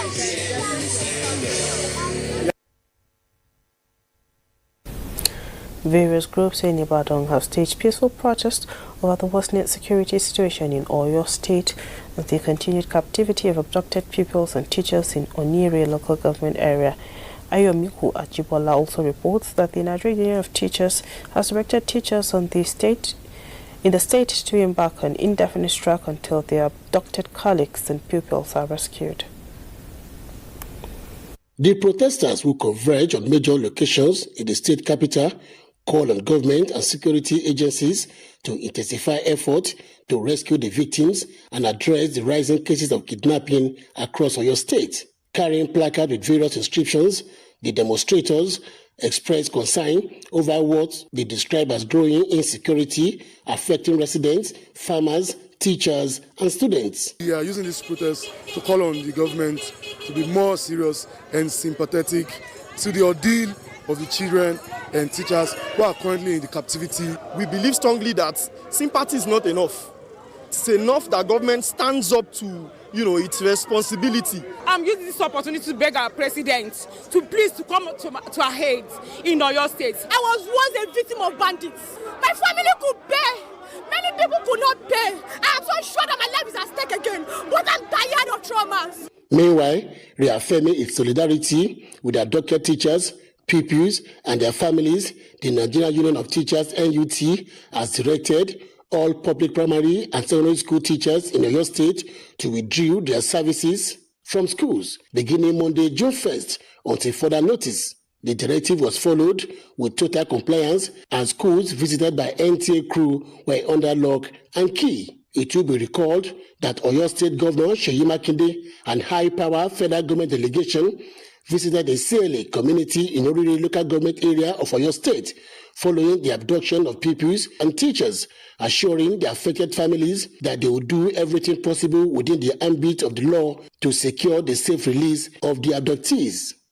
In Ibadan, Ayomiku Ajibola, NTA News. And that ends the news on NTA International. Thank you for watching. I am Frama Panyan. Bye for now.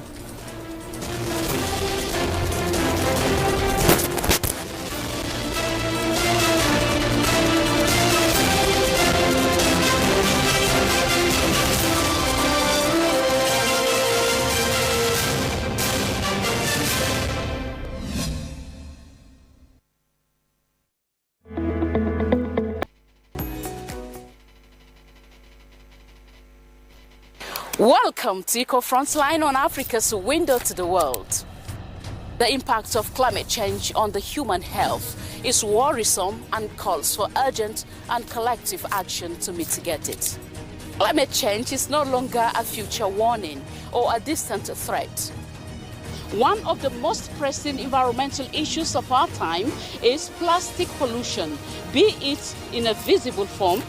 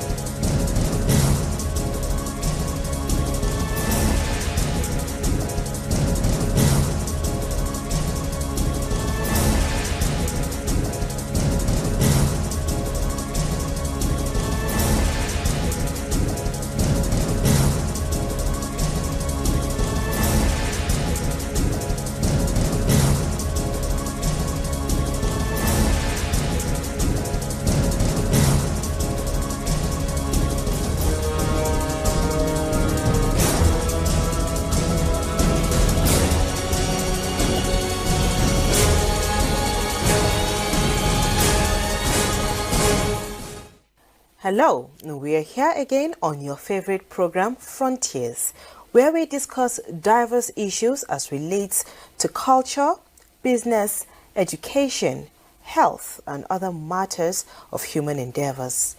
Today, we are going to be discussing an issue that concerns every human being. And what is that? Food. All right, now, there is no one that does not eat food, both young and old, but the question is, what is the quality of food you're eating? Using local ingredients keeps indigenous food systems alive.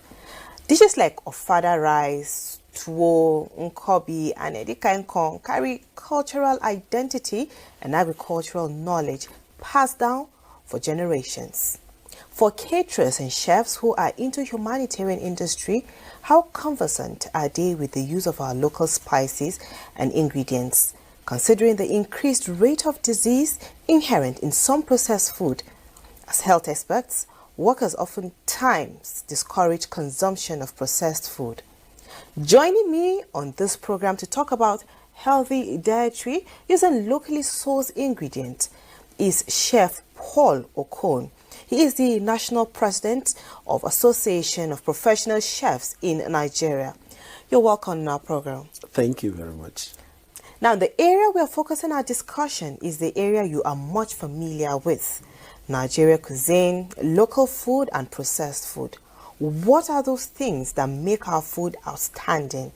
Do you indulge in mixed or crisscross recipes when you cook? Let's watch this report. I am Frama Panyi. Welcome on the program Frontiers. Thank you very much for having me. You're welcome. Yeah. All right. Now, how important is healthy eating in today's society, especially with the increasing cases of lifestyle-related diseases? Well, to start with, let us look at what is food.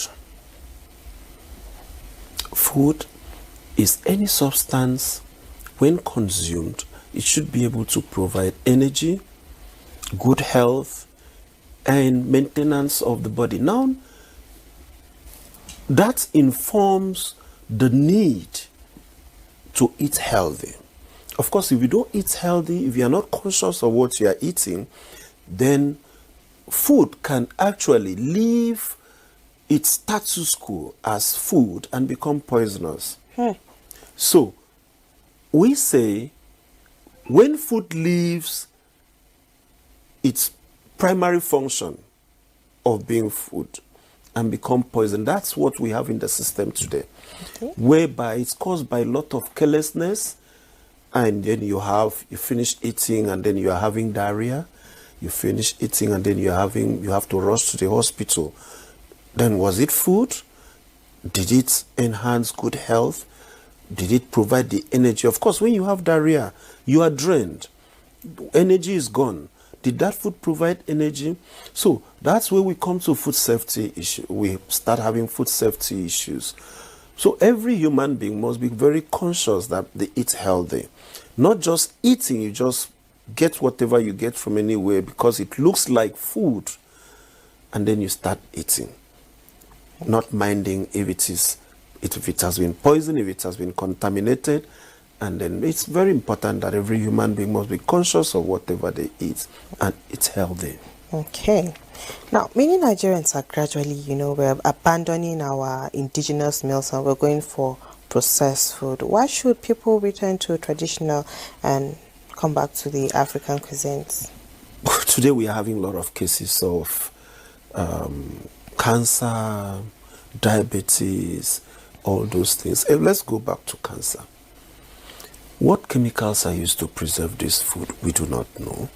You have some products that are said mainly for export. Why can it not be consumed in that country that produced it?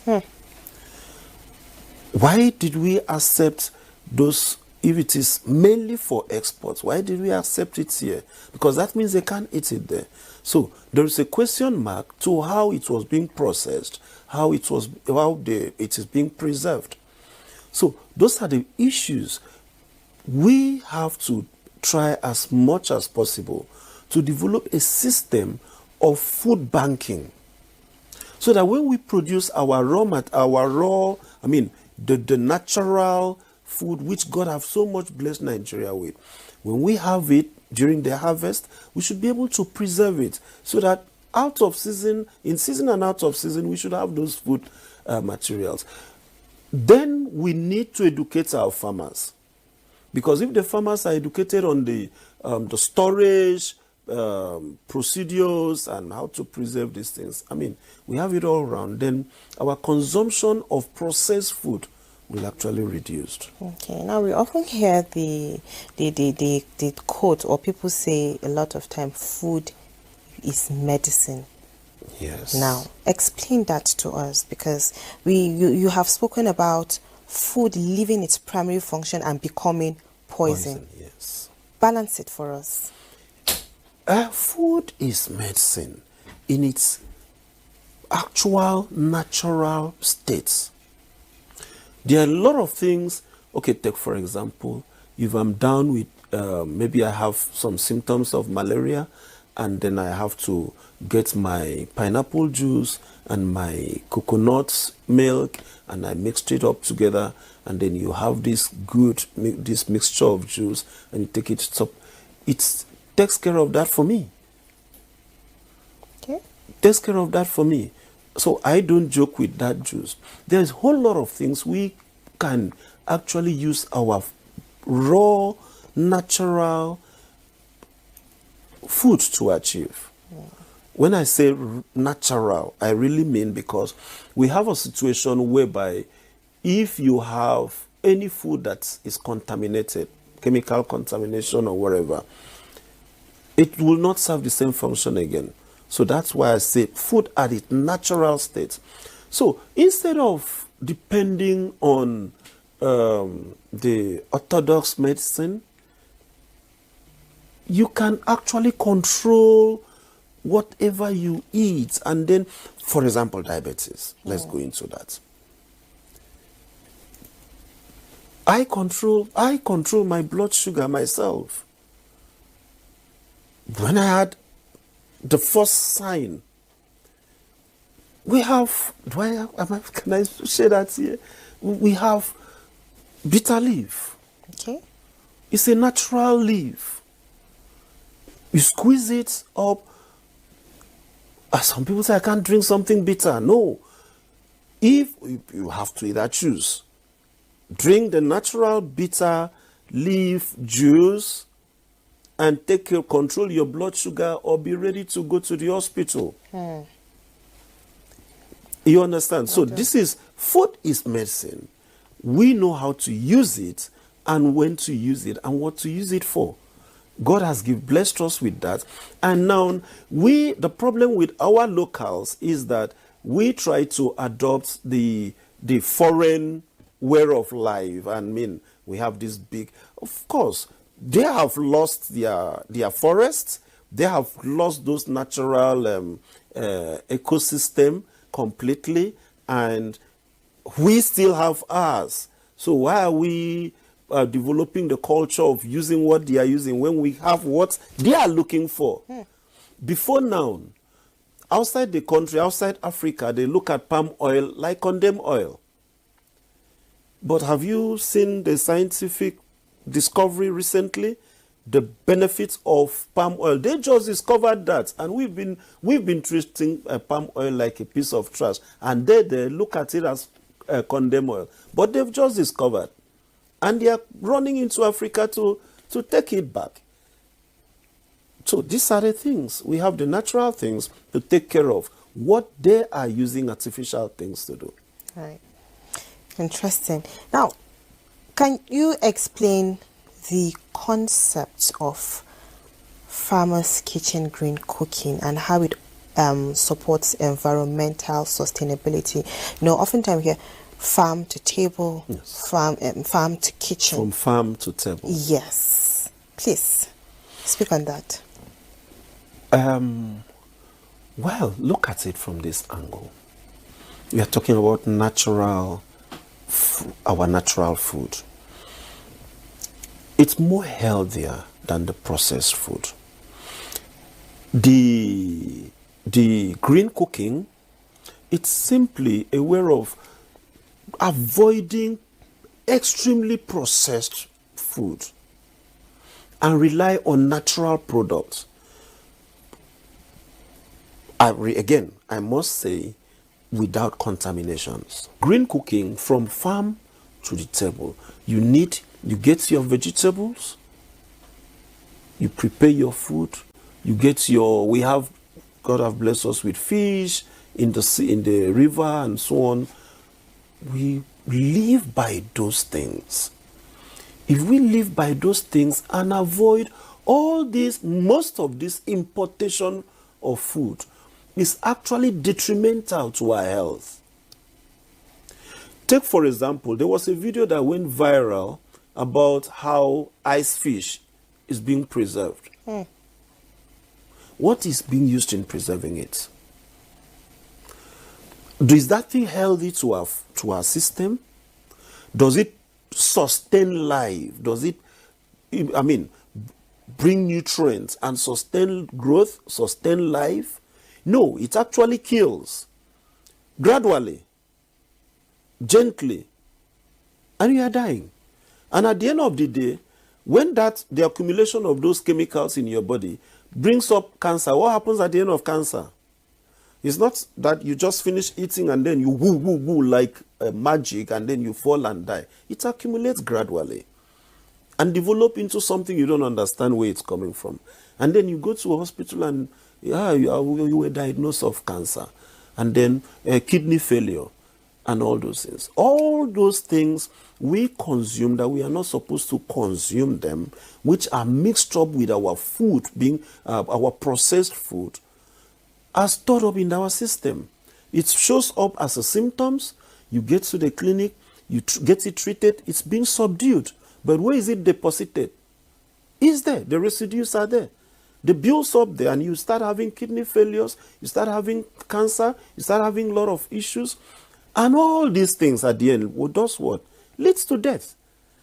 So when we are saying food poisoning can actually lead to death, doesn't mean that it's all of them happen just on a strike. The build up. So what is what is the solution? Green cooking. Farm to table. Today we are very busy, our ladies, our guys, either the guys are busy pressing laptops, the ladies are busy competing what employment they want to take. Everybody is gradually forgetting about farming. The rich are busy killing the forest to raise skyscrapers. Nobody's thinking of farm.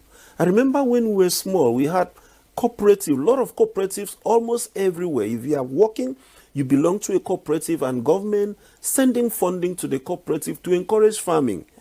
I don't know the last time we've heard of large supply of fertilizers, because those days, once fertilizers arrives, it was all over the news. People were spreading up. We are all rushing to get our supply of fertilizers for our farms. It's dying off. It's being replaced by skyscrapers and big estates. Where is the provision for farm? What's the encouragement? It's very important that we need to go back to the drawing board. Processed food coming into the country in large scale is not in our favor. I'm just trying to control some words that I'm supposed to use. It's not in our favor at all. And it's better we go back to the drawing board if we want to serve the black race. I quote, black race. Because some of these things that are coming in are intentional. If a product is marked not for sale in so-so country, then why is it like that? All right. Chef, let's pause here and take a short break. Yes, thank you.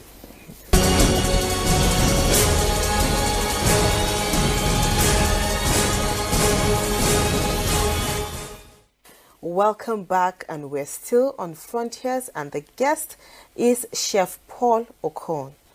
He's still with us in the studio. Now, Chef, we've been discussing about, the importance of our ingredients, the local ingredients we have, the importance. How do we source them? As a chef, tell us how you incorporate these local ingredients or ours in Nigeria, and how you incorporate them, the health benefits, and what are they, why we need to continue using these local ingredients and spices. Okay. Well, I will say, for example, we have our indigenous cuisines. We have our indigenous ingredients.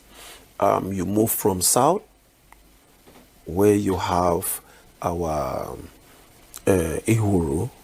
We have, if you go to far south Calabar, where the base of whatever you're cooking is your good dry fish and crayfish. Of course, a lot of coastal regions enjoy those things. And you go up north, they have dawa dawa. You go west, they have iru, they have all those rich things that do not have any effect. I can tell you for a fact, they don't have any side effect on human health. They don't. Now, we are gradually living those beautiful things that enriches the body with vitamins, with you go to an average, maybe, let me say, a middle income earner, what he's thinking of is packaged juice, those processed juice. When we have, everywhere we have our oranges, fresh papaya, fresh pineapples, you just squeeze them, bring out the juice. If you want to do that, if you want to take a juice, and then you are having natural vitamin C, rather than getting something processed, dehydrated, powdered, sent to you, and then added water in Nigeria, and then it's become a juice. So, the percentage of the vitamins you get might be near zero in such processed food. You're living the natural one.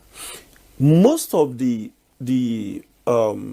our people are going away from our natural, fresh, delicious cuisines, and will be walk into the restaurant, calling for foreign foods, which of course are processed before they are being sent down, not as natural as it is in those places.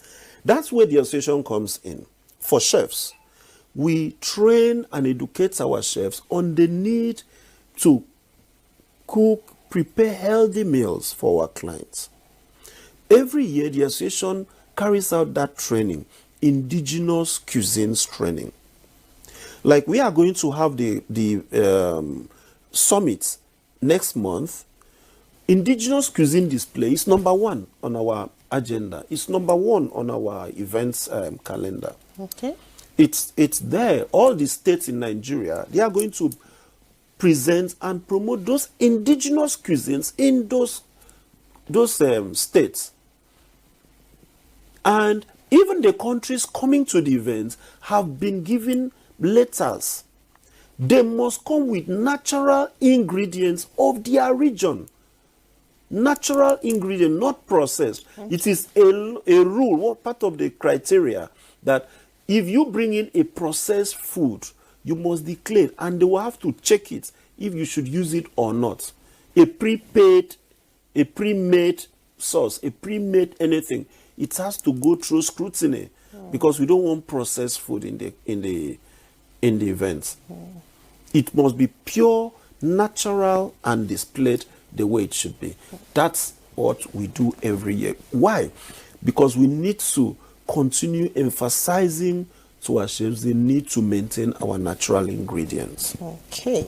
Now, what are the prospects for export of these natural ingredients and spices that we have? You have just spoken about the discovering of palm oil to be like the latest gold and nutritional value. Yes. What are the prospects as chefs? What can be done to promote the export, to say to the world that this is our own indigenous ingredients, these are our ingredients, and this is what we're doing to promote them? Not just palm oil, the ehuru, the crayfish, the dry fish, and all that. I want to start with, do you know how much a plate of meal, our natural meal, Nigerian meal, costs in the UK? If you walk into a Nigerian restaurant outside the shores of this country, you spend ×3 of what you will spend in the meals there. The prospect is high. It's high. It's all about, yes, we have a few persons who are promoting and then taking the raw materials, these raw ingredients, natural ingredients, taking them outside and then using it for their businesses. But what we are discussing on is the percentage is very low. Now, our people need empowerment. We know what our economy says. So many people would love to do it. In the association, even we have many chefs that have developed these spices from natural individual spices. We like when our people are combining the spices. If I don't have time to combine mine, I buy from somebody that's have. Why? Because this is somebody that we are sure is trained and is conscious of health. Is conscious of health. If this and this have to be mixed, then it has to be this and this, but without any additive, extra, something that you need to hide that somebody cannot know. No. If give it to the large industry, they might mix this thing and then put something else that will make, maybe because of competition or something that will make people tend to like this. But we keep it natural the way it is. Our members in the association have a lot of spices. We have so many of them. Those that are doing the fresh herbs, who are planting it in their garden and then they are selling from there. Those that are dealing with blending, dehydrating, blending and packaging it into containers are there. So we know where we get our things within us, and we are very sure is not going to give us issues in our food presentations. All right. Now, before I let you go, very quickly, you're a chef. Looking ahead, what is your vision for the future of Nigerian and African cuisine on the global stage? Very briefly. It's heading for a very big explosion.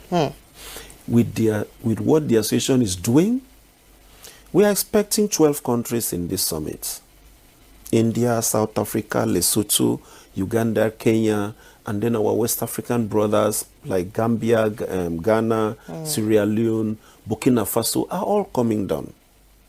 So you can imagine we have consistently, this is the 11th edition, consistently promoted Nigerian cuisine. I'm just saying the ones we have in the country. We are also traveling.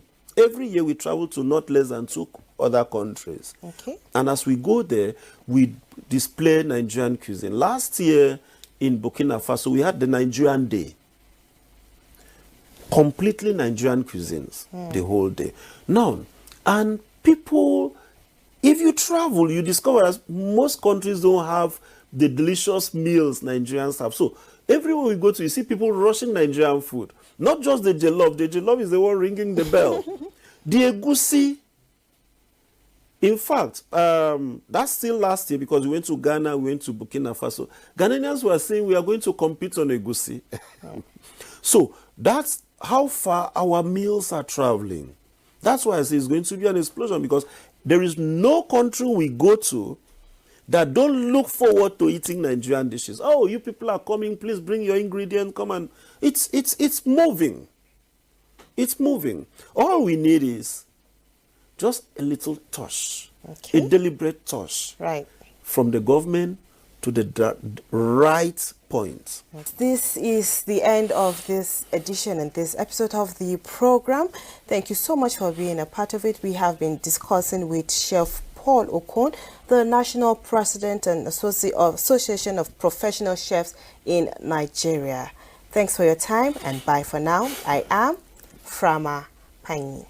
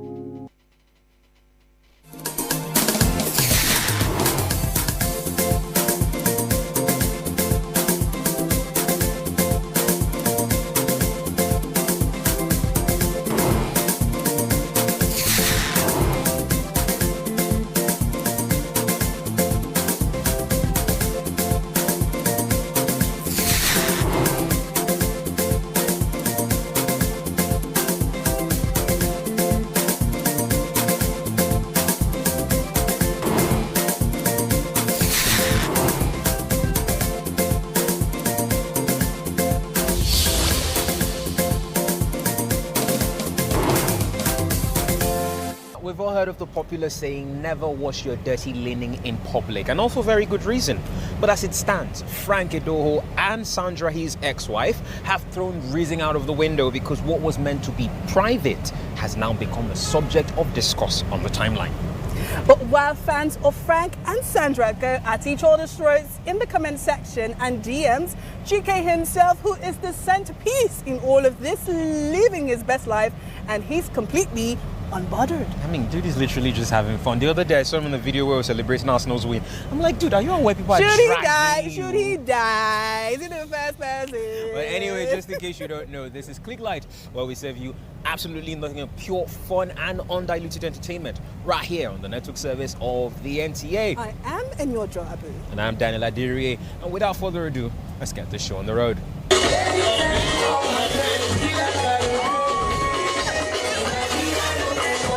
So next up is E-News. The best punishment I can give a woman is malice. I can stay in the same house with you, I'll not talk to you. TV host Frank Edoho has asked for privacy as he continues to deal with his marital crisis through legal means. In a new Instagram post shared early in the week, Frank Edoho addressed the accusations leveled against him by his estranged wife, Sandra Ochechunaya, insisting that the claims were false. According to him, he has chosen to handle the matter through the proper legal channels. Edoho has also apologized to sponsors, brand partners, professional associates and other individuals who may have been dragged into the controversy. The veteran broadcaster further appealed for privacy, especially for his children, describing the situation as a difficult period for his family. His latest statement comes days after Sandra publicly accused him of physical abuse, infidelity and financial misconduct during their marriage. She also shared some alleged evidence, including photos, videos and financial records to support her claims. The BET Awards are back and Nigeria has shown up across multiple categories as the 2026 nominations make their full impact.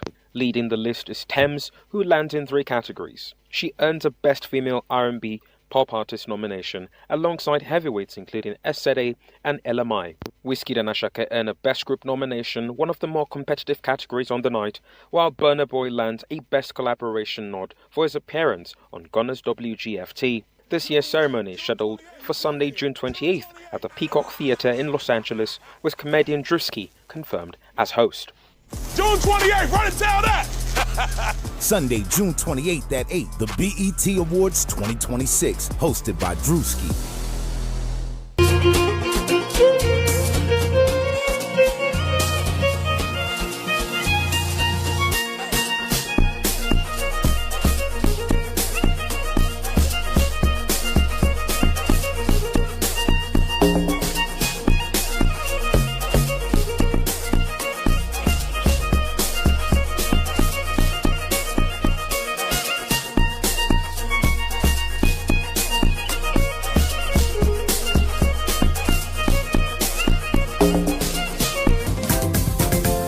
First of all, let me say absolute congratulations to all the Gunners on the timeline. In fact, just to show you that I'm celebrating with you. You see this? I wore Arsenal. Come on, you Gunners! Oh, yeah, vamos. I mean, it was chaos everywhere I've turned to, from bosses in the office, even our own office. There was an absolute that night. Everyone was mad. All the Arsenal fans I know in the office were just all over the timeline. They really needed this win. Even presidential candidates of one certain party, I will not mention his name, was also celebrating, and they say they're going to do party this weekend. So excuse me, Arsenal fans, any Arsenal party, just involve me. I know I'm not an Arsenal fan, but I love you. I supported you people in your chase. This dream, really I was background supporter, so involve me in any party you want to throw. You alright? Yeah, that's it. In the meantime, to the major topic of discourse, Mr. Frank Edoho, Mrs. Sandra, or Miss now because she's ex, and our dear brother Chike of the Lord. What's going on? Of the Most High. Of the Most High. What's going on? That narrative of I'm the king of malice, this is how I deal with my wife. And then we're now hearing that she did one or two with, running to you crew now. You can now see that perhaps, maybe, it was because of how the man was doing in the marriage that made her to step out. And she had to come out and clear her name because they're already giving her the brand AS, you know. I get it. So she had to come out and say, hold on a minute, hold up. It's not quite as you're saying it, because these were the issues that led me to find some kind of satisfaction out there by not absolving any of them of innocence. But we're saying that in an event where we have a spouse who is allegedly neglecting his or her duties as a spouse. Sorry, let it go stop. Well, what is good for the goose is good for the gander. What she said. I'm just going to leave it there. What she said. It was a moment of joy and fulfillment for former Deputy Director News and General Manager NTA International, Kemi Fakaye, as her son Oluwafemi Fakaye tied the knot with his heartthrob Moriyoshore in Ilorin, the Kwara State capital. The colorful wedding ceremony attracted dignitaries from all walks of life, including the NTA family. Mutiat Olushola captured the sights and sounds.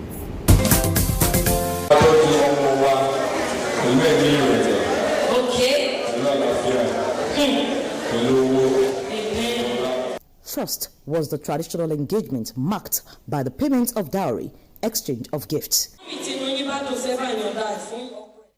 followed by the church wedding, delivering a sermon titled The Vow, The Walk and the War of Marriage. Pastor Olusesan Folorunso stresses that the virtues and qualities that attracted both partners to each other before marriage must be nurtured. Many homes today that are having issues is because the wow is no more there. The attraction, the feeling for one another, the romance. So please make sure that we don't allow the wow to deteriorate. For the visibly excited couple, the path to blissful matrimony was indeed a dream fulfilled, as they expressed gratitude to God while sharing touching reflections on their love story and memorable day. Her beauty, her poise, and her calmness, and the fact that she's a very nurturing woman. As I got to know him, I got more attracted to him. He's actually a cool guy, yes. I think that was one major thing I noticed about him. Elated parents, family members and friends showered prayers and words of wisdom on the newlyweds, offering valuable counsel and practical tips for a peaceful and fulfilling marriage. Right, they should be their own friends. They should love each other. They should understand each other. They should advise each other. They should allow the Holy Spirit to take care of them. They should love themselves. They should not allow any third party in their midst. They should settle their differences themselves without allowing it to linger in any way. We want them to establish their home solidly on solid ground of Jesus Christ and remain like that. They should be forgiving one another because no one is perfect. The more they forgive, the more they will enjoy their marriage. I'm advising them to love themselves and love God too. For the couple to make God the rock, the pillar and foundation of marriage, of their own marriage, because without God's hands in it, nothing happens. They should be patient, there should be understanding between the two of them, and tolerant. They should just be one. They should not allow any external factor to come into their dealings. I'm really happy that this day has come to pass, and I wish the couple all the very best. We waited for this day and we are glad today is here. I wish her a blissful union. Then comes the reception, where both parents joyfully danced into the hall, followed by the bridal train and groomsmen. The couple gracefully entered the venue with energetic and enchanting dance steps.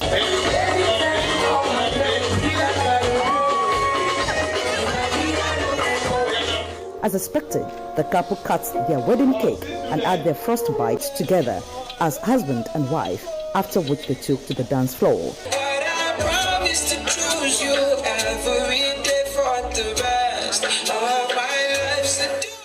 Of course, the parents also had their special moment on the dance floor. And guess what? The NTA family is well represented, as the groom's mother is a retired deputy director of the NTA.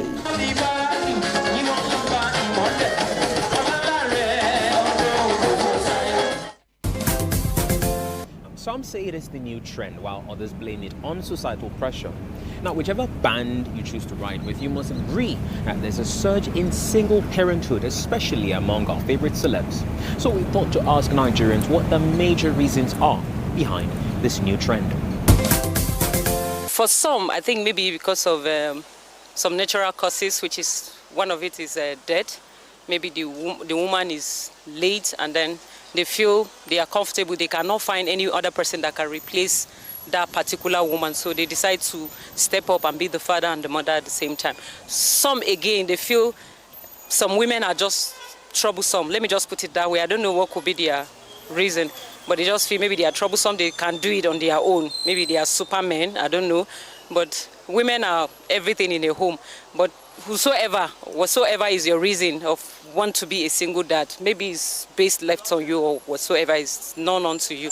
So, but I just feel being a single, you can't justify and say because a woman is this or harsh or whatsoever, so you want to, no, it's a two-way thing.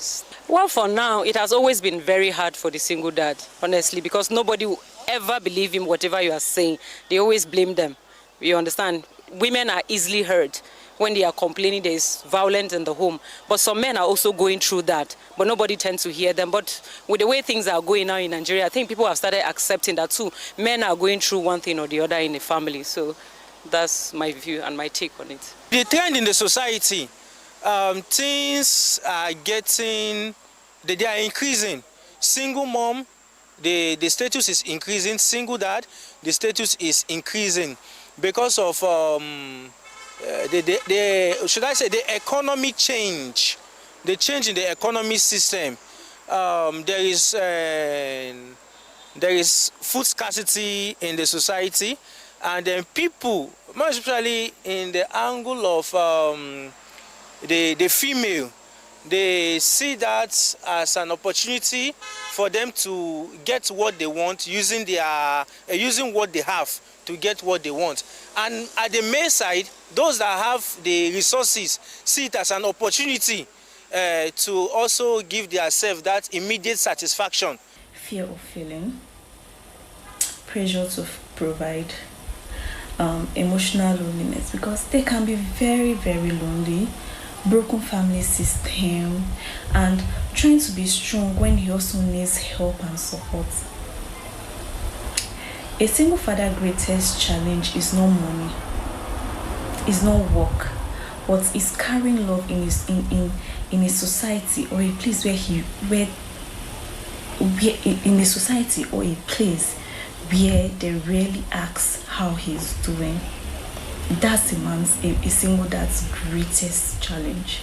It's not money, it's not work, but carrying love in a society where they rarely ask how he's doing. When there is no presence of a mother in a child's life, it is felt.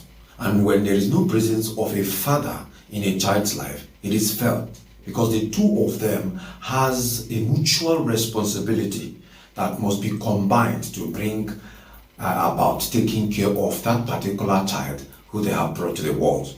But then, because of how the society, or because of how Nigerians, let's just put it that way, because of how Nigerians see single father and single mother, we may say if the dad is able to provide and he is also able to provide someone who will take care of a child, it is better to be a single father than to be a single mother. Because a woman who is providing, taking care of the child emotionally, listening to whatever the child has to do, it's always a very difficult task for a woman to handle, no matter how much she makes. But the truth remains that it is easier when the two parties are available to take care of the child. It's that time of the month again where we serenade you with the top trending music videos of your favorite stars making rounds online.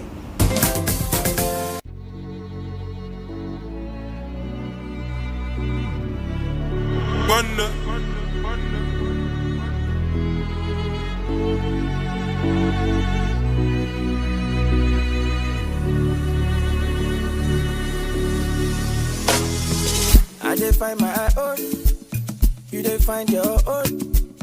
No come put and sign for my career. No come start to they move like a shagari. I did for my son. You did copy his son. No come keep the life of the party. No come take it the ball from papilo. If not class we day, I for show you my own work. Make it copy. This life we day, I don't think on the dollar. I be Shapiro. I go only go show you way. What work for me? You know if you work for you. Sheshe debe, igbalode. Bami o, bami loke, bami. Bami o, bami loke. Loke loke la wa yo, bami loke, bami. Ha. Bami o, bami loke. Loke loke la wa yo.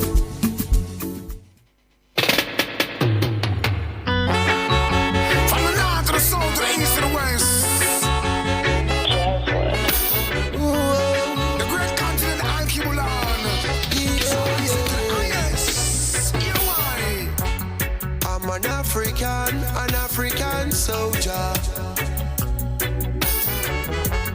If you never know, you better know now. I'm an African soldier. Say boy better know how we run, boy, yeah.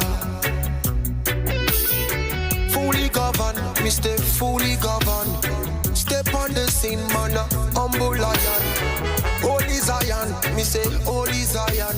Me solid as a rock and me strong like iron. The fire burning, and that is Jaja's sign. We going, yo, this greatness can decline. Flowing, this river cannot dry. Oh, Mama Africa, we tell them this is our time, yeah. I'm an African soldier. Sometimes I wanna run away, feeling lost near them on no ilay. So many people judge me, oh, but I don't care. Zion is very far away, but when I'm with you it's like a holiday.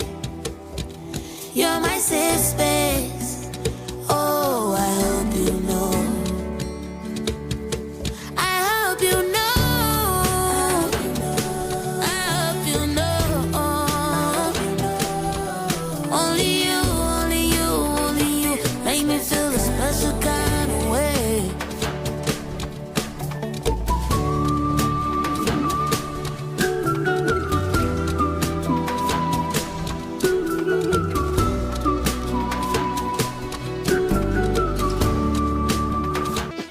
Okay, so what? I know we've talked about this, but let's just briefly.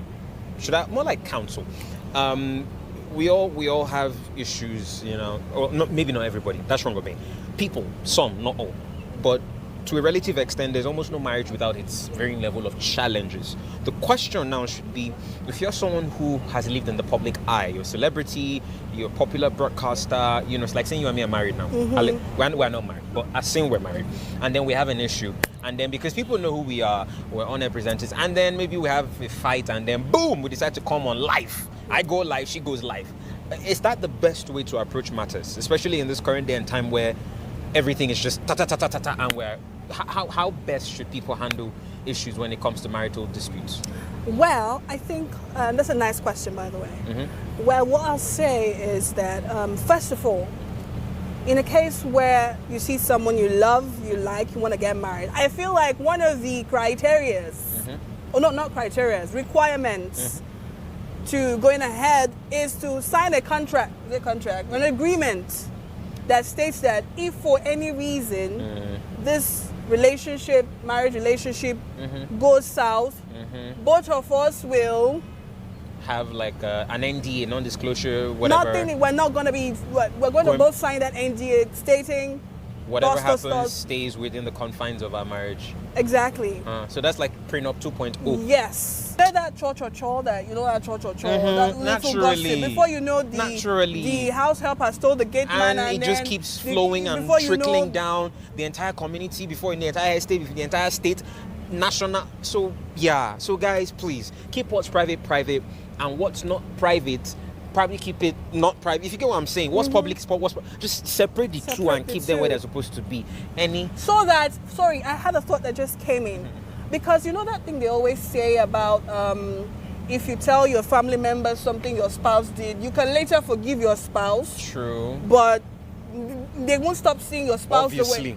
So if you contain your excesses and keep the thing within both of you, if you decide to settle, nobody will say. Nobody will actually know. And like they say, it's only what you say that will be used against you, not what you didn't say. So guys, that's just our 2 cents. And I mean, like what we said, there's never enough time to have fun on the show because fun is what we do best, right? And yes, I know Annie's back. She's good. She's better now. You can see she's all glowing. Yes. So definitely we're going to be back here again next week for another scintillating, absolutely enticing package of the show. Until then, I remain your sincerely Daniel Adiri, urging you to stay safe, stay humble, but more importantly, love someone. I am Daniel Adiri. I am in your job. Till next time, salute. Say we don't be survivor.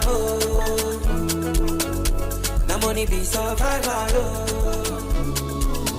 Say we don't be survivor. Stop thinking. Move your body, make you stop thinking. Make you dance to the song kicking. Keep on knocking to the something click. Stop thinking. Move your body, make you stop thinking. Make you dance to the song kicking. Keep on knocking to the something click. Naraba. Problem naraba, solution naraba.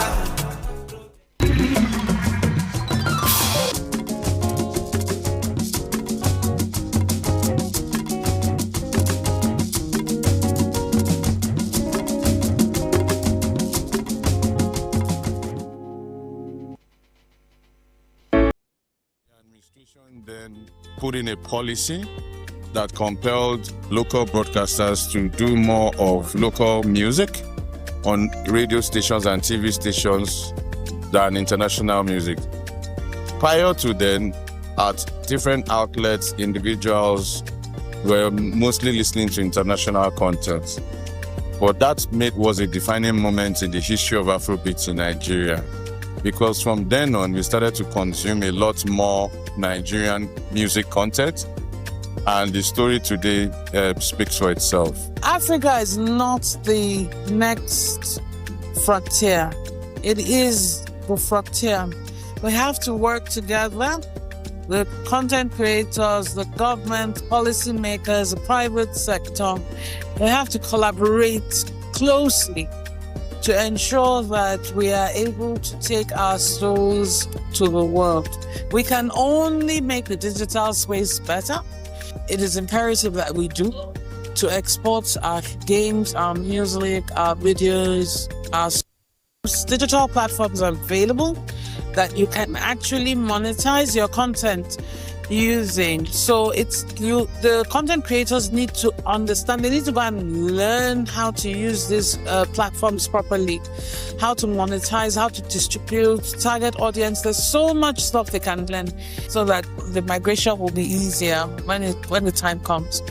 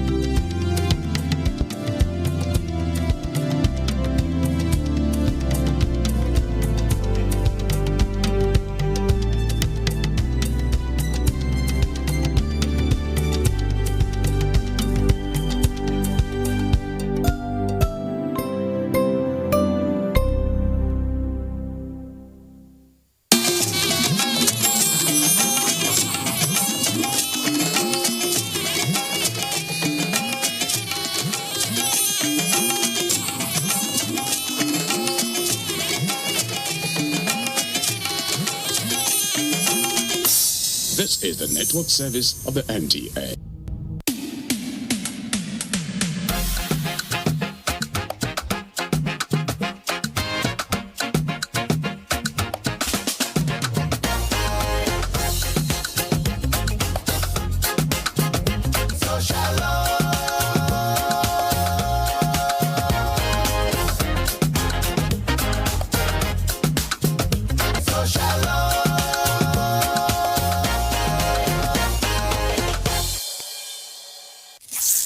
No matter what it is, don't give up on where you're going.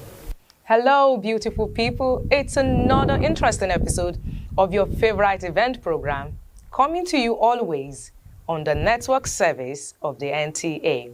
This is Sociolog, and I am Funke Oyeyele Ashaleye. Don't go anywhere. We'll be right back.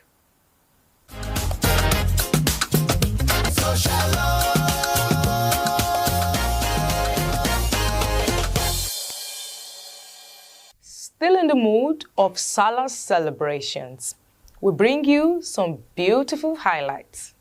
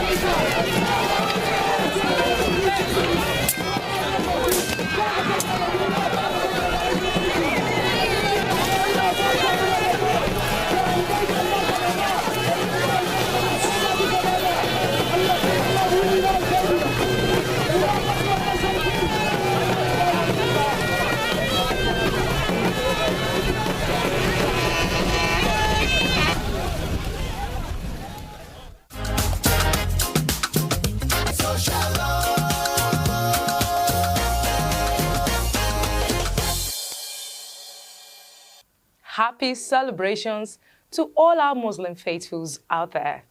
Now, if you're just joining us, this is Sociolog, still celebrating and giving full recognition to our children. We bring you the Apostolic Faith Children's Music Concert.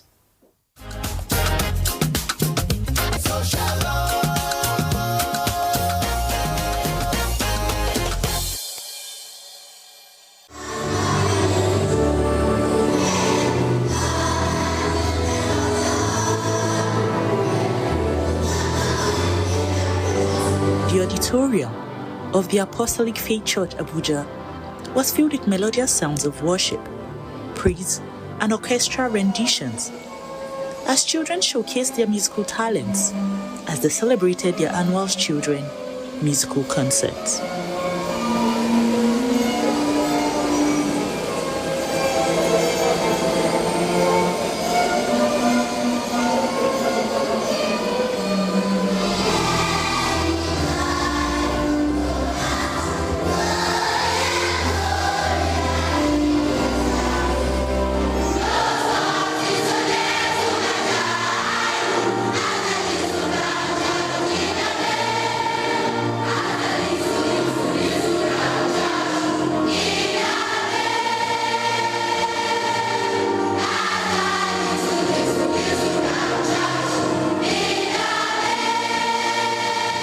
I wish them a wonderful Children's Day, and they can also come and join us here. We have varieties of instruments for them to play, and there are teachers to teach them anyone they want to play.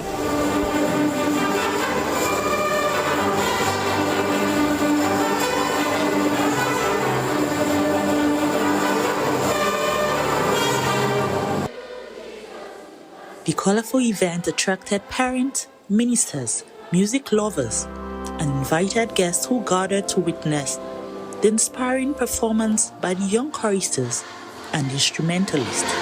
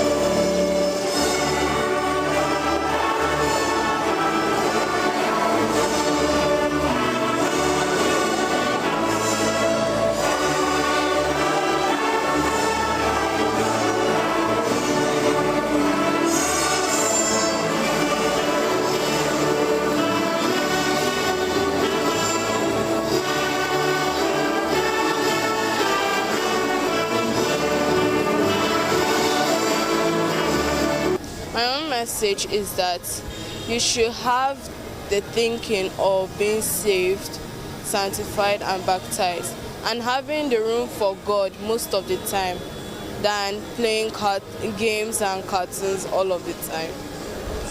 Whatever you put your mind to, you can do it.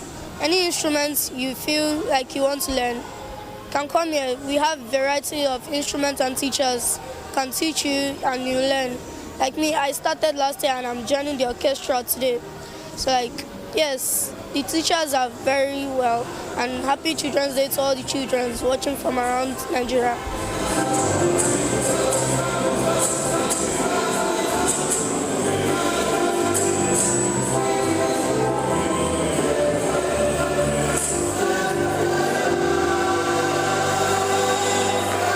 The day, which featured dramatic presentations and inspirational songs centered on faith, peace, hope, and Christian values.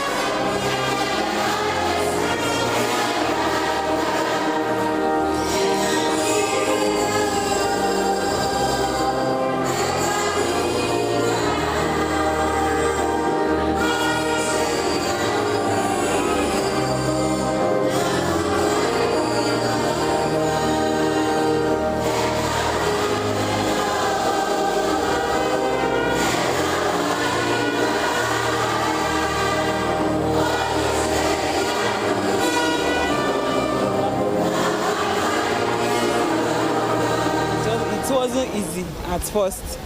The children, during the practice, we were battling with our songs, with our playing.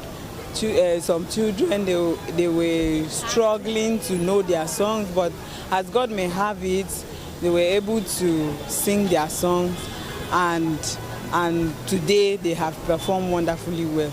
Before we were able to come out with what we are seeing presented today, it wasn't an easy thing.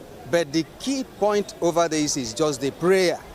Prayer is what have actually sustained us to come out with the presentation you are seeing here today. As parents, we love them. We want them to grow up and succeed, and that whatever parent is trying to build and impact them now, they should take it so that they can also grow up and be successful. But once again, I want to congratulate them for this Children's Day 2026. The concert ended on a cheerful note, with appreciation from church leaders and renewed commitment towards the musical development of children.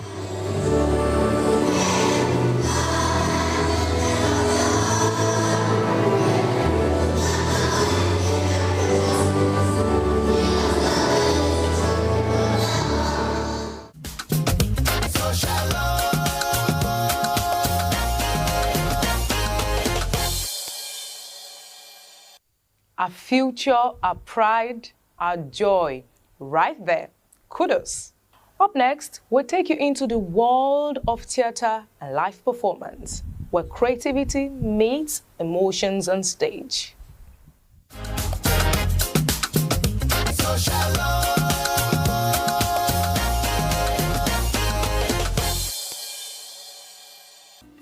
Only take a horse to the river. You can't force it to drink water. I will drown this horse. The saying, spare the rod and spoil the child, indicates that discipline is necessary for a good upbringing. But how much discipline is needed to shape the character of a child? Or do we spare the rod and allow them make their choices themselves? A predicament indeed, but one in which this stage play, Amina, seeks to explore. Ishaya can study business administration for all I care. Must we all study business simply because you are a businessman? Written and directed by Patrick Otoro, this self-titled play revolves around a young girl with a passion for becoming an actress. Her love for the arts turned her home into a war zone, as her businessman father wants her to study business administration in the university. With a headstrong daughter like Amina, a kickback is expected. Mama, you know that the only reason Baba wants me to study business administration is so that I can take over his business. I am a Shire. What is wrong with that? But that's not what I want. In some communities in Nigeria, precedence is given to the male child, and Amina is determined to be treated equally. For your upkeep for this particular semester, I will give you 50,000 naira. As for you, if you will forget this your vague urge to be a celebrity for once, you will have taken the step in the right direction. In Nigeria, but you will go as a day student. Day student, Baba? Why? Hey, Mona. I'm expecting a baby. To get her parents to yield to her bidding, Amina faked a pregnancy, which led to her parents agreeing to all her terms if she gets rid of the baby. The first condition is that you accompany me as my parents to the award ceremony.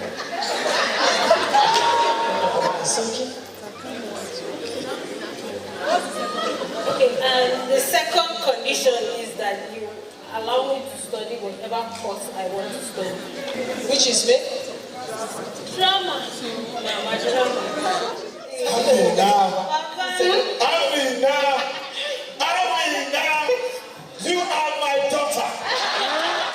Dreams do indeed come true, as Amina's acting career led her to winning Actress of the Year award, a car, and 5 million naira. With an achievement like this, there is no room for condemnation but commendation. You made me the proudest father in the whole world today. Now go there. I can't believe that my Amina is owner of a brand new car and 5 million naira just for acting film. Throughout the play, Amina doggedly defended her dreams and fought for her rights, a character trait that will surely resonate with the audience. You should allow every child, whether girl or boy, to study what they are passionate about, regardless of what you think would be good for them. The beautiful thing about the play for me was that we couldn't predict where it was going to. It was just taking us. We were like, okay, what next, what next, what next? And yeah, it landed very well at the end of the day. I feel that a lot of people don't know that people are unjustly denied access to education. And somehow they don't know that it affects them when they just decide a career for their children, which is not their passion. So I really took on the role because I felt it was important to pass that message, especially to the girl child. We strongly believe, not just the girl child now, that every child deserves to have good education. And particularly the girls who have been denied such access to education, we should do all we can to get them back to school so that they can follow their dream, because they all have dreams. Amina, a message driving the notion that within society, suppression of the voice of the girl child is discouraged, and only through the art of liberation will equality be attained.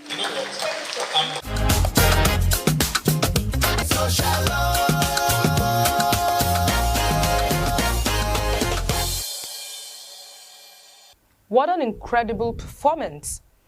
The stage play truly showcased the richness of storytelling. And finally, we're closing the program today on a solemn note as we bring to you the burial ceremony of late Jane Ayagogo Odoafia, as family, friends, and well-wishers gathered to pay their last respects.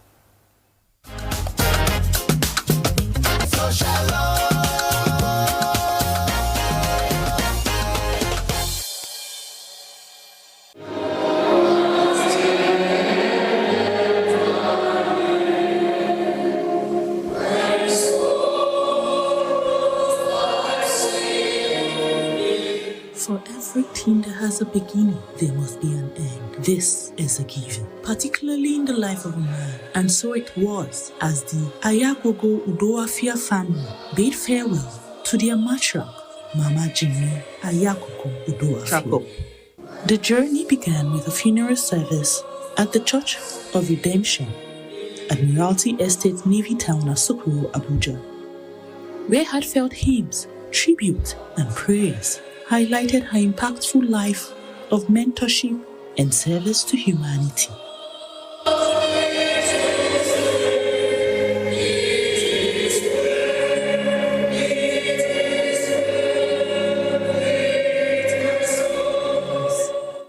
The funeral cortege proceeded to the Gudu Cemetery, where she was finally laid to rest, amidst very strong emotions from her family, friends and loved ones, which was reflective of a woman who would be truly missed.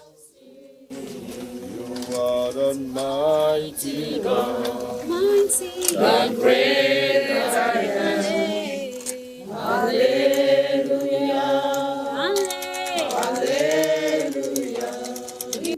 Fondly called Sisi Aya in her lifetime, Mama was an educationist, entrepreneur, a fashion designer, and the woman who lived for God, as experienced in her ways. Even when she's feeling down, she was the kind of person who she wouldn't really allow that to radiate out there to other people. She wanted to make sure that everyone out there knew her as a bubbly figure, a figure who was there at the center of the room, and wanted to make sure that you leave that space in a positive environment. Even if you come to her and you're in a moment where you're down, where you're upset, I think she wants to make sure that you'll definitely be up there in spirit.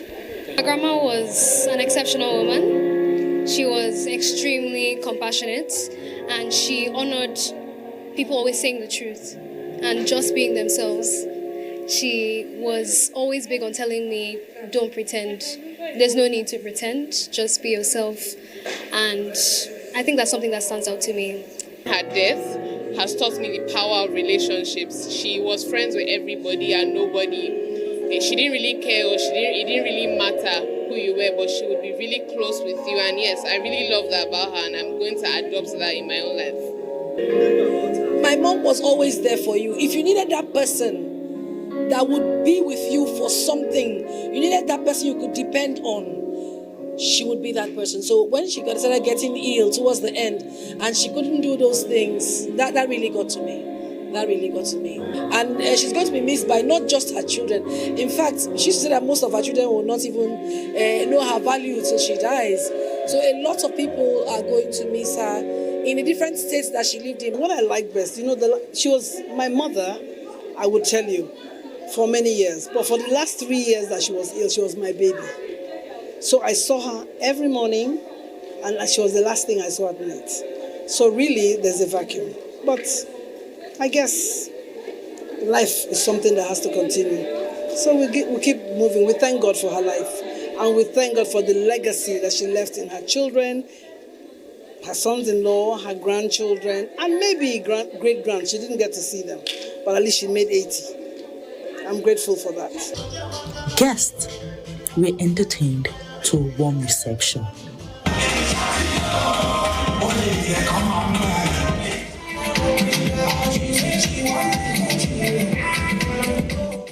God-fearing, just like my late mother, she didn't mince her words. Any of her friends would know. She'll tell you as it is. If there were quarrels and you brought it to her, she didn't take sides. If you were wrong, she'll say, you're wrong. You should have done this or you should have looked at it this way. So, but yes, I would miss her very much. I already miss her as a sister. As they always say to us, the two of us in the family are the ones that look very much alike and sound alike. It was popularly known, Sisi Aya at home, Mama Aya by my papa at home, Auntie Jane, my family, and friends, Jane B. It was known as Jane B. Good night, Jane B.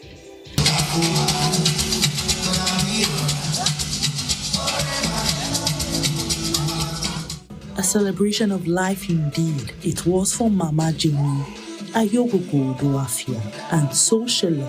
Praise for the sweet repose of her soul.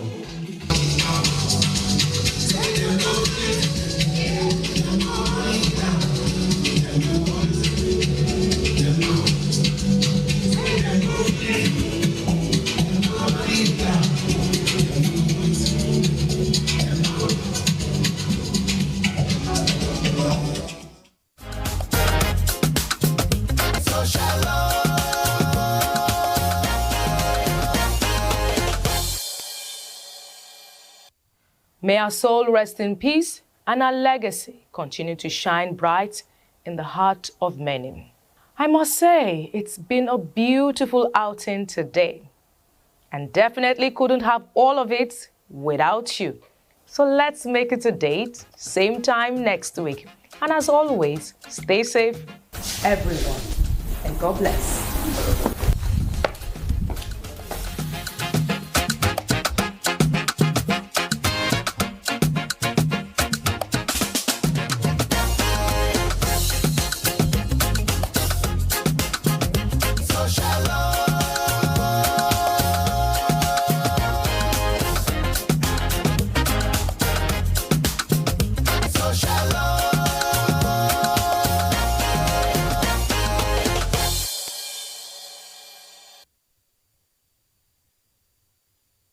Going well, but here comes Okabari and Jet Okabari. Takes it, tucks it, buries it! From the football prowess of Kanu Nwankwo to the track dominance of Blessing Okabari, Nigerian athletes continue to excel. Chioma Ajunwa, the first Nigerian woman to win an Olympic gold medal.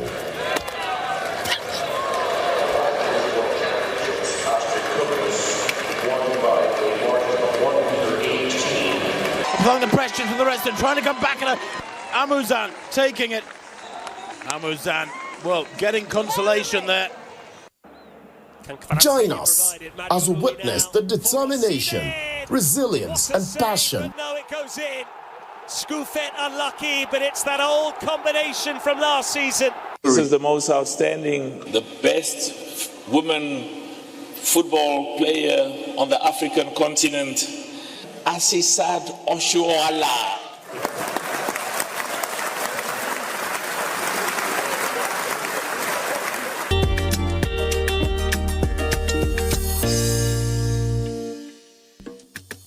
The Nigerian entertainment space has come a very, very long way. If you think about the very first Nollywood movies, nearly 40 years ago, there's been a lot that has happened since then. And there's still a lot of scope for growth.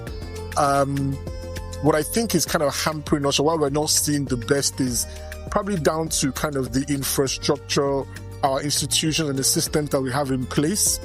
But in the past 5-10 years, you're seeing a real explosion.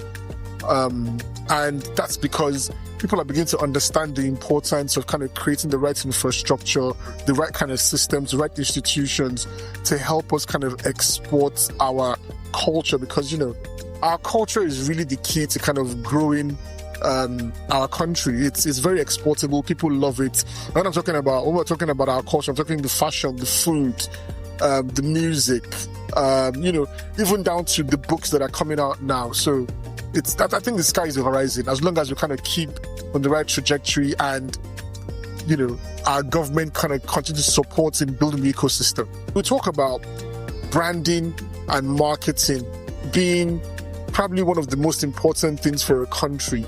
And we consistently miss out on opportunities where we can really kind of hone in and use that to be able to tell our stories. You look at a country like Greece, where Thor, the god of war, we've got the same. We've got Ogun, we've got, it's the marketing and the branding that lets people be like, oh, tap into it, and I think that we just need to do a little bit more. Again, the culture is the currency, and they need to kind of build on it and understand that that is really what is going to help explode the country.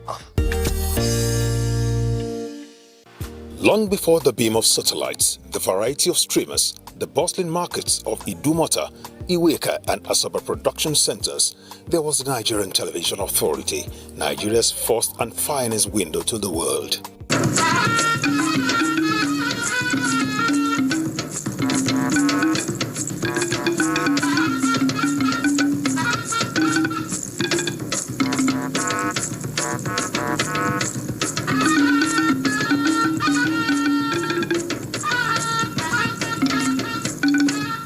Established by an act in 1977, NTA has informed, educated and entertained millions as Africa's largest TV network and the storyboard of a nation. Flute and decks every day, nothing else. How can I respect you? NTA's landmark productions became a mirror of identity, tradition and resistance, and its stars a household name. These weren't just actors, they were pathfinders. NTA was their stage and their launchpad into history. Language, morals, and a sense of national cohesion were the driving force of our stories. The king's only worry was the absence of a male heir. Drama met development, entertainment met empowerment. Today, the spirit of storytelling lives on, with shows like Weekend Deal, Conversations, The Medley Show, Generation XYZ. NTA connects with Nigeria's youth, sharing ideas, culture, and conversation. We capture the voices of the vibrant generations and train the storytellers of the future, crafting the finest indigenous stories with a global outlook, united in the strength of our diversity. Quick. Every other person behind. See my camera now. As we build bridges between generations and platforms for the transmission of Nigerian excellence. We are the storytellers, the memory keepers, the torch bearers.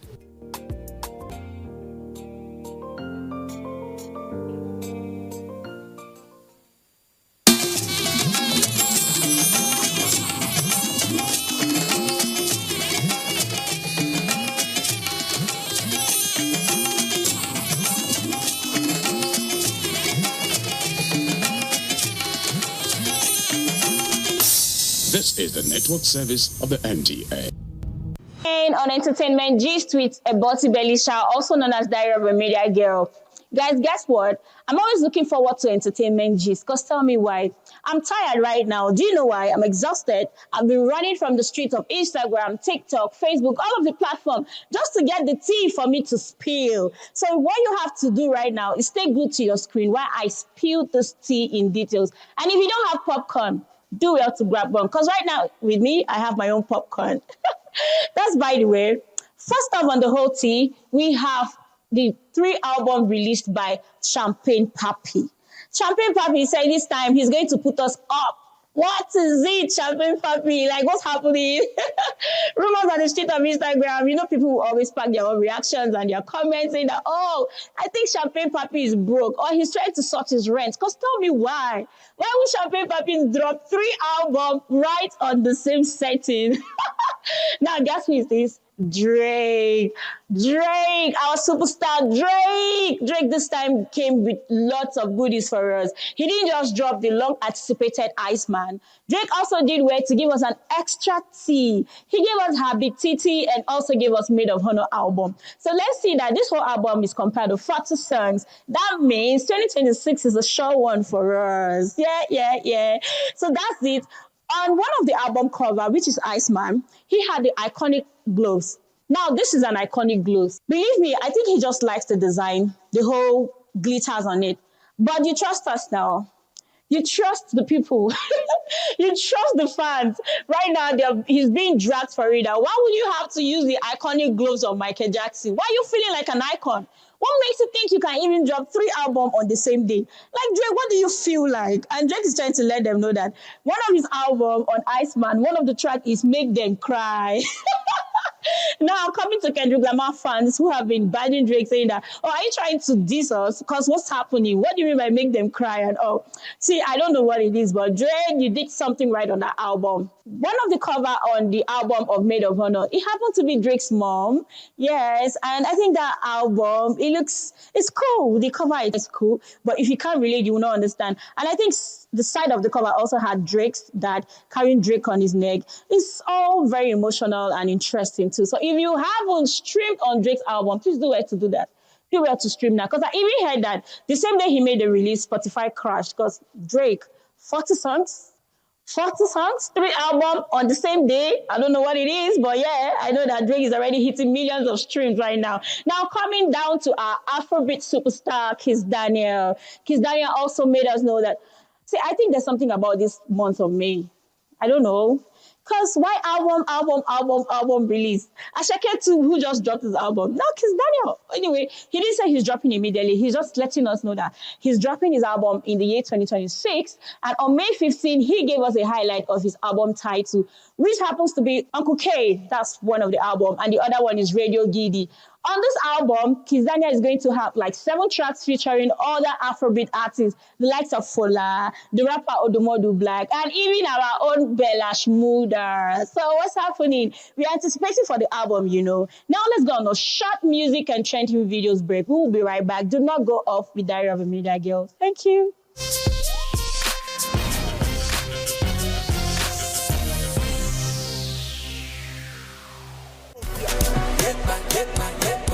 Everything smooth like some paper. Money no they finish like your data. Oluwa don't answer my prayer. Paper. You know how they like to check on my paper. Say you not go fear my vendetta. Never see me coming on that paper. Me up for what me share it.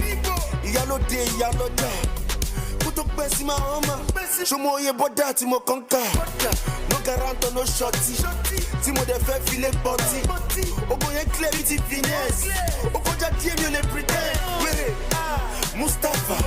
She money mi o le go fasha. On posi amu de faja. Dollar yo na on we gaja. Give me the baba what? Give me the baba shit. Ogo yen shekini. Ofu on la tata. I make everything smooth like some paper. Money no they finish like your data. Oluwa don't answer my prayer.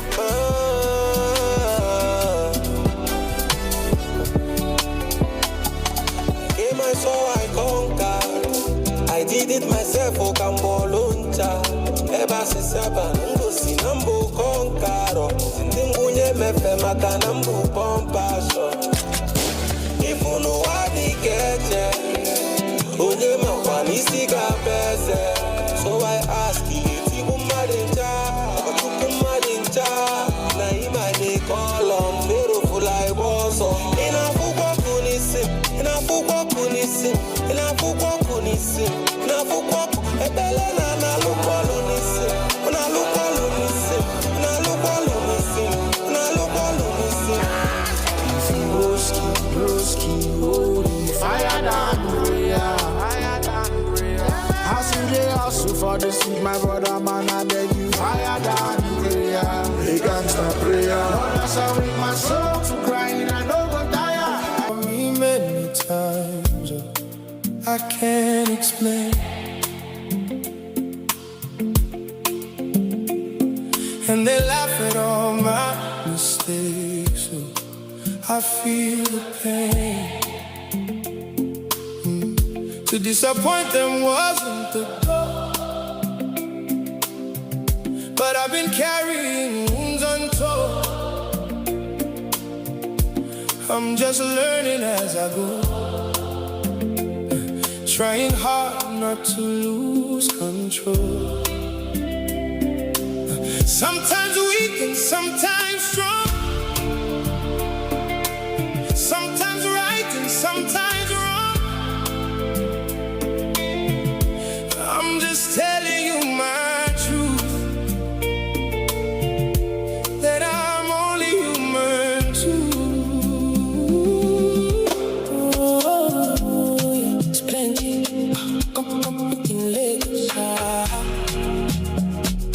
Think you gon' give to me, baby? Ooh, I'm a fan of. I hope you know that. It's really on the beats. You know that. Know that. Every day we grind cause we never fall. Every day I'm in business, I'm working. You know one person, wait till you carry back. I'm working, we go keep pressing. That's why all them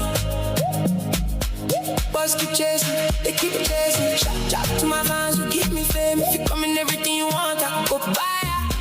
Come, meet in Lagos. Versace, Louis Vuitton, I go buy. If you come, make you come give me becos.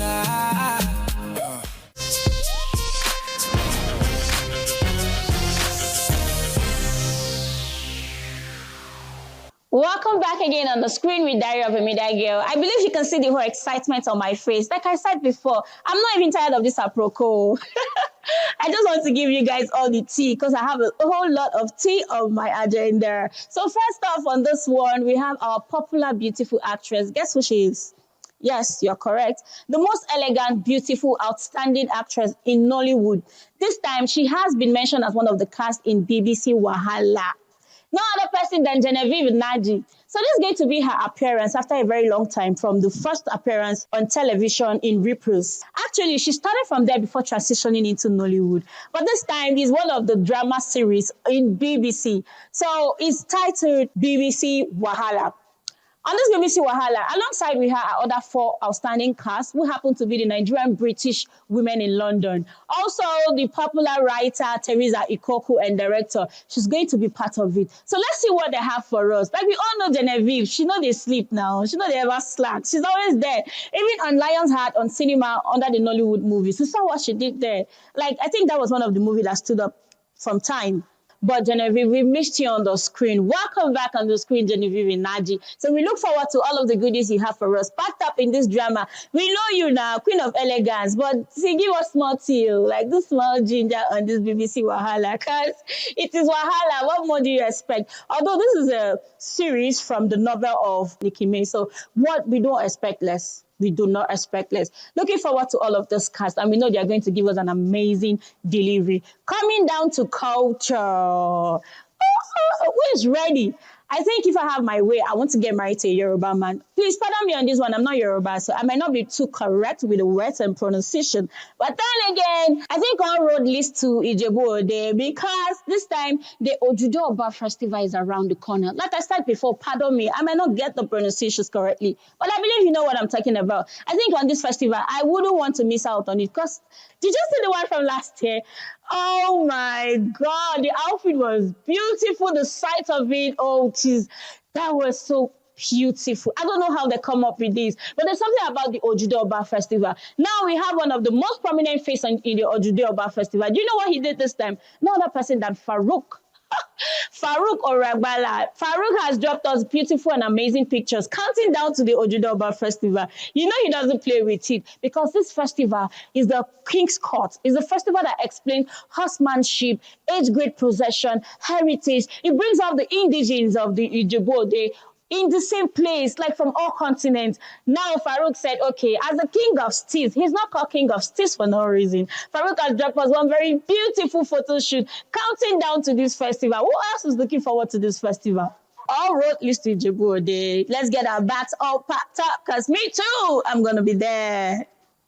Good news, good news, good news. Big Brother Naija. So BBN Naija is open on their 11th auditioning. Now let me give you guys a secret. Do you know I went for BBN auditioning last year? Ooh. You didn't see the whole crowd and everything. It was actually very exciting. I love the fact that I experienced it. This time, let's not go there. So please, if you're listening to me right now, I think it's a better opportunity for you to start applying, because MultiChoice just announced that the BBN season 11 has been open for everyone. The registration began on May 16th till May 20th. So you still have all the time to apply, because auditioning begins from May 22nd. So what are you waiting for? We all know what the Big Brother Naija platform offers. It will give you a whole lot of gigs and every other opportunities too that you could imagine. I don't think you should sleep on this season 11. No. We know how it is. It's always coming with one drama to the other, interesting games and everything. So what are you waiting for? Why not tap on it? I think you should go online. They have the link on their page, so you can actually go register and then be part of the auditioning. Big Brother Naija. This time we are going to stay glued to the screen because we don't know who the cast might be. Because I can't wait to see my friend there on the screen too. Yeah, I can't wait. Now let's go on a short break for a movie trailer. We will be right back. Stay true on your screen.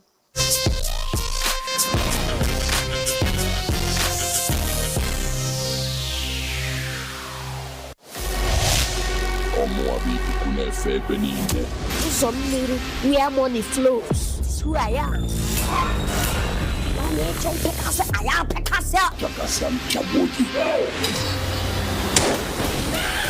My family has the capacity to wipe out your entire generation from the surface of this earth. Egenesis, we go cheer. I can allow every other thing to slide, but this will not slide. The corpse is in my possession. Torture their mother, shoot her in the leg. Honor Koili, shoot her second leg. Why did you steal your sister's corpse?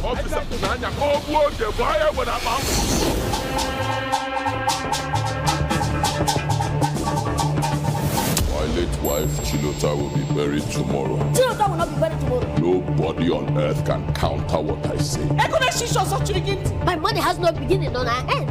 2 hours to provide my wife's corpse, else I will burn both of you alive. They play in the show. I trusted you. You are benefiting from me, and I benefited from you. The truth they say is bitter. And see here you are. You blood-sucking demon. The blood of my sister will be the end of terrorism. For the fuel. She's dead and gone. By the time I finish dealing with the powder, it's so cool. Who sent you? You're standing on the sinking sand, and those 2 elements is what will destroy you. Your family are in my possession. If you delay me, I deny you.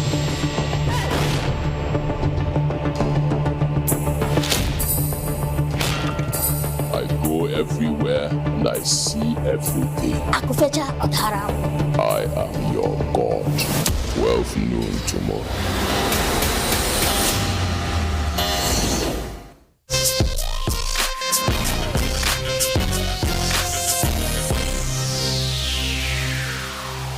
Welcome back again. With you is still Diary of a Media Girl. This time, let's raise a cheers for Shakira. So our beautiful superstar Shakira said, in her words, this long-awaited orchestrated campaign to ruin her reputation, her health, her music career, and all of it. She said this time that she's been cleared of the fraudulent case.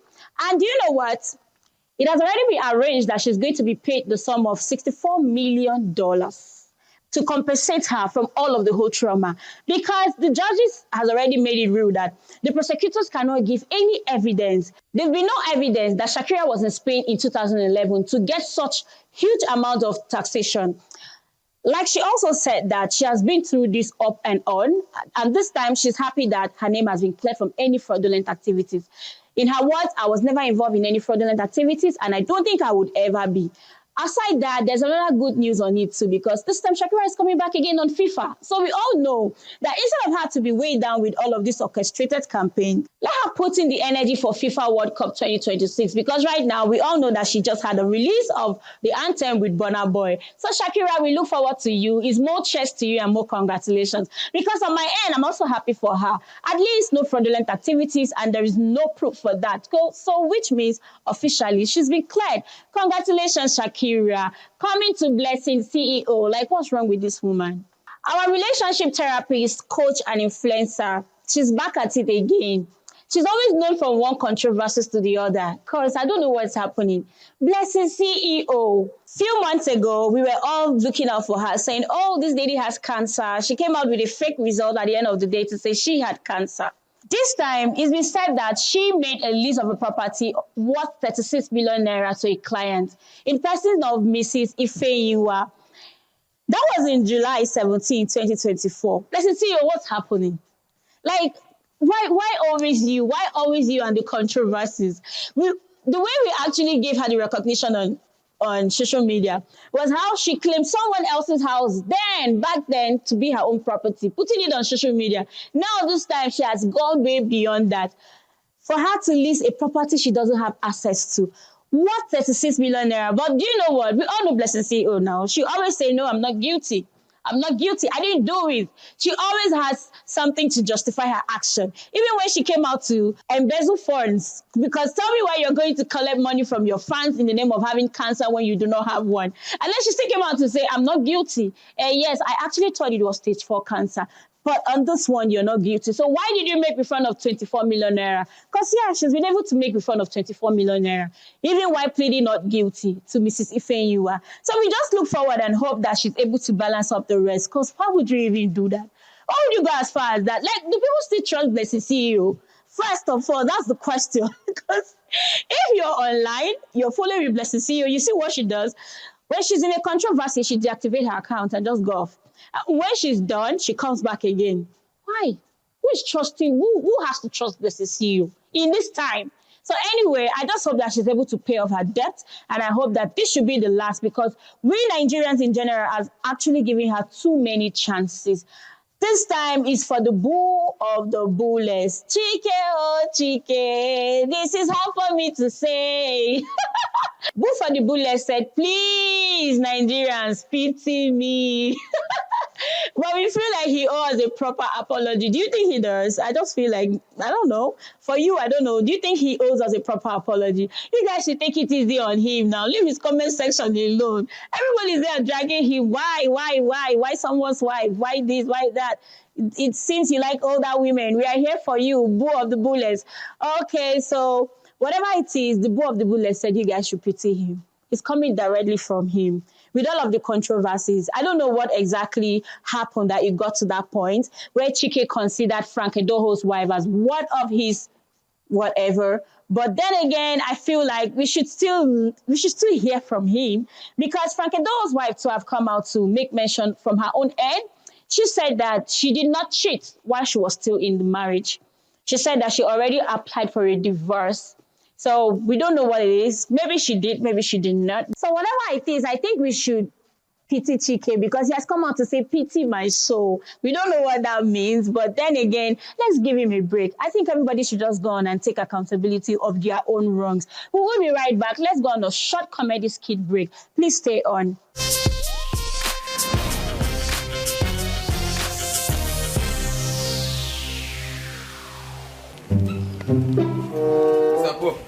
Hey, Pires. How far now? Now, how far matter they grant? I don't understand. You should be how far. We never get light till they come out. The money where the gather give you for light, what did they happen to the light?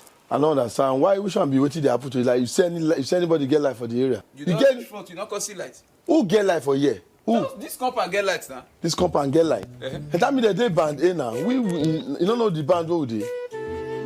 We did live band and our band live band is after band A, band B, band C.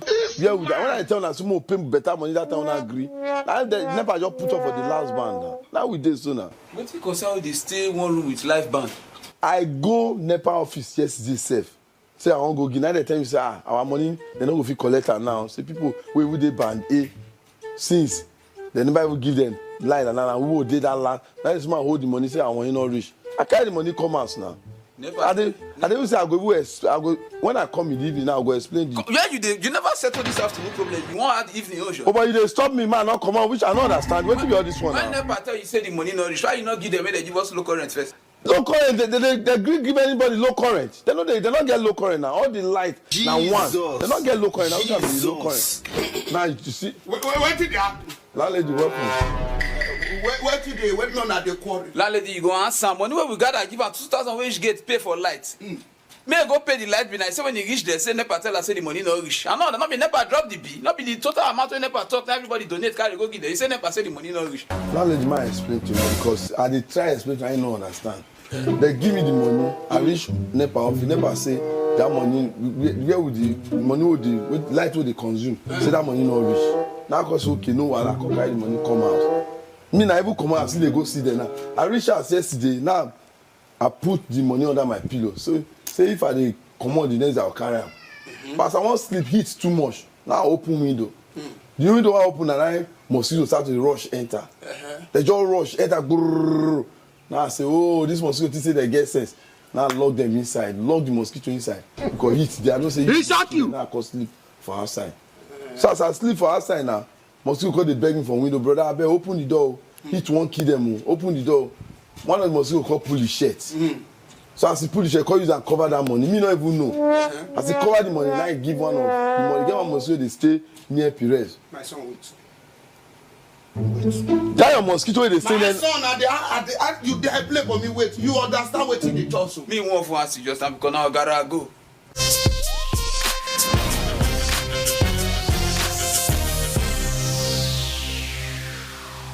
Welcome back again. One of the greatest actors of our time, Alex Ekubo. We just lost Alex Ekubo to cancer again. Same as South Sultan the other time. Like, what's happening? I think there should be more awareness on cancer because it's really devastating that we get to lose prominent people. We get to lose people we love, people that are already here, that are existing to give us the best part of them to cancer. May his soul rest in perfect peace.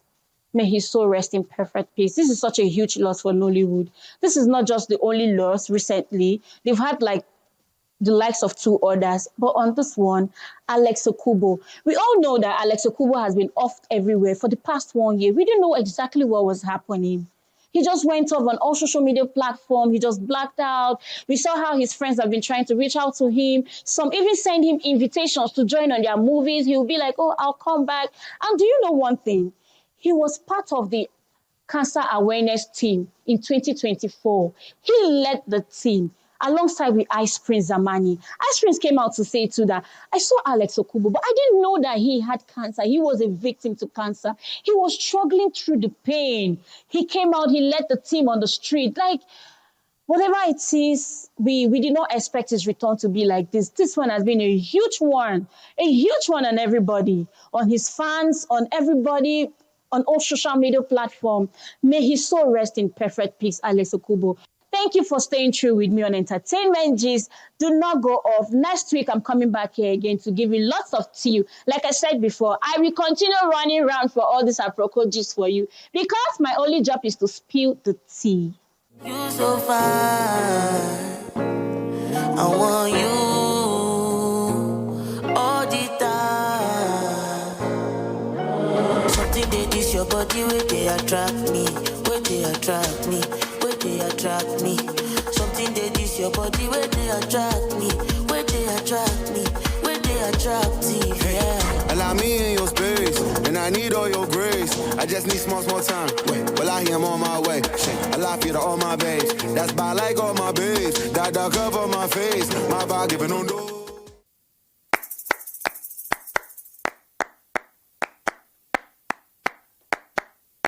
My name is Biko.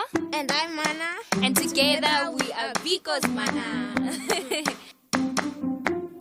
What is up, everyone? My name is Ricky Smith, and I am the writer and producer of the Sesame Street Friends theme song. Hey, it's time to play. We're glad you came. Because we love to share. It's been so cool working with Biko and Mana on this project. They've been incredibly professional, and obviously they're so talented.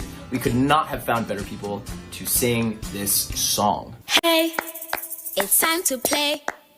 We're glad you came. Because we love to share. We can laugh and sing. Do brand new things. With new friends everywhere. Come. Let's have some fun. With everyone. Because we love to learn together. Making new friends forever. We Sesame Street Friends.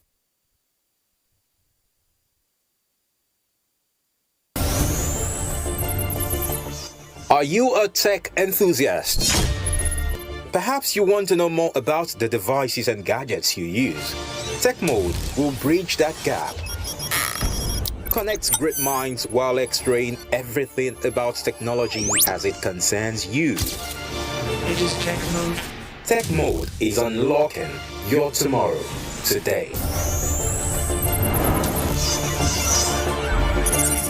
The mosaic of time in the kaleidoscope of life. Time is a masterpiece. A delicate piece when we wait.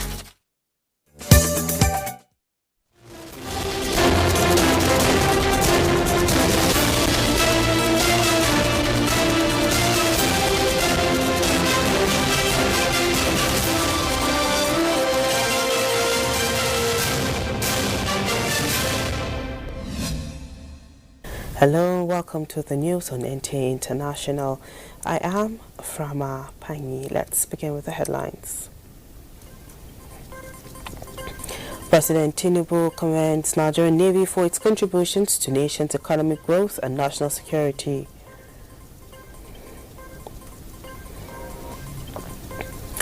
Nigeria UAE trades $5 billion. First Abu Dhabi Bank now operational in Lagos. In Ghanaian, President Mahama reaffirms his readiness to assent to bill.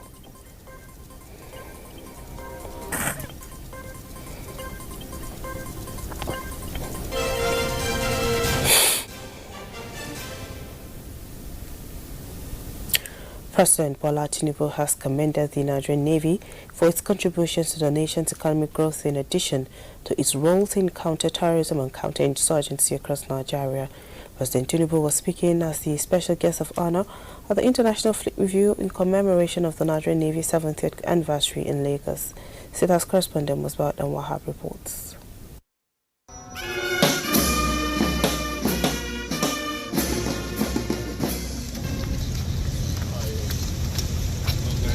Arrival of a special guest of honor at the Eco-Atlantic waterfronts.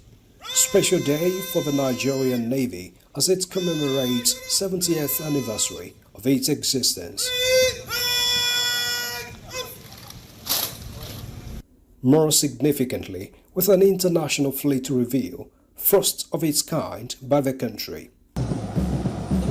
The nation's guard of territorial waters is marking 7 decades of operational excellence and showcasing its current capabilities with area combat display and parade of array of assets alongside that of their international partners in the Gulf of Guinea.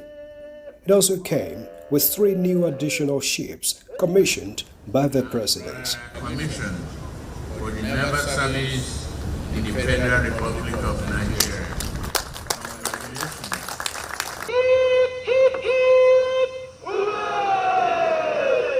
President Tinubu commended the milestone achievements of the force and its outstanding role in national and regional security.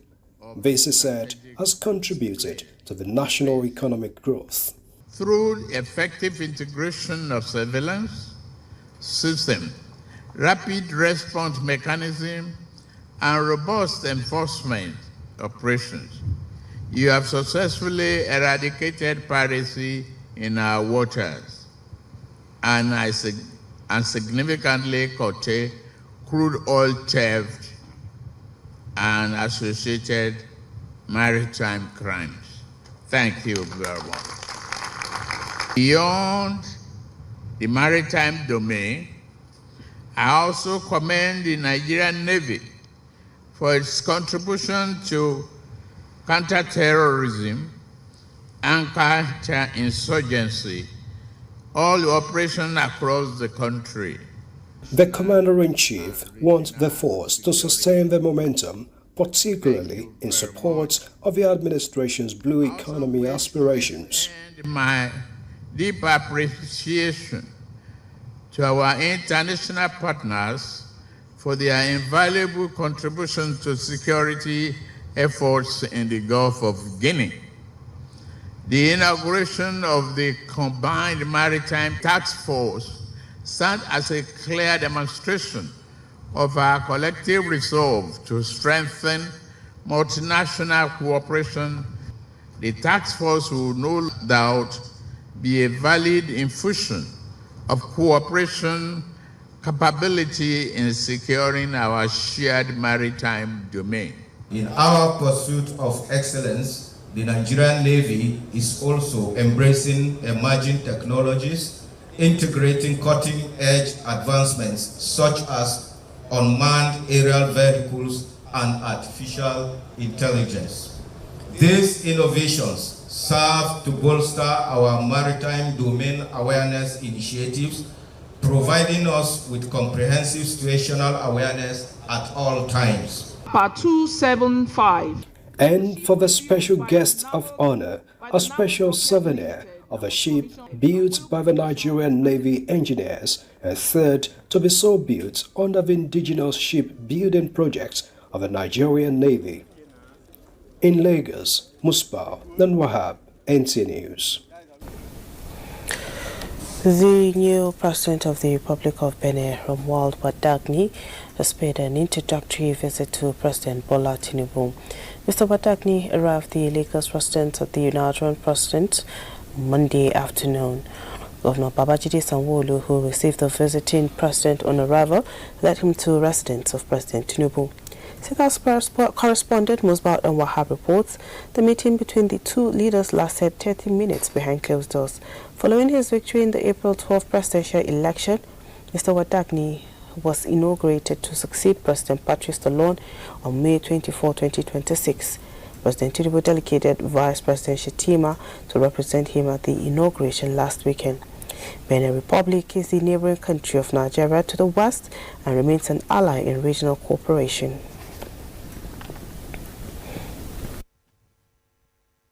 And Nigeria's economy ties with the United Arab Emirates continue to strengthen as non-oil trade between both countries hits $5 billion, while First Abu Dhabi Bank has opened its Lagos office. Etihad Airlines will also begin Abuja operations this year. In a statement, Minister of Foreign Affairs Bianca Ojukwu and the UAE ambassador say both countries are working to implement their comprehensive plan and partnership agreement to boost trade and investment. This was disclosed when the UAE ambassador to Nigeria, Salim Saeed Al-Shamsi, paid a visit to the Nigeria's Minister of Foreign Affairs in Abuja. He said non-oil trade grew from $4.3 billion in 2024 to $5 billion in 2025 and is projected to hit $8 billion in 2027. He also announced that visa restrictions for Nigerians have been eased, with over 15,000 Nigerians traveling to the UAE in the last 1 year. Al-Shamsi added that Etihad Airlines will commence direct flights to Abuja this year, and First Abu Dhabi Bank has opened in Lagos. Bianca Ojukwu restated Nigeria's commitment to creating an enabling environment for UAE investment, including sovereign wealth funds. The minister said both countries remain committed to moving bilateral ties from strength to strength.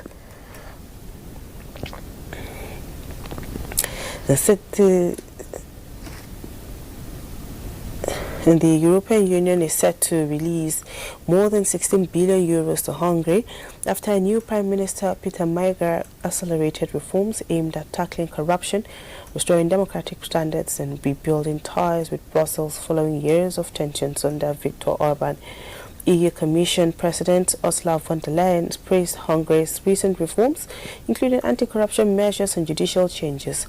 While stressing that the funds remain tied to continued progress, the money is expected to boost Hungary's struggling economy and strengthen cooperation with the bloc.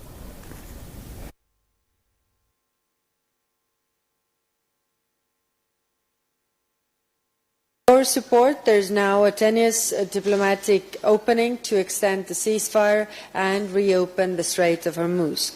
Yet any temporary understanding between US and Iran must be followed by deeper talks about Tehran's nuclear stockpile and other critical issues. Lasting stability will require more encompassing solutions. The European Union is ready to contribute to a sustainable and peaceful solution. We bring economic leverage, hard-won nuclear expertise, long-standing relationships with partners across the Gulf, and direct engagement with Iran itself.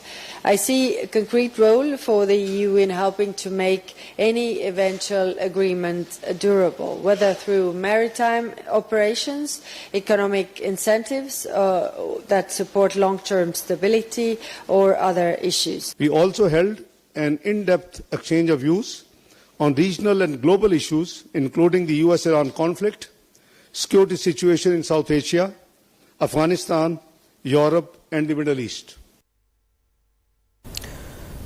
The decision signals renewed trust between Hungary and the European Union as Peter Magyar's government seeks economic recovery, democratic reforms, and stronger European integration after years of strained relations under former leader Viktor Orban.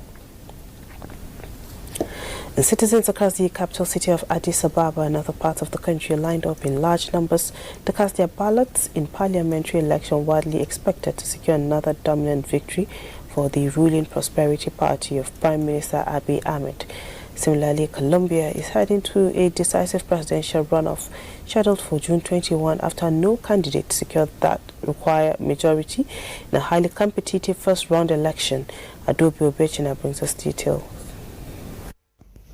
The election takes place against the backdrop of a political landscape